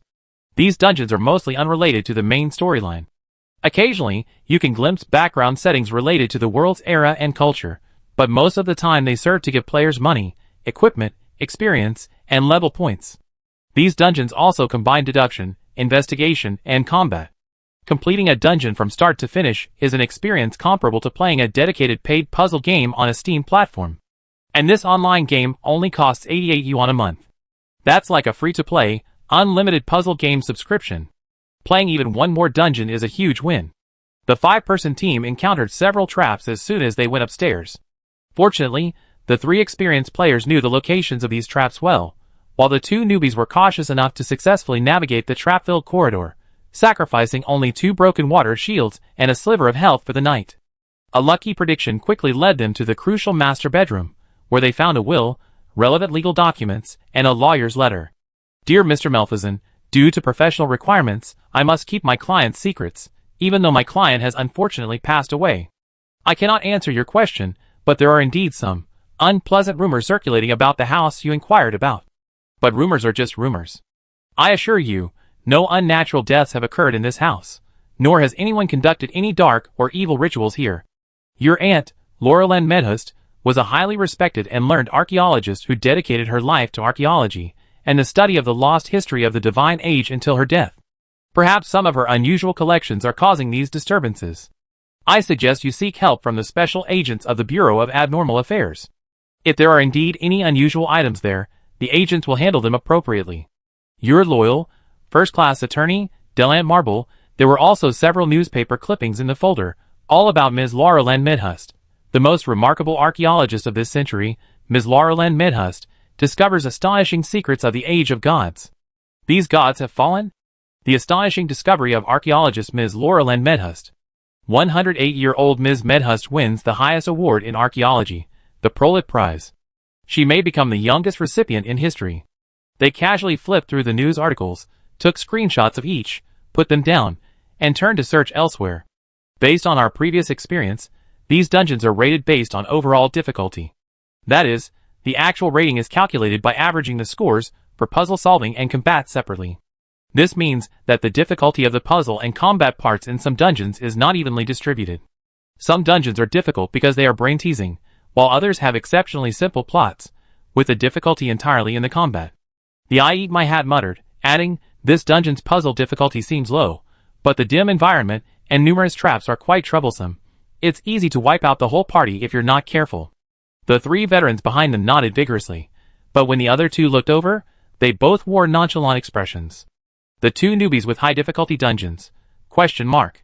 Chapter 858. So, what are your thoughts on the storyline of this instance? Lei Gong patiently guided me, like a reliable mentor. The plot isn't difficult. One of the poisonous milk characters shook the stack of clippings and letters. This ant is a famous archaeologist, mainly researching the buried history of the Divine Silence era, the secrets of the god's life and death. In Clash of Clans tabletop role-playing games, such figures are usually behind-the-scenes bosses. Either they go mad and die, becoming monsters, or their collection/research items/research results malfunction and turn them into big bosses. Based on the clues gathered so far, I suspect the latter. Another poisonous milk character added, "This house is dimly lit, and full of clutter and traps. The difficulty probably lies in combat, and breaking through traps. By the way, judging from the quest hints, there should be an overlapping of the real and the real worlds. The real world is the mansion, while the hidden world might be an illusion created by a sealed artifact. The quest hints mention a suddenly appearing, non-existent basement. This means there wasn't originally a basement in this house. The current basement is probably an illusion. It's just unclear whether this hidden world only includes the basement or encompasses the entire mansion with the basement. It feels like, given the current difficulty level, this is at best a normal difficulty dungeon." The 2 girls exchanged a glance, their eyes filled with confusion and bewilderment. Is there some special plot twist between the 2 worlds, or is the boss particularly difficult to defeat? The 3 culprits who caused the increased difficulty looked strangely at each other, glancing east, west, and at the sky and the ground. Lei Gongzhu would cough lightly and agreed, "It's quite difficult. Next, we just need to find out the conditions for switching between the 2 worlds, find, defeat, and seal the troublesome items, and we can clear the level smoothly." "Huh?" Iko Dunai said, walking towards a drawer. The moment she opened it, an octopus tentacle on the left pulled her to the ground. A short, silver arrow shot out from the drawer, grazing her scalp and striking the wall behind her. Thank you, boss," Iko Dunai said, still shaken, craning her neck to look at the unexpected projectile. "Wow, there are traps even in places like this. How did you guys know?" "That's amazing." "It's alright, after more practice." Going Left smiled calmly, not explaining that the 3 of them had died several times here, their proficiency built up from countless deaths. Although death increases the difficulty of the dungeon, dying once unlocks a trap that won't move but only respawns. As long as players can memorize the patterns, the increased difficulty is negligible. The 3 fortune tellers faithfully kept their promise not to spoil anything, only intervening when the newbies repeatedly triggered unexpected traps. After a few times, the 2 newbies looked at the trio with eyes full of admiration. "Is this what the pros are capable of?" One of them secretly whispered to the other, "They're incredibly amazing. Precisely predicting trap damage. Every time they let us fully experience the thrill and excitement of the dungeon while remaining unscathed. With these pros protecting us, I think we can do it." Meanwhile, the 3 charlatans on the other side were frantically reviewing their past deaths in private chat. "Hey, has anyone died there before?" "Yes, that floorboard is hollow, it flips, and there are spikes underneath. I fell in once.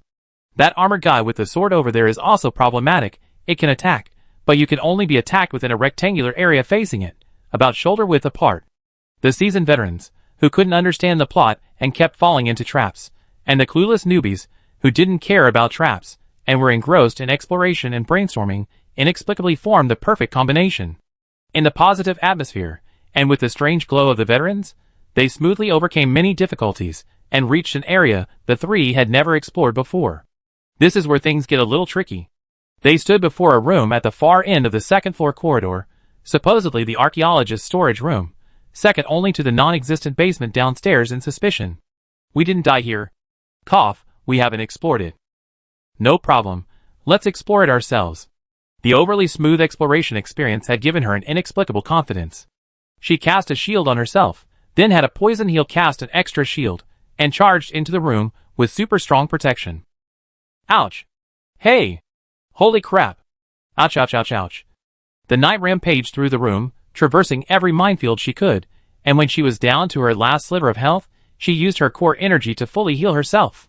Phew, we should be safe now, she said confidently. There's another way. Although it's similar to what we did before, it's completely costless. Should I train as a knight too? Knights are more durable. Mages and magic chefs are too fragile, one trap and they're dead. The three huddled together, whispering amongst themselves for a while, then composed themselves and calmly went inside. The two girls had already found a clue in the room, now completely free of traps. It was a work notebook left behind by an archaeologist. These days, it's not very normal for ordinary people to keep diaries, but for professionals like archaeologists to keep work records, that's perfectly normal. 5 heads huddled around the table, studying the notebook's contents very seriously. For some reason, the notebook had been covered with many keywords using black paint, or some kind of concealing agent, making much of the content only a matter of guesswork. Date, year, month, day, hashtag Doman Mont Blanc, that old geezer. Even though I had a long-standing feud with him, I still have to admire his luck and ability.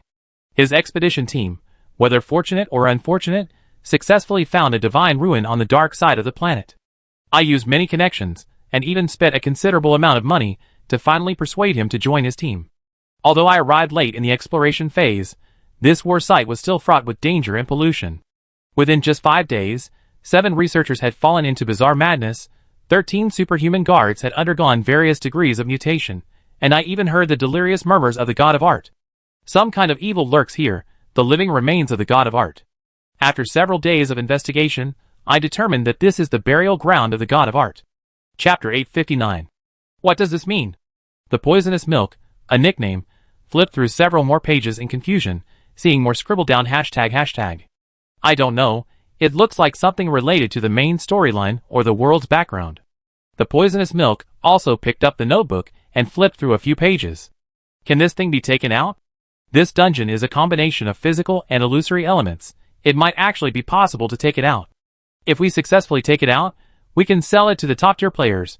They definitely know what this means. The poisonous milk said, glancing at the other 3 top players. If you top players want it. No, we don't want it. The 3 said in unison, turning left as they left, adding, we have no objection to selling it. How about splitting the proceeds equally?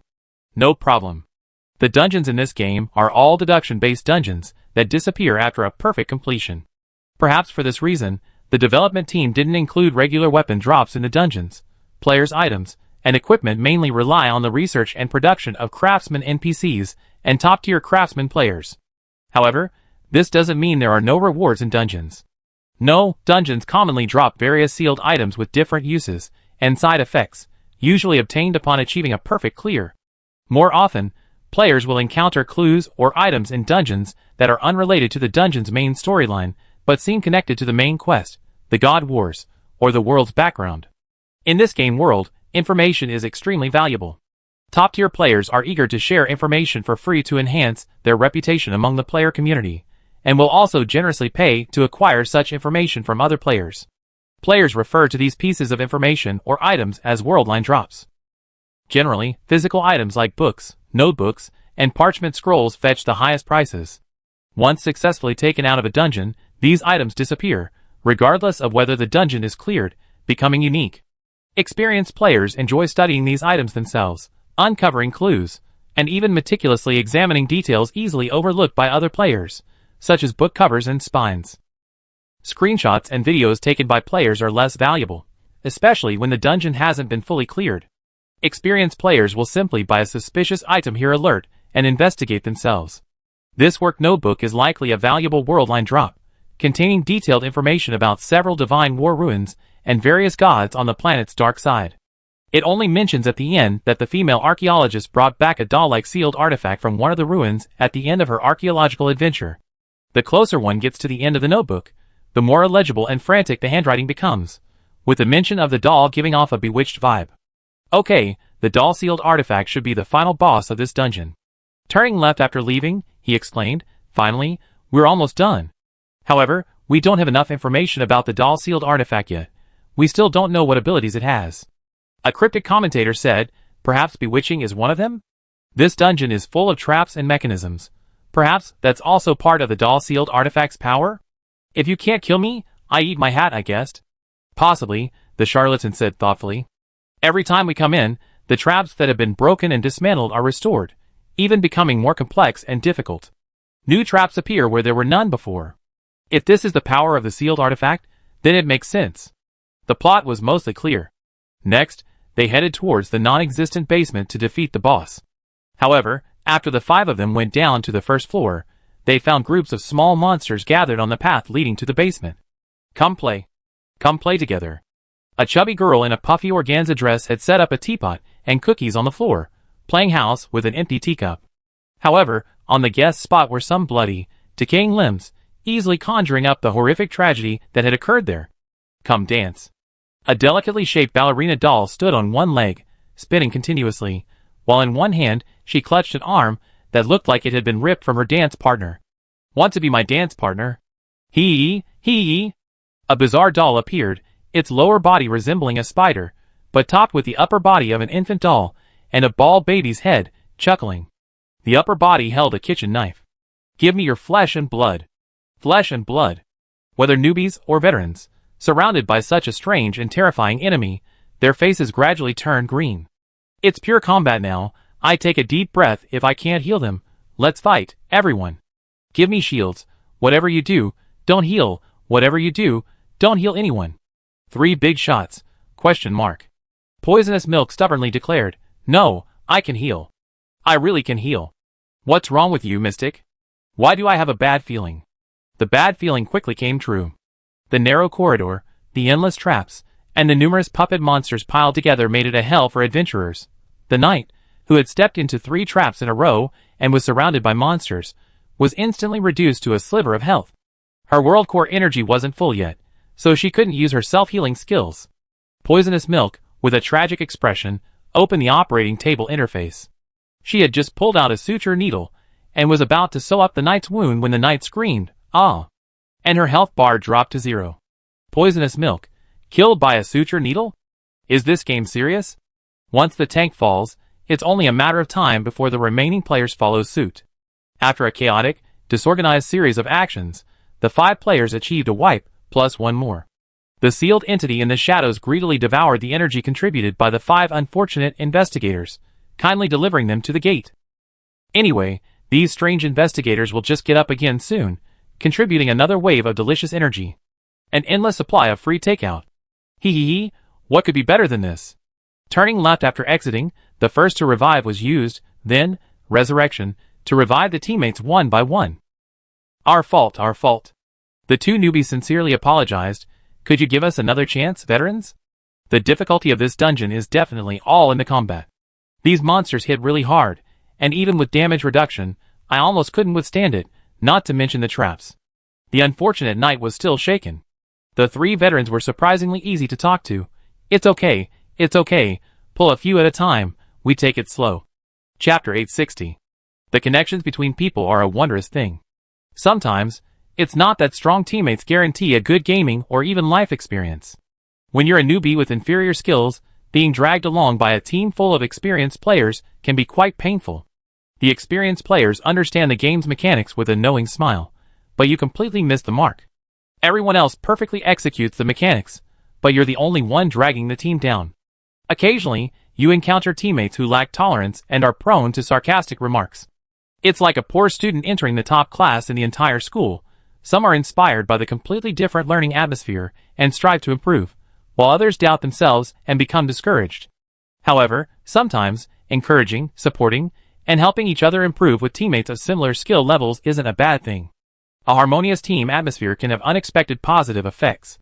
For example, this strange team, consisting of 3 unreliable charlatans, a quack healer, and a knight struggling to shoulder all the misfortunes, slowly made their way through areas teeming with monsters, encouraging each other and trying to salvage the situation, until they finally entered the non-existent basement.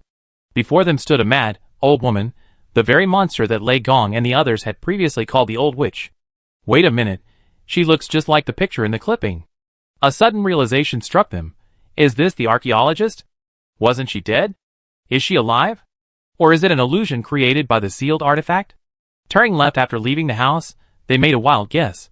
One of the players muttered, "The mobs we fought before were all puppets. Maybe the sealed artifact can create and manipulate puppets. Is it turning the corpses of the humans it's bewitched into puppets too? What's wrong with you, you charlatan? This guess was unanimously accepted by the players. So, this old lady is just a gatekeeper, and there's another sealed artifact after defeating her? I eat my hat if you can't predict it, one player sighed. Truly worthy of being a high-difficulty dungeon. The charlatan group exchanged thoughtful glances. The subsequent Gatekeeper plus boss battle was easier than they had expected. The 3 members of the charlatan group had fought this old lady many times before, practically memorizing her moves and patterns. While there were still many randomly changing moves, the old lady's skill cycle was indeed quite simple, making her a fairly common time-based boss. The 3 of them continued with their strategy of using practice to master the game and turn it into a predictable experience. While this required a huge initial investment and was quite taxing on teammates, their early, hard work paid off. They relied solely on memorizing patterns and dying repeatedly to clear the levels, without thinking, solving puzzles, or studying the story, a viable way to tough it out. The 2 newbies were indeed quite skilled. Knowing one of them was a mediocre healer, the fact that they could still play a harmonious TN, Total Rescue, combination spoke volumes. While their healing abilities weren't great, their positioning and predictive shield application were excellent. They practically wouldn't die in the same spot twice, a testament to their intuitive understanding.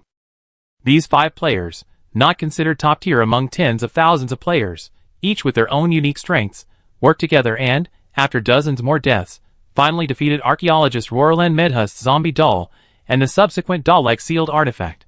The moment the completion message appeared, everyone cheered, frantically taking screenshots and even posing for a group photo.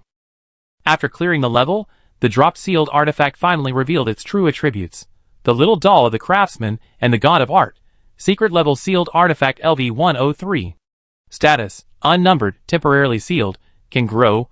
Please submit to the Anomaly Investigation Bureau for further processing.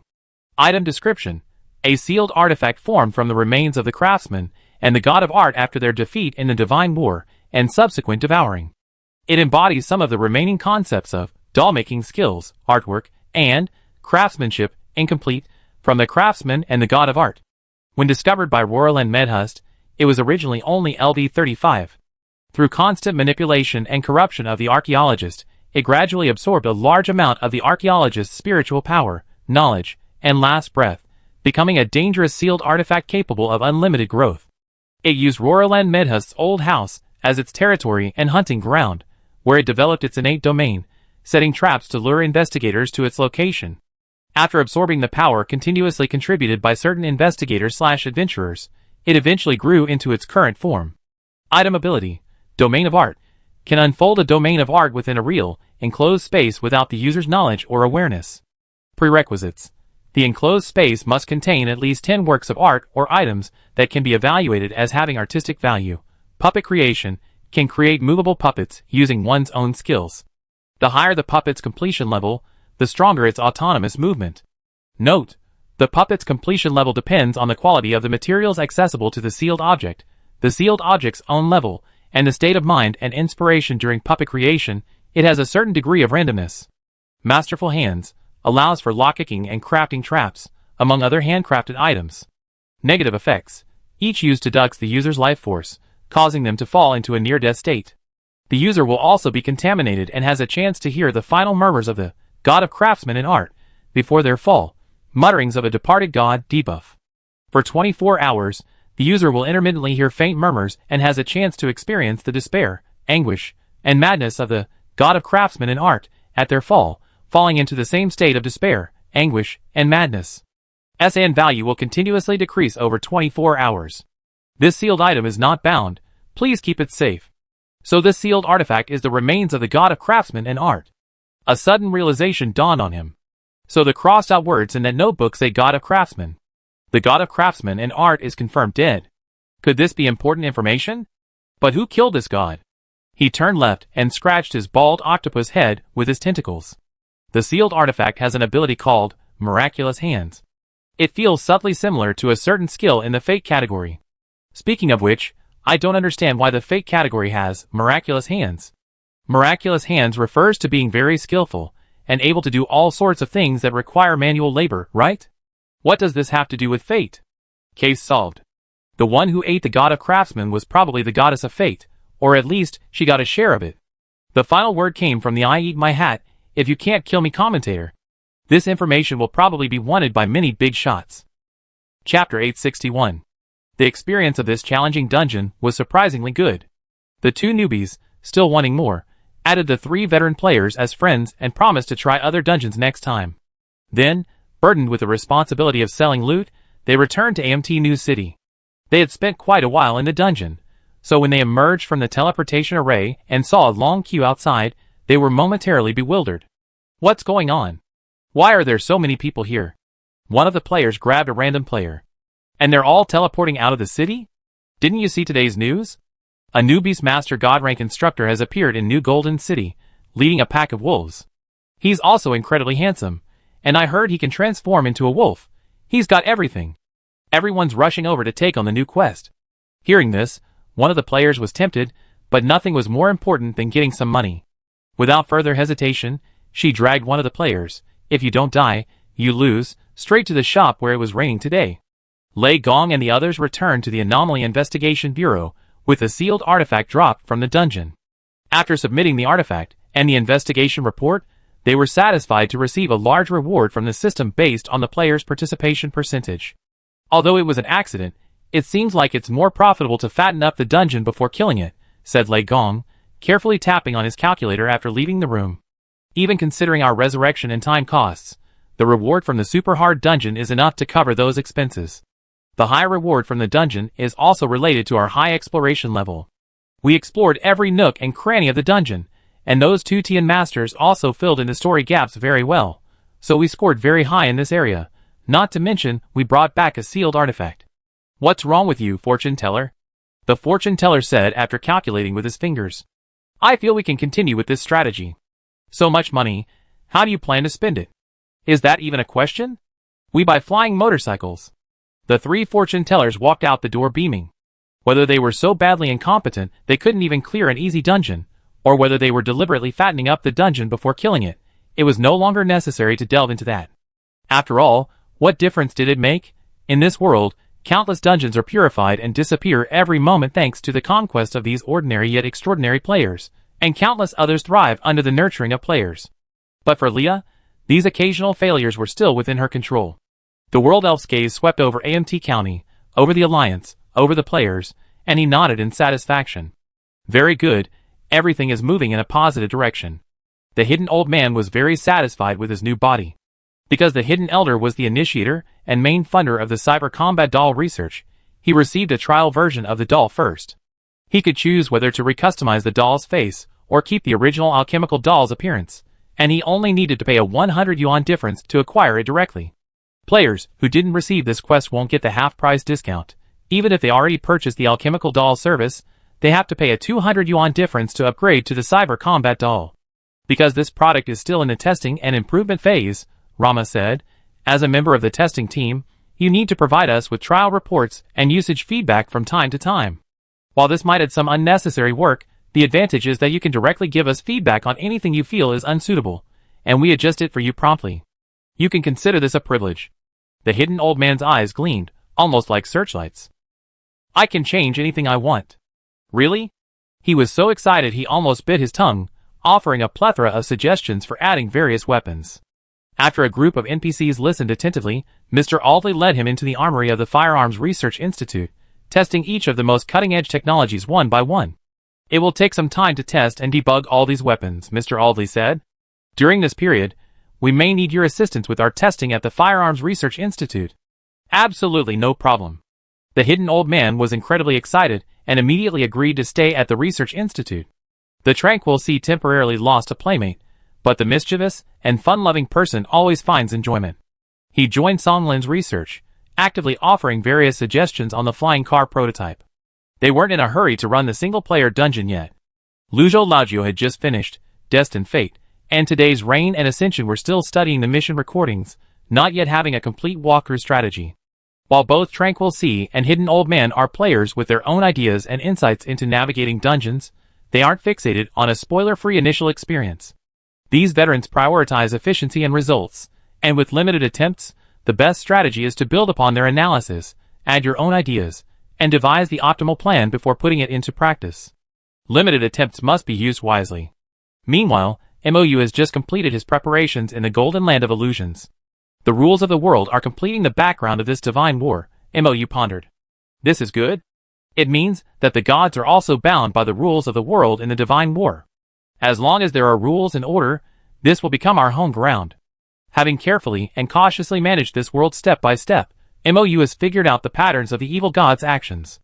Even though these evil gods from the Cthulhu world have an exceptionally powerful influence on this world, even to the point of being considered natural enemies, in reality, these evil gods are still carrying out their actions within the rules of the Osiria world. They spread their corruption, eroding the world's willpower and faith. Even though they bring immense harm to this world and its people, they are ultimately using the world's willpower, the rule that can create everything, to expand their own faith and authority. Even the divine war still follows the rules of the three elements of faith, foundation, and authority, striving to increase their own followers through corruption. They didn't open the gaping maw of the void to swallow the world whole, nor did they recklessly destroy everything. This phenomenon is quite thought-provoking. A slight smile played on his lips. Now, let's see how those two gods handle my open scheme.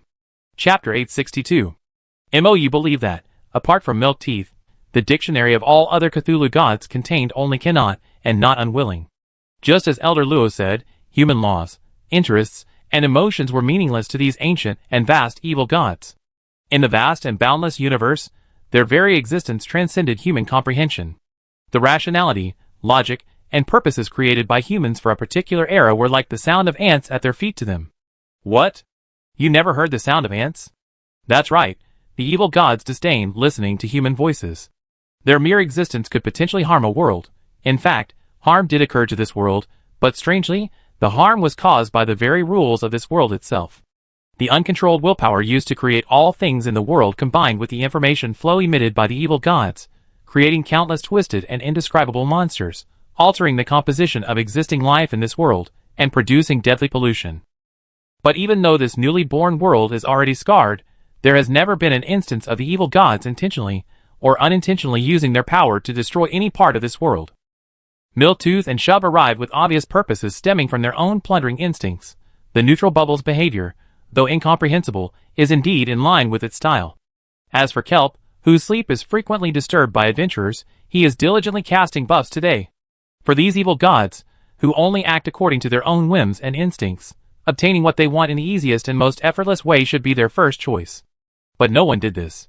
Instead, they spent considerable time and effort waging a divine war alongside the local gods, confusing concepts, spreading corruption, and expanding their followers. MOU had reason to suspect that this world, though a weak and newly formed one, still possessed certain innate fundamental rules that suppressed the invading evil gods. However, these fundamental rules were supreme rules that even the world's consciousness could not manipulate or modify.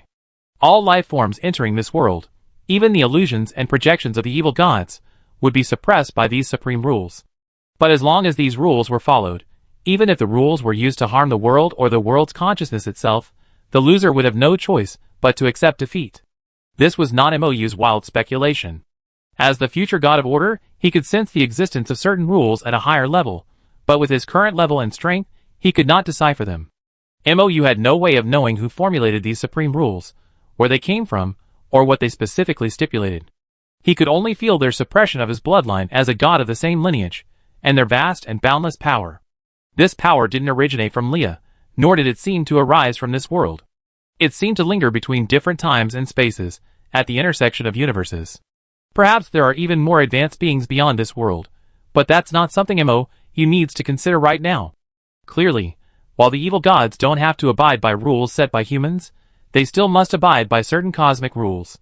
Just as they have their own ecology, temperament, personality, and preferences, these rules and habits weren't created by humans, yet they can be observed and perceived by humans, as long as those observers don't descend into madness. You couldn't be 100% certain about the content of the unknown rules, but he could take a huge gamble in this divine war.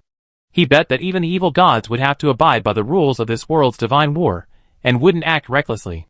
If he lost, he wouldn't suffer any loss. He could even verify his reasoning. If he won, he'd make a killing. This would still be a thoroughly open conspiracy. No matter which path the enemy chose, it would be an outcome MOU was happy to see. At 8 o'clock in the evening, the Golden Land of Illusion closed its translucent roof, and the sunlight that had illuminated the entire divine realm vanished instantly. Night gently enveloped the land. Darkness, like a mother swaddling clothes, lulled her children back to sweet dreams. But these children didn't want to sleep so early. Moments later, twinkling lights lit up in the golden land, and people were still laughing, singing, and dancing in the streets and alleys. Tonight, a ball would be held in the palace. Their beloved prince, Aelian, has chosen a princess. Of course, whether the princess is male or female, ugly or beautiful, or even human, doesn't matter, as long as the prince likes her. The people of the Golden Land, as believers and descendants of the Mother of Abundance, always possess a certain ancestral confidence. The direct bloodline of Eclosia will always continue.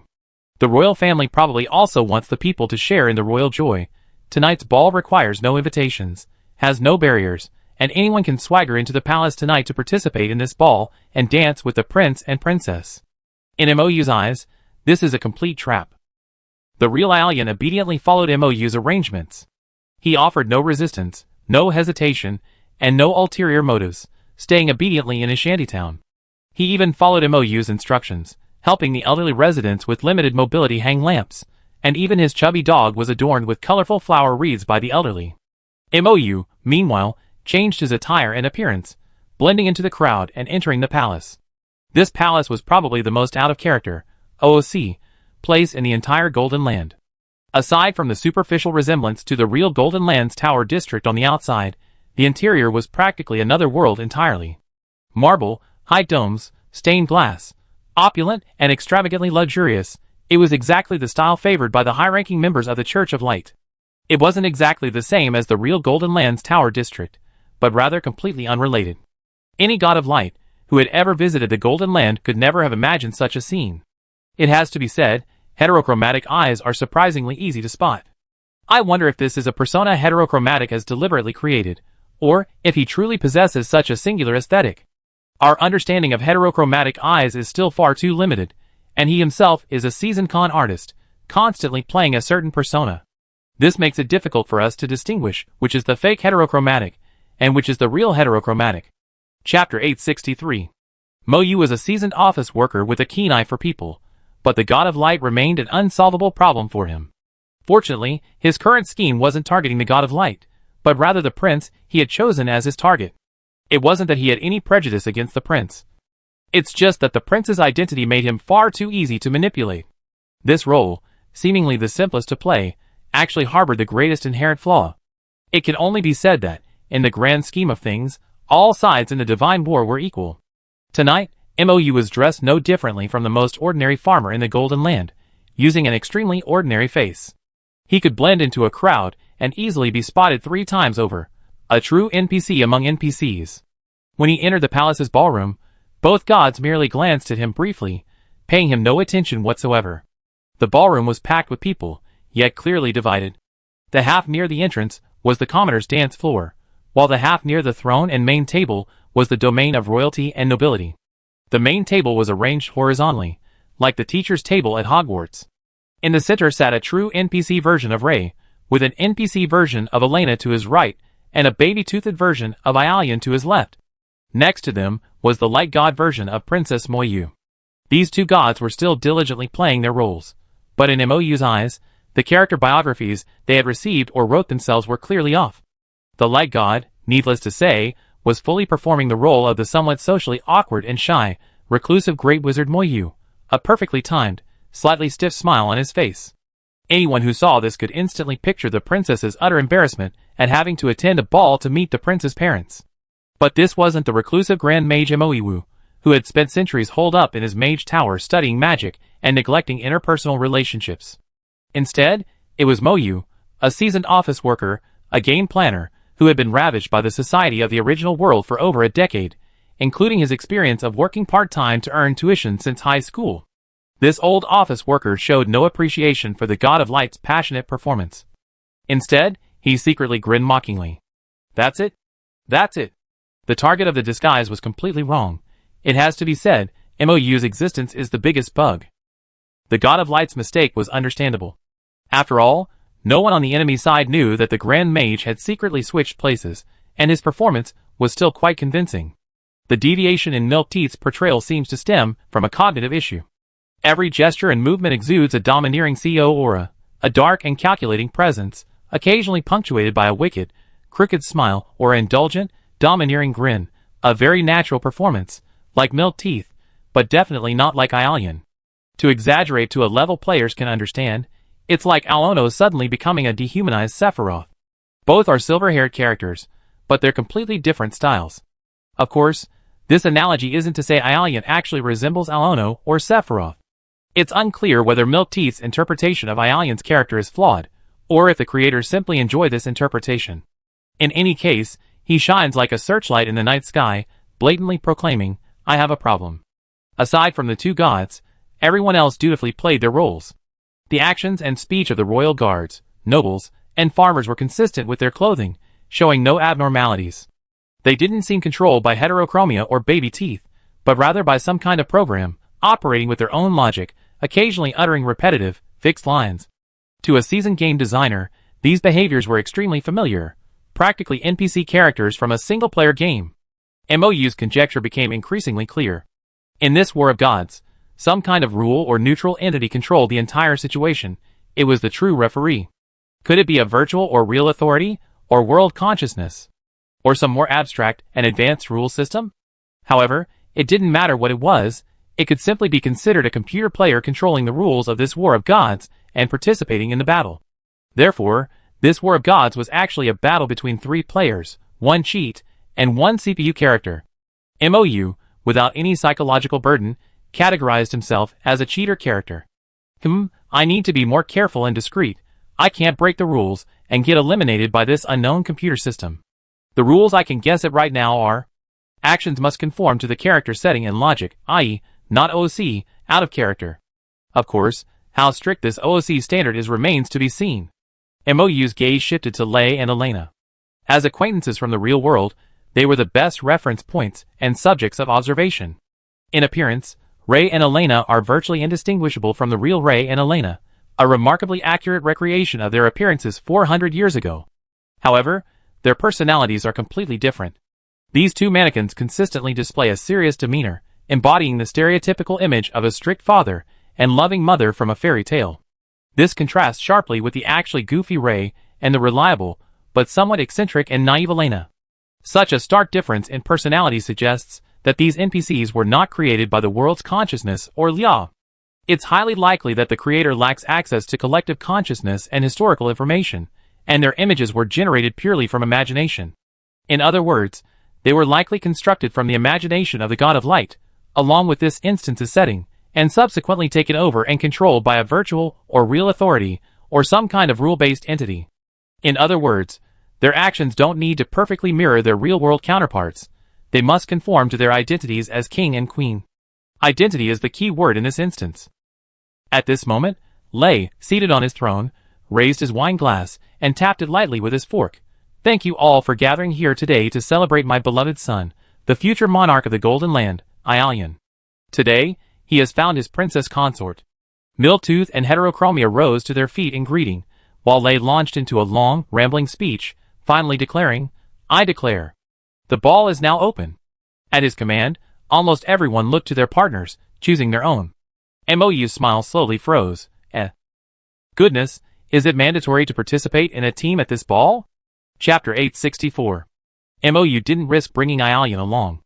As an outsider who had trespassed into this dream world, he naturally had no dance partner. The number of solitary figures on the stage dwindled, and a strange force of rules began to emerge, inching closer to him. That force had no shape, no form, but you could sense its terror and immense power. Being above the divine ranks of order, he could feel the force's strength and indifference even more acutely. It had begun to scrutinize MOU intently, assessing whether his actions conformed to the rules, and if it deemed him to have violated the rules, it would mercilessly devour him like food. But it didn't matter, MOU already had a plan. Attending the ball didn't necessarily mean he had to dance. He only needed to act in accordance with his identity. He was now playing the role of a hungry and ignorant farmer, while two long tables lined either side of the hall, piled high with incredibly tempting food for everyone to help themselves.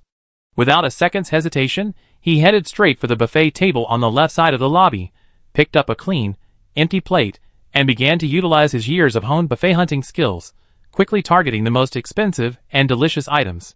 When the first pastry was swallowed, Mou felt the force that had been relentlessly approaching him instantly dissipate, as if approving of his actions. He narrowed his eyes, seemingly savoring the rare royal delicacy, but in reality, he was contemplating this strange power of rules. Good news. There were indeed completely neutral referees in this battle of gods. Bad news. Even he, the cheat code, was bound by the referee's rules. Perhaps in the referee's eyes, he wasn't a cheat code, but just a contestant. From the moment the event was triggered to my reaction, the reaction time given by the power of the rules was extremely short. Practically a time QTE, quick time event, where you either succeed or fail. There were no other criteria. If you succeed, the power of the rules will disappear again. If you fail, it might just make me its meal. It's not the illusory authority that constructs the dream, but some other higher level non-living entity. My current level isn't low, but I'm utterly powerless against it.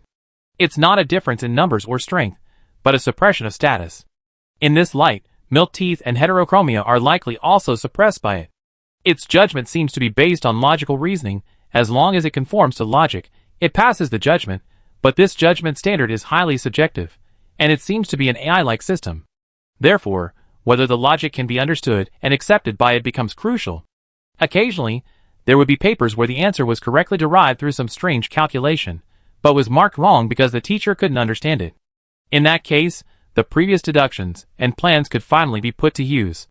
Thinking this, Mou happily ate 3 more delicious pastries, even trying to hide some in his pocket. Of course, those pastries were concealed by his clothes and went into his spatial backpack. The power of the rules remained unmoved. As long as the appearance was acceptable, it seemed indifferent to other details. Having pieced together a few more details, Mou carefully maintained his persona, gradually increasing his understanding of the rules of the Divine War. Strangely, this power of the rules hadn't appeared in the previous Divine War between Annie and the Winter God. Mou recalled that the two forms of Divine War were fundamentally different.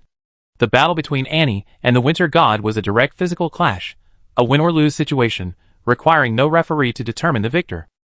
But this devouring Divine War was like a debate, each side presenting their own arguments, making it difficult to determine a winner.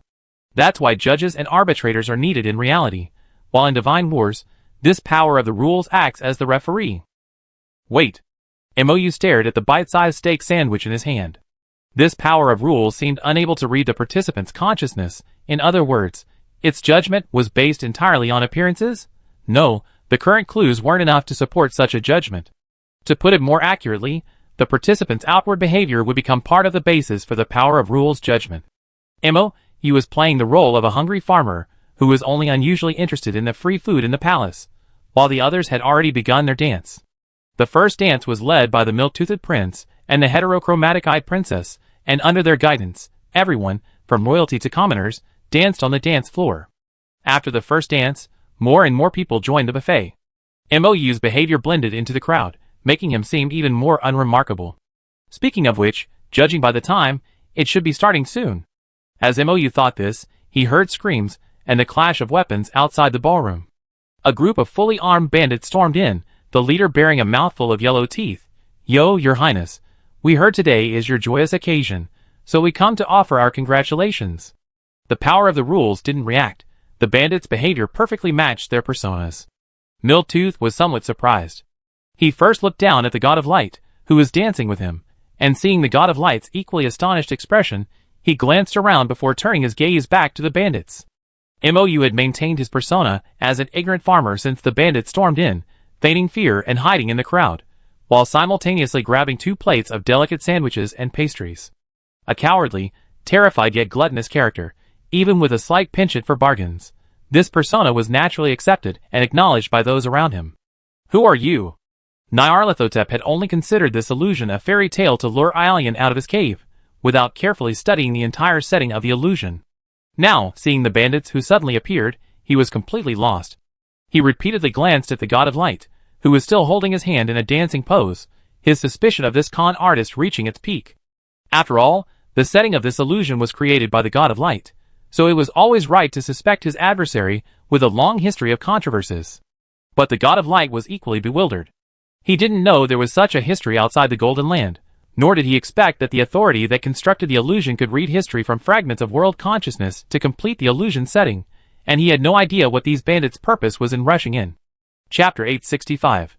As the god of amusement, Nyarlathotep is arguably the deity closest to humanity in the Cthulhu mythos.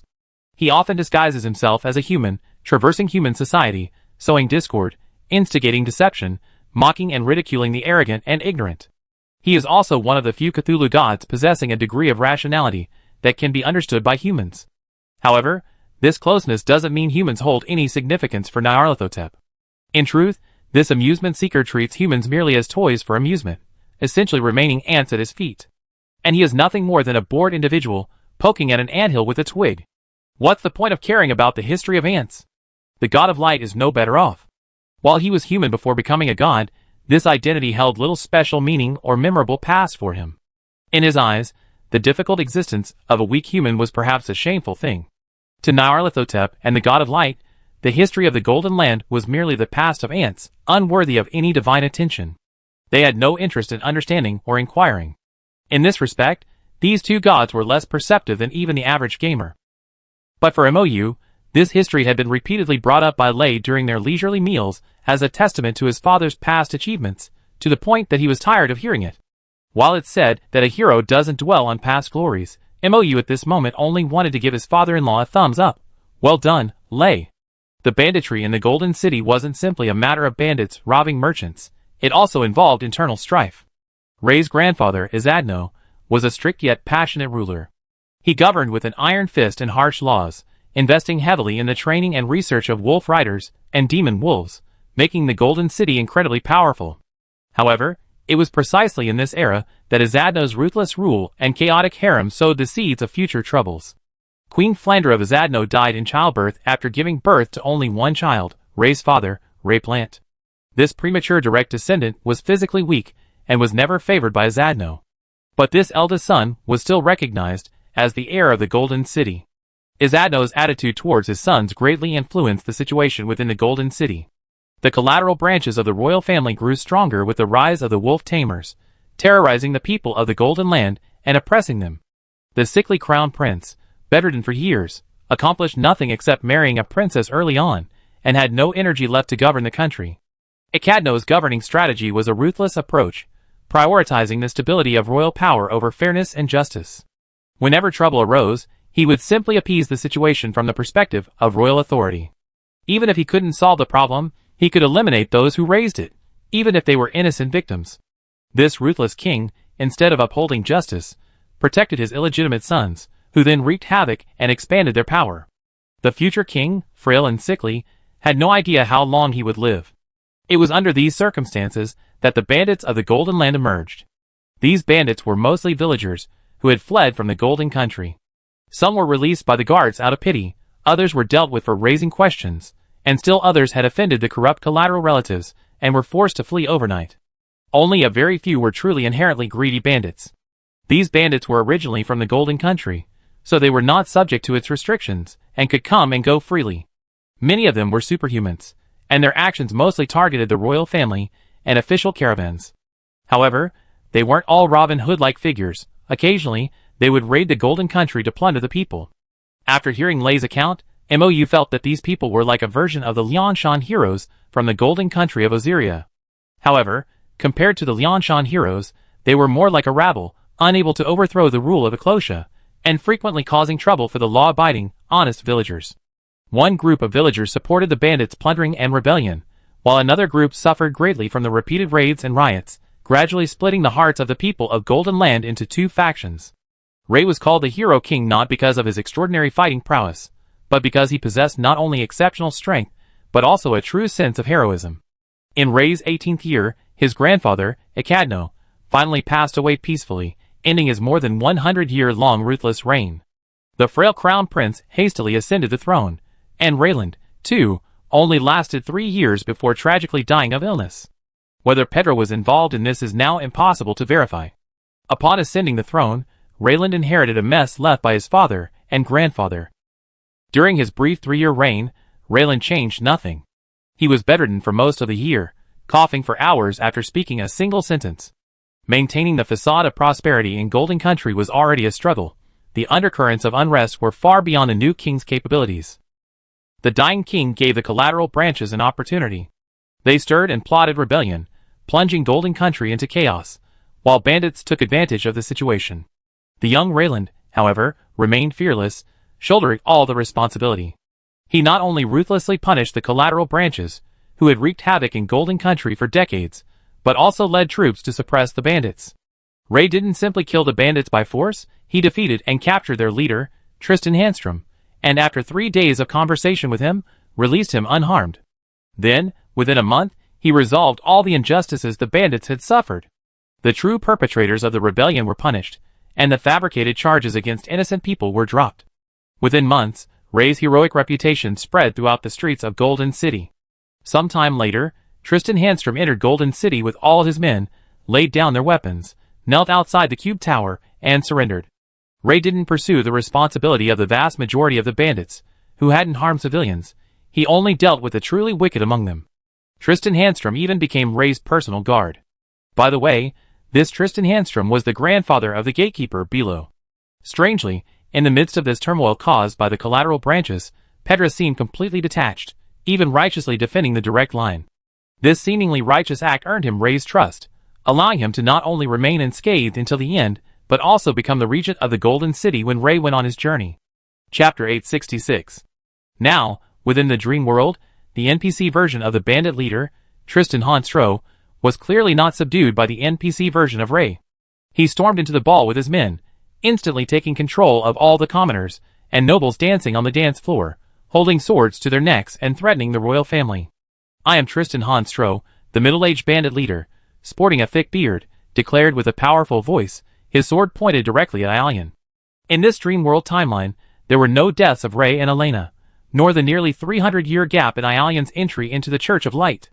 Ray was about 50 years old at this time, and according to calculations, Tristan was about 70 or 80, in the prime of life when the extraordinary beings of this magical world were full of vigor and power.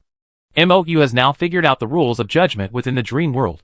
No out-of-character, OOC, behavior, no actions inconsistent with one's own identity logic, but the initial settings of important characters may not align with reality, as long as they conform to the understanding of the God of Light, who provided the inspiration for constructing the dream world, that's acceptable. However, perhaps due to the God of Light's stereotypical view of Lay, as a stern ruler, cannot resolve the historical problems left behind by the Golden Land, and naturally, he cannot completely resolve the bandit problem of the Golden Land either. What do you want? Milktooth smiled wickedly, exuding charm. I can satisfy you in any way. I want to see if the future prince and princess can shoulder the future of the Golden Land. Tristan laughed heartily. I only ask you one question. Would you trade your life for the lives of everyone here? The question seemed simple, yet Nyarlathotep inexplicably hesitated. He slightly parted his lips as if to answer, but then immediately closed them again, as if realizing something. MOU, hidden among the crowd, raised the corners of his mouth where no one could see. It was an ordinary question, but for the gods participating in the divine war, it was a true question of life and death. Aelian was a martyr. Between the world, the people, duty, and himself, he would always choose to sacrifice himself. Even now, under MOU's repeated tutelage, the knight had learned self-preservation, but sacrifice and devotion remained his first instinctive choice. Milktooth had acquired the title of Aelian's prince. This title could either incite Aelian's jealousy, thus gaining his approval, or it could be used against him. Once Milktooth acted in complete accordance with Aelian's wishes, especially through martyrdom, sacrifice, and protection, the rules would deem him as having endorsed Aelian's ideals. This might explain why Milktooth has been strangely playing the role of Aelian in a very Nyarlathotep-esque style. Milktooth's stagnation had lasted too long. The power of the rules had already set its sights on him, gradually emerging and approaching. Give me an answer. The power of the rules buzzed with a compelling voice, not the language of humans or any other creature in the world, but Nyarlathotep could clearly understand its meaning. What if I refuse? Nyarlathotep asked in the same inaudible way as the power of the rules. You have voluntarily joined this divine war. To gain the power of this world, you must wager the same amount. If you refuse to answer, you violate the rules. The power of those rules opens its gaping maw, and according to the contract, I can devour your power. Nyarlathotep had already keenly sensed the murderous intent hidden beneath this seemingly ordinary question. The power of the rules only cares about appearances, not whether actions or words conceal lies. If he answers yes, then he has acted in accordance with Aelian's true nature, acknowledging Aelian. Wherever Aelian is now, he can, with the aid of the rules, launch a devouring attack against him. If he answers no, then he has acted unbecoming of a prince. The son of the hero king cannot give such a cold answer when his people are held to their throats. Having acted unbecoming of his status, the overseeing power of the rules can also, according to the contract, devour a portion of him. Of course, he could risk using force to rescue these people, but the force he currently possesses is only at the level of an ordinary professional, the newly adult prince. With this limited power, he cannot instantly subdue these higher-ranking bandits and rescue all the people. If anyone dies, it would be tantamount to the prince prioritizing his own life over the people, abandoning them, and committing an out-of-character, OOC, act, which would be devoured by the power of the rules. But using power beyond his character's established level would also result in an OOC. In an instant, hundreds of options flashed through Nyarlathotep's mind, but all of them would lead to two outcomes, either being devoured by Aelion, or being devoured by the power of the rules. Ha ha ha! He suddenly burst into laughter, clapping his hands. A simple yet powerful strategy, brilliant. Brilliant. The power of the rules moved closer to him. I want to report this, Nyarlathotep said solemnly. Aelion deliberately incited bandits to enter the Golden Land, colluding with thugs to break into the palace, disregarding the lives of his people for the sake of victory in the divine war. This instigation and incitement can be seen as his endorsement of me. The all-encompassing power of the rules switched the scene it was seeing. Aelion was in a shantytown, showing concern and care to the elderly. His dog was even happily sticking out its tongue, its fur almost all from being petted by the old people. The power of the rules, It quickly reviewed the bandits' timeline records. The bandits had not contacted Aelion. They had only routinely robbed a merchant that afternoon and heard about the prince's grand wedding to the princess. Everything made perfect sense. Nyarlathotep patiently awaited the referee's ruling, but received no response for a long time. He even sensed the speechless aura emanating from the power of the rules in the void, as if this formless, faceless creature of rules was staring at him with a "Are you seriously ill?" look. Nyarlathotep, Was it just my imagination? Report invalid. Aelion's behavior is logical. The power of the rules has made its judgment. It opens its massive maw, and you have 3 seconds left. 3, 2. I'm willing. Nyarlathotep replied helplessly to Tristan. I'm willing to exchange my life for the lives of everyone here. He decisively chose the better outcome from the inevitable death. If he were to be eaten anyway, being eaten by Aelion would give him the power to resist. Being devoured by the power of the rules, the outcome would be much more uncertain. Chapter 867. Aelion was helping villagers repair their roofs in the shantytown. MOU's instructions to him were very clear. He didn't need to participate in the main storyline. Tonight, he just needed to wander around the shantytown and follow his heart. Since he was following his heart, and since he had nothing better to do, Aelion casually started helping the nearby residents. Although the people here were all illusory creations of the virtual and real authorities, Aelion still felt pity when he saw an elderly person shakily climbing a ladder to arrange decorative lights, and couldn't help but lend a hand. Once was enough, then twice, and then 3. At first, he only helped the elderly hang decorative lights, but later more and more people gathered around, asking for help with a bit of shyness and difficulty. Aelion, of course, didn't refuse anyone, whether it was repairing doors and windows or fixing roofs. He agreed to help everyone. Although it was all a dream, the gratitude of these people filled Aelion with joy and a sense of accomplishment. Perhaps this was the kind of happiness those adventurers felt from helping NPCs? With his hands busy, his mind wouldn't wander, and he had no time to wonder where his lord had gone or what he was doing. Aelion only knew that he needed to wholeheartedly trust his lord. His trust was not misplaced. As he finished his work, leaped down the ladder, and landed steadily, taking the dog back from the villagers, he sensed a different kind of fluctuation. The dream trembled. The prey was caught in the net. The evil god, bound by the power of rules, was now on the plate. The guardians of illusion and reality, summoned by the power of rules, gladly went forth. Thick black fog and pure white feathers shrouded Miltfong's body. The dream was gradually swallowed by darkness. The first round of the divine war had concluded. Miltfong was defeated, and Aelion emerged victorious. The predator became the prey tearing a chunk of flesh from the predator. The evil god, who had seemed to have the upper hand, was suddenly defeated. This unexpected development caused the god of light, who had watched the entire event, to change his expression drastically, scratching his head in bewilderment at how this inexplicable new plot had arisen.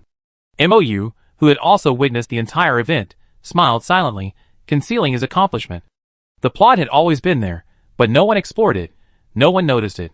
It's just that people often overlook that beyond the protagonist's perspective, there is an endless world constantly operating and unfolding according to its own rules and logic. Beyond the spotlight of the hero, there is always a dark reality that the light cannot illuminate. That's good. MOU's lips curled slightly upward. Aelian only needs to stay true to himself, and I will clear away all obstacles in his path.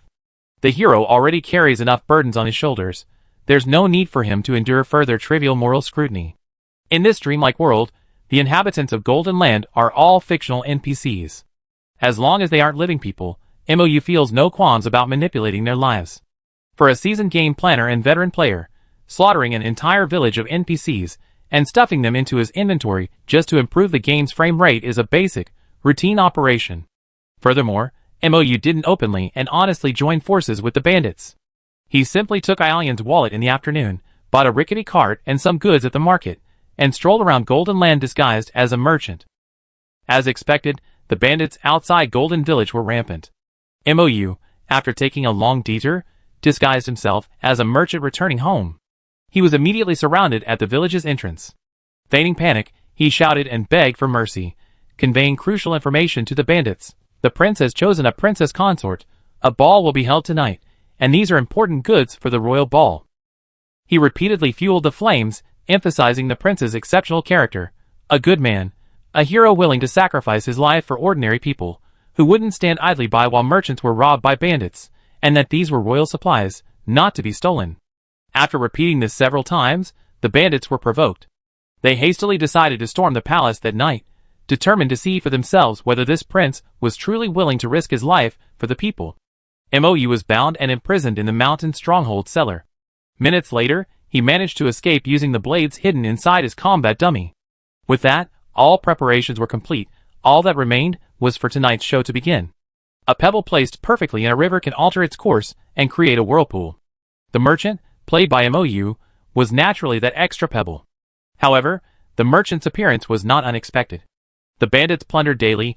One more or one less merchant made no difference to them. News of the ball had already spread throughout Golden Village, and it was only a matter of time before the bandits learned of it. MOU's actions merely turned the accidental into the inevitable. Perhaps the merchant's words contained some psychological suggestion, but on the surface, what wrong had a merchant done to intimidate the bandits into letting him and his goods go by using the prestige of the royal family? All of this followed a logical deduction. And logic, by its very nature, is a form of order. The future god of order subtly used a bit of his authority to bring this logical deduction to fruition, but under the scrutiny of the power of rules, everything appeared perfectly normal. A merchant delivering goods was suddenly attacked by bandits. In his panic, he brandished a royal tiger skin banner in an attempt to scare them away, but this only provoked the bandits' wrath. The bandits, already harboring deep resentment towards the royal family, robbed the merchant's goods, only to have their old and new grudges reignited. They immediately planned to deliver a lavish gift that evening to the soon-to-be-married prince, testing his character.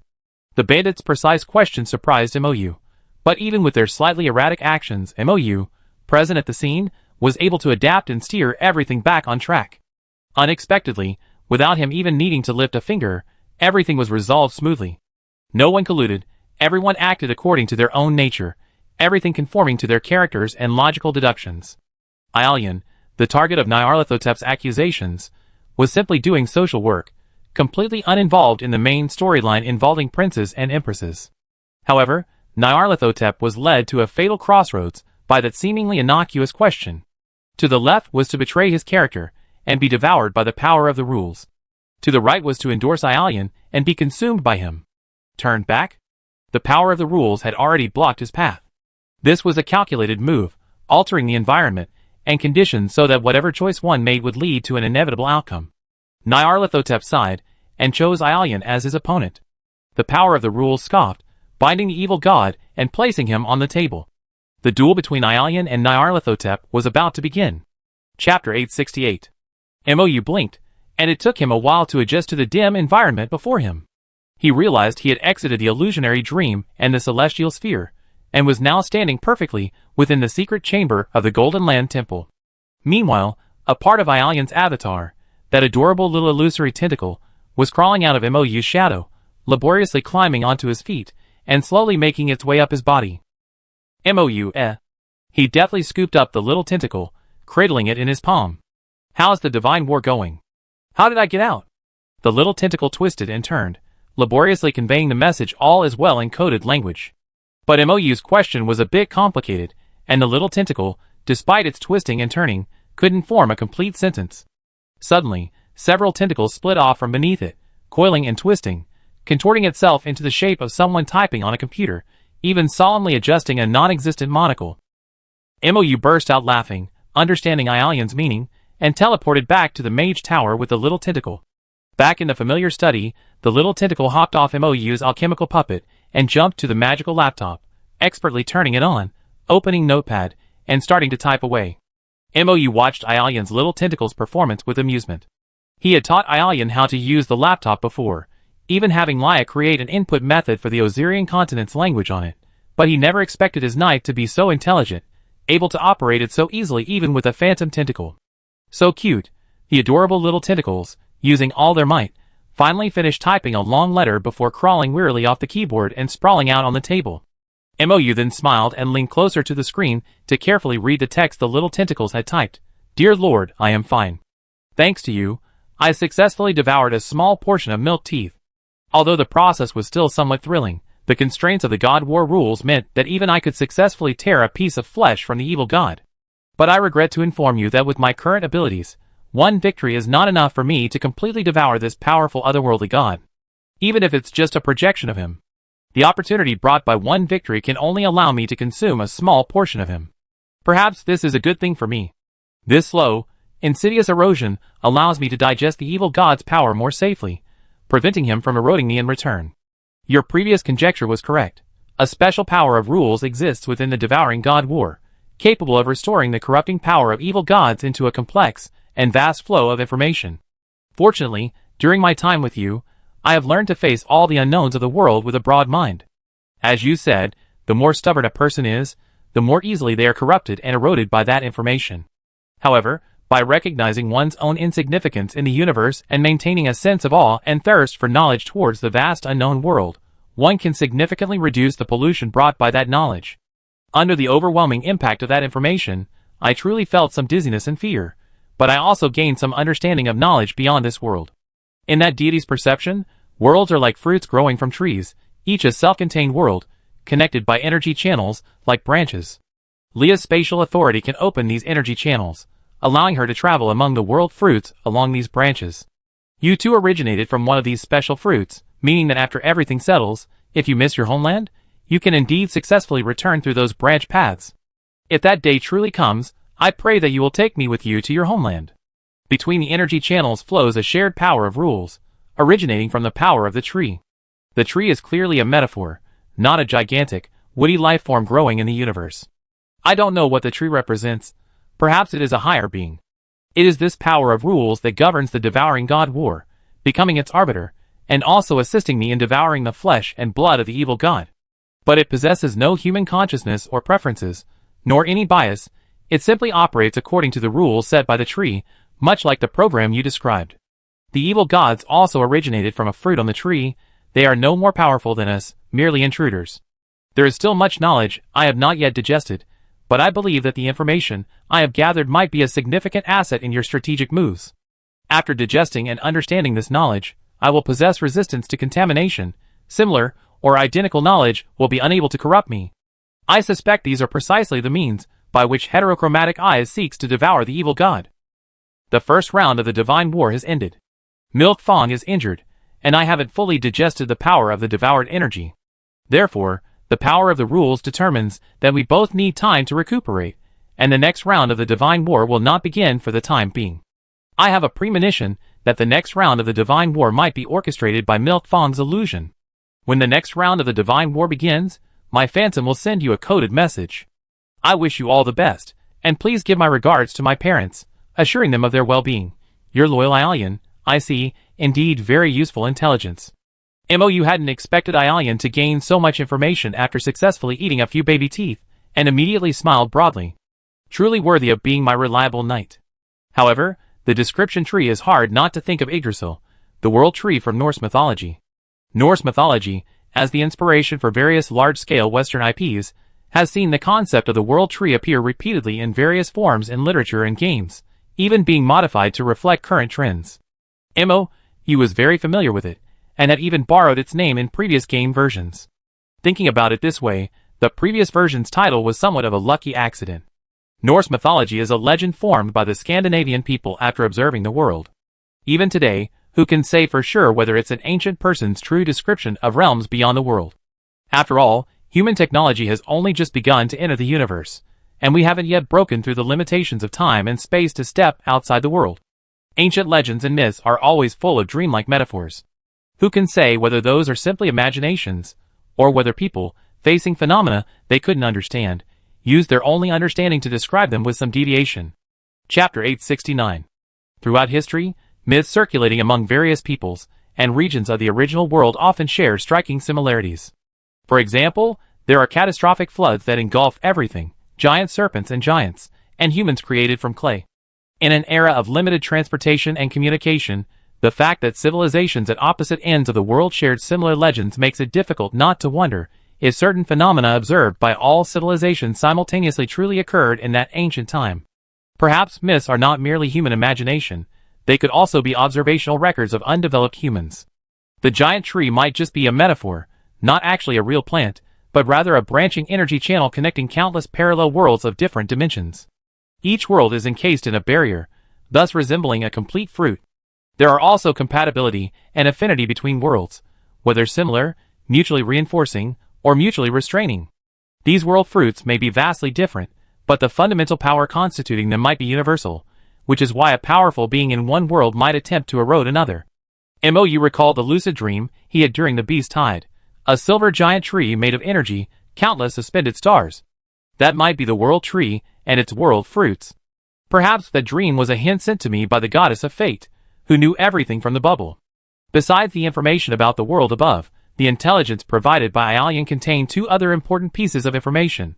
The rule-based energy flowing within the world tree combined evil gods with certain conditions aided by, such as the binding of evil gods by the energy of rules, or an open and inclusive mind towards contaminated information. One can digest, interpret, and understand vast knowledge transcending this world, transforming contamination into power, and thus remaining unaffected by similar or related knowledge. To use an imperfect analogy that MOU is good at, it's like a struggling student seeing a math problem and feeling a splitting headache, while a top student simply smiles calmly, solves the problem easily, and might even want to do a few more practice books.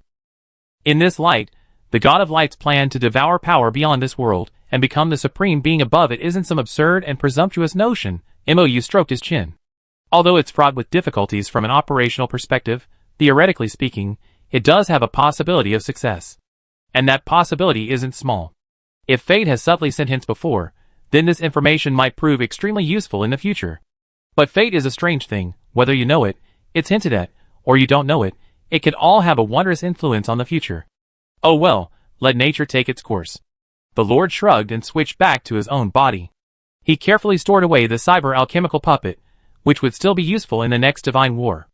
After informing his allies and relatives of the results of this round of divine war, and letting them know he was safe, MOU ate the snacks his little apprentice had brought him and began to deal with the various plans that had piled up over the past few days, as well as his duties as the Lord. Most of the affairs had already been handled by Leah. MOU only needed to check the records to understand the situation. His absence, this time, was shorter than expected, and everything proceeded smoothly without any incident requiring Moya's intervention. One of the few noteworthy events was that the cyber combat doll had successfully completed player testing and was ready for mass production and large-scale sale. While primarily intended to reclaim excess mission rewards, the hidden old man had indeed made a significant contribution to upgrading the cyber combat doll. Players with rich gaming experience, a deep understanding of what constitutes cool, powerful, and highly stealthy weapons and equipment, and a knack for unbridled imagination, possess knowledge and creativity in this area far surpassing that of the NPC experts bound by conventional thinking. Moyu himself, after testing the cyber combat doll in God War, also felt it represented an epic boost to player combat power. The initial random body players receive is the remains of soldiers left behind on the battlefield of the ancient gods' war. These individuals are either already extraordinary or possess the potential to become so. With Leah's modification and enhancement using experience points, World Core Energy, reaching level 100 is not difficult. However, To truly ascend to the higher ranks of the godhood and utilize these bodies, the initial aptitude will still have an impact. It's not that modification is impossible, but those unlucky enough to randomly receive 1 point of initial aptitude will have to expend significantly more effort leveling up, allocating points, and modifying their bodies compared to those lucky enough to receive 10 points. The 188-piece alchemy doll can alleviate some of the initial aptitude issues, but its materials and crafting methods still limit level progression. While any build can utilize various materials, different material bases and circulation systems limit its effectiveness. After all, a bucket's capacity is determined by its shortest stave. Optimized cybernetic combat dolls can maximize the material advantages gained from material stacking, leveling up the most with the least experience points. Of course, MOU will make appropriate numerical adjustments in this regard to ensure the difference between paying and non-paying players isn't too significant. Excess experience points, world core energy, can be used to feed Liao. For a game to have a healthy ecosystem, it needs both paying and hardcore players, and both must have smooth paths to the highest levels. Of course, a little difficulty is acceptable, as long as it's accessible. Making paying players feel their money is well spent, while simultaneously making hardcore players feel they can achieve the same level without spending money, requires considerable skill in numerical design. This is where the game development team's capabilities are truly tested. However, this game is a realistic alternate world, and controlling the player experience entirely through numerical settings is very difficult. MOU had to choose a shortcut. In the descriptions for new items in the shop, MOU didn't mention the difficulty of leveling up or climbing the divine ranks, as this is extremely sensitive for players, and could easily lead to misunderstandings among hardcore, non-paying players. The promotion for the Cyber Combat doll mainly focused on the fancy tricks it could perform. Players could install additional concealed weapons and upgrade them. Although installing and upgrading these weapons required players to provide materials and pay in-game fees, even after spending money, players still had to grind, but without spending money, there was no opportunity to grind at all. Players could also add interchangeable faces. Customizing interchangeable faces still required additional payment, but at a more favorable price. Chapter 870. A regular alchemical doll costs 188 yuan, while a cybernetic combat doll costs 388 yuan. If you already purchased the former, you only need to pay an additional 200 yuan to upgrade to the cybernetic combat doll, and retain your original character design. Regardless of which doll service you purchase, adding a replacement face only requires purchasing a replacement face service for 150 yuan. Players' IDs cannot be changed, so no matter how many faces you change, there will be no fraudulent attempts to deceive others. This service is relatively low risk, yet it satisfies a large number of players with decision-making difficulties. When you created several faces and like this one, that one, you no longer need to agonize over which face is better. As long as you can afford it, you can wear this face 1 second and that face the next. Moreover, this makes it much easier to complete infiltration-type disguise missions in the southern continent or the territory of the Church of Light. Players have so many more ways to play and have fun, MOU murmured. This will also significantly increase the game company's revenue. The game's operating costs are pitifully low, and most of the profits can be considered net profit. But who in business wouldn't want more money? The conflict between pay-to-win and hardcore players mainly stems from pay-to-win players using real-world money to skip tasks and reduce the game's difficulty, thus attracting resentment and discrimination from hardcore players. While cybernetic combat dolls can enhance the player experience and reduce some leveling difficulties, the materials for upgrading and modifying them still need to be collected and obtained by players in-game. The required time and experience gain are still unavoidable. After all, the main selling point of the Cyber Combat doll isn't skipping classes, but rather its versatility. Players who want to create fun can naturally buy it, while those who don't can still rely on their own hard work and skill. The two don't interfere with each other. Once this main theme is established, even if players experience the convenience of the Cyber Combat doll in actual gameplay, it won't cause disputes between the two factions. At most, it will increase the sales of the Cyber Combat doll. Moreover, this ensures that those who climb to the god rank are truly powerful players, not just those with money in the original world. In the later stages, the god rank players that Leah nurtured with resources will be key forces in the god war. These crucial spots can't be taken by purely wealthy pay-to-win players. Having money to boost the game company's performance is certainly a good thing, but for MOU, the most important task is still saving the world. He can't put the cart before the horse. However, for a seasoned planner with ample experience, grasping the key points while balancing both aspects, achieving I want it all, is not a difficult task. After finishing the new page, MOU carefully considered it and, upon confirming there were no issues, click Publish. This way, players will have new toys to play with. Speaking of which, perhaps Lamar and the others could develop orc-themed cyberpunk dolls to satisfy players' desire for bodies representing different races. The excess quest gold from the Hidden Elder and the Tranquil Sea has been recovered and will not impact the World Faction's money system for the time being. The newly appointed NPCs are all working diligently, and the werewolf Ike has become incredibly popular among players, becoming their newest wife/husband. The divine ranks of Beastmasters, Wolf Tamers, and Beast Tamers have been fully unlocked, much to the delight of plush-loving players. The purified undying giant wolves have joined the griffins, becoming rentable land mounts. The only drawback is that the undying giant wolves can only be rented at specific outposts, and can only travel between them along fixed routes. For novice players without mounts, it's still a very convenient transportation system. Next, I need to keep an eye on what the players have been doing these past few days, MOU muttered, opening the player forum. The fourth Calamity players are like unruly children. If they're not properly disciplined, they destroy countless worlds, let alone save them. But after establishing good habits in the early stages, experienced players will lead their own teams, significantly reducing the management pressure on MOU. However, checking on them from time to time is still necessary to prevent the unruly kids from relapsing and causing trouble. The Bell Tower town has made great progress. This is good news. In the upcoming Devouring God War led by Alien, we will need more information about the heterochromatic eyes. This con artist is too well hidden, it's difficult to make a move. MOU now has some experience with the tactics of the Devouring God War. This victory mainly relied on favorable timing, location, and people. If Miltooth hadn't been so eager to act and ignored the disadvantages of his identity, allowing me to exploit the loophole, this open trap wouldn't have gone so smoothly. But this trick can probably only be used once. Next time, the two gods will likely learn from their mistakes, and won't be able to rely on them to slip up on their own again. The later the game goes, the less likely the gods are to make mistakes. The opportunities to turn the tide become increasingly scarce. We must diligently gather intelligence, find the weaknesses of the heterochromatic ones, and launch a proactive attack. Clock Tower Town would be an excellent source of intelligence. The heterochromatic ones initiated their divine war against Miltooth there, leaving behind a wealth of clues. Another source of intelligence is the Church of Light's home territory. MOU turned his attention to the strategy posts of players heading to the Church of Light's home territory. With the new main questline released, players naturally rushed to complete the missions. Especially these missions that seem to allow players to hide their identities within the enemy camp and wreak havoc, acting with impunity, further fueled the restlessness of these players, whose natural instincts had been suppressed by the game's punishments and rewards. Sure enough, once they let loose, all sorts of bizarre and unconventional strategies emerged.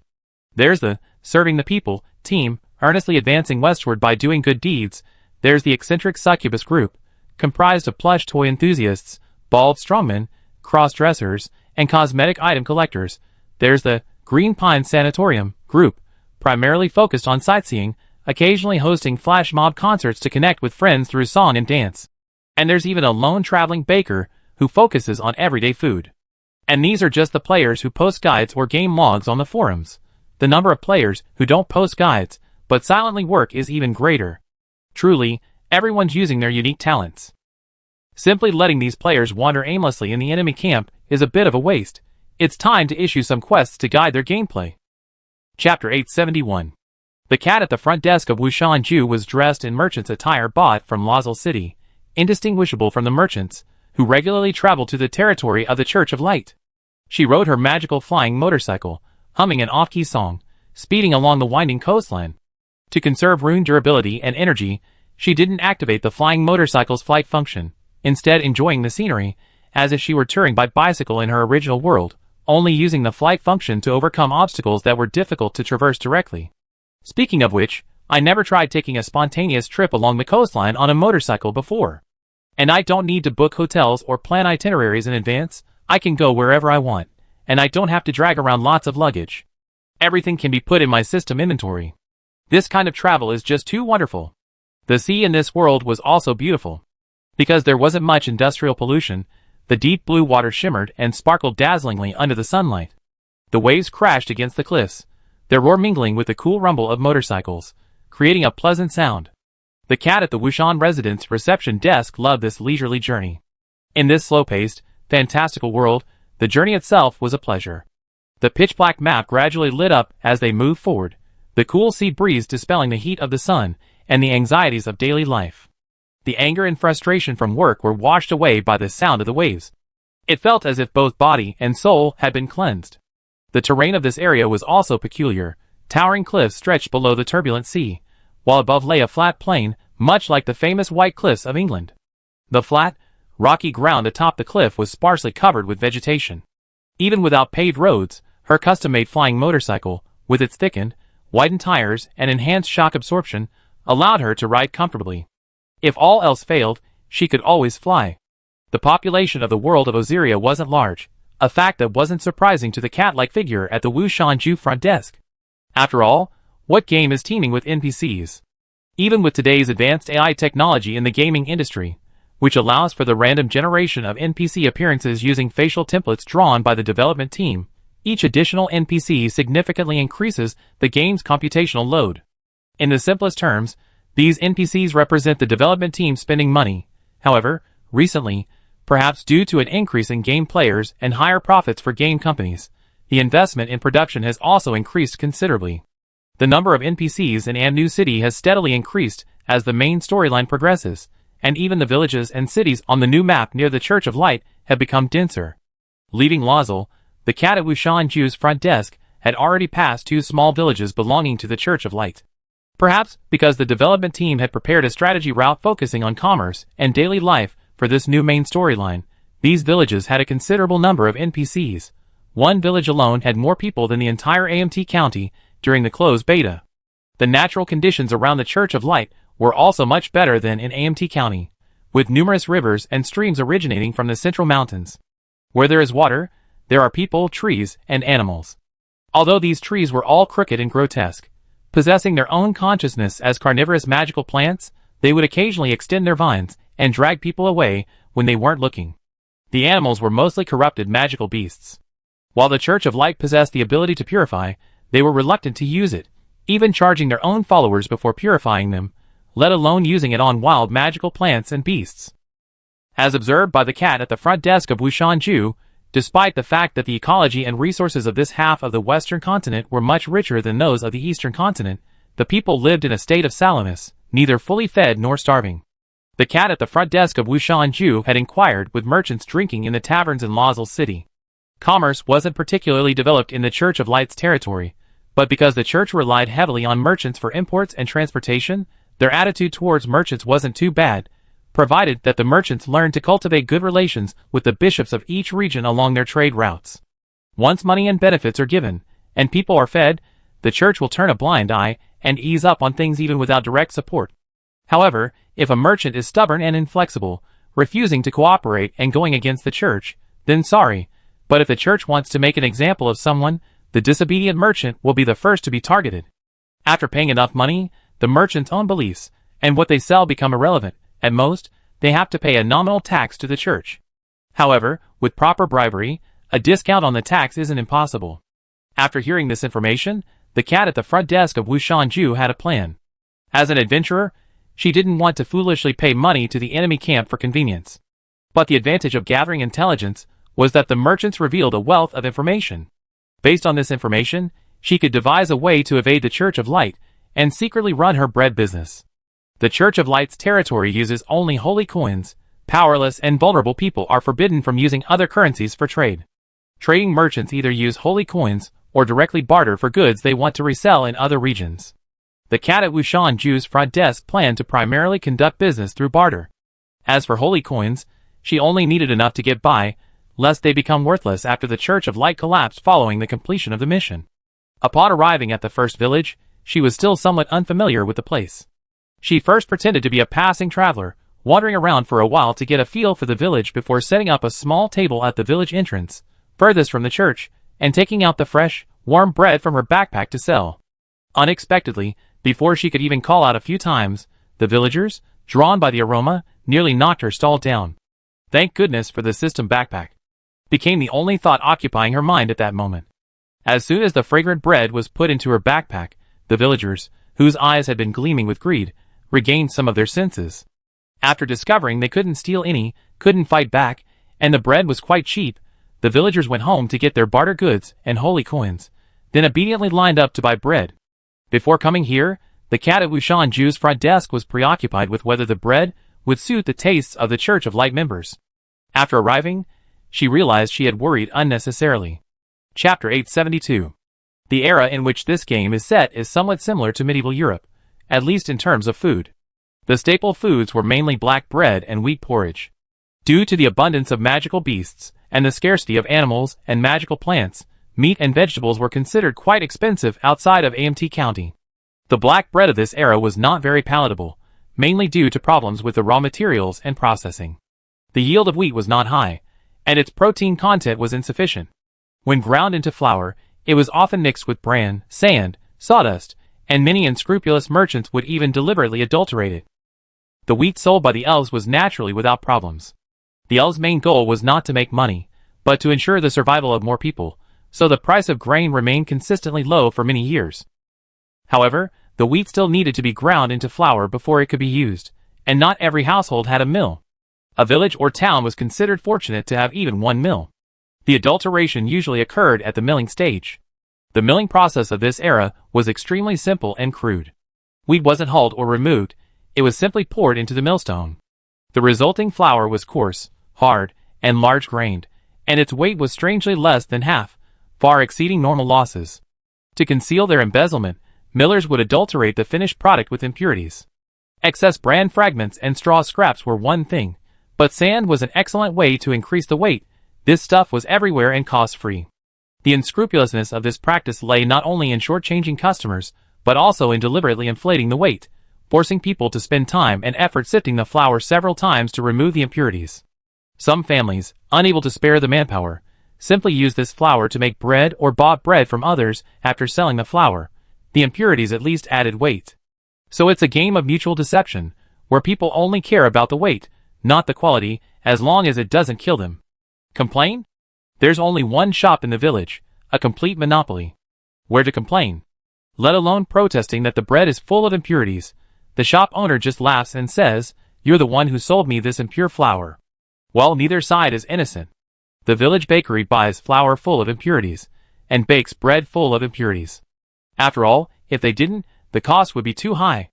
Perhaps only the bakers themselves would carefully sift the flour several times for the bread they eat. This means only the wealthy can afford to eat more refined bread. They have the manpower, time, and energy to sift out the impurities, and they have the ovens. These expensive things aren't something everyone can afford.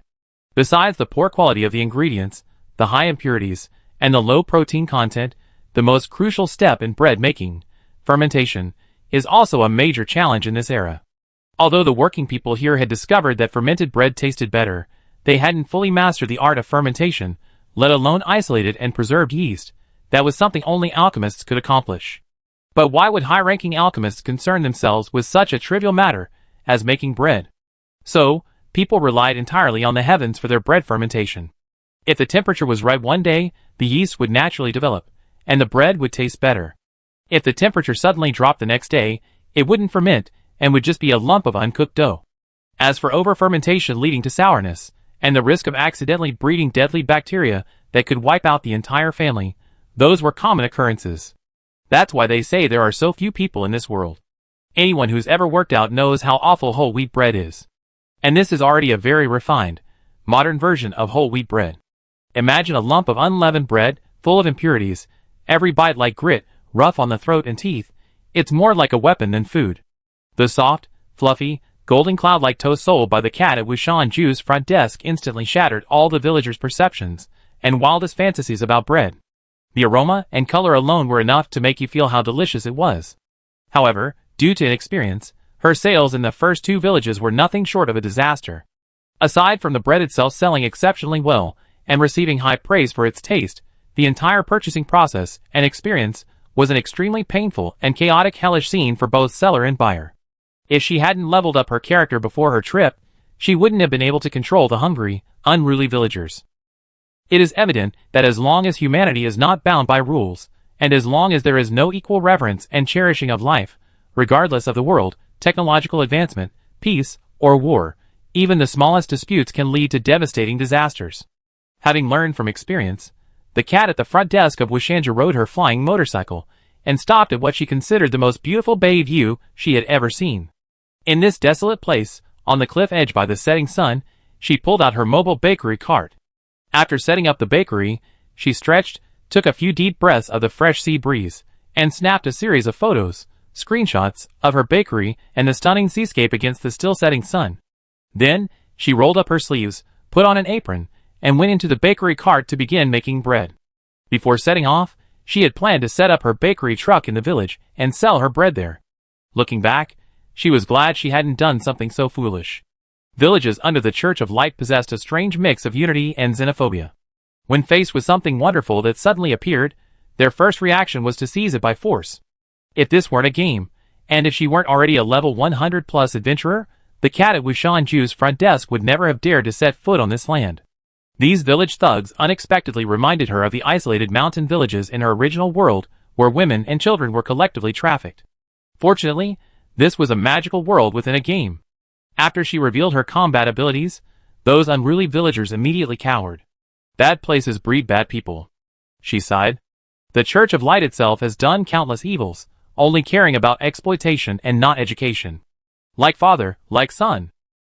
Perhaps the merchant's insistence on bribing the local bishop isn't just because the bishop himself might hinder their trade, but more importantly, because the bishop, as the local strongman, can control the unruly villagers.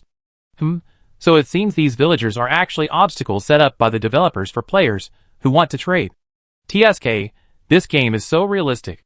These ordinary NPCs manage to portray the ugliest aspects of human nature so vividly. This won't do. I need to properly streamline the sales process. Chapter 873. After baking fragrant bread under the beautiful sunset over the bay, the cat at the front desk of Wushanju felt a sense of relief. To make her high-gluten flour last longer, she added a significant amount of wheat flour she had traded with the villagers. This wheat flour, after being sifted to remove impurities, could be used as whole wheat flour. This modern-style whole wheat bread was far softer and tastier than the medieval version of dark bread. Luckily, I planned ahead and brought enough flour sifters and grinders, otherwise I really wouldn't have been able to handle it, the cat at the front desk of Wushanju thought, marveling at her thorough preparation. Before setting off, she had ordered a large quantity of equipment from the Gun Research Institute, including over a dozen flour sifters. The flour sifters were a marvel of engineering created by a group of druids, magical chefs, alchemists, and real-world mechanical enthusiasts.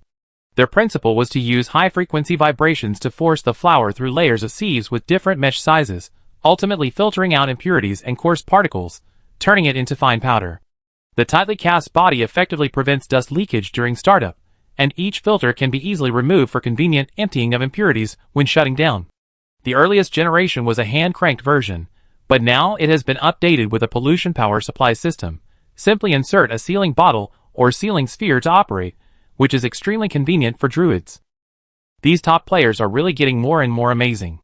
With flying motorcycles and all sorts of incredibly convenient household machines, she felt that the current Gun Research Institute seemed a bit overrated and would eventually have to be upgraded and renamed something like the Magical Alchemy Machinery Research Institute.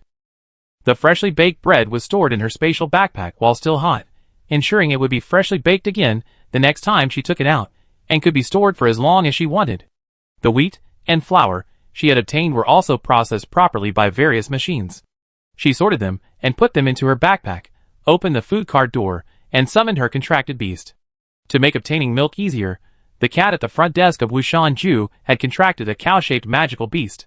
While she was making bread, she had released the contracted beast to let it find food on its own. A round, black and white cow with a golden bell around its neck waddled back.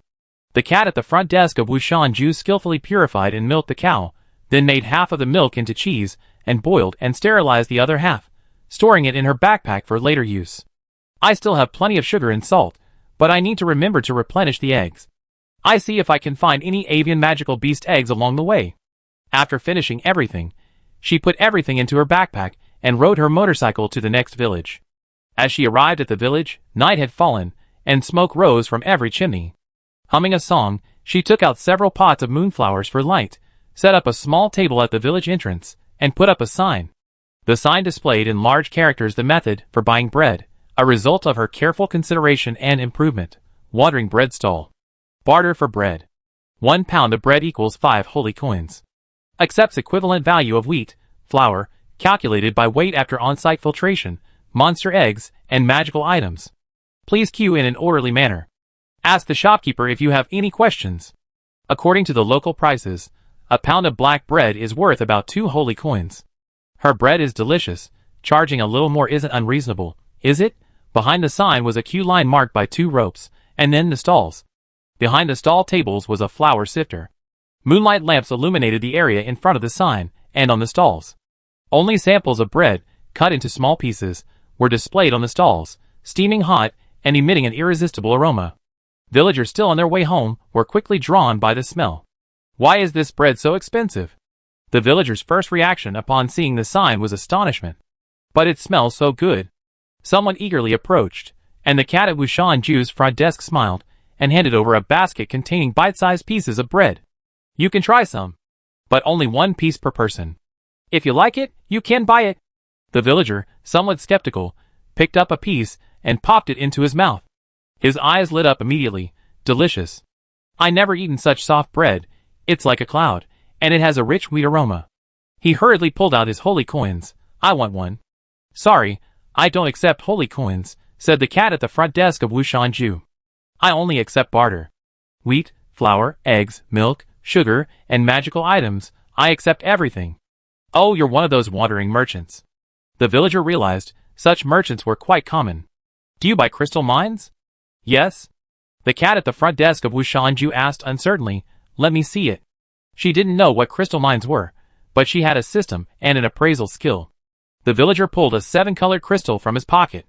The crystal shimmered with iridescent light, as beautiful as living glass. The cat at the front desk of Wushan Ju cast an appraisal spell. Obvia crystal mine, local specialty. A special crystal mine found only in areas ruled by the Church of Light. The crystals possess iridescence, making them beautiful and eye-catching, suitable for use as ornaments. It is also a very common alchemical and magical material, mainly used to stabilize magical energy supply, slow down violent reactions between substances, and prevent accidental explosions. Due to its large production volume, it is inexpensive in the main production areas ruled by the Church of Light, but it is a rare and precious material in AMT County. Note: current target weight 15 g, value approximately 10 holy coins. Note: bringing it back to AMT County and giving it to Lamar or Mr. Alderley will yield corresponding rewards and NPC favorability. Take it. The cat at the front desk of Wushan Ju said decisively. She picked up the crystal, pretending to weigh it. There are about 15 grams here, enough for 2 loaves of bread. If you agree, I wrap it up for you. The price offered by the system was very reasonable, so the villager readily agreed, happily taking the large loaves of bread wrapped in oil paper and going home satisfied. That's how business is. Once you open successfully, more and more customers will follow. Of course, there were also some troublemakers. The cat at the front desk of Wushan Ju merely glanced at them, tossed out a few vine seeds, and used Growth Accelerator. Huge magical vines immediately sprang up from the ground, ensnaring the hooligans upside down in midair. These men, their ankles wrapped in vines, swung back and forth in midair, occasionally letting out screams of pain, acting like living advertisements, directly frightening the villagers behind them into behaving themselves. The composed bread vendor paid no attention to these minor incidents. She efficiently appraised and valued the items the villagers brought to exchange, then either refused and returned the items or accepted and gave them bread. The long queue moved forward quickly and in an orderly manner. Chapter 874. Peter craned his neck, peering into the stall ahead of the line. Don't sell out, he silently prayed, clutching the sack of flour tightly in his hand. The line moved quickly, and by the time it was his turn, the stall was empty. He clutched the flour sack with disappointment. No more bread. There's still some. The pretty wandering baker conjured up new bread from somewhere, placing it in a basket on the stall. She deftly cut it into small sample portions and handed them to Peta. Samples, have a taste. What do you plan to trade? Flour. Peta carefully picked up a small sample piece of bread, breaking off only a third and putting it in his mouth. Then a happy smile spread across his face. The flour needs to be sifted through the machine to remove impurities before it can be weighed and charged. The weight of the impurities doesn't count, the homeless baker said, pointing to the machine behind her stall. Is that all right? Sure. I already sifted this flour once. There aren't many impurities. Peta said confidently, handing over the bag of flour he was clutching tightly. The baker took the bag, slightly surprised, and poured it all into the machine behind her stall. After a burst of machine noise, she pulled out a large bag of slightly yellow wheat flour from the bottom. The filter screen was also opened, revealing a few small grains of sand. Compared to the flour she had collected before, there were indeed fewer impurities. "What's your name?" the baker asked casually. "Peeta," Peeta answered hastily. "How many loaves of bread can I get for this flour?" The baker, with an arm strength that belied her appearance, easily lifted the sack of flour and placed it on the scale beside her. 10 pounds of flour. Considering the good quality, you can exchange it for 3 loaves of this bread. Each loaf weighs 1 pound, and it contains eggs, milk, and sugar, and is completely free of contamination. In terms of value, it far exceeds 10 pounds of flour. She pulled out identical round, plump, cloud-like pieces of bread, paused, and asked, "Do you have a large family? Or do you have a spatial artifact?" Peeta shook her head. "It's just me and my mother. This kind of bread doesn't keep well. It tastes best when it's fresh out of the oven. It gradually dries out if left for too long. I suggest eating it within a day or two, otherwise the taste will deteriorate," she said. "If there are only 2 of you, so much bread will spoil easily. I suggest you replace 1 or 2 pieces with this kind." She pulled out several hard, golden brown flatbreads, the dough emitting a very strong sesame aroma. Peeta took a deep breath, intoxicated by the enticing aroma of wheat, his eyes widening as he stared at the sesame seeds on the bread. This is naan," the baker said, using an unfamiliar word Peeta hadn't heard before. "You can think of it as a kind of dried bread. In this dry weather, it keeps for a long time. You can eat it directly, or toast it, or have it with soup." "Okay." Peeta hesitated for a moment, then made up his mind. 2 of these, naan, and 1 of those other breads. He watched as the baker pulled out an oil paper bag and deftly wrapped the bread and the golden flatbread, and couldn't help but ask, "How long will you be staying in the village?" The baker glanced at him, packing the food while saying softly, unsure, "Maybe a few more days." She seemed to be thinking about something, adding as she handed him the bag, "If you like to be my guide tomorrow, I can give you another piece of bread as payment." "Yes." Peeta agreed almost immediately to this stroke of good fortune. "I know this area very well. I can show you wherever you want to go." "It's a deal then." The baker smiled gently at him. "Wait for me here tomorrow morning at sunrise." Okay. Peeta happily took the bag and excitedly ran home. Mom! He rushed into the house, proudly presenting the paper bag. "I bought some delicious bread, as soft as a cloud. It's bread without a speck of dirt." In the dimly lit, cramped room, a woman wrapped in thick clothing shivered as she sat up on the bed. She coughed a few times. "Peeta, my throat is sore, so I won't eat the black bread." "You've been sick for days. You can't go without food." Peeta took out the soft bread, cut off a slice of the softest part, and offered it to his mother. "Try it. It's made by a wandering baker. It really won't hurt your throat." His mother took it with some skepticism, carefully tore off a small piece, put it in her mouth, and gently savored it. Then, bite after bite, she couldn't stop. Peeta cut off the slightly harder crust for his dinner. Though it was a hard crust, it was hundreds of times softer than the black bread he'd eaten before, fluffy and fragrant. He didn't even need to drink water, he ate his portion bite after bite. He licked his lips, his gaze lingering on the remaining soft bread and the golden flatbread, finally breaking off a small piece from the golden flatbread. The soft bread was for his sick mother. She couldn't eat this kind of flatbread. It was alright for him to have an extra bite. The crispy flatbread wasn't as hard as I imagined. It was crispy on the outside and tender on the inside, a little dry but very crunchy, without a trace of dirt or impurities, and had a rich aroma of wheat and sesame. "This is sesame. Sesame seeds used for pressing oil. Even the village chief's family wouldn't eat sesame oil more than twice a year. Eating this sesame-sprinkled flatbread in big mouthfuls is pure bliss."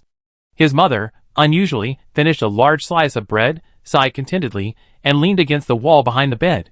"This bread is so delicious, soft, sweet, and fragrant. It must be very expensive, right?" "Not expensive at all. I traded flour for it," Peeta said. "I went to the mill today and ground extra wheat, even sifting it several times, hoping the old lady at the bakery could make you some easy-to-eat dark bread.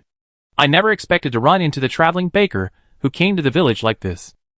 Her bread is unlike any other in the village. I could smell it from a mile away. Everyone who tried it said it was as soft as a cloud and pure, and you could trade it for flour. I traded 10 pounds of flour for a loaf of bread and 2 flatbreads." The bread, with eggs and milk in it, weighed a full pound, and the flatbreads were baked with sesame seeds. 10 pounds of flour could only bake 3 inedible loaves of dark bread at the old lady's place, and she still skimped on the portions. She even offered to be my guide tomorrow, with a loaf of soft bread as payment. I'd bring some more or tomorrow to trade for more bread and flatbreads. I wonder how long she stay here. Ah, she's practically a bread goddess. Chapter 875. The newly crowned goddess of bread happily packed up her stall without incident. Humming a song, she returned to the cliffside bay with a backpack full of spoils, and once again unleashed her mobile bakery. The collected ingredients were sorted and processed. Some wheat was kept for seed, some was ground into flour. The flour was carefully sifted again to remove any impurities or dust. The ores stored in her backpack were also inventoried and recorded. Strange magical items were also taken out to play with. This village is richer than the previous two, the cat at the front desk of Wushan Ju muttered to herself. We can stay a couple more days. After counting her spoils, she opened her quest panel. Adventurers who participated in the main quest line of the Church of Light would have an additional tab on their quest panel, scrolling through a variety of quests available, including reconnaissance, resource gathering, infiltration, and disrupting the church's plans, catering to the diverse needs of many players. The cat at Wushan Ju's front desk carefully searched through the pile of categorized tasks, and found the Algefia Crystal Mine Collection quest. These kinds of quests have no quantity requirements. Payment is based on the actual amount submitted by the player, and they can be accepted repeatedly. The cat at Wushan Ju's front desk quickly submitted all the ores in its inventory, looking at its significantly increased military merits and account numbers with satisfaction, a greedy smile spreading across its face. Great place, really great place. Tomorrow morning, I can have that honest kid take me to check out the nearby mines, and sell some breakfast again. There should be plenty of customers. I choose Chinese breakfast. Steamed buns, fried dough sticks, and flatbread, high sugar, high fat fried carb bombs, no miner can resist. She checked her supplies. I'm running low on oil and eggs. If I'm making dumpling filling, I better get some fresh vegetables and meat too. Let's see if I can order remotely. She pulled out her bat badge from her backpack, entered her coordinates to the distance to Amnu City, clicked to calculate the fare, and then added a note. Please have the driver purchase the following items in Amnu City. 300 eggs, 30 gene each of pork and beef. Deliver to the specified location. No need to pick up passengers, round-trip fare is payable. Surprisingly, a dream demon accepted the order very quickly. Done, order placed. She treated her Didi Chuxing Dream Demon service like a Meituan delivery rider, and while waiting for the rider to deliver, she opened her divine rank panel. After successfully becoming an apprentice to a divine rank mentor, receiving a divine rank quest, and finding her own concept, she could unlock the divine rank panel. At the top of the divine rank panel were two values: divine rank faith and comprehension value.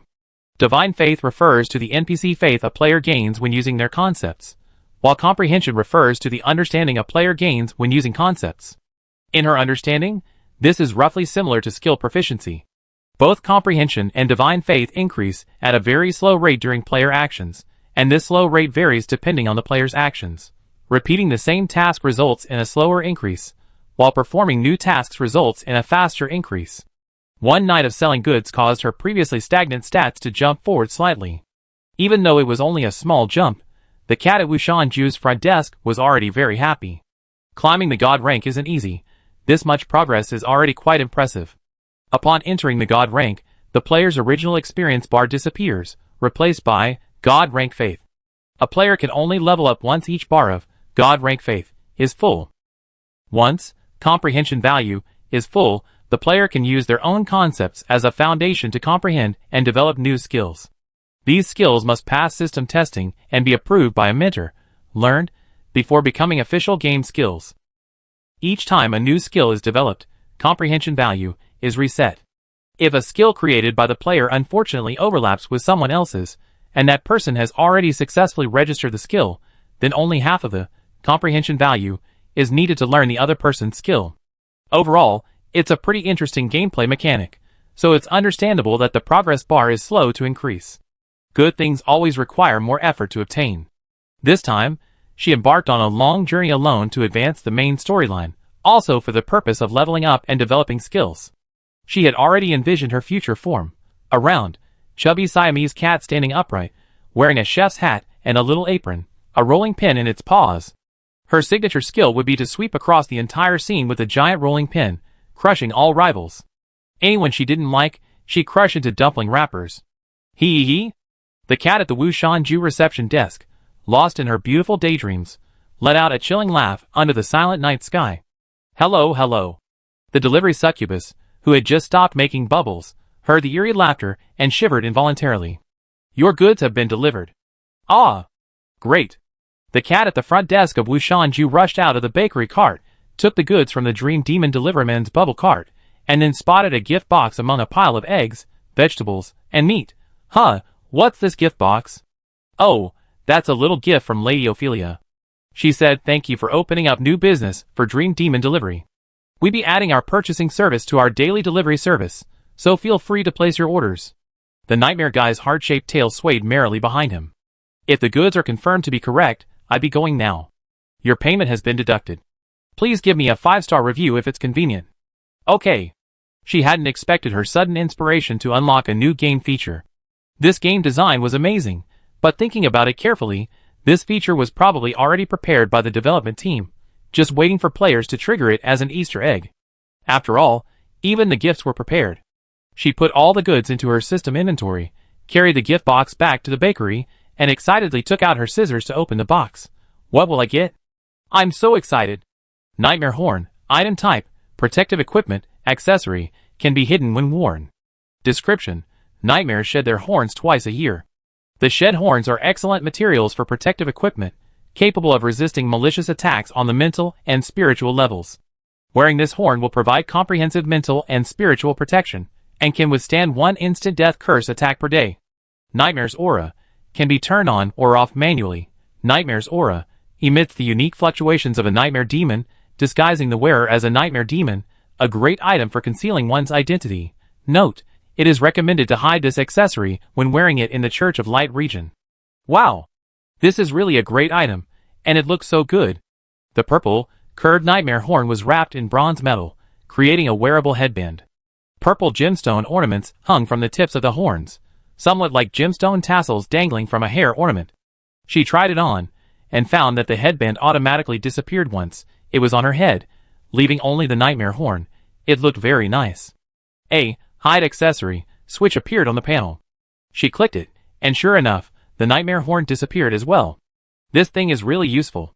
Chapter 876. Dough preparation, filling, mixing, bun wrapping, shaping, fermentation, steaming, lighting the fire, heating the oil, adding fried dough sticks, fried pancakes, sesame balls, steamer after steamer of buns, twisted rolls, steamed bread, and paper wrap shumai came out, slightly cooled to a bite-sized, warm temperature, and were stored in the system inventory. Freshly fried dough sticks, fried pancakes, and sesame balls were stored away, while still crispy after draining the oil. Having finished all this, the sky was already beginning to lighten. The cat at the front desk of Wushanju, feeling a little tired, licked her lips, and steamed another batch of milk pudding. The milk pudding was cooked, placed in the refrigerator to cool to the right temperature, and she took out a cup and strolled to the edge of the cliff, sitting down, swinging her feet, enjoying the cool sea breeze, and watching the orange-yellow sun of Aruma rise from the other side of the sea. Looks like today is a golden day. As she watched the sunrise, she scooped up some pudding with a spoon. Homemade pudding was so delicious, fragrant, sweet, smooth, and tender. With such a beautiful view as a backdrop, she could easily eat a couple more cups. Not satisfied with just dessert, she grabbed a large meat bun and popped it into her mouth. She then tucked away her bakery cart, hopped on her motorcycle, and sputtered towards the village entrance. Just as she finished the meat bun, she arrived at the village entrance. Peta, the honest boy from yesterday, was peeking out from behind the village fence. Seeing her, he excitedly ran out. Here. The cat at the front desk of Wushanju, stylishly riding his motorcycle with one leg on the ground, pulled out a large meat bun wrapped in oil paper and handed it to the boy. Breakfast. What's this? The boy sniffed it like a puppy, but couldn't smell anything except a faint aroma of bread. Meat buns, she replied. Where do the villagers eat breakfast? Are there any mines nearby? Have the miners started work at this hour? Peta listened absent-mindedly to her questions, took a bite of the bun, and was immediately scalded by the filling. But the burst of meat juice made him realize it was precious meat, and he stubbornly refused to spit it out. He jumped around with his mouth open, fanning himself vigorously with his free hand. a familiar gesture that even made the cat at the front desk of Wushanju laugh. Be careful, the filling is very hot, eat slowly. She handed him a glass of iced milk. Drink some milk to cool it down. Peter ate the breakfast with a bittersweet feeling, his tongue lolling out. He burned himself. He said, only the people going to the mines are up at this time. They're all having breakfast over there, and then they go straight down the mine. Take me there, said the cat at the front desk of Wushanju. Are the buns good? Will they buy them? Yes. Peter answered decisively, then thought for a moment. I need to tell them there's meat filling inside. No problem, leave it to me. Okay, help me sell breakfast later. She roughly explained the selling process to the boy. If you do a good job, I give you pudding when it's done. Peter nodded vigorously. He had already discovered that the food given by this bread god was incredibly delicious. So the guide boy got on the back of the baker's motorcycle, and she directed the way, and that's how they arrived at the mine. The mine is church property, managed by Father Sykes, Peter explained. The villagers are all employed by the church to mine, and they have to deliver 3 baskets of ore every day to receive their wages. However, the priest was a good person and allowed us to take some ore scraps to supplement our daily expenses, no more than 100 grams a day, and he turned a blind eye. The church didn't provide meals, so everyone brought their own dry rations to eat when they were hungry. Priest is the common term used by the public to refer to clergy below the bishop level, a fact that Wushanju's receptionist Kat had already learned in the library before the trip. She put away her motorcycle and, amidst the slightly surprised gazes of a group of miners, walked to a spacious open area, setting up a sign and a table. Breakfast stall. Holy coins or can be used for payment. On the table were baskets, each containing only one item, with large, prominent price tags on the front. Breakfast. Breakfast. What do you want to eat? Come and buy. The buns have meat inside, they're fragrant and delicious. Peter, holding the price list the baker had given him, said. Chong Shondo started calling out, come and order whatever you want, pay first and then pick it up. Peter? A villager recognized the boy. What kind of breakfast stall is this? What's good? I recommend the big meat bun, Peter said enthusiastically. Don't let its white, plump exterior fool you. It's filled with meat. And very juicy. No contamination. I just had one, it's delicious. It's just a little hot. Only 3 holy coins or equivalent or. Uncle, you should try it. Since you said so, Peter, then I have a meat bun and another. He glanced down at the basket, his gaze lingering on the golden meat pie, this pie. He even recited a contamination detection spell from the Church of Light over the food, and only after seeing no contamination reaction did he feel relieved. The cat at the front desk of Wushanju skillfully took the goods from his backpack, wrapped them in oil paper, and handed them to Peter. Peter grinned at the uncle. Uncle, 6 holy coins. Will you pay with cash or? With the honest young men from the village around, the miners were quite supportive, coming to choose their breakfast. Everyone was eager to finish eating early and go to work, so there was no trouble, and the order was much better than the night before. Those who bought breakfast couldn't wait to tear open their oil paper packages. They all remembered Peter's repeated reminders. Be careful, it's hot. Eat slowly. Then, with each bite, they exclaimed in surprise, some burning, others delighted. Meat. It's delicious meat. This is good. It smells so good. I feel so energized after eating this. One miner finished a meat pie in 2 bites, licking the oil paper again and again, saying with lingering satisfaction. Of course it's exciting. The ultimate deliciousness of carbohydrates and fat combined. After eating just one of these sizzling, oily meat pies, even those on a diet would need to run 5 kilometers. The cat at the front desk of Wushanju smiled and grumbled as she packed up the food. With the boy helping her, her stress was significantly reduced, and she even had time to unleash her inner rant. Everyone was there to work at the mine, and they didn't bring much money. Many wanted a second round after the first, so they simply traded their daily allowance of ore for it. Others had already eaten breakfast, but were tempted and bought it for lunch. In less than half an hour, the cat at the front desk of Wushanju's was completely sold out. Sold out, she announced loudly, eliciting cries of despair from everyone outside the stall. Sold out already? I wanted to buy some more. Some were relieved. Luckily I managed to buy some. Haha, I snagged the last fried dough stick. Chapter 877. The breakfast stall was a huge success, earning a hefty sum of holy coins and ore. Peter was an honest child, and he did a great job collecting the money, not skimping on anything. The cat at the front desk of Wushanju put the ore into her backpack and submitted it to the system. She then took out 2 servings of milk pudding and the previously agreed upon soft bread and handed them to Peta. Is there a place in the village that sells ore? Yes, it's right over there. I take you there. Peta took the pudding and bread, carefully and preciously stuffing them into the simple backpack sewn from monster hide that he was carrying. He was already used to her miracles of conjuring things from nothing and then making them disappear, and he revered this goddess of bread even more. This world is teeming with gods and diverse beliefs. Even though the god of light is relatively strict in his control over faith, it doesn't stop the people of small towns from occasionally developing other beliefs. When there's a drought, they pray to the sea god for rain. When plants don't grow well, they chant a few words about the tree of life. When bad luck strikes, they buy gifts to offer to the goddess of fate. On this vast land, people live with all their might. Occasionally, a new god is born, gathering faith from all directions. The first batch of followers this new god gains are always favored. Even if they don't become followers, currying favor will bring them some protection in the future. Therefore, Peta took his role as guide even more seriously. He quickly led the cat from Wushanju's front desk to the ore exchange next to the mine. Behind the exchange was directly the place where the mine produced and stored ore, a convenient front shop and back factory. The mine belongs to the church and is managed by Father Sykes, but the priest also has a church to look after, so he entrusted the ore exchange to the village chief's son, Tunis. The priest only comes to inspect once a month to check the accounts and collect the money.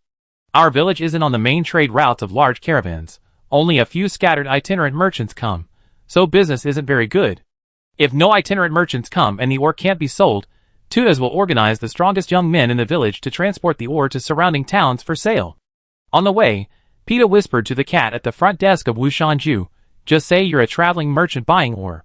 Tunas is really worried about not having any merchants coming to buy ore. So that's how it is. It's clearly a monopoly, yet it's turned into a buyer's market. It seems the Church of Light isn't doing so well after all. The cat at the front desk of Wushanju understood. She reached out and stroked Peta's fluffy short hair before entering the ore exchange. She had barely opened the door a crack when she heard a sigh from inside. No traveling merchants have come again this month. It's almost the end of the month, and we have to pay the priest. At this rate, in a few months, we have lost everything. It seems we have to organize another caravan, but the journey is fraught with danger.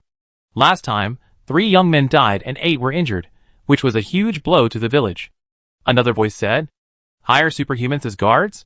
Too expensive, and besides, where in the village can we hire superhumans? Sigh, if the Holy Sun were still in the church, with him clearing away the magical beasts, there wouldn't be so much danger on the road." "Shh, are you out of your mind saying things like that?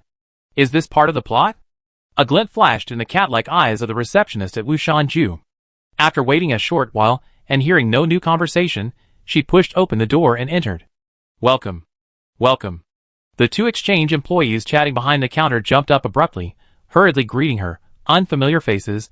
"Are you a new merchant in the village?" "Yes." The cat at the front desk of Wushanju calmly replied, "I want to buy ore." "What's the price?" 600 holy coins per kg. "Too expensive. 400 holy coins per kg." The cat at the front desk of Wushanju decisively bargained.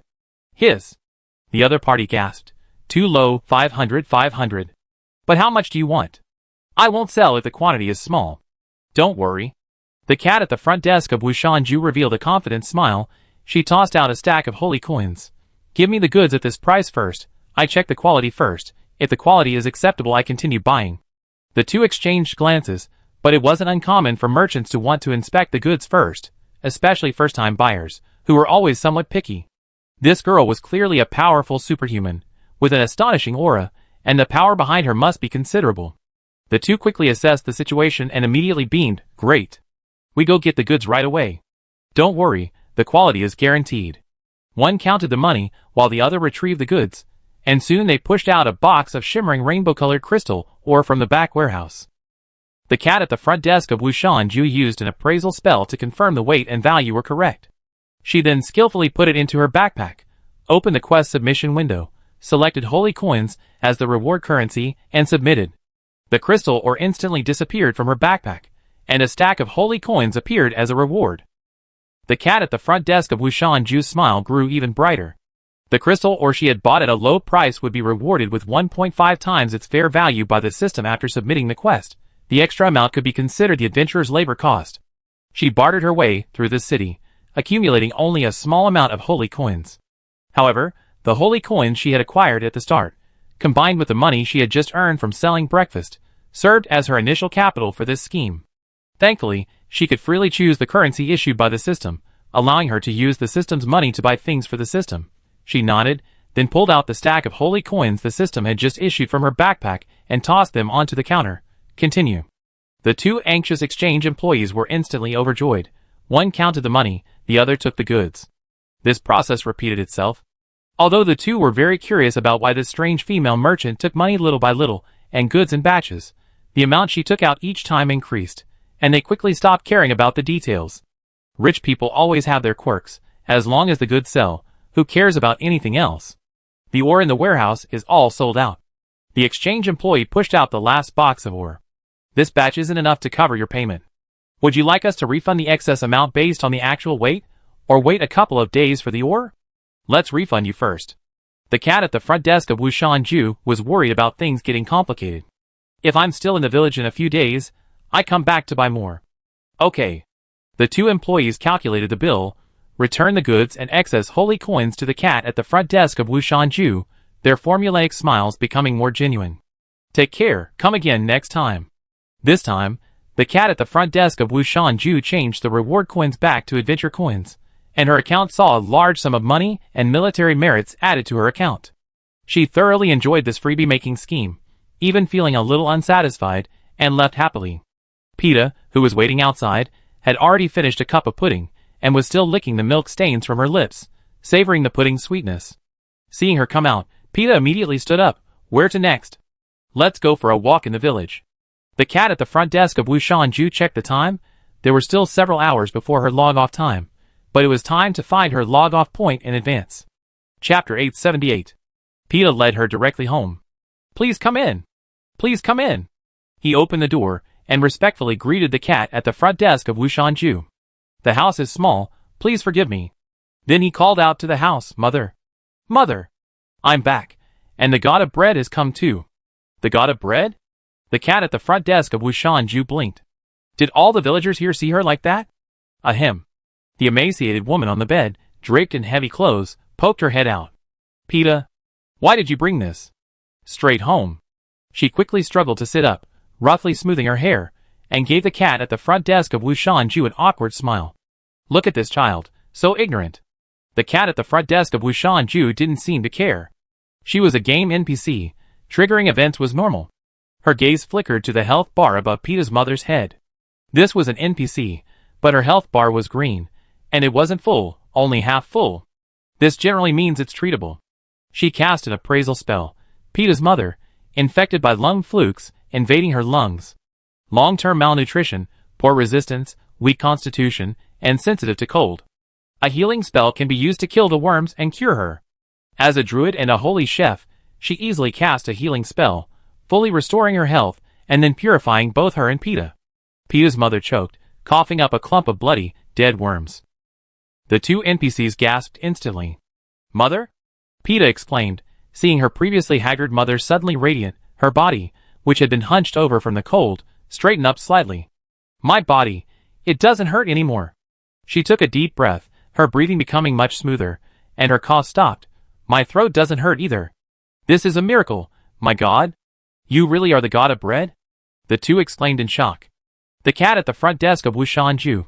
So what exactly is this strange title, the god of bread? She thought to herself, but after seeing the rapidly increasing faith points on the quest panel, she held back. Yes, I am the god of bread, a servant god who serves the god of order and the guardians of illusion and reality. As long as there's divine faith to earn, players don't usually care much about the details. God of bread it is, it sounds pretty cool. God of order?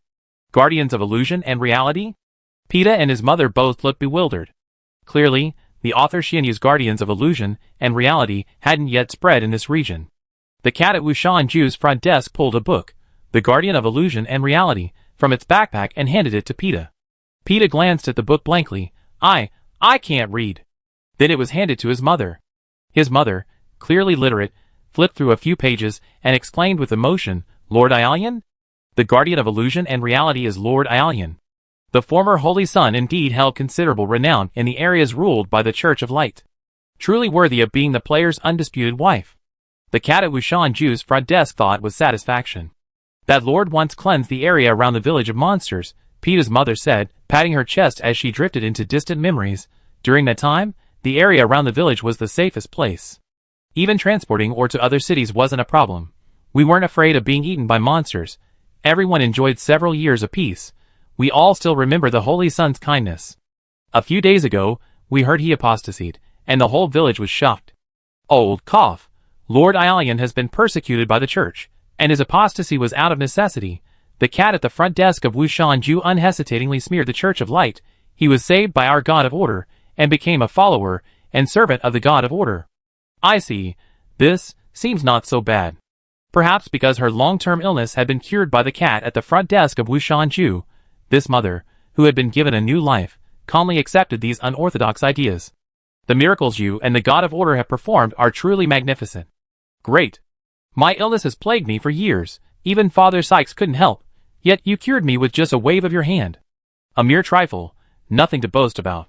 The cat at the front desk of Wushanju waved its hand dismissively, glancing at the murky liquid in their water glasses on the table. Just some lung flukes. From now on, don't drink tap water. Heat it to a boil, let it cool, and then drink it to reduce the risk of infection. Also, you're a bit malnourished. Eat more eggs and dairy. We obey your divine decree. Peta bowed respectfully. This has become an oracle. The cat at the front desk of Wushanju's residence twitched its lips, coughing somewhat awkwardly. If you don't mind, you can take this book and read it.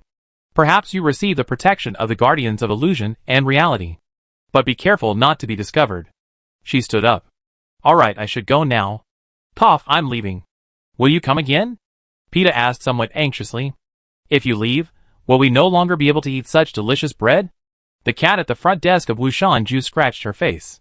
I'd probably stay around for a few more days, but the problem of not being able to get good bread.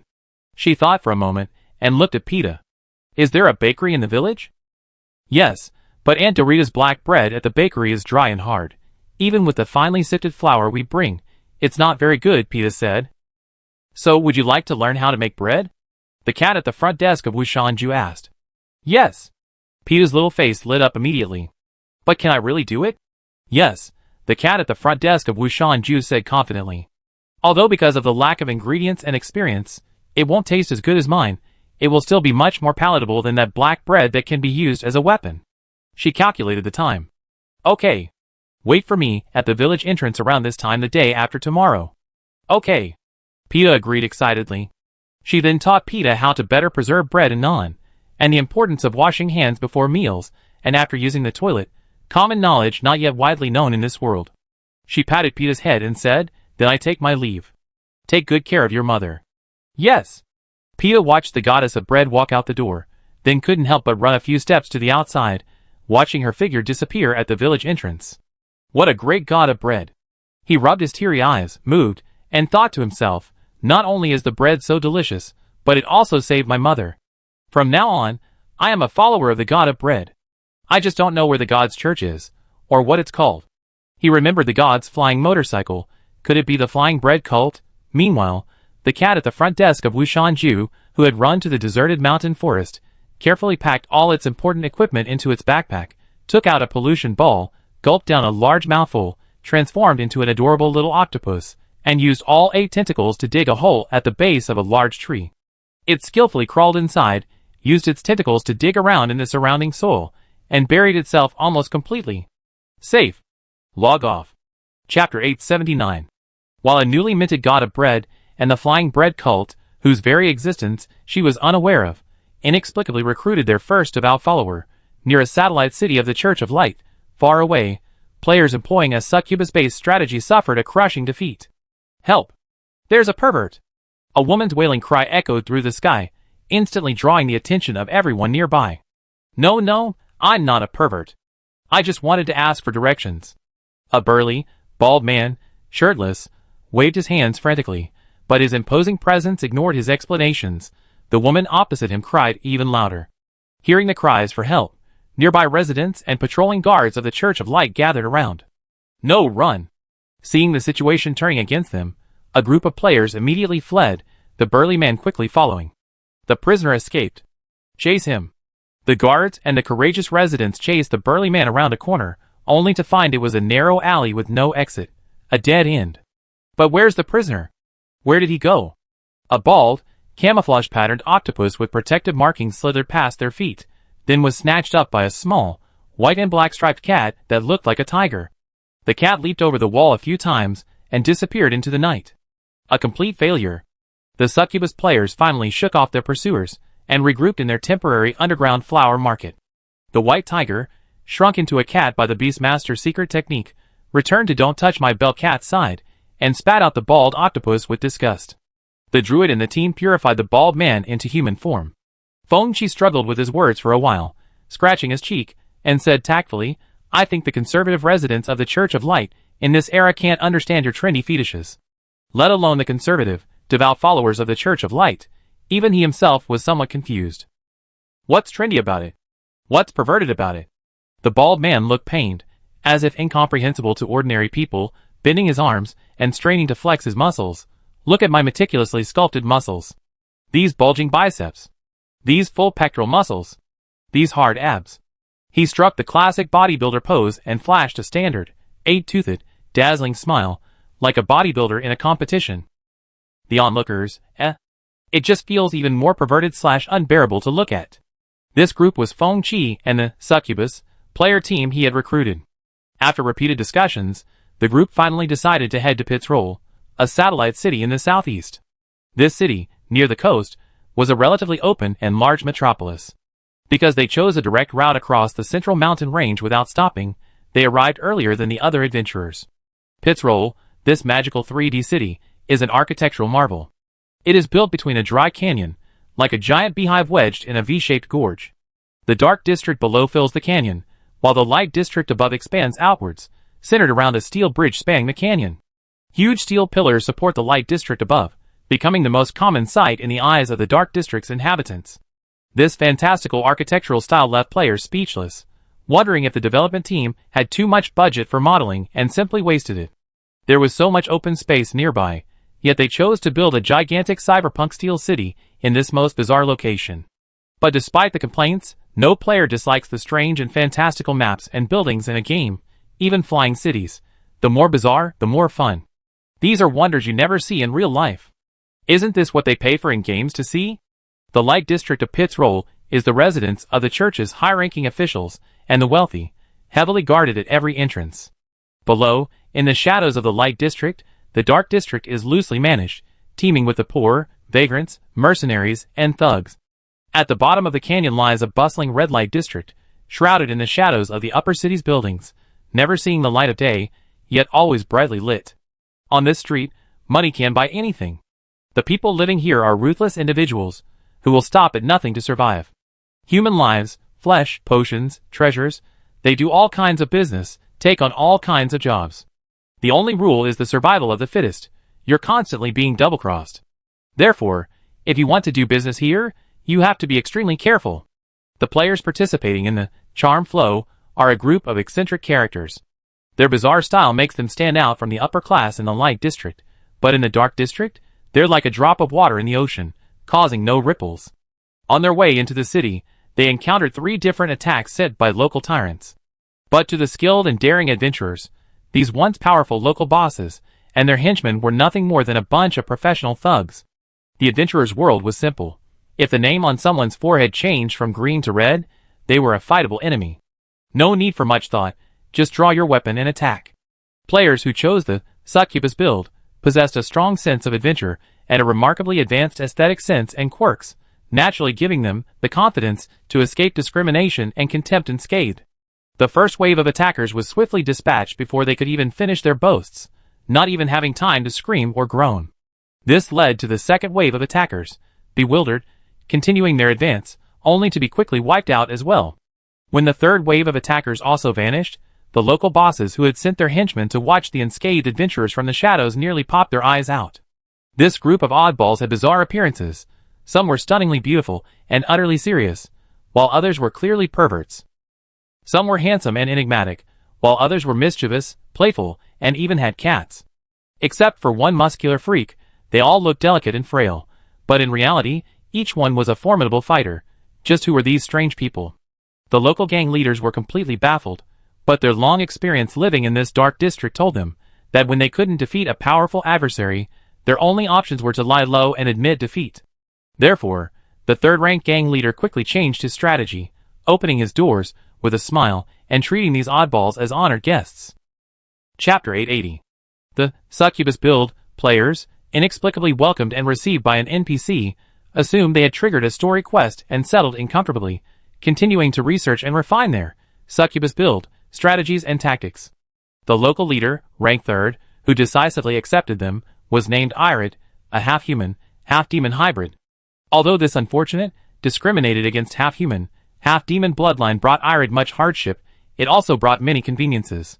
For example, a lifespan and abilities far exceeding the human average. And, for instance, a degree of mind-reading ability. Despite the usefulness of these abilities, Irid never forgave his demon father, who abandoned him, and his mother, regardless of whether his demon father was even aware of his existence. Irid deeply hated demons, even harboring a childhood fantasy of joining the church to become an exorcist, until he discovered that the church was far more detestable than demons.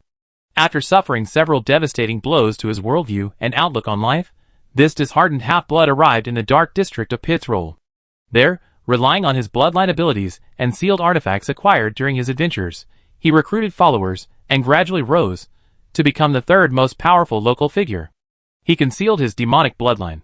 This was not something to be openly laughed off in a satellite city ruled by the Church of Light. Even in the dark district, exposure would invite a siege from the church. But this did not mean he couldn't use the power of his demonic bloodline. His father was a shadow demon. Like all other demons, shadow demons primarily feed on the energy of human emotions and desires, thus able to sense the type or taste of this energy by recognizing the scent emitted by their food. However, unlike other demons, shadow demons dwell in the shadows of all things, and can create portals to the dream realm from within these shadows. They live in darkness yet depend on light for survival. Their vision is underdeveloped, relying mostly on scent and heat to perceive their surroundings. The things of the world are always so contradictory, yet intricately interconnected. Without light, there is no shadow. Once light is lacking, darkness encroaches on the realm of shadows. Prolonged exposure to absolute darkness corrupts and assimilates shadow demons, gradually causing them to lose their sense of self and be consumed by the darkness. Elot inherited a portion of shadow demon blood, possessing the ability to manipulate and infiltrate shadows. Even more fortunately, he inherited his mother's eyes, possessing exceptional vision equivalent to 2.0 of the original world, allowing him to accurately detect the expressions of his opponents even in complete darkness. At this moment, he carried a lantern, his black hair flowing freely. He wore a flamboyant, black and red floral robe, reminiscent of some kind of oriental long haori, popular in the red light district, but without a belt. It loosely concealed his muscular chest and abdomen, and his black and red floral trousers. With his 2.0 vision, he sized up the strange people who had returned disappointed from the Bright District. I think your decision to rush to the Bright District was somewhat arbitrary. Irid's voice was ethereal, like a whisper in the night. He used a touch of the Shadow Fiend's ability to lure prey in his voice, raising his lantern to better illuminate the adventurers before him, and casting more shadows. This is Pitzroll, one of the 5 satellite cities under the Church of Light. Even though the shadows of this city are filled with mud, the areas illuminated by the sun are still gleaming. This is territory guarded by a cardinal, not something you can just swagger into. Ahem. Feng-Chi scratched his nose and coughed lightly. You're right. So what should we do? Feng-Chi gently raised his eyes to look at Irid, revealing what he considered his most perfect 45-degree profile. This alchemical doll was something he spent a full half-month intensively sculpting and modifying, fine-tuning it bit by bit, shaping it meticulously, creating a 360-degree flawless doll, in his own opinion, with a sincere heart, surging passion, and all his aesthetic sense.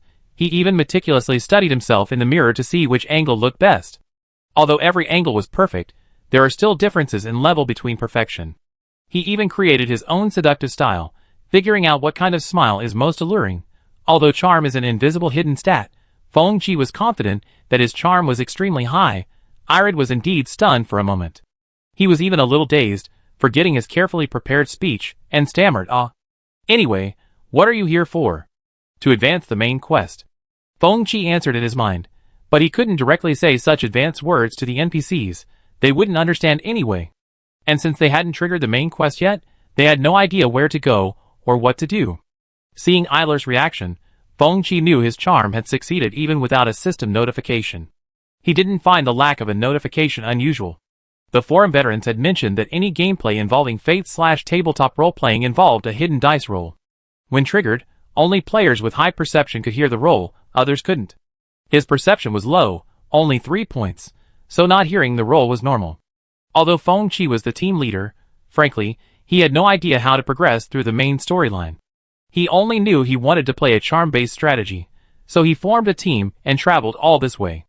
As for the main storyline, well, he'd just see how far he could go. There wasn't a single strategist in the team. Thinking this, Feng Qi glanced at his oddly shaped teammates and sighed imperceptibly. They fought 3 waves of monsters as soon as they arrived, then were picked up by the NPC Elod. Elod's identity was unknown, but she seemed to have considerable influence in the Dark District, with many followers. She herself was a highly detailed, beautifully modeled woman with long, straight black hair, and a style that blended Western fantasy with Japanese aesthetics. However, the Dark District itself also had a cyberpunk Japanese style. The dark steel streets, shrouded in the shadows of the city, a dark world where power reigns supreme, were filled with magical paper lanterns that shone brightly throughout the night. The men and women wandering here wore flamboyant, brightly colored clothes with large red flowers, like alluring spider lilies blooming in the darkness. Chapter 881. If Pitt's role is a cold, twisted steel city spanning a canyon, then the Dark District is the venomous flower clinging to that steel. Its roots penetrate deep into the steel foundation that supports the city, greedily drawing nourishment. Beneath the vibrant blossoms lie menacing thorns, and a stench of pustules and filth. The Red Light District at the heart of the Dark District is the main body of this sinful flower. This is a den of iniquity frequented by the wealthy when they shed their everyday masks of pretense, and also a dark place that devours the flesh and blood of the poor. The men and women here are either vicious-looking, clearly bloodthirsty villains, or dress flamboyantly, with disheveled hair and loosely draped in luxurious silk fabrics. These fabrics are woven from the cocoons of a giant moth unique to the canyons outside the city, the phantom demon silkworm moth. The cocoons themselves are either black or red, with vibrant colors, giving the woven silk an inherently alluring quality. Because these phantom demon silkworm moths multiply to the point of threatening the city each year, both the Light District and the Dark District send people to hunt them down. Therefore, this silk has become one of Pittsroll's cheapest specialties. The most popular clothing in the Dark District is the wide-sleeved, floor-length robe woven from this silk. In truth, this clothing design probably blends various styles from the original world, but perhaps due to Feng Qi's preconceived notions, he always thought of courtesans dressed in elaborate costumes parading through the streets, even though they were completely unrelated. Another specialty is the magical paper lantern that Feng Qi had seen floating everywhere before. Those long, oval-shaped, yellowish-white paper lanterns, somewhat reminiscent of Japanese style, aren't actually made of paper, but rather the abdominal sacs removed from the abdomens of giant moths after they've been killed. These sacs are fire-resistant, translucent, and possess a magical ability to levitate. They're filled with a highly flammable liquid secreted by the moths. A small opening and a filament inserted can keep them burning for a very long time. This flammable liquid is all moth secretions, containing various impurities depending on the moth's diet, resulting in a rainbow of colors when burning. Very cyberpunk. Thanks to these giant moths, the Dark District has become a strangely stylish yet unexpectedly beautiful Japanese cyberpunk area. After Feng Qi and his player party arrived here, they suspected that this was just a side quest, and the main quest should be in the Light District above. Unfortunately, despite their considerable efforts, they couldn't enter the city. They had only just reached the city gate when a female passerby mistook them for perverts and attracted the guards. No, wait a minute. If I think about it carefully, the main quest might not necessarily be in the Light District. This NPC in front of us has repeatedly offered them a helping hand, yet always seems to want to issue some kind of quest. Perhaps the real opportunity for the main quest lies in this Dark District? Thinking this, Feng Qi's eyes lit up. He continued adjusting his best angle, lowering his gaze slightly, adopting a bewildered and lost expression. We're new here, and don't know much about this city. We have great strength, but nowhere to use it. He raised his eyes, his long eyelashes seeming to flutter at Irid's heart. Lord Irid, we come from afar, simply seeking a way to survive in this city. Now that the Bright District won't accept us, I wonder if Lord Irid could do us a favor? Irid seemed lost in thought again. That's not difficult. He heard himself say, I'm, after all, the third-rank prostitute in the Red Street. Cough. A sudden image flashed through his mind of these adventurers ripping the attackers to pieces with a few quick movements. His senses returned instantly, and he swallowed the word prostitute that was on the tip of his tongue. Boss, this is no problem. Looking closer, while these adventurers each had their own eccentricities, aside from that grotesque bald muscle man, the others were actually quite handsome. Irid put down his lantern, and the swaying shadows in the darkness quietly disappeared. I have a proposal. Irid rubbed his hands together, licking his lips with a mixture of nervousness and excitement. You lot are all quite skilled. If you have nowhere else to go, why not stay with me and work for me? To be honest, there are 2 other bosses in this red light district vying with me for territory. Their men are numerous and powerful, and they always bully and encroach on my territory. Moreover, compared to me, those 2 are truly no good. They commit arson, murder, robbery, and all sorts of evil deeds, and they secretly collude with the Church of Light, engaging in all sorts of despicable acts. With your help, I can defeat their forces and become the uncrowned king of this dark district. Once the entire dark district falls under my control, even the light district will have to give me some face. At that time you, as my trusted confidant, will be able to go wherever you want. Ding system notification. Player team, Succubus Squad, has triggered the special quest, the uncrowned king of the dark district. Please see the quest details page for specific requirements. Upon hearing the notification, the players exchanged glances, their outward expressions remaining calm, but the team chat was already buzzing with excitement. Team, what's this? Let me see. Hey, a special quest. Looks interesting. Team Feng Chi, shall I accept the quest? Team Don't Touch My Bell Meow, accept. Feng Chi nodded slightly. Thank you for your appreciation. We will gladly accept your request. Please feel free to ask if you need anything. Okay. Irid was overjoyed. His gaze swept over the players. First, we need to change you into suitable clothes. The players. Does this quest even give out equipment? This is too good to be true. The happiest thing for players is receiving costumes, equipment, and mount in a quest.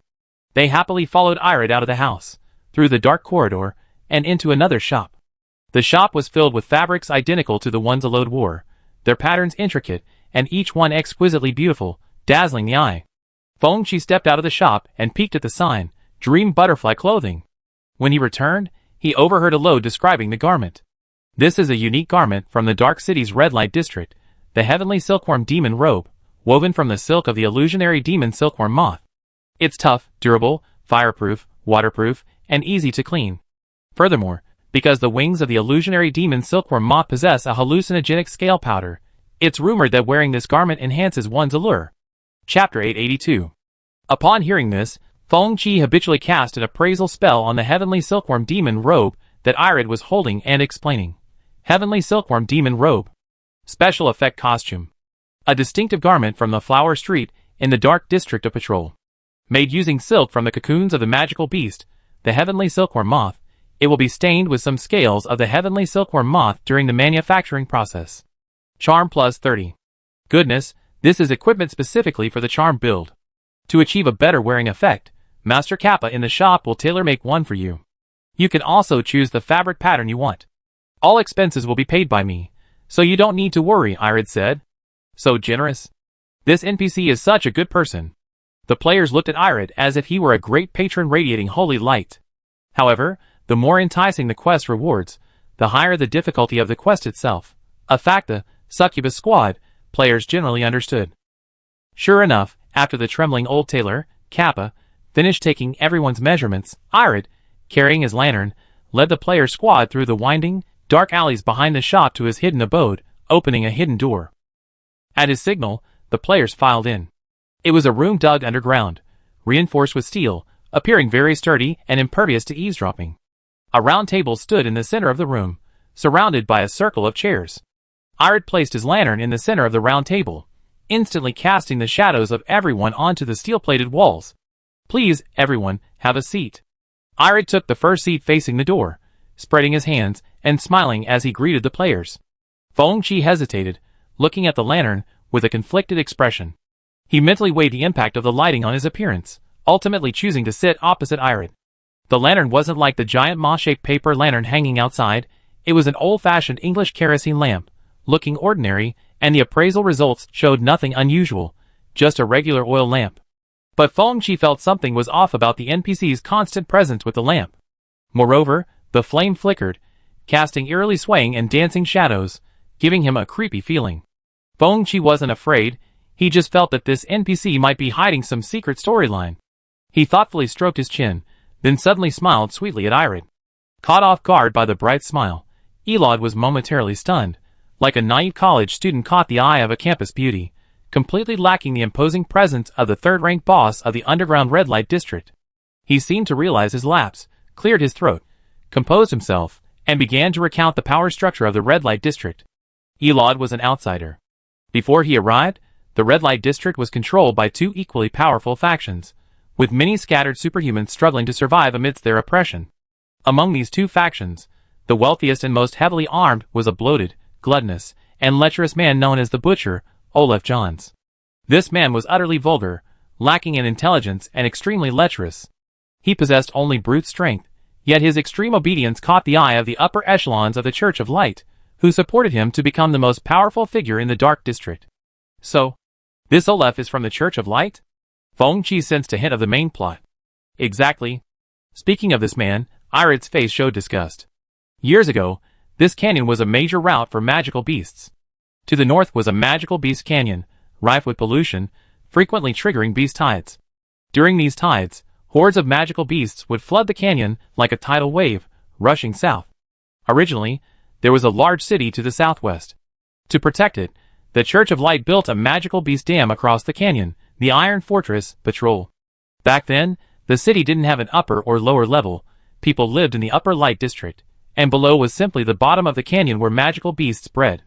However, the pillars of the Iron Fortress were deeply embedded in the earth, and the Church of Light feared that these pillars would be attacked and corroded by magical beasts, so they had to send people to the bottom of the valley to regularly clean out the beasts. No one liked doing this kind of work, only those who were ostracized by the church's higher-ups and lost in political struggles were sent. Driven away by the name. Over time, regular cleaning turned into permanent residence, and guarding became exile. Eventually, more and more people who couldn't make it up there gathered down below to make a living. After all, the monsters were simple and straightforward. Either you successfully kill them, or you fail and are devoured.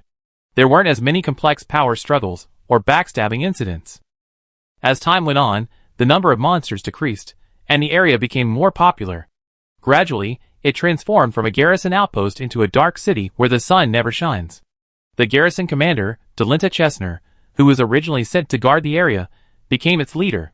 Those officials up below who disagreed with him politically and wished for his death, fearing a counterattack, spent heavily to support Olaf Johns, creating a rival force.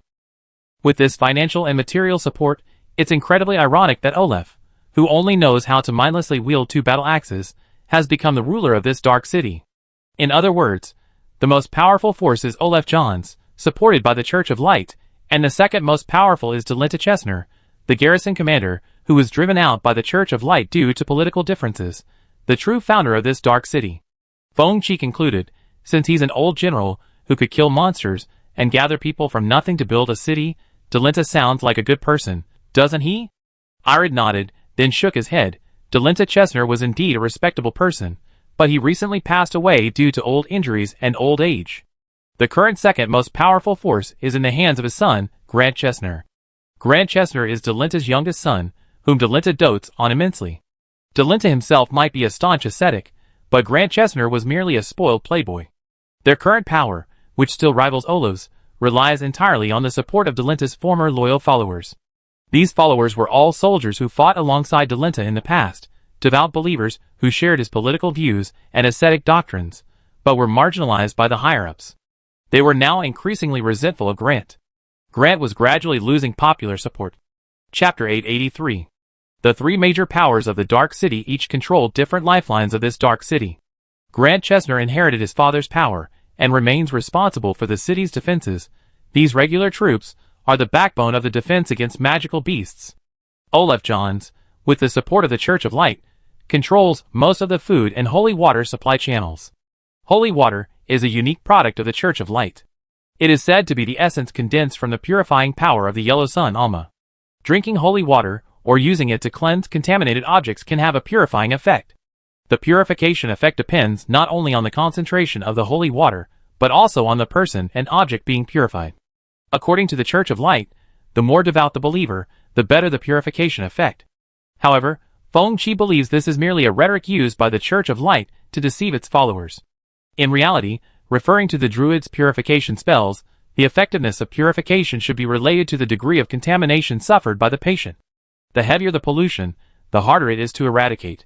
Once the pollution exceeds a certain percentage, basic purification methods will lose some or all of their effectiveness. Conversely, lighter pollution is easier to treat. Light pollution equals mental stability equals devout believer. This equation makes sense, no problem. The production of holy water is also a closely guarded secret of the Church of Light. It is said that only bishops and above can use certain sacred objects to create holy water.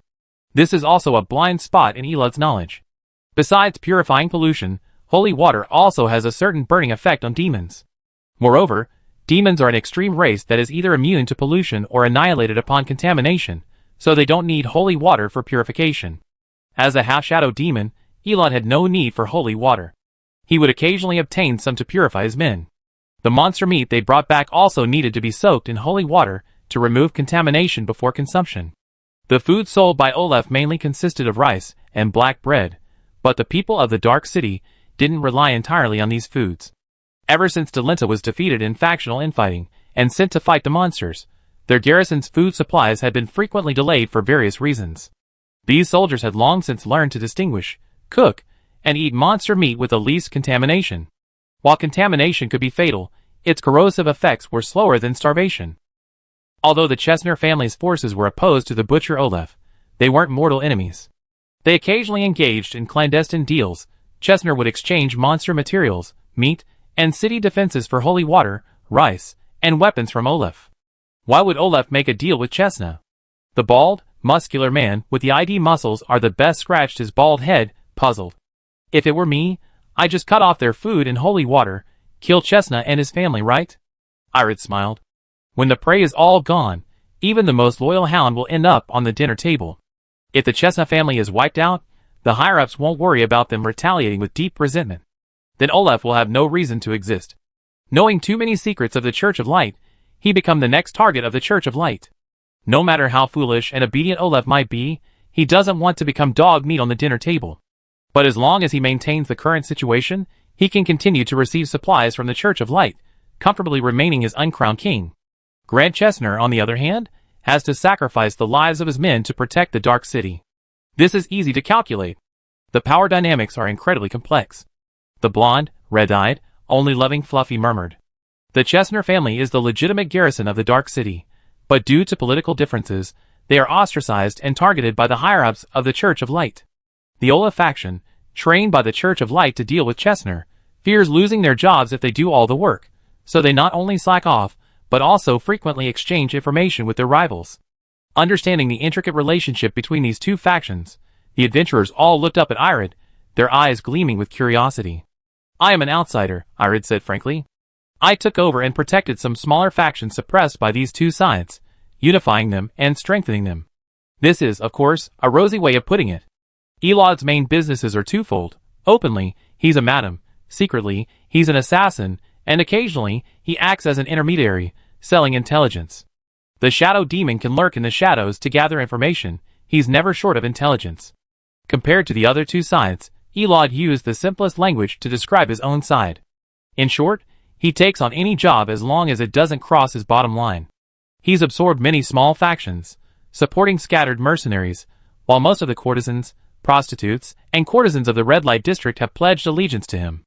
As for whether his so-called bottom line refers to public fairness and justice or his personal preferences, he considers this a trivial matter and simply ignores it.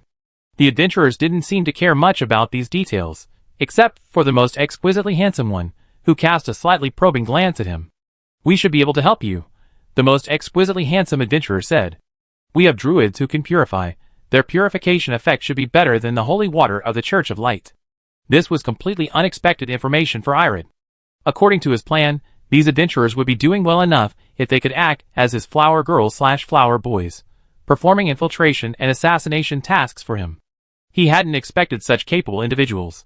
Druid? He looked at Feng Qi with great interest, his eyes clearly saying, Is it you? Is it you? Feng Qi coughed lightly. No, it's not me. It's me. The bald, muscular man excitedly raised his hand.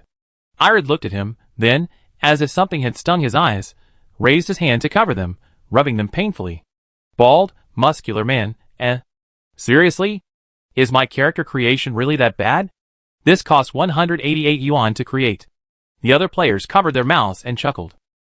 Although this guy's appearance was indeed shocking, after careful consideration, Irid felt that using this guy for purification was better than leaving this self-satisfied freak, bald man, hey, alone. With this thought, Irid immediately felt much more at ease, and a smile returned to his face. Then I leave the purification to you. As for the others, I have an idea. Chapter 884. Irid's plan involved having Feng Qi and the other players disguise themselves as courtesans and courtesans in the red light district, infiltrating the mansion of the lecherous Olaf to carry out an assassination. Feng Qi felt that the setting of this red light district was somewhat similar to certain Japanese games. The courtesan/court ladies were similar to geisha courtesans, except in this other world where both men and women were acceptable. Women were called courtesans, and men were called courtesans. It's just that there's no competition for the top courtesan here yet, otherwise, there would at least be a top courtesan competition. Some of these people were entertainers, who didn't sell sex, while others did the opposite. They were all unfortunate people persecuted by this dark city beneath the city walls, and Feng Qi felt endless sympathy for them. To truly liberate these unfortunate people, it was necessary to overthrow Olaf Johns, the Dark District boss supported by the Church of Light, and even more importantly, to overthrow the evil church that controlled the entire city. Feng Qi suddenly felt that this charm-based quest suddenly seemed much more sophisticated. Perhaps it was because we had activated the charm-based playstyle that the system guided us to trigger this type of quest. If we had used a different strategy, we might be receiving a quest to directly storm the Olaf mansion and forcibly razz it to the ground. Feng Qi guessed to himself, and had to admit, the game system was really intelligent. After all, the charm-based playstyle is still quite controversial, and not all players can accept it. There are plenty of people who talk a good game, but are actually obsessive about purity, unable to accept even the protagonists in games or novels having had romantic relationships, let alone in a VR game with such a strong sense of immersion. There aren't many people who can truly treat a game as a game, a novel as a novel, distinguish between fantasy and reality, and completely let loose in their fantasy world. Feng Qi actually quite likes this kind of game system setting. Only when players choose a path first will the system trigger special tasks. Players who haven't unlocked these inner world gameplay modes naturally won't have any inner world experience. However, in this mainstream game, players obviously can't be too unrestrained, all they can experience are simple performing arts.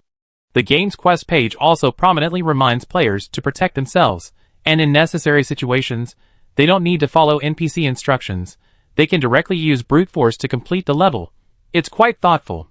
Perhaps it's because they went to great lengths to pass censorship. The uninhibited Feng Qi felt a slight regret, but also understood the development team's considerations. That's just how the game ecosystem is now. To be able to play a good game for a long time, you have to endure what you have to endure. After a brief discussion within the team, they unanimously agreed to accept the quest. Irid was satisfied. Your clothes still need time to be made, and the timing for infiltrating the Olaf mansion requires waiting. In the meantime, please stay the night, and feel free to wander around. Please follow me. I take you to your rooms. Their lodgings were all in the same small building. On the way, Feng Qi used his alluring looks to get some information out of Irid privately. Irid didn't live in this building, it was just one of his properties. The cunning local bully, number 3, clearly had no intention of revealing his sleeping location to these rather unfamiliar and powerful adventurers, simply offering a few words and a smile. Not a single important piece of information. After entering their rooms, the group received a system notification. Gain logout point X1. What's this? Let me see.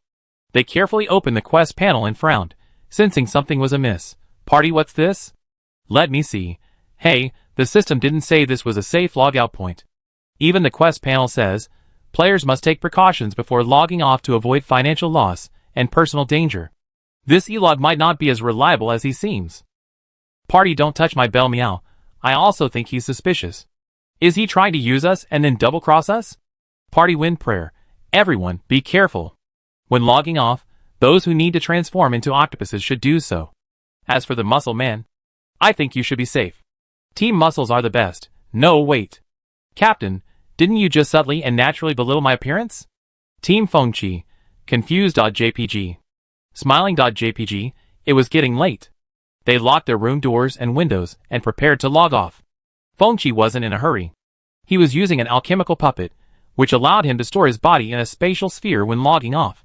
A small spatial sphere, discreetly placed under the bed, wouldn't be easily noticed.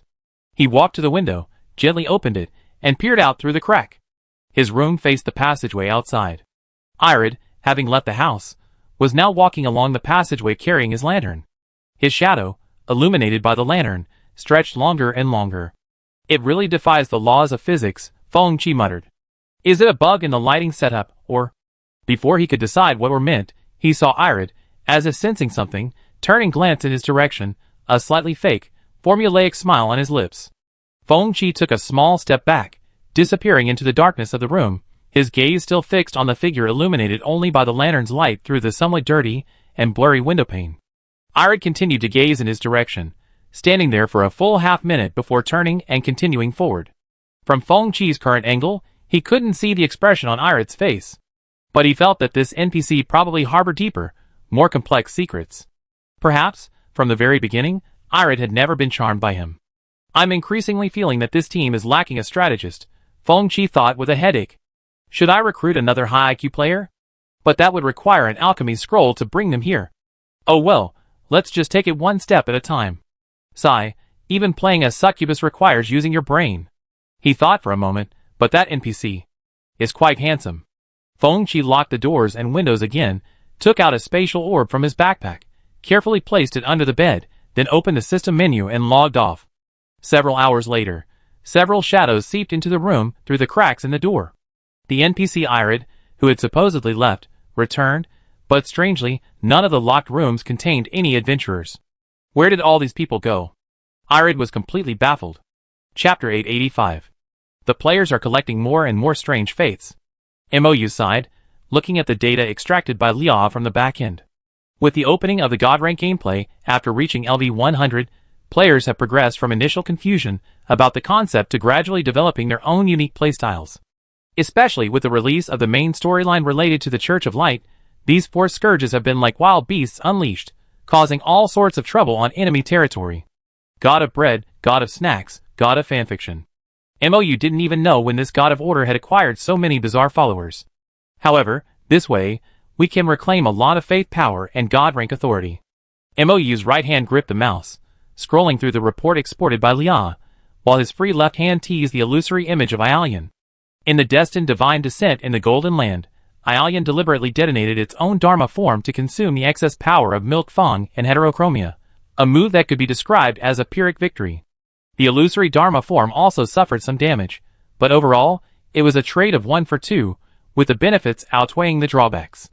However, the illusory form, which had evolved into a small dragon, regressed to a tiny, adorable tentacle.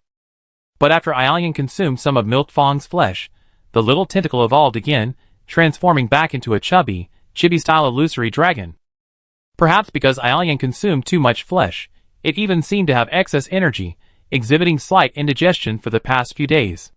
It lay listlessly beside MOU, its slightly bulging belly suggesting it was focusing all its attention on digesting its power. MOU decided to multitask, massaging the illusory dragon's belly. He even imbued his left fingertip with some power of order to help Ialian fight against the chaotic evil god. The dragon seemed to enjoy this immensely, occasionally cuddling MOU's finger with its short paws or rubbing its head against it, and sometimes exhaling a small, mushroom-shaped cloud of satisfied breath. While helping Ialian digest the power, MOU would also inform him of events happening in the outside world through the illusory dragon. Speaking of which, the idea of opening up the divine ranks to players was given to me by the heterochromatic eyes. Many hands make light work. The God of Light went to great lengths, sacrificing so many lives to create all the counts and collect authority, while MOU only needed to open up access to players. Between gods, if there's no connection between the authority of the main god and the concept of subordinate gods, the main god will find it difficult to suppress and control them, and might even breed traitors. This is why the God of Light, a cunning, suspicious, and distrustful fraudster, prefers to personally create alternate accounts rather than acquire additional authority through trusted subordinates. But MOU's situation is different. He possesses fragments of the world's consciousness. Although Lia is currently incomplete as part of the world's consciousness, and cannot acquire authority on her own, her status remains. As long as players, as followers of the world's consciousness, attract concepts, Leah can control authority through anchor points. One person gathering a pile of loose sand is naturally no match for millions of people each picking up a grain of sand. After the players began climbing their respective divine ranks, Leah began rapidly collecting various concepts. Some concepts belong to supreme authority, while others are complex, subtle, and bizarre. If Mou and Leah were to try to reconcile these concepts themselves, they might not even realize such concepts existed. How can the mind of one wise man compare to the thinking of millions? As more reliable players emerged, Mou granted them increasing authority, including allowing them to create skills and research new weapons and equipment through church NPCs, military merits, achievements, credit, and game violation records all became part of the players' credit reports on the continent of Osiria. The more reliable a player was, the smoother their path to godhood. As for those players who liked to cause trouble, Leah didn't mind absorbing more of their experience points, letting them level up more often. Only by providing opportunities for players with good character and strong abilities could the overall game atmosphere be guided towards health and progress. Mou wasn't afraid of players turning against him. After all, the players' spirits entered this world through Leah's anchor point. If any player acted too outrageously, a ban would suffice. From the closed beta to now, game order had been properly established. Mou had only sporadically banned a few players who attempted to illegally resell VR headsets, forcibly disassemble them, or repeatedly defied the rules by attacking benevolent NPCs. Of course, under Leah's control, no NPC had been harmed. Mou, in his capacity as a game administrator, would also regularly post the ban list and reasons on the forum to serve as a deterrent. A truly enjoyable MMORPG always requires players to invest significant time, effort, and even money to maintain and manage their characters. Most players cherish their hard-earned accounts and characters. For many, their adventurer characters in the world of Osiria have become a freer and happier version of themselves in another dimension. Any player who has seriously played the game wouldn't want their account banned. Therefore, even when the monstrous beasts were unleashed, these four scourges didn't simply start burning, killing, and looting upon entering the Church of Light's territory, mindlessly destroying everything. Instead, they were highly targeted, discerning good from evil, and only attacking the villains within the Church of Light's upper echelons, like divine warriors descending to uphold justice. This doesn't mean the gameplay is diminished. In fact, by becoming the ones acting on behalf of justice, players can better experience the joy of upholding righteousness. The joy of gradually losing oneself amidst the people's gratitude and the cries of great hero is not something that can be obtained through evil deeds and reckless actions. Players who come solely for emotional appeal, without any real vested interests in this world, are the most suitable saviors of the Osiria continent. Once gods are blinded by self-interest, the world will crumble, Mou sighed. Perhaps, this world should ultimately abandon the gods and return everything to humanity. But considering these things now is premature. Humanity is not yet ready to be self-reliant.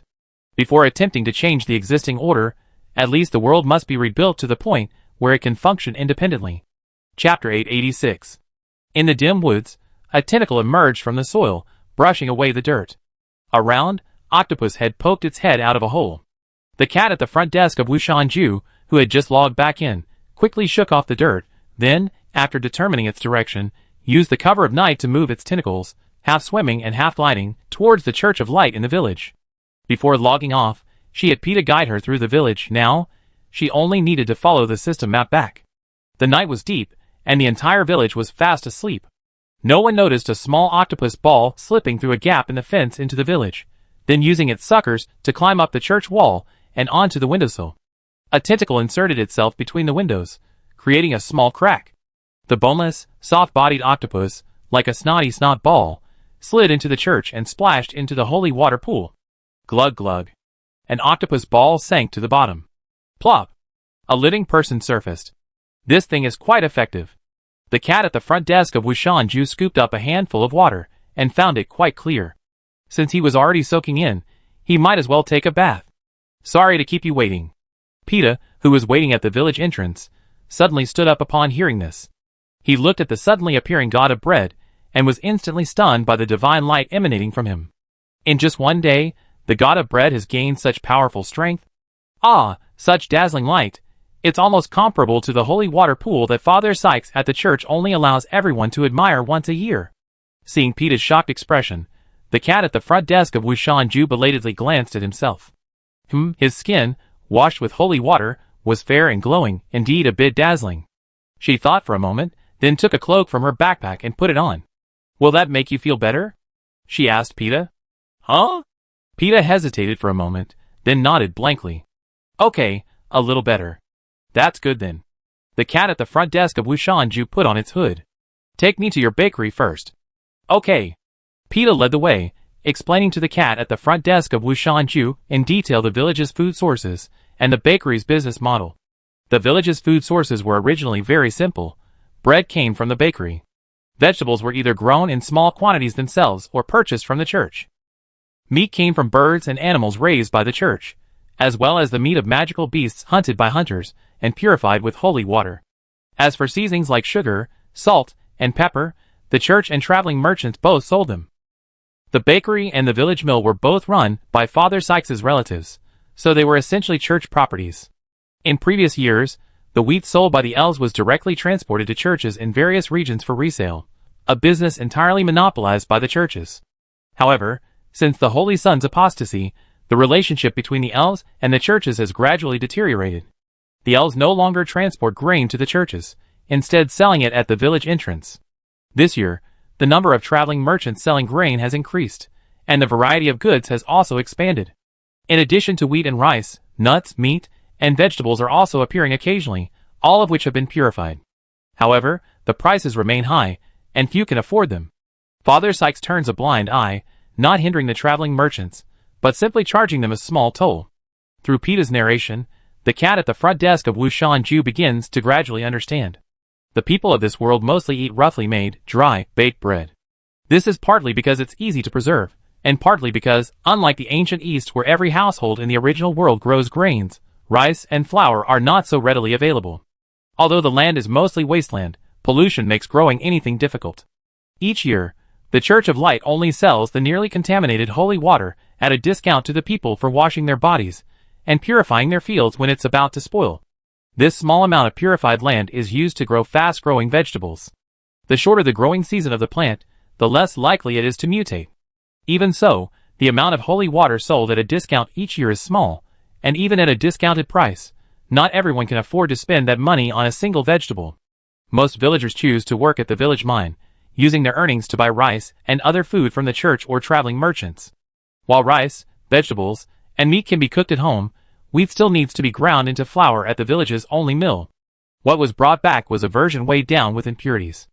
It wasn't that no one complained, but the miller, Tate, was Father Sykes's cousin, and Dorita, the baker's wife, was Tate's mother. They protected each other, and anyone who raised an objection would be harassed. The villagers could occasionally eat rice porridge or wheat cereal, but they couldn't go without bread forever, much less go without church, use holy water, or attend mass. Not to mention that, compared to the elusive itinerant merchants, the church controlled the vast majority of the purchasing channels for daily necessities. Besides, Mill Master Tat and Aunt Dorita are both opportunistic, Peeta whispered. If they give you more money, or if you're someone powerful or influential in the village, they won't make things difficult for you, and they give you better things. Families like ours, with orphans and widows, are always bullied. We have to smile and apologize even after being taken advantage of, otherwise it'd be even worse next time. Look, that bakery is over at the crossroads. The cat at Wushanju's front desk understood. She told Peeta to stay where she was, pulled down her hood, and went into the bakery. Inside the bakery, only an older woman was dozing behind the counter. The cat at Wushanju's front desk didn't disturb her, quietly circling the shop. A few dry, black loaves of bread sat haphazardly on a filthy shelf. Flies and mosquitoes swarmed freely in the shop. The oven behind the counter hadn't been turned on for days. It lacked the warm, comforting heat she remembered, and the familiar aroma of baking bread was nowhere to be found. Instead, there was a nauseating, sour smell, probably from spoiled yeast. The cat at Wushanju's front desk wrinkled its nose in disgust. This isn't a bakery, it's blasphemy against bread. The god of bread in Peeta's eyes stormed out of the bakery. Let's go home, she demanded, pulling Peeta along as they headed back. The cat at the front desk of Wushanju Bakery originally intended to talk to the old lady at the bakery, sell her some recipes, and then use the opportunity to get Peeta an apprentice there. But now that the bakery is in such a sorry state, she naturally doesn't plan to waste her recipes here.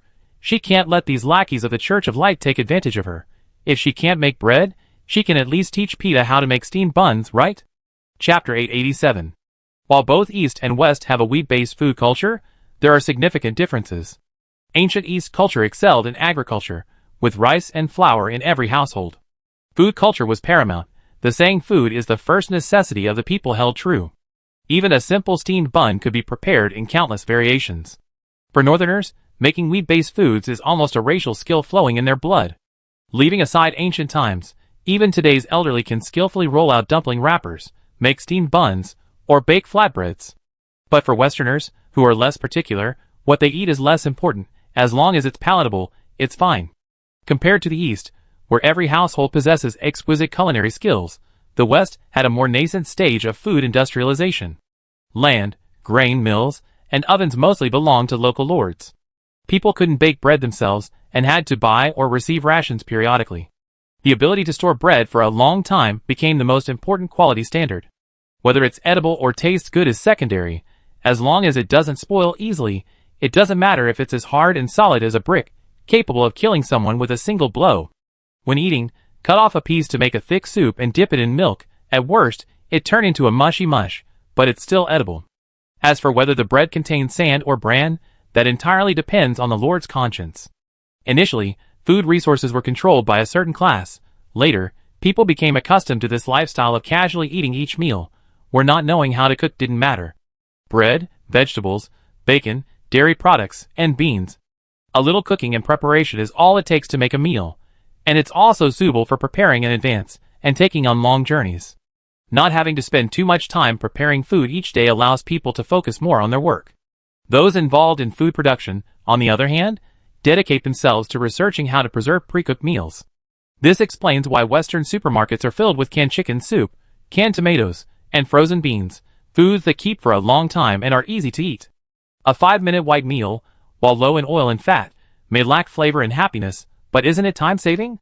The people of Oziria don't care about saving time and are eager to pursue delicious food, but the pervasive pollution hinders its development.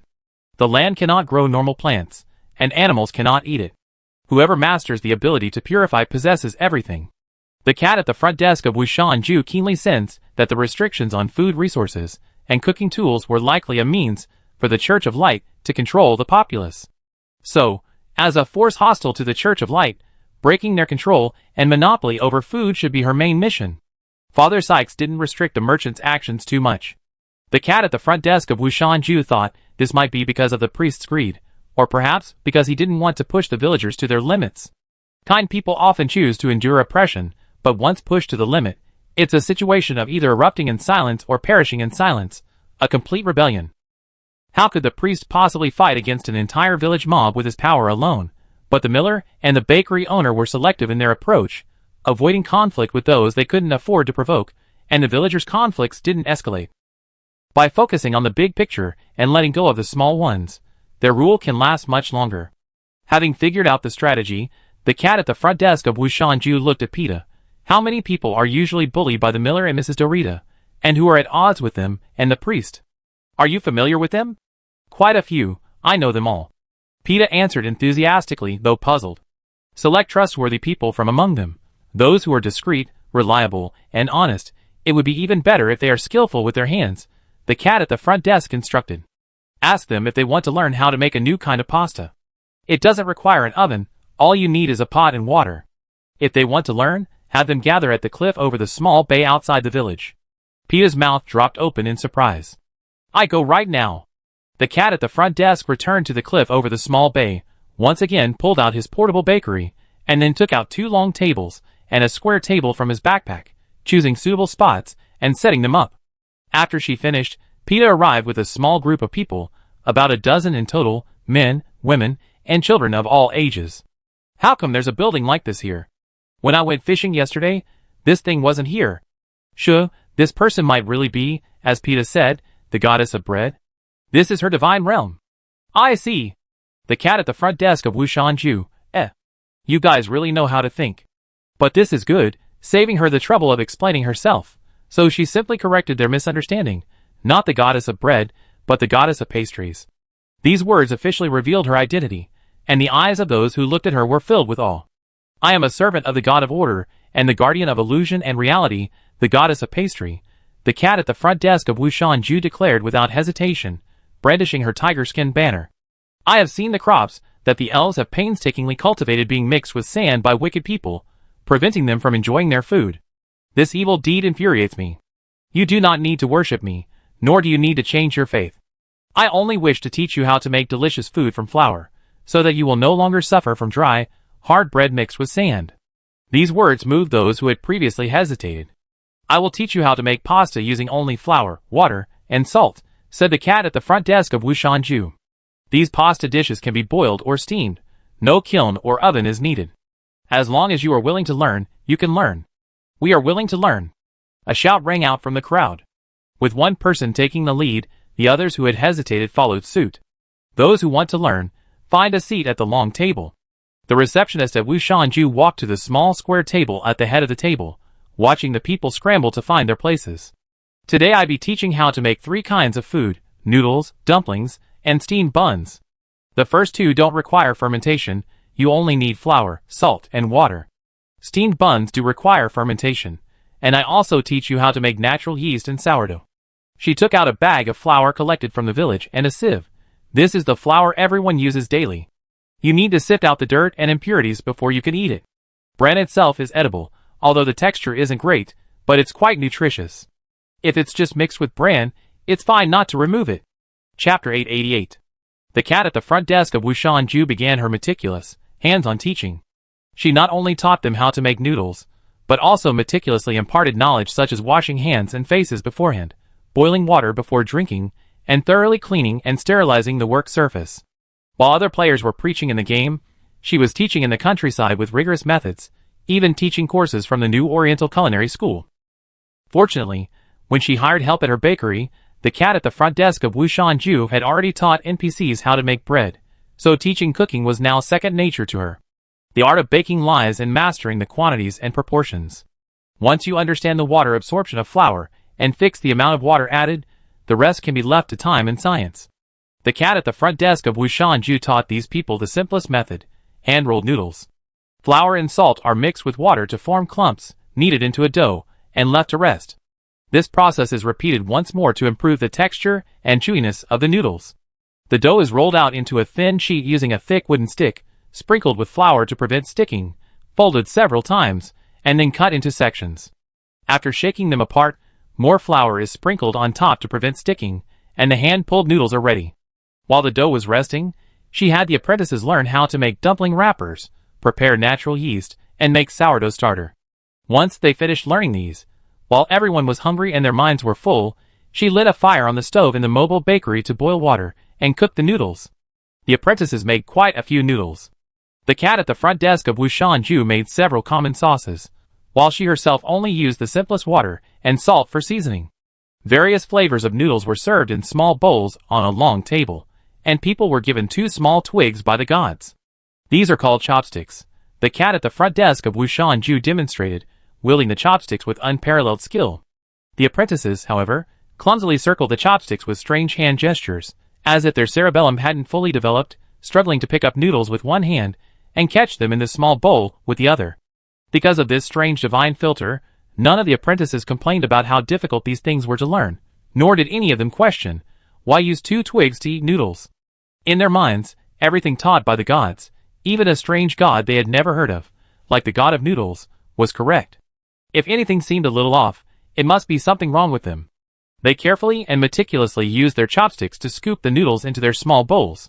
Although sauce inevitably flew everywhere, not a single strand of the noodles was wasted. Everyone started with plain noodles in salted water, then moved on to noodles with coarsely crushed fried peanuts, simple noodles seasoned with salt and oil, then tomato and egg noodles, beef noodles, seafood noodles.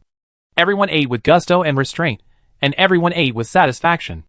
They firmly remembered the original flavor and texture of the clear broth noodles made by the gods, and were surprised to find that their own noodles were also delicious.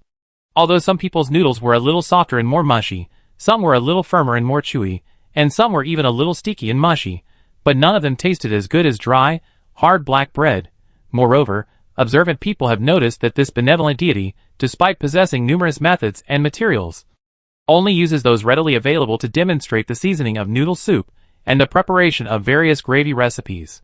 vegetables, tomatoes, eggs, beef, chicken, fish and seaweed from the sea, even nuts. Even if these cannot be consumed daily, they have all appeared on their tables to some extent. If uncontaminated ingredients could be obtained, that would be ideal. Even if uncontaminated food was unavailable, people had long been accustomed to filling their stomachs first before seeking purification through religious rituals. Whether to choose to starve to death within days, or to slowly succumb to pollution over several years, people had already made up their minds. This seaweed is called kelp, the cat at the front desk of Wushanju said, holding up a long brown seaweed. After washing away the sea sand, cut it into small pieces, and simmer it to make a very delicious broth. If you have no other ingredients, just using this broth with a little salt to cook noodles is delicious. Having learned how to make noodles, the dumpling dough had also risen to the appropriate stage. Next comes the process of pulling the dough, cutting it into pieces, rolling out the wrappers, preparing the filling, and wrapping the dumplings.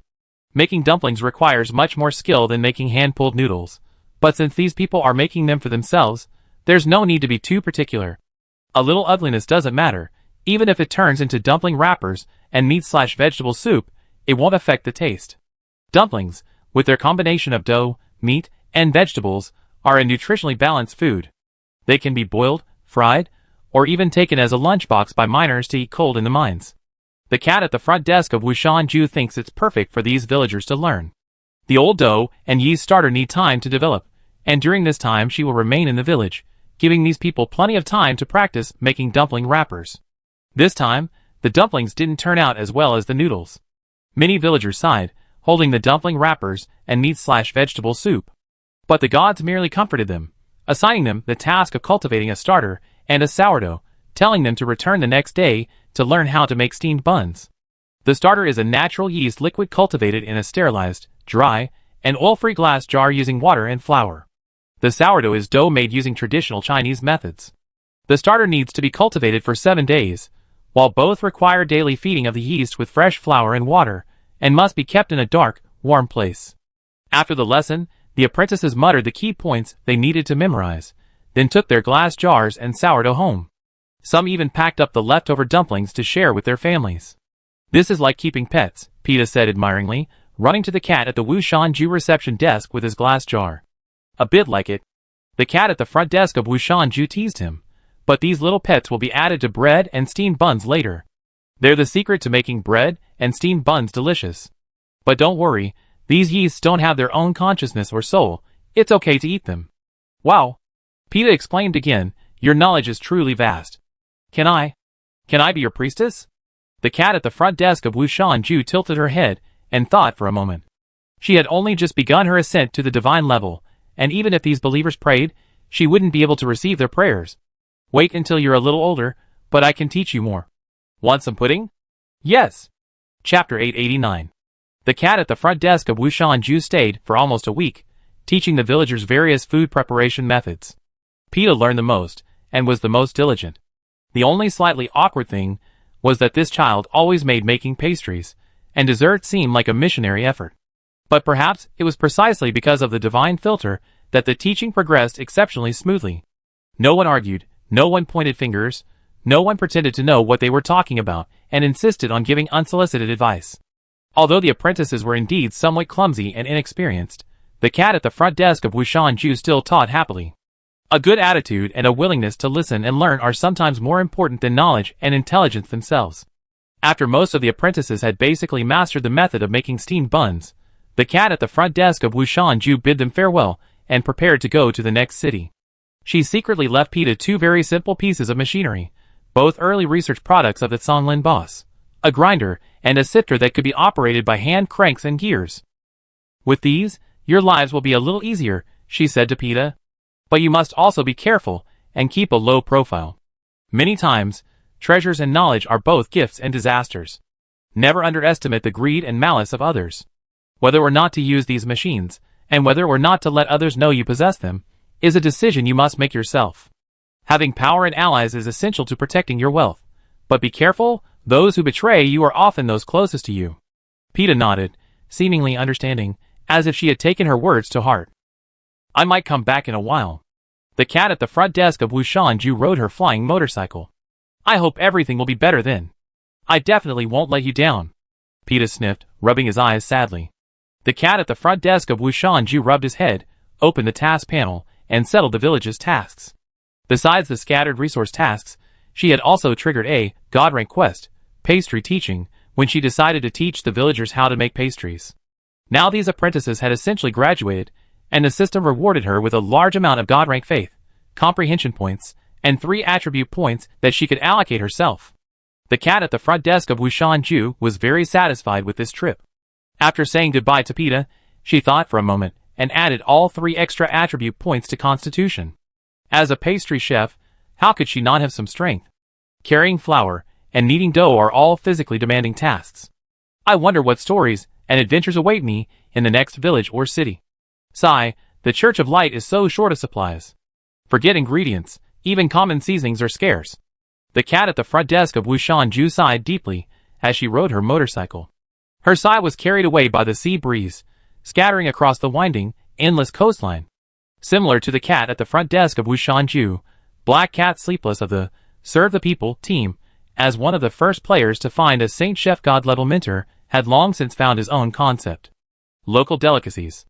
Although Black Cat Sleepless still couldn't figure out how the game system recognized this as his concept, he had to admit that it was indeed quite suitable for him. If you really want to nitpick, Leo would probably tell him, it's because their team members have such huge appetites.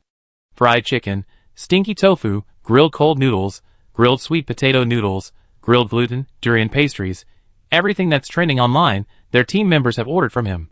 Black Cat doesn't sleep, doesn't mind either. After all, what chef playing a VR open world game doesn't want to show off their skills? Besides, he wants to eat too. When the chef is craving something, nobody else has a chance, he start preparing all sorts of dishes himself.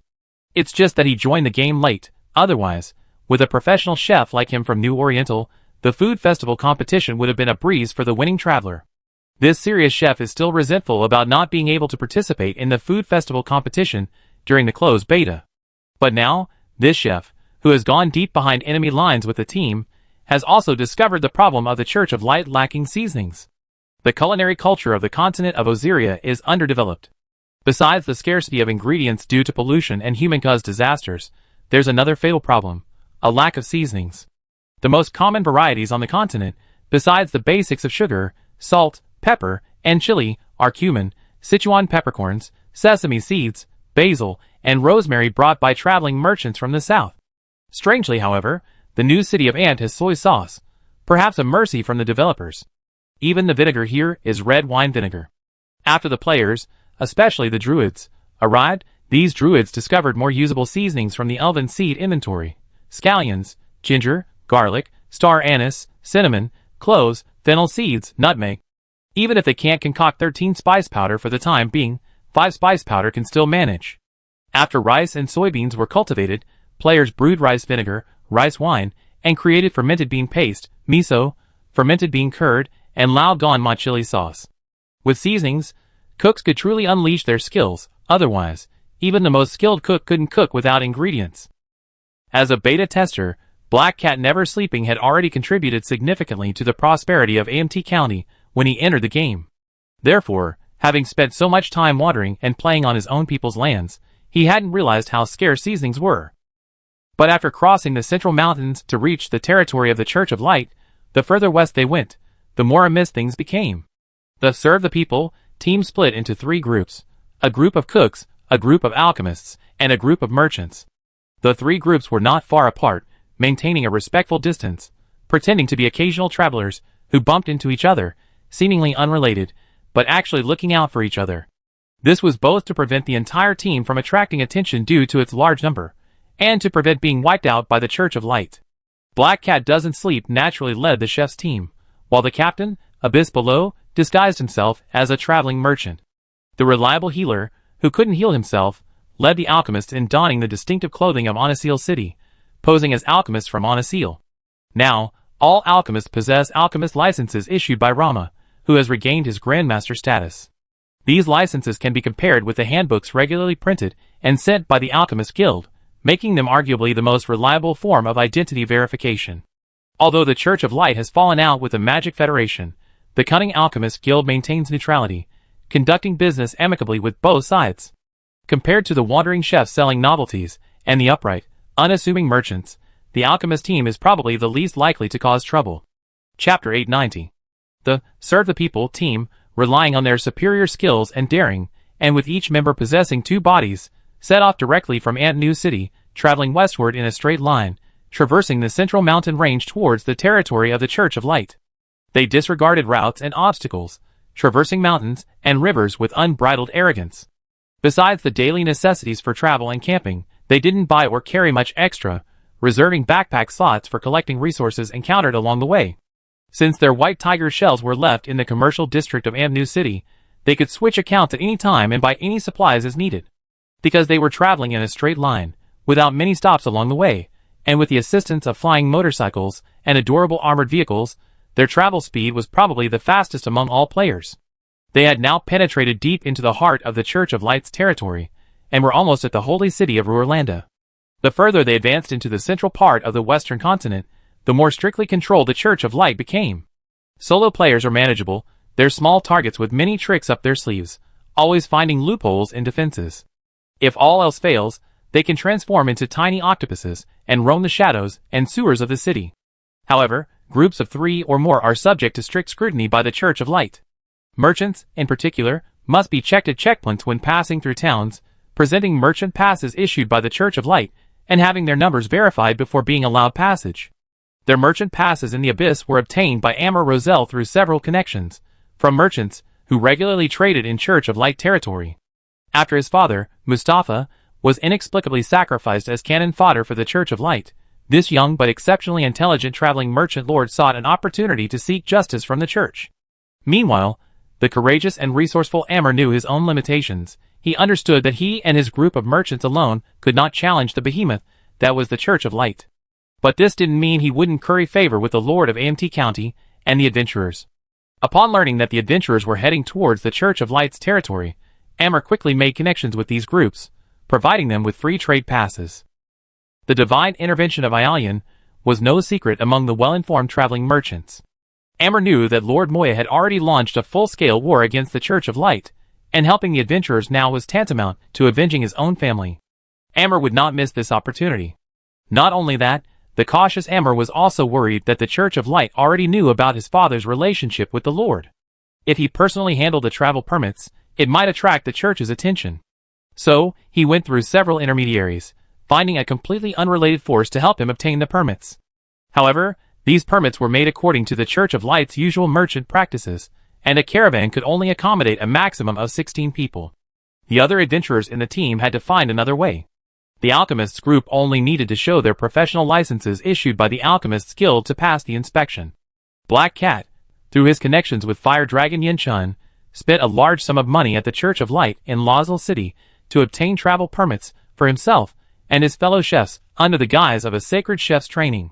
Even with all their documents in order, they still faced considerable harassment from the Church of Light along the way. Below the Abyss, they used disguises, and their goods, placed outside, were repeatedly inspected.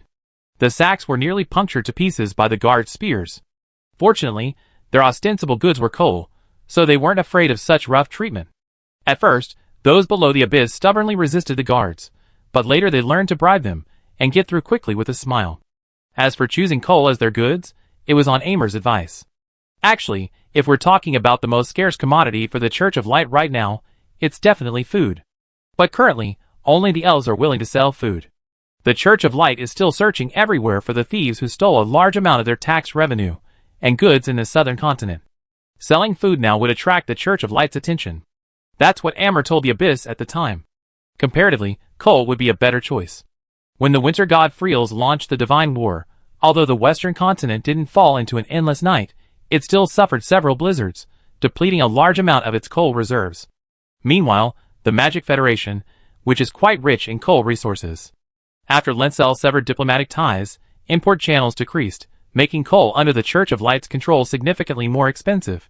However, even with the impact on import channels, coal mines were common across the continent, owned by various factions. Doing this business wouldn't easily arouse the Church of Light's suspicions about AMT County. This is indeed a good suggestion. They went to Lencel to buy coal, and whenever they needed to cross borders for inspection, they would pull out carts and coal, appearing weary and worn, but once they arrived at their destination, they would hide these disguised goods and sell whatever the people wanted. The alchemist's situation was much simpler. They only needed to pull out a bottle of cold and flu medicine and give the guards a couple of small potions to boost their stamina and enhance certain abilities, and they could easily pass. Why do men still love those potions even in another world? That night, the various teams gathered for a rare camping trip in the wilderness.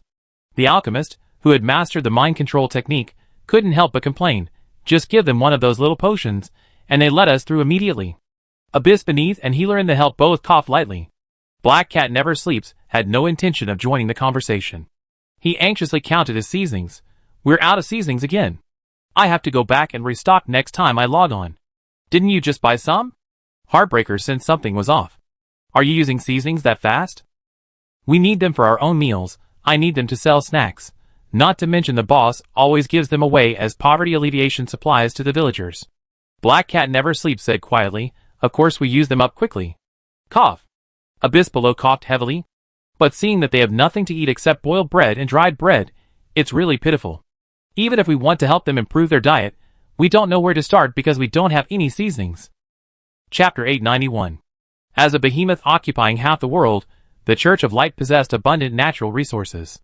While lacking the seasonings invented by the players, they still had oil, salt, sugar, vinegar, wine, and spices like basil, thyme, and cumin. However, the Church of Light was strictly hierarchical, with a vast gap between the upper echelons and the lower classes, not just in wealth, but also in status and authority. Things that the church's higher-ups disdained were things ordinary people wouldn't even have the right to look at, let alone buy. Throughout their journey, their team witnessed scenes of the rich feasting, while the poor froze to death.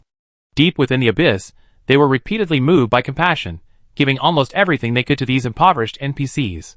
"How about we stock up on more seasonings, repackage them into smaller bags, and sell them cheaply?" Heart-stealing Spirit suggested. "But repackaging them would be too labor-intensive," Black Cat muttered. "That's not the problem." The doctor, who couldn't heal himself, shook his head. "Distributing food or seasonings is only treating the symptoms, not the root cause. Without addressing the root cause, these people won't feel any better. We only pass through these villages and cities, and how many people can we directly help? How long can those who receive our help sustain themselves? A bottle of soy sauce, a packet of salt, a few pieces of fried chicken can't save the world. These people might even become targets for others, because of the resources we provide. We all heard plenty of stories about how possessing a treasure can be a crime." He turned to Abyss below and said, "Abyss, this is just a game. You're not the only savior, and you can't save everyone. Besides, these are just NPCs set up in the game. Even if we help them, they just continue to ask other passing adventurers for help, as set up." Abyss below sighed deeply. "I know, it's just that some difficulties are easy to handle since we've seen them. They're just side quests with meager rewards. Don't worry, I can distinguish between the game and reality." He looked towards the towering mountain fortress in the northwest, the holy city of Gerlanda. "That's our real target this time." "Are we going to directly confront the papacy and the Pope?" Black Cat Sleepy asked nervously. "Boss, even though your level is quite high, you probably can't beat those bosses. Our main quest is to investigate the holy city of Gerlanda, so we shouldn't be facing those high-level boss monsters yet," Abyss pondered. "Judging from the main quest given by the system, the writers probably want us to obtain evidence of the evil deeds of the Church of Light, and even the God of Light, and then expose it to the public, thereby destroying the faith of the Church of Light's followers. So, we still need to plan carefully, otherwise we might trigger one of those quests where you have to escape the city within a time limit or you be hunted down and die. Don't forget to investigate the God of Light's past," Healer reminded him. "This is the most important part. The system rewards it quite a bit. Actually, I think there's no conflict between doing the main quest and casually helping NPCs improve their lives." Black Cat Doesn't Sleep hesitated for a moment, then said, "I played a popular delivery simulation game before, and there was an old man with a heart condition who really stuck with me. Because he lived in a very high and difficult-to-reach mountain, I didn't really like taking on his missions. A long time later, when I went back to him, I found he had passed away because no one was delivering his goods. Even though it was just a game setting, it still made me feel really sad." Black Cat Doesn't Sleep poked at the campfire in front of him with a twig, his round face showing a hint of melancholy and depth in the flickering firelight. "Sometimes, I feel that there are so many things we can't control in reality, but in games, we can do so many things. Even just helping someone deliver a package, carrying a message, could potentially lead to a happy ending for lovers, result grudges and misunderstandings, and change. The life of an NPC. While it might be true, as the healer said, that feeding an NPC better won't change their miserable lives, at least on this day, that NPC will enjoy delicious food, feel happy and joyful, and be grateful to us adventurers. Perhaps, a long time later, when we pass by here again, they will still remember our names. Isn't that the most valuable thing for us? Black Cat is right, said Soul-Stealing Spirit, grinning. In our eyes, their lives are just insignificant side quests, but to them, each of them is the protagonist of their own story. These seemingly trivial things to us might be more important to them than the sky falling. There's nothing wrong with helping them solve their problems. There are players who only care about the main storyline, and there are perfectionists like me who want to clear every yellow exclamation mark side quest on the entire map. Actually, it's not a difficult problem. Crow Knob Black, who had been quietly sipping his soup and listening to the whole thing, licked his lips. This isn't a single-player game. There are plenty of players who are willing to take on things we can't do or don't have time for. We just need to write about the plight of the people in the Church of Light region in the strategy guide and post it on the forum, and naturally many players will spontaneously do these things. Whether it's selling food and seasonings or having druids purify the people and ingredients, these are things that can be easily accomplished with sheer numbers and rating. Right. We can mark the coordinates of the villages and towns we pass by and make teleportation scrolls in Lamar. Beneath the abyss, it was as if his meridians had been suddenly opened. His previously rigid mind was back online and functioning again. Intelligence from every location, lacking resources, enemy forces to watch out for, all of this can be recorded and provided to the next wave of players willing to undertake the mission. Perhaps a single player or team cannot change the status quo of a region, but countless adventurers, one after another, can create new history. Our team's coverage area is limited, but when all of us players come together, we become an immeasurable force. We have the strength, the resources, the manpower. Why can't we bring a new faith to this place? This is what they call, a single spark can start a prairie fire. Chapter 892. The intelligence post from the Serve the People team quickly sparked a westward journey frenzy on the forums. They meticulously documented the villages, towns, and cities they passed through, publishing detailed information such as coordinates, maps, local customs, factions, scarce resources, and specialties. With the coordinates, Lamar and his trained alchemist disciples could create teleportation scrolls. It must be said that for such long-distance teleportation scrolls were far more convenient than teleportation arrays. They were highly mobile, allowing for free movement and instant teleportation. If one was an alchemist, the production cost wasn't too high, and the coordinates could be altered, thus eliminating the risk of being ambushed at teleportation arrays when traveling to enemy territory. The biggest beneficiaries of the published safe teleportation coordinates were the new players, who initially couldn't participate in the latest main storyline due to their low levels. The Church of Light's territory is vast, containing many low-level villages suitable for beginners. However, the path to these beginner areas is riddled with high-level monster zones. Previously, beginners could only gaze longingly at the exciting new maps, grand adventures, experience, and rewards. Now, all it takes is spending a little money to acquire a few teleportation scrolls, instantly igniting their passion. Moreover, most of these beginner players are engaged in crafting and miscellaneous tasks.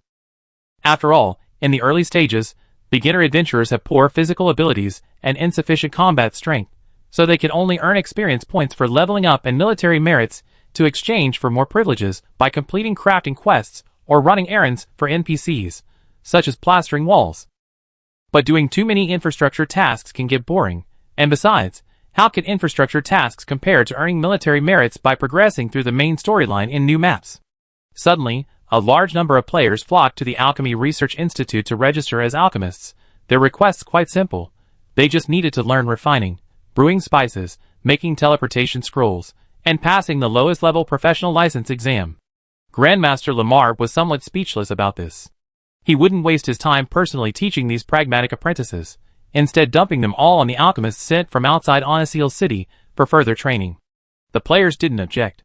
Professors are busy with high-end research, doctoral students are responsible for supervising graduate students, and graduate students are responsible for supervising undergraduates. It's reasonable.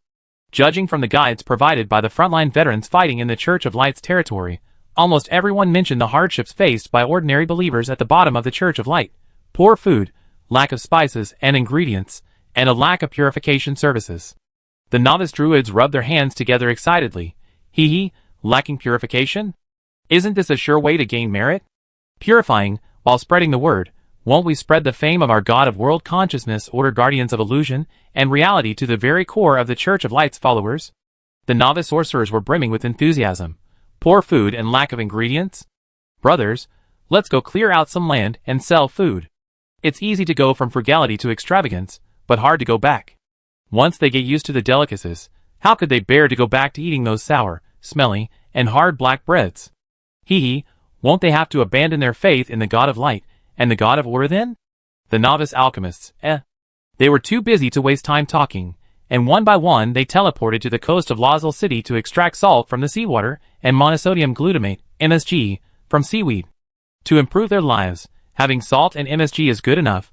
These things cost nothing and are easy to prepare. As for sugar, soy sauce, fermented bean paste, pepper, and lao gan ma chili sauce, those fancy things, wouldn't we have to get all these believers to switch sides first? We can't just let the Church of Light benefit from them now. While MMORPG players generally have a fairly good impression of NPCs with above-average looks and miserable lives, when there's a faction divide, they won't be so overly kind as to lose their minds. The reason is simple. These resources are all painstakingly earned by themselves, through real time, effort, and even their monthly subscription fees. Everyone's been through the harsh realities of life, and finally earned some money, to happily spend on their favorite games. If they were inexplicably swindled out of their resources by an NPC from the opposing faction, and then, instead of being grateful, were to betray them and spit on them, the angry players would probably grab their weapons and wipe out the opposing faction's base. Aiding the enemy is risky. Only by turning them into your own allies can you truly reap huge profits. The players' antics were quite disruptive, even attracting the attention of the Azure Sea Church and Angelma, who was in seclusion, and who was frantically studying the knowledge of the divine realm, closed her eyes to sense what was happening outside. Her eyes lit up, and after contacting the Lord of AMT County and reaching an agreement, she sent a divine message to her church. Assist AMT County and the adventurers in securing the business of sea salt and MSG with the Azure Sea Church, making these two products the specialties of the ocean. She was worried about not having enough followers of the sea god. If she could firmly bind salt and the sea together, wouldn't everyone who eats salt have to sincerely thank the sea for its bounty? The native gods of the world faction were keenly aware of the opportunity, while the top players believed they had deciphered the developers' intentions. Just as I thought. Jinryu nodded. This battle against the Church of Light isn't just a fight between veteran players. High-level players pave the way, allowing newbies to follow the path laid out by the veterans, and strike at the heart of the enemy, using necessities as a stepping stone to directly win over the local residents. She said to Niu Chiochio and Xian Yuitiao, when I was reading strategy guides, I was thinking that whether it's Wushan Jacat, the Serving the People team, or other pioneering teams, they're all aiming to expand the map. This means they can't stay in one place for long, and the changes and impacts they bring to the local residents are too short-lived. I don't deny that their actions have indeed shocked and influenced the local residents, but no matter how dazzling, flawed fireworks are just a fleeting spectacle in the night sky. They don't address the root cause. They don't even truly alleviate the symptoms. However, if we only see them as pioneers, the situation is completely different. Salty Fish understood her thinking. The impressive group of high-level players left a deep impression on the local residents. Now, new players are appearing with the same products. Once the supply chain is established and solidified, we can firmly grasp these customers. Exactly. With the system guaranteeing product quality, and these products being scarce items that only adventurers can supply in large quantities at low prices, it's a clear seller's market. Once the door to a new world is opened, it can't be closed. Chapter 893. The priests of the Church of Light keenly noticed that something had recently changed. First, the atmosphere within the upper echelons of the church became serious and mysterious, as if something major was about to happen. Strange rumors brewed and multiplied in the shadows. They speculated that something had occurred on the side of God, but no one knew the specifics. But this was clearly something the higher-ups needed to worry about and consider. For the bishops and those below them, divine war was still far removed from their lives. They continued their daily routines, distributing holy water to the most devout believers. Of course, piety required proof in the form of indulgences. Preaching, celebrating Mass, morning and evening prayers were all performed without fail, but the number of people paying was gradually decreasing. Whether in large cities, small towns, or villages, the clergy noticed this trend. What's going on? At the routine meeting, The phantom images of bishops and priests from various regions sat together. Have you noticed? Fewer people are coming to Mass lately. Is it because they can't afford it? No, we hear strange strangers are appearing everywhere. They're supposedly druids from AMT County. Druids? Damn it, they're stealing our business again. Aren't these people only supposed to appear within the Magic Federation's territory? They somehow crossed the Central Mountains and infiltrated here, but strangely, despite receiving numerous sighting reports, we haven't been able to catch them. The question now is, what is the Holy City's attitude towards these druids? They all look towards the cardinal presiding over the meeting at the head of the table. Unless there are important matters, the Pope does not attend such low-level routine meetings.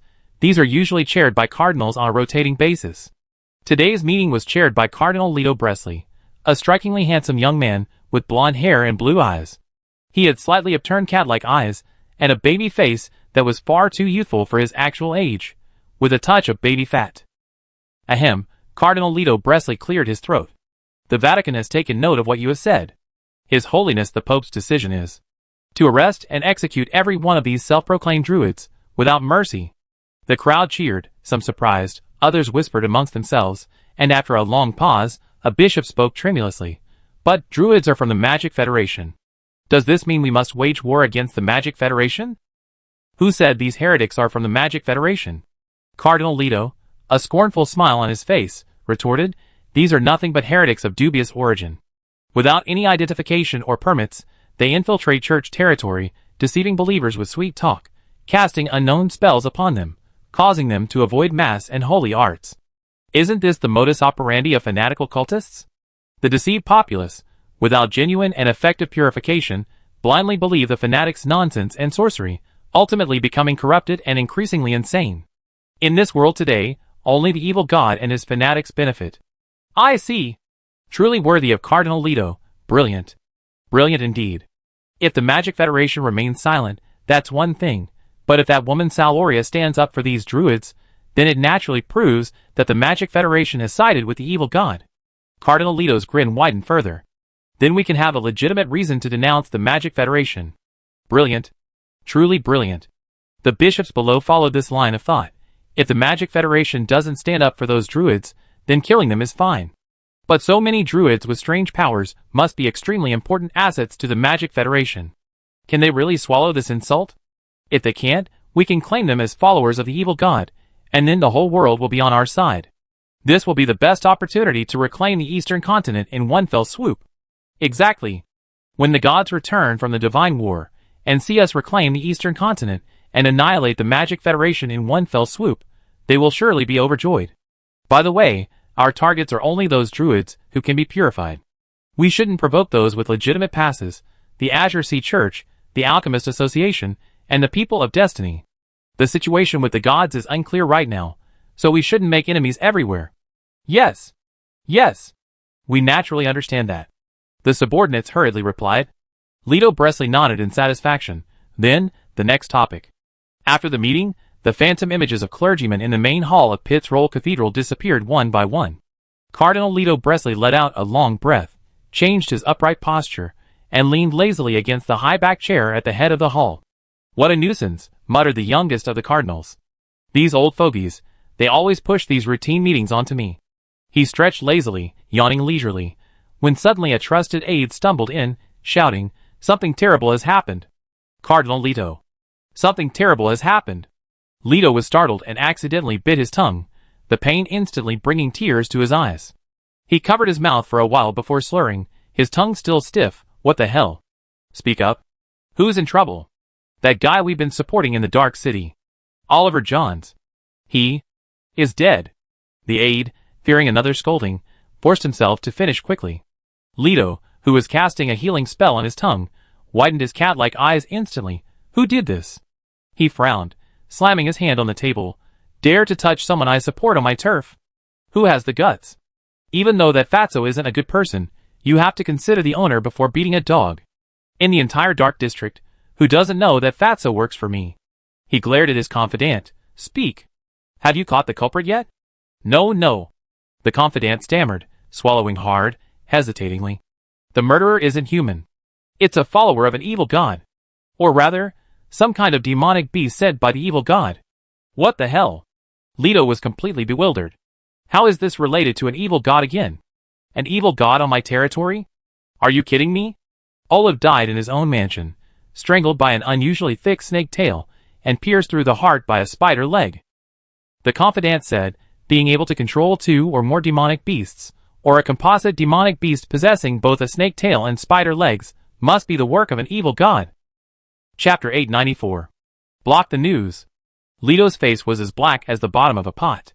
I go to the Dark District myself. No evil god's followers can appear on my territory, and those old bastards can't find out. He stood up aggressively, shoving aside his henchmen who blocked his way, and strode out of the hall. Though not tall, he exuded an imposing aura, his elaborate robes billowing as he walked. His henchmen hurriedly followed behind him. The clergy along the way, seeing the two of them like this, quickly made way, whispering among themselves. What happened? I don't know, but it looks like something serious. Leto glared at them from afar, and they immediately fell silent and scattered. Damn it! Leto gritted his teeth in frustration as he walked to the steel pillar. His shrewd confidant stepped forward, opened the heavy iron doors, and Leto entered. Standing on the magic elevator, he channeled light magic into the magic circle. The circle quickly lit up. The confidant rushed onto the elevator platform and grabbed the iron railing. The elevator slowly started moving, descending. Leto, hands behind his back, face grim, impatiently tapped his right foot on the floor. Clearly, he was furious. The confidant stood guard, anxious and submissive, afraid of further provoking this young master. Adding fuel to the fire, and having Cardinal Leto vent his anger on him would be disastrous. Leto Bresley was the youngest of the 5 cardinals, but this so-called youth was relative to near-divine beings. Currently at the peak of the hidden level, a half-step angel, he was actually over 500 years old. Of course, his youthful, doll-like face, cat-like eyes, and not too tall stature showed no signs of age. Rumor has it that this cardinal possesses some unknown Orcish bloodline, but this bloodline is usually hidden. Only his unusually long childhood, round cat-like eyes, and the faint fangs that peek out when he smiles hint at it. Only his closest confidants know that this rumor is true. Leto Bresley comes from a very ancient family within the Church of Light. The Bresley family. Legend has it that this family has served the God of Light for many years, and even their surname comes from the God of Light's grace, meaning bright light in the semantics of the Osiria continent. Leto Bresley's father, Lector Bresley, was also a cardinal of the Church of Light, but he was extremely lecherous, unable to control his lust. He had numerous affairs, both with his wife and children, and even posed a subtle threat to his eldest son Bryce's succession. Leto Bresley was one of Lecter's illegitimate sons. Rumor has it that Lecter brought Leto back because the boy was too beautiful, with blonde hair and blue eyes, perfectly matching the god's preference for a holy son. It is said that Leto's mother was a petite beauty with cat-like blood, and Leto clearly inherited much of her beauty. Although the gods don't often choose holy sons or divine children from families of believers, it's not unprecedented if a candidate is truly suitable and the family is devout and willing to offer tribute. But Leto was already 15 years old at that time, which was a bit too old to be the holy son. But before people could finish gossiping about this rumor, they heard that Leto had somehow become his father's favorite, the matter of the holy son was dropped, and Lecter even seemed to have a tendency to list him as his heir. The Bresley sons were restless. Those at home were no longer obedient, and those outside rushed back, fearing they would miss the battle for succession. But no one knew what methods Leto had used. All that was known was that the Bresley family seemed cursed during the period. The patriarch, Lecter, suddenly became bedridden, and his sons either fell seriously ill or died unexpectedly. At that time, a funeral was held every 2 or 3 days at the Bresley mansion, and the white cloth hanging in the courtyard was never taken down.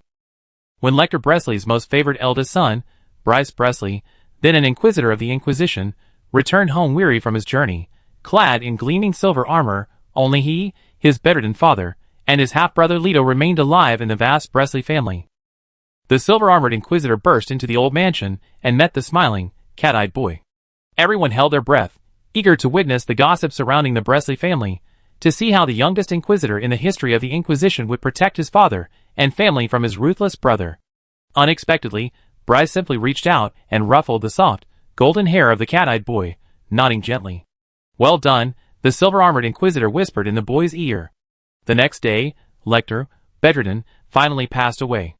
Bryce rightfully became the head of the Bresley family, and within days, he became the youngest Chief Justice of the Third Court in the history of the Inquisition. And Leto, however, inherited Lector Bresley's cardinal seat, and the entire Inquisition. This development completely stunned everyone. People realized that Bryce and Leto had most likely cooperated, with the former becoming the latter's patron, and the latter clearing all obstacles on the former's path to succession. However, the subsequent division of spoils was baffling. The Bresley family had always been confidants of the God of Light, and the position of cardinal within the Bresley family had been passed down through generations. This cardinal had historically presided over the Inquisition, almost always held by the head of the family. This time, however, the eldest brother, Bryce Bresley, the head of the family, chose to become a judge of the Inquisition, while his younger brother inherited the cardinal position. No one understood this development, but everyone also realized that regardless of the relationship between Leto and Bryce, and regardless of their reasons for forming an alliance, their alliance was far more solid than others had imagined. The Inquisition was subordinate to Cardinal Bresley, and was also the Bresley family's greatest military backer. At a young age, Leto, relying on the Bresley family's resources and the Inquisition's support, smoothly climbed the ranks to become a near-angelic being. His elder brother, Bryce, has already reached angelic status, and is the Chief Justice of the Inquisition's Supreme Court. Although the Bresley family is now dwindling in number, its foundation remains, and with Bryce's support from the Inquisition, Leto's position as cardinal is actually quite secure. However, his rise to power was too bloody and ruthless, complete with all the elements that people love to glean from the scandalous affairs of powerful families. In the eyes of the other cardinals, Leto has always been a vicious and scheming femme fatale. Chapter 895. This cat-eyed boy, even at a young age, ruthlessly eliminated his extraordinary brothers and even his elderly father, a cardinal. His cunning was undeniable. Don't let his youthful appearance fool you. The number of people who have died at his hands over the past few centuries might exceed the combined kills of the other 4 cardinals. Before even reaching godhood, he used poison, corruption, and sealed artifacts to meticulously plan and kill his disloyal brothers. If it weren't for Bryce Bresley becoming Leto's powerful ally, this boy would likely have been dragged to the Inquisition the day after Leto's death. Now, as a cardinal at the half-angel level, his danger level has greatly increased. The other 4 cardinals held him in low regard, for various reasons. Some simply disliked the illegitimate son's bloody rise to power, others feared they might follow in Lecter's footsteps, and still others coveted the weakened Bresley family. In short, the cardinals of the Church of Light were far from harmonious, each viewing the others as rivals. After all, the less of the pie others ate, the more they could have. For these reasons, while Leto's position was relatively secure, he was still frequently ostracized by the old men he referred to. After the Bresley satellite city was destroyed by a landslide in the central mountain range caused by a major earthquake, the cardinals jointly rejected the Bresley family's proposal for post-disaster reconstruction, directly handing over the dilapidated iron fortress Pitzroll to Leto. Pitzroll was clearly an iron fortress built to protect the southwestern port city of Pitlow, yet those old fogies didn't grant the prosperous port city of Pitlow to the Bresley family. Instead, they ordered them to fight the monster moths and guard the canyon. The reason was obvious to everyone. Pitlow was the most well-developed and busiest port within the Church of Light's territory. More than half of all trade with the southern continent departed from Pitlow. This port was one of the Church of Light's biggest sources of revenue, and these cardinals themselves coveted it. Naturally, they wouldn't allow Leto, whom they disliked, to seize the port and rebuild a satellite city. However, Leto surprised them by taking over patrol and successfully developing the city. His methods were less than honorable, leading to numerous problems within the city. A perfectly good city was abruptly divided into an upper-level light district and a lower-level dark district. The outward appearance was glamorous, while the shadows concealed filth and corruption, like a child trying to fool their parents by hiding dirty laundry in the closet during a New Year's Eve cleaning. Deception aside, it's undeniable that this garrison, originally built on a single steel bridge, was transformed in his hands into a magical steel fortress. Leto spent considerable time driving the garrison commander, Delinta Chesner, who was at odds with him, to the Dark District, and painstakingly promoted Olaf as the leader of the Dark District to counterbalance Delinta's power. He needed Delinta Chesner's forces to resist the monsters and defend the city, yet he didn't want this stubborn old man to become too powerful. While Olaf was a fat, idiotic fool, he was obedient and his stupidity was just right. Leto only needed a knife. He didn't care if it was ugly or unattractive. Speaking of which, Delinta Chesner had quite a history with the Bresley family. Delinta was the brother-in-law of Brett, Leto's second brother, whom Leto had killed. After Leto and Bryce successfully rose to power, Chesner, who had initially hoped to gain support from the Bresleys, suffered a double loss, and naturally held Leto in low regard. Those old fogies sent Delinta to Leto's side partly out of spite, intending to cause him trouble. Similar methods of exclusion were numerous. For example, deliberately omitting notifications to Leto for important cardinal meetings, or ensuring the notifications arrive slightly later than the actual start time of the meetings. For example, constantly finding various reasons to keep him in Pitt's role. For example, they always push annoying trifles onto him, like the bishop's routine meetings that the cardinals always consider a waste of time and disdain to attend. Or, if even the smallest heretical incident occurs in Leto's territory, the old folks will do everything they can to escalate the situation. Bryce, as the supreme judge of the Inquisition, and his brother, Cardinal Leto, who manages the Inquisition, are experiencing an incident related to a heretical god. Such things, if exploited by someone with ulterior motives, can easily be blown out of proportion and used as weapons to attack the brothers. This is why Leto is in such a hurry to go to the Dark District. It doesn't matter that someone killed Olaf, it's just that they messed with his dog, making Leto lose face.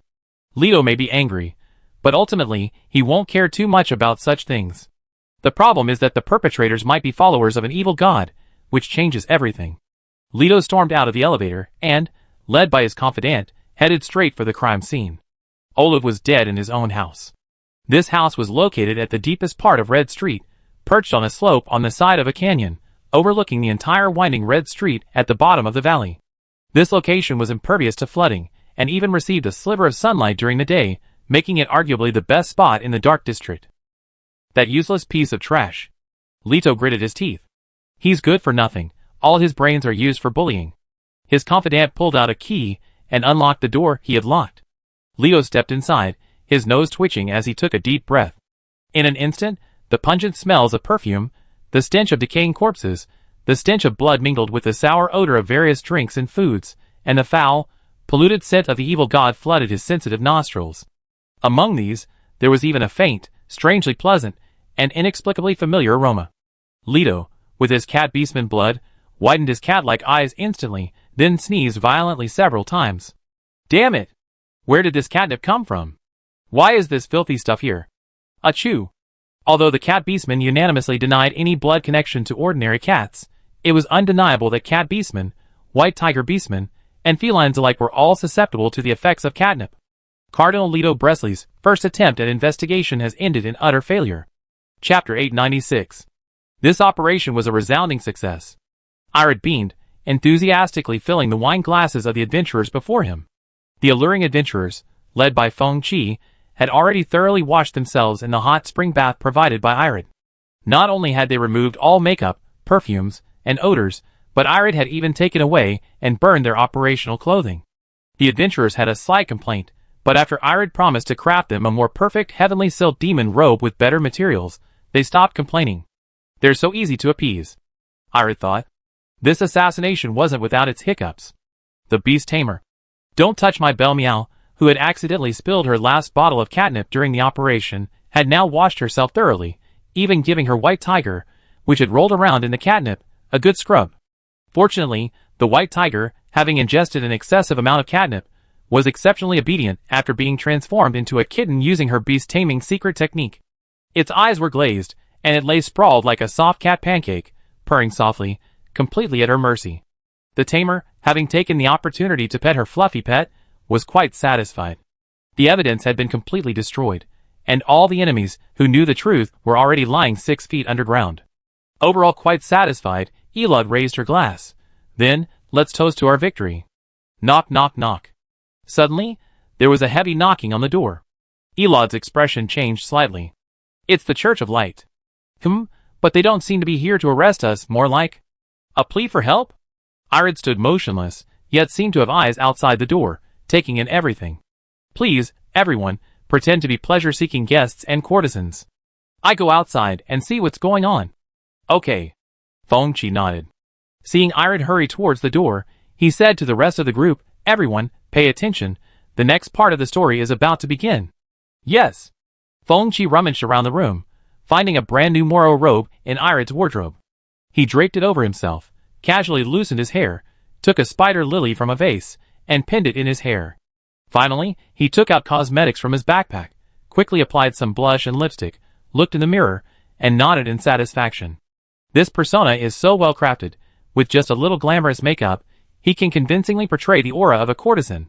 He glanced around at his team members and said in the team chat, "Only love Fluffy, you pretend to be a guest and act out a scene with me. We follow along and see what happens. The rest of you, stay in the inner room. This might be a scene about searching for a criminal. Don't attract the attention of the Church of Light." He pulled Only Love Fluffy along, and the two quickly caught up with Irid. Worried about interfering with the plot, the two didn't get too close to the door. They found a shady corner with a good view and nestled inside, pretending to be a flirtatious guest and a warring. In reality, most of their attention was focused on the door. Irid glanced at the two adventurers, who had followed him out through his shadow. Seeing that they were acting convincingly, he ignored them. The half-blooded shadow demon, who had just ascended to the second highest position in the Dark District, opened the door with a smile. "Good evening, guests. Would you like to drink tonight? Or perhaps seek pleasure? This gentleman looks familiar." Shoo! The newcomer was none other than Leto's confidant, who furtively gestured for a load to be quiet. "Don't make a fuss, get a clean room. Our master, cough, has been poisoned by that kind of potion. Bring some antidote." "That kind of potion?" Alode glanced down at the small figure, who was wrapped tightly in his clothes by the cardinal's confidant, yet still struggling to rub against him, while purring sweetly like a cat. He felt like he'd seen this scene somewhere before. "It's catnip." The confidant was practically in tears. "Hurry, and help me carry him inside. If something really happens, we're all doomed. Do you want to be arrested and executed by the Inquisition?" The half-demon shuddered, momentarily thinking his identity was about to be exposed, but seeing his confidant's frantic state, it seemed he hadn't seen through his demonic bloodline. He had no choice but to put the problem aside, and first help his confidant restrain the cat-blooded person struggling in his arms. Judging from the figure, the height, and the soft golden fur peeking out from under the clothes, it seemed to be a blonde-haired boy. Blonde hair, boyish appearance, seemingly of cat-blooded descent, wearing the robes of the Church of Light, and with the cardinal's confidant attending to him. The boy's identity was obvious, and Irid shuddered violently. "No way. Cardinal Leto Bresley himself has come to the Dark District? To investigate Olaf's murder? And how did he get infected with catnip? Wait a minute, when those adventurers were taking a bath just now, didn't someone say they spilled a bottle of catnip and then accidentally washed a cat?" Cold sweat instantly broke out on Irid's back. He hurriedly helped his trusted officer carry the unfortunate cardinal into the house, deliberately pretending not to recognize the Lord's identity, even wrapping the clothes covering his head even tighter. What a joke. Cardinal Leto is notoriously ruthless and vindictive. If he were to regain his senses and discover that Isla had witnessed his embarrassing, scandalous moment, or even recognized his cardinal identity, wouldn't he immediately drag Isla out and execute him? Not to mention, if this cardinal were to actually get into trouble because of the catnip, the Chief Justice of the Inquisition would probably rush over and chop them all up. And if it were discovered that the catnip was spilled by the adventurers he hired to assassinate Olaf, that scene is far too bloody. I don't even want to think about it. The most urgent thing is to get rid of this plague as soon as possible. Get rid of him completely, without a single hair missing, unharmed. Not the kind of removal where he's buried 6 feet underground. Killing Olaf, while attracting the attention of the bishop, was done cleanly and efficiently, so they aren't afraid of being investigated. But killing a cardinal would be a direct confrontation with the Vatican. The Vatican would raise this entire red light district to the ground. Besides, they don't even have the power to kill a cardinal who's at the half-angel level. Chapter 897. The place where poisons are most frequently found is where the antidote is most likely to be found. This theorem also applies to the red light district. Many people come here for pleasure, and various illegal drugs are readily available. Precisely because of this, Elot always keeps a considerable supply of antidotes on hand, in case he or his men fall victim. But he never expected to use them on Cardinal Leto first. Ironically, even after becoming a transcendent being, as long as one hasn't reached the pseudo-god level and replaced their physical body with a dharma body, they will always be constrained by their own weaknesses. Elot cleared out a lavishly decorated empty room for Cardinal Leto and his confidants, hurriedly delivered the antidote, then quickly closed the door and left, afraid of overhearing something they shouldn't have heard, seeing something they shouldn't have seen, or worse, getting involved in something they shouldn't have done. It's said that Bryce Brisley, the then president of the Inquisition, doted on his younger brother. If Elot were to develop any inappropriate entanglement with Leto Brisley, he'd likely be executed as a heretic by his beloved older brother. Of course, one reason Elot left in such a hurry was that he feared his guilty conscience. If he were to give himself away near Leto and his group, he would be inadvertently incriminating himself and walking into a trap. Compared to the guilty Elod, the players of the Succubus squad were unusually excited, frantically spamming the chat with discussions about the latest plot developments. Party Finchy. Good heavens. The bottle of catnip that Bellcat knocked over directly knocked out Cardinal Leto Bresley, who was investigating the scene. Party, don't touch my Bellcat. How could this happen? This cardinal doesn't seem to be very capable, huh? Party, let me see what this is. Wait, what level is the cardinal? Why can he be knocked out by something like catnip? What kind of setting is this? Ha ha ha. Party Finchy. I just checked, this cardinal is LV 200 hidden level peak, not yet an angel level. He seems to have cat orc blood, which is why he's affected by catnip. This is probably similar to the Achilles heel concept, right? Even the strongest hero has a fatal weakness, like how Baby Tooth is afraid of a fork, or Kel'Thuzad is weak to ships. Party muscles are the best. A classic Clash of Clans tabletop role-playing illusion. This monster has a fatal weakness. Party only love Fluffy, his, cat orc and catnip. So if we prepare enough catnip, we can take down this cardinal, do this and that to him. Party, Dante, touch my bell meow, his. Let me handle this. Party, what is this? Let me see. I often feel out of place with you guys, because I'm not twisted enough. JPG. Party. Feng Chi. Anyway, we should probably note down this weakness, but it's unlikely we can attack him here. Not only is the entire Pitral territory this cardinal controls, but if something happens to him, the entire Church of Light will probably hunt us down, which would have a huge impact on the plot. This world-ending difficulty level is too much for just a few of us to handle. Party, what's this? Let me see. Captain, what's our next move? Party Feng Chi. I have an idea. I plan to probe Irid's side first. After using the appraisal technique on Leto, a lot of information about him appeared in the library. You guys can take a look when you have time. In short, this cardinal is a ruthless beauty who doesn't hesitate to use all sorts of scheming methods, and because of this, he's been ostracized by other cardinals. Now that his protege has died mysteriously, perhaps he need another group of capable subordinates to secretly serve him. Party only loves Fluffy! Exclamation mark. Party, what's this? Let me see. Boss, are you planning to go undercover? Pretend to pledge allegiance to this cardinal while actually obtaining secrets from the Church of Light's higher-ups? Party, wind prayer. Exactly. The cardinal's position in the Church of Light should be second only to the Pope. Besides, according to the system settings, the Bresley family has always been the right-hand man of the God of Light. Such a family might have many records about the God of Light. If we can gain his trust, maybe we can get into the Bresley family mansion and get access to that intelligence. Party, what is this? Let me see. I feel like I have a chance. Party Finchy. To do this, we first need to figure out Bishop Leto Bresley's attitude towards the assassination of Olaf. It's quite unusual for this high-ranking cardinal to come alone with only one confidant to investigate the death of that pig-like subordinate. Perhaps there's some hidden story. Party only loves Fluffy. No way? This adorable cat beastman is having an affair with that big pig? Shocked. Party Finchy. Cough cough cough. Ahem, put your imaginations to rest. I tend to think that Olaf himself was just a dispensable tool for Leto.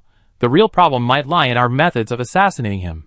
During the conversation between the confidant and Eiler at the gate, the term Inquisition inexplicably appeared. I suspect the Church of Light noticed our attempt to assassinate Olaf, using the corrupted form of an alchemical puppet, disguised as a follower of an evil god. Party, what is this? Let me see. I understand. So, Captain, you need to go to Eiler to gather intelligence.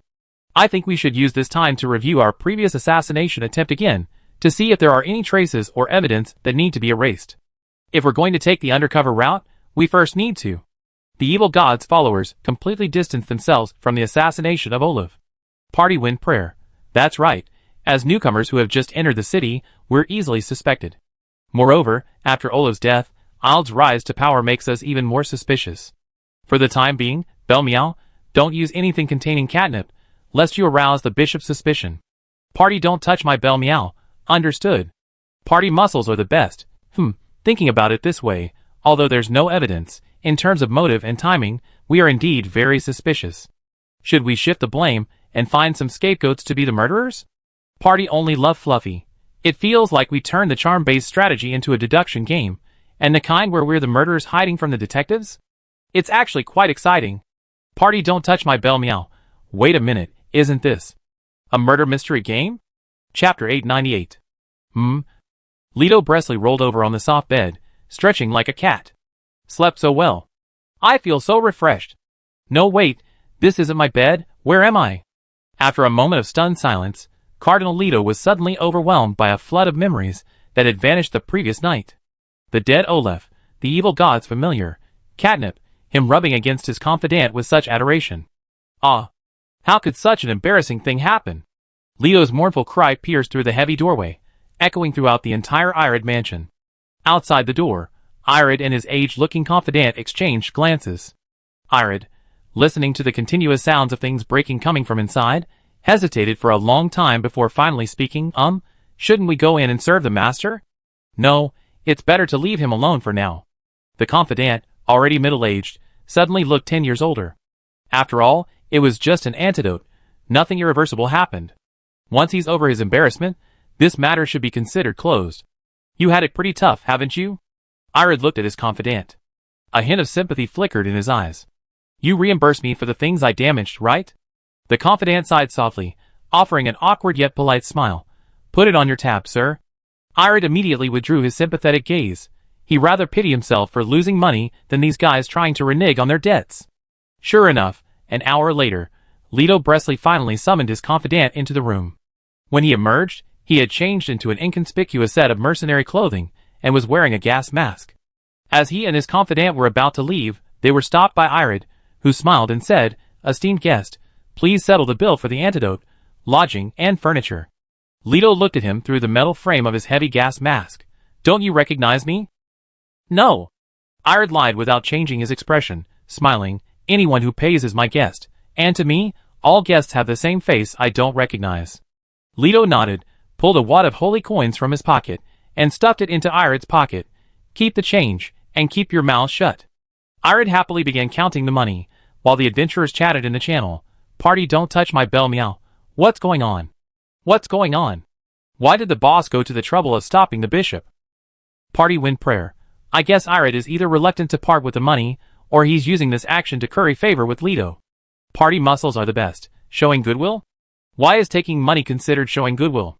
Party win prayer. Leto doesn't care about the money, he cares about whether his identity is exposed, and whether his reputation is damaged. The boss going up to collect the money shows, I don't know who you are. As long as you pay, you're just an ordinary customer. I will keep all my customers' secrets. Party Dante touch my bell, meow. I see. The boss is actually a cunning guy. Party win prayer. Bell, meow. Have your little cat secretly follow the bishop and the others to gather information. Be careful not to get discovered. If things go wrong, run away immediately. Party Dante touch my bell, meow. Okay. Leto walked towards Olaf's house, occasionally raising his hand to adjust the rather conspicuous gas mask on his head. The gas mask was worn both to conceal his identity and to prevent a repeat of the previous catnip incident.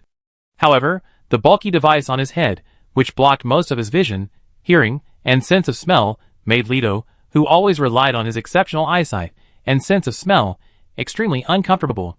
With most of his senses sealed off and his mind preoccupied with the gas mask, Leto naturally didn't notice the little cat lurking in the darkness behind them. Meanwhile, the succubus squad leisurely stayed in Isler's mansion, listening to Don't Touch My Bell cat report what she saw and heard through the small window from the White Tiger's perspective, while reviewing their actions. It really felt like playing a murder mystery game. Actually, they had already reviewed it once last night while Leto was unconscious. Now it felt more like being tested by NPCs and the plot. Thinking about it, it's kind of exciting. It's true that Isler orchestrated this assassination attempt by the succubus squad, but it was Olaf himself who first made the request. Rumor has it that this bloated, sallow-faced church lackey, due to some kind of underdeveloped area, possesses some extremely strange and cruel fetishes, with a particular fondness for preying on beautiful women who stray into the red light district. Those powerless, innocent girls who mistakenly enter the red light district, once they step into this bloodthirsty dark district, will be taken away by Olaf's men and silently become bloody corpses in the mass grave outside the city. If it weren't for the succubus squad's overwhelming strength, this would have been a possible fateful path for the adventurers when they were surrounded by the first wave of bandits sent by Olaf. But after the succubus squad went on a rampage, their eyes lighting up at the sight of red-named individuals, Olaf backed down, no longer daring to directly target these beauties with their diverse charms. But how could such a guy control his lust? Hearing that these bizarre beauties had entered Ired's red light district, Olav saw an opportunity, and naturally went to their door again. Ired hadn't expected that this perfect opportunity to strike would come knocking on his door, and that the victims themselves would be the ones to suggest it. Even more considerate, to conceal his little-known fetish, Olav not only offered to buy the lives of these newly recruited courtesan/brothel owners from the outset, but also personally arranged for them to be covered for. After all, rumors circulated that Cardinal Leto despised men who couldn't control their lust. Olav, whom Leto had personally promoted, wanted to keep his job under the Cardinal but also didn't want to be shortchanged, so he had to resort to these underhanded methods. With the victim himself actively covering up the killer's tracks, what assassination could be easier and more perfect? Olav created an alibi for the succubus squad, and opened the hidden tunnel door in his own residence, allowing Eiler and the succubus squad to easily enter. Inviting a wolf into the house. This couldn't be more true. Chapter 899. The white tiger kitten climbed all the way to the second floor of the mansion, slipped through an open window, and then darted onto the openwork ceiling, hiding among the intricate plaster patterns to secretly observe Leto's actions. This time, Leto had learned his lesson. He got back up from where he had fallen, never taking off his gas mask, and even wearing 2 layers of rubber gloves, afraid of picking up anything dirty in this filthy mansion. There were no signs of external intrusion. The mansion was a scene of decadent revelry, clearly the result of excessive catnip, scattered cat fur, and bloodstains that started in Olaf's bedroom and led outwards. Judging from the positions of Olaf's men's corpses, they all went to Olaf's bedroom to help after discovering something was wrong, but were killed one by one. They realized something was wrong and fled in panic. Leto strolled around the mansion, kicked a corpse lying by the door, and wiped the bloodstains from the soles of his shoes on the corpse's clothes. Like this guy, he was killed while fleeing the fatal wound in his back. The elderly confidant had long since learned to silently follow Leto, keeping his eyes down, playing the role of a dutiful flatterer. "You're right, sir." Leto returned to Olaf's bedroom and, sure enough, discovered a secret passage. He wrinkled his nose in disgust, closed the secret passage door, walked back to the bed, and kicked Olaf's disemboweled, wide-eyed corpse. This guy looked terrified. He was first ambushed from behind by a snake tail, which strangled his neck, and then his heart was pierced from front to back by sharp spider legs. The killer showed no mercy. After piercing his heart, the spider legs continued to push downwards, the sharp exoskeleton acting like a long knife, slicing this fat man open like a pig. The bed was covered in filthy entrails, now rotting and emitting a foul stench. Is it lucky? At least this guy didn't become an illusion. Is it because a guy who only thinks with his lower body has no compelling reason to create an illusion? No. Leto sensed his surroundings. The pollution level here is unusually low, that's why an illusion couldn't form. He frowned in thought, then suddenly said to his confidant, this wasn't the work of the evil god and his retinue. It was just that Olaf, with his lustful greed, tried to abduct someone and ran into a brick wall. He probably took a fancy to some cat-like beastman, drugged him with catnip, and brought him in through a secret passage, only to be caught by that. The orc's companions caught up. They were probably some northern alien races, like half-snake people or spider-legged people. Although he didn't know where these guys came from, it wasn't uncommon for rats to appear in the gutter in the dark city. He dusted off his hands and turned to leave, seal off the house, and burn this bunch of trash to the ground. Spread the word that Olaf got caught up in a sex scandal and was killed by orcs from out of town. The culprit fled the city after the murder and is no longer under Pitzral's jurisdiction. Yes, the confidant replied immediately. That way, even those old geezers won't have anything to say. Leto muttered, then clicked his tongue angrily.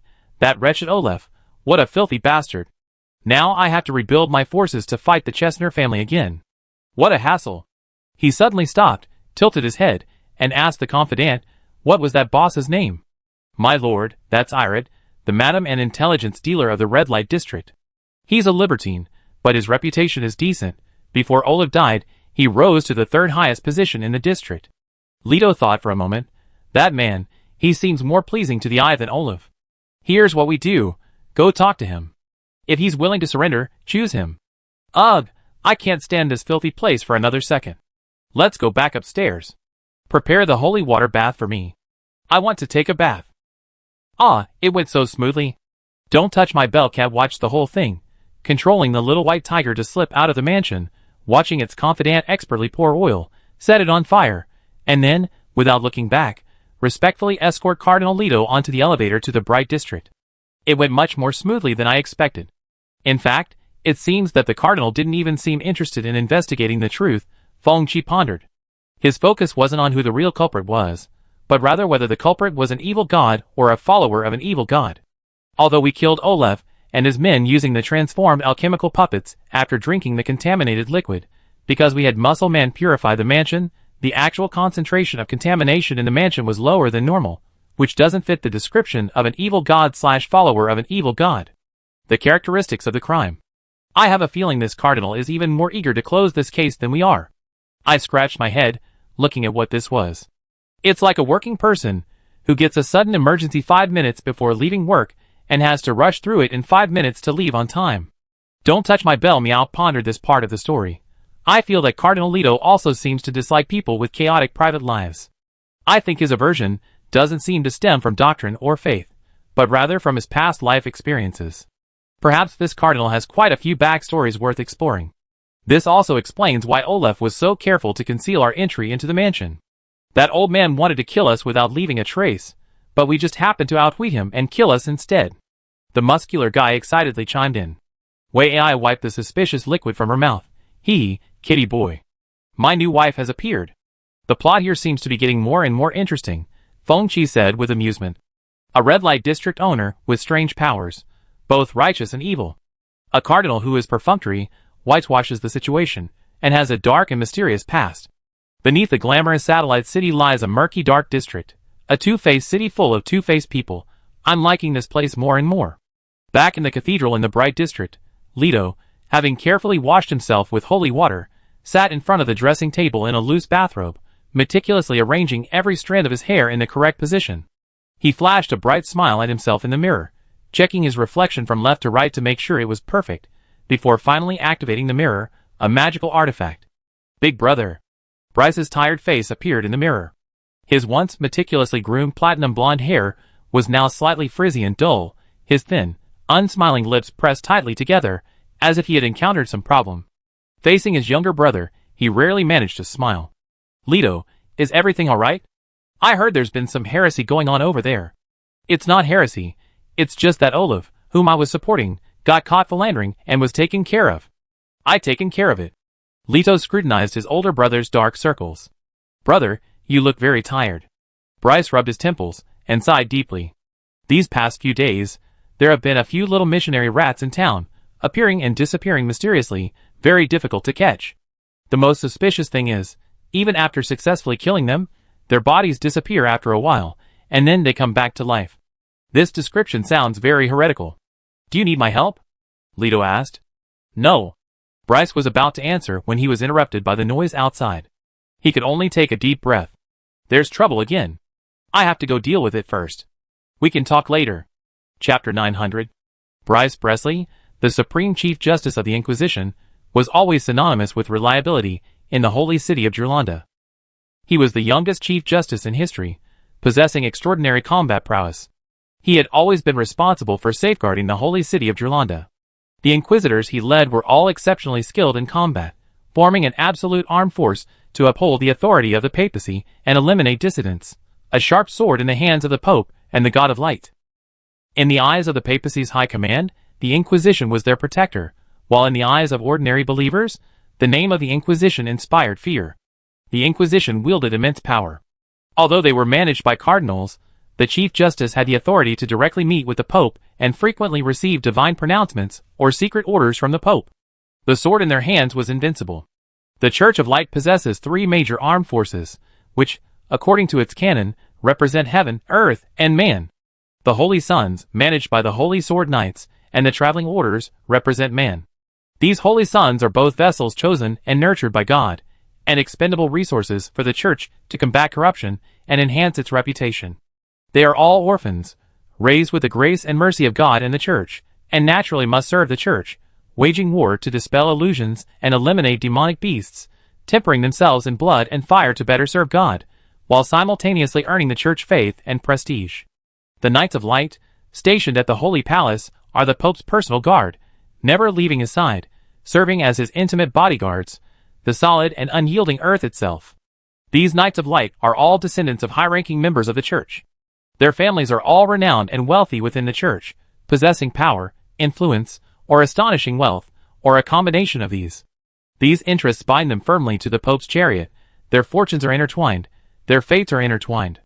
The Inquisition, on the other hand, represents heaven and the divine, the judgment and divine fire sent down by the gods, punishment and retribution.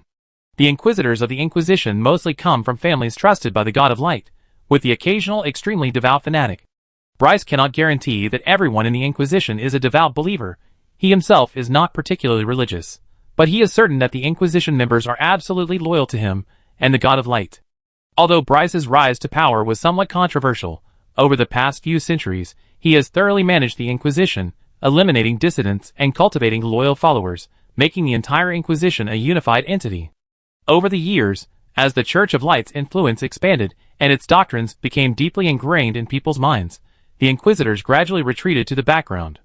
They mostly operated by sending spies to infiltrate various factions, or by observing and spying on others. Only in very rare major events did the Inquisitors need to personally intervene, and when they did, it was always a significant matter. Therefore, most ignorant people only knew of the Holy Sun and had never heard of the Knights of Light. As for the Inquisition, to the world, it mostly appeared as a terrifying story that could stop a child from crying at night. After all, in this polluted world, who is without some kind of defilement? Even the most devout believer could not say when they might be treated as a heretic for some inexplicable reason. Of these three armed forces, the Holy Sword Knights firmly control and suppress the strength of their chosen ones, ensuring they grow to the point where they can bear the power of the gods, yet preventing them from growing too strong and successfully ascending to godhood. Therefore, even though the chosen ones are renowned, it's merely a facade. Beneath their glamorous appearance lies a history of suffering and hardship known only to themselves. The Knights of Light and the Inquisition are even more powerful. These two forces have ample backing and resources, naturally ensuring their descendants are well equipped, provided with the best equipment, resources, and rations. Of course, no powerful group can have every member a master. Moreover, ascending to godhood is no easy feat within these two armed forces. Most of the extraordinary individuals remain at the peak of their professional ranks. Only a small elite with talent, strength, and resources can ascend to godhood. These elites mostly hold high-ranking positions, their ranks ranging from at least the mystic level to the angel level. Such combat power is among the best in the world. Logically speaking, with this level of combat power, and in their own home base, the holy city of Jolanda, there shouldn't be any problems or opponents that the Inquisition can't handle. Bryce rubbed his swollen temples, a rare occurrence for him. Recently, a group of strange heretical missionaries appeared in the holy city of Jolanda. They distributed mushrooms cultivated from the flesh and blood of monsters, chanting the names of gods they had never heard before, creating chaos and disorder throughout the city. Either way, they could be considered heretics among heretics. The Inquisitors naturally couldn't stand idly by in the face of such heretical existence. In their first operation, they annihilated these heretical missionaries. These strange fellows were only at the peak of the professional level, not yet having reached the divine rank, and shouldn't be considered particularly difficult to deal with. As it should be. The truly bizarre things happened next. The bodies, after being dragged back to the Inquisition, mysteriously vanished. The night watchman, who was on duty that night, went mad, convinced he had seen the corpses rise and resurrect, even transforming into various writhing octopuses. Initially, none of the Inquisitors believed the watchman's story. They assumed that the heretical missionaries' associates had infiltrated the Inquisition and stolen the bodies. Until someone else saw the heretical missionaries, who had already been confirmed dead,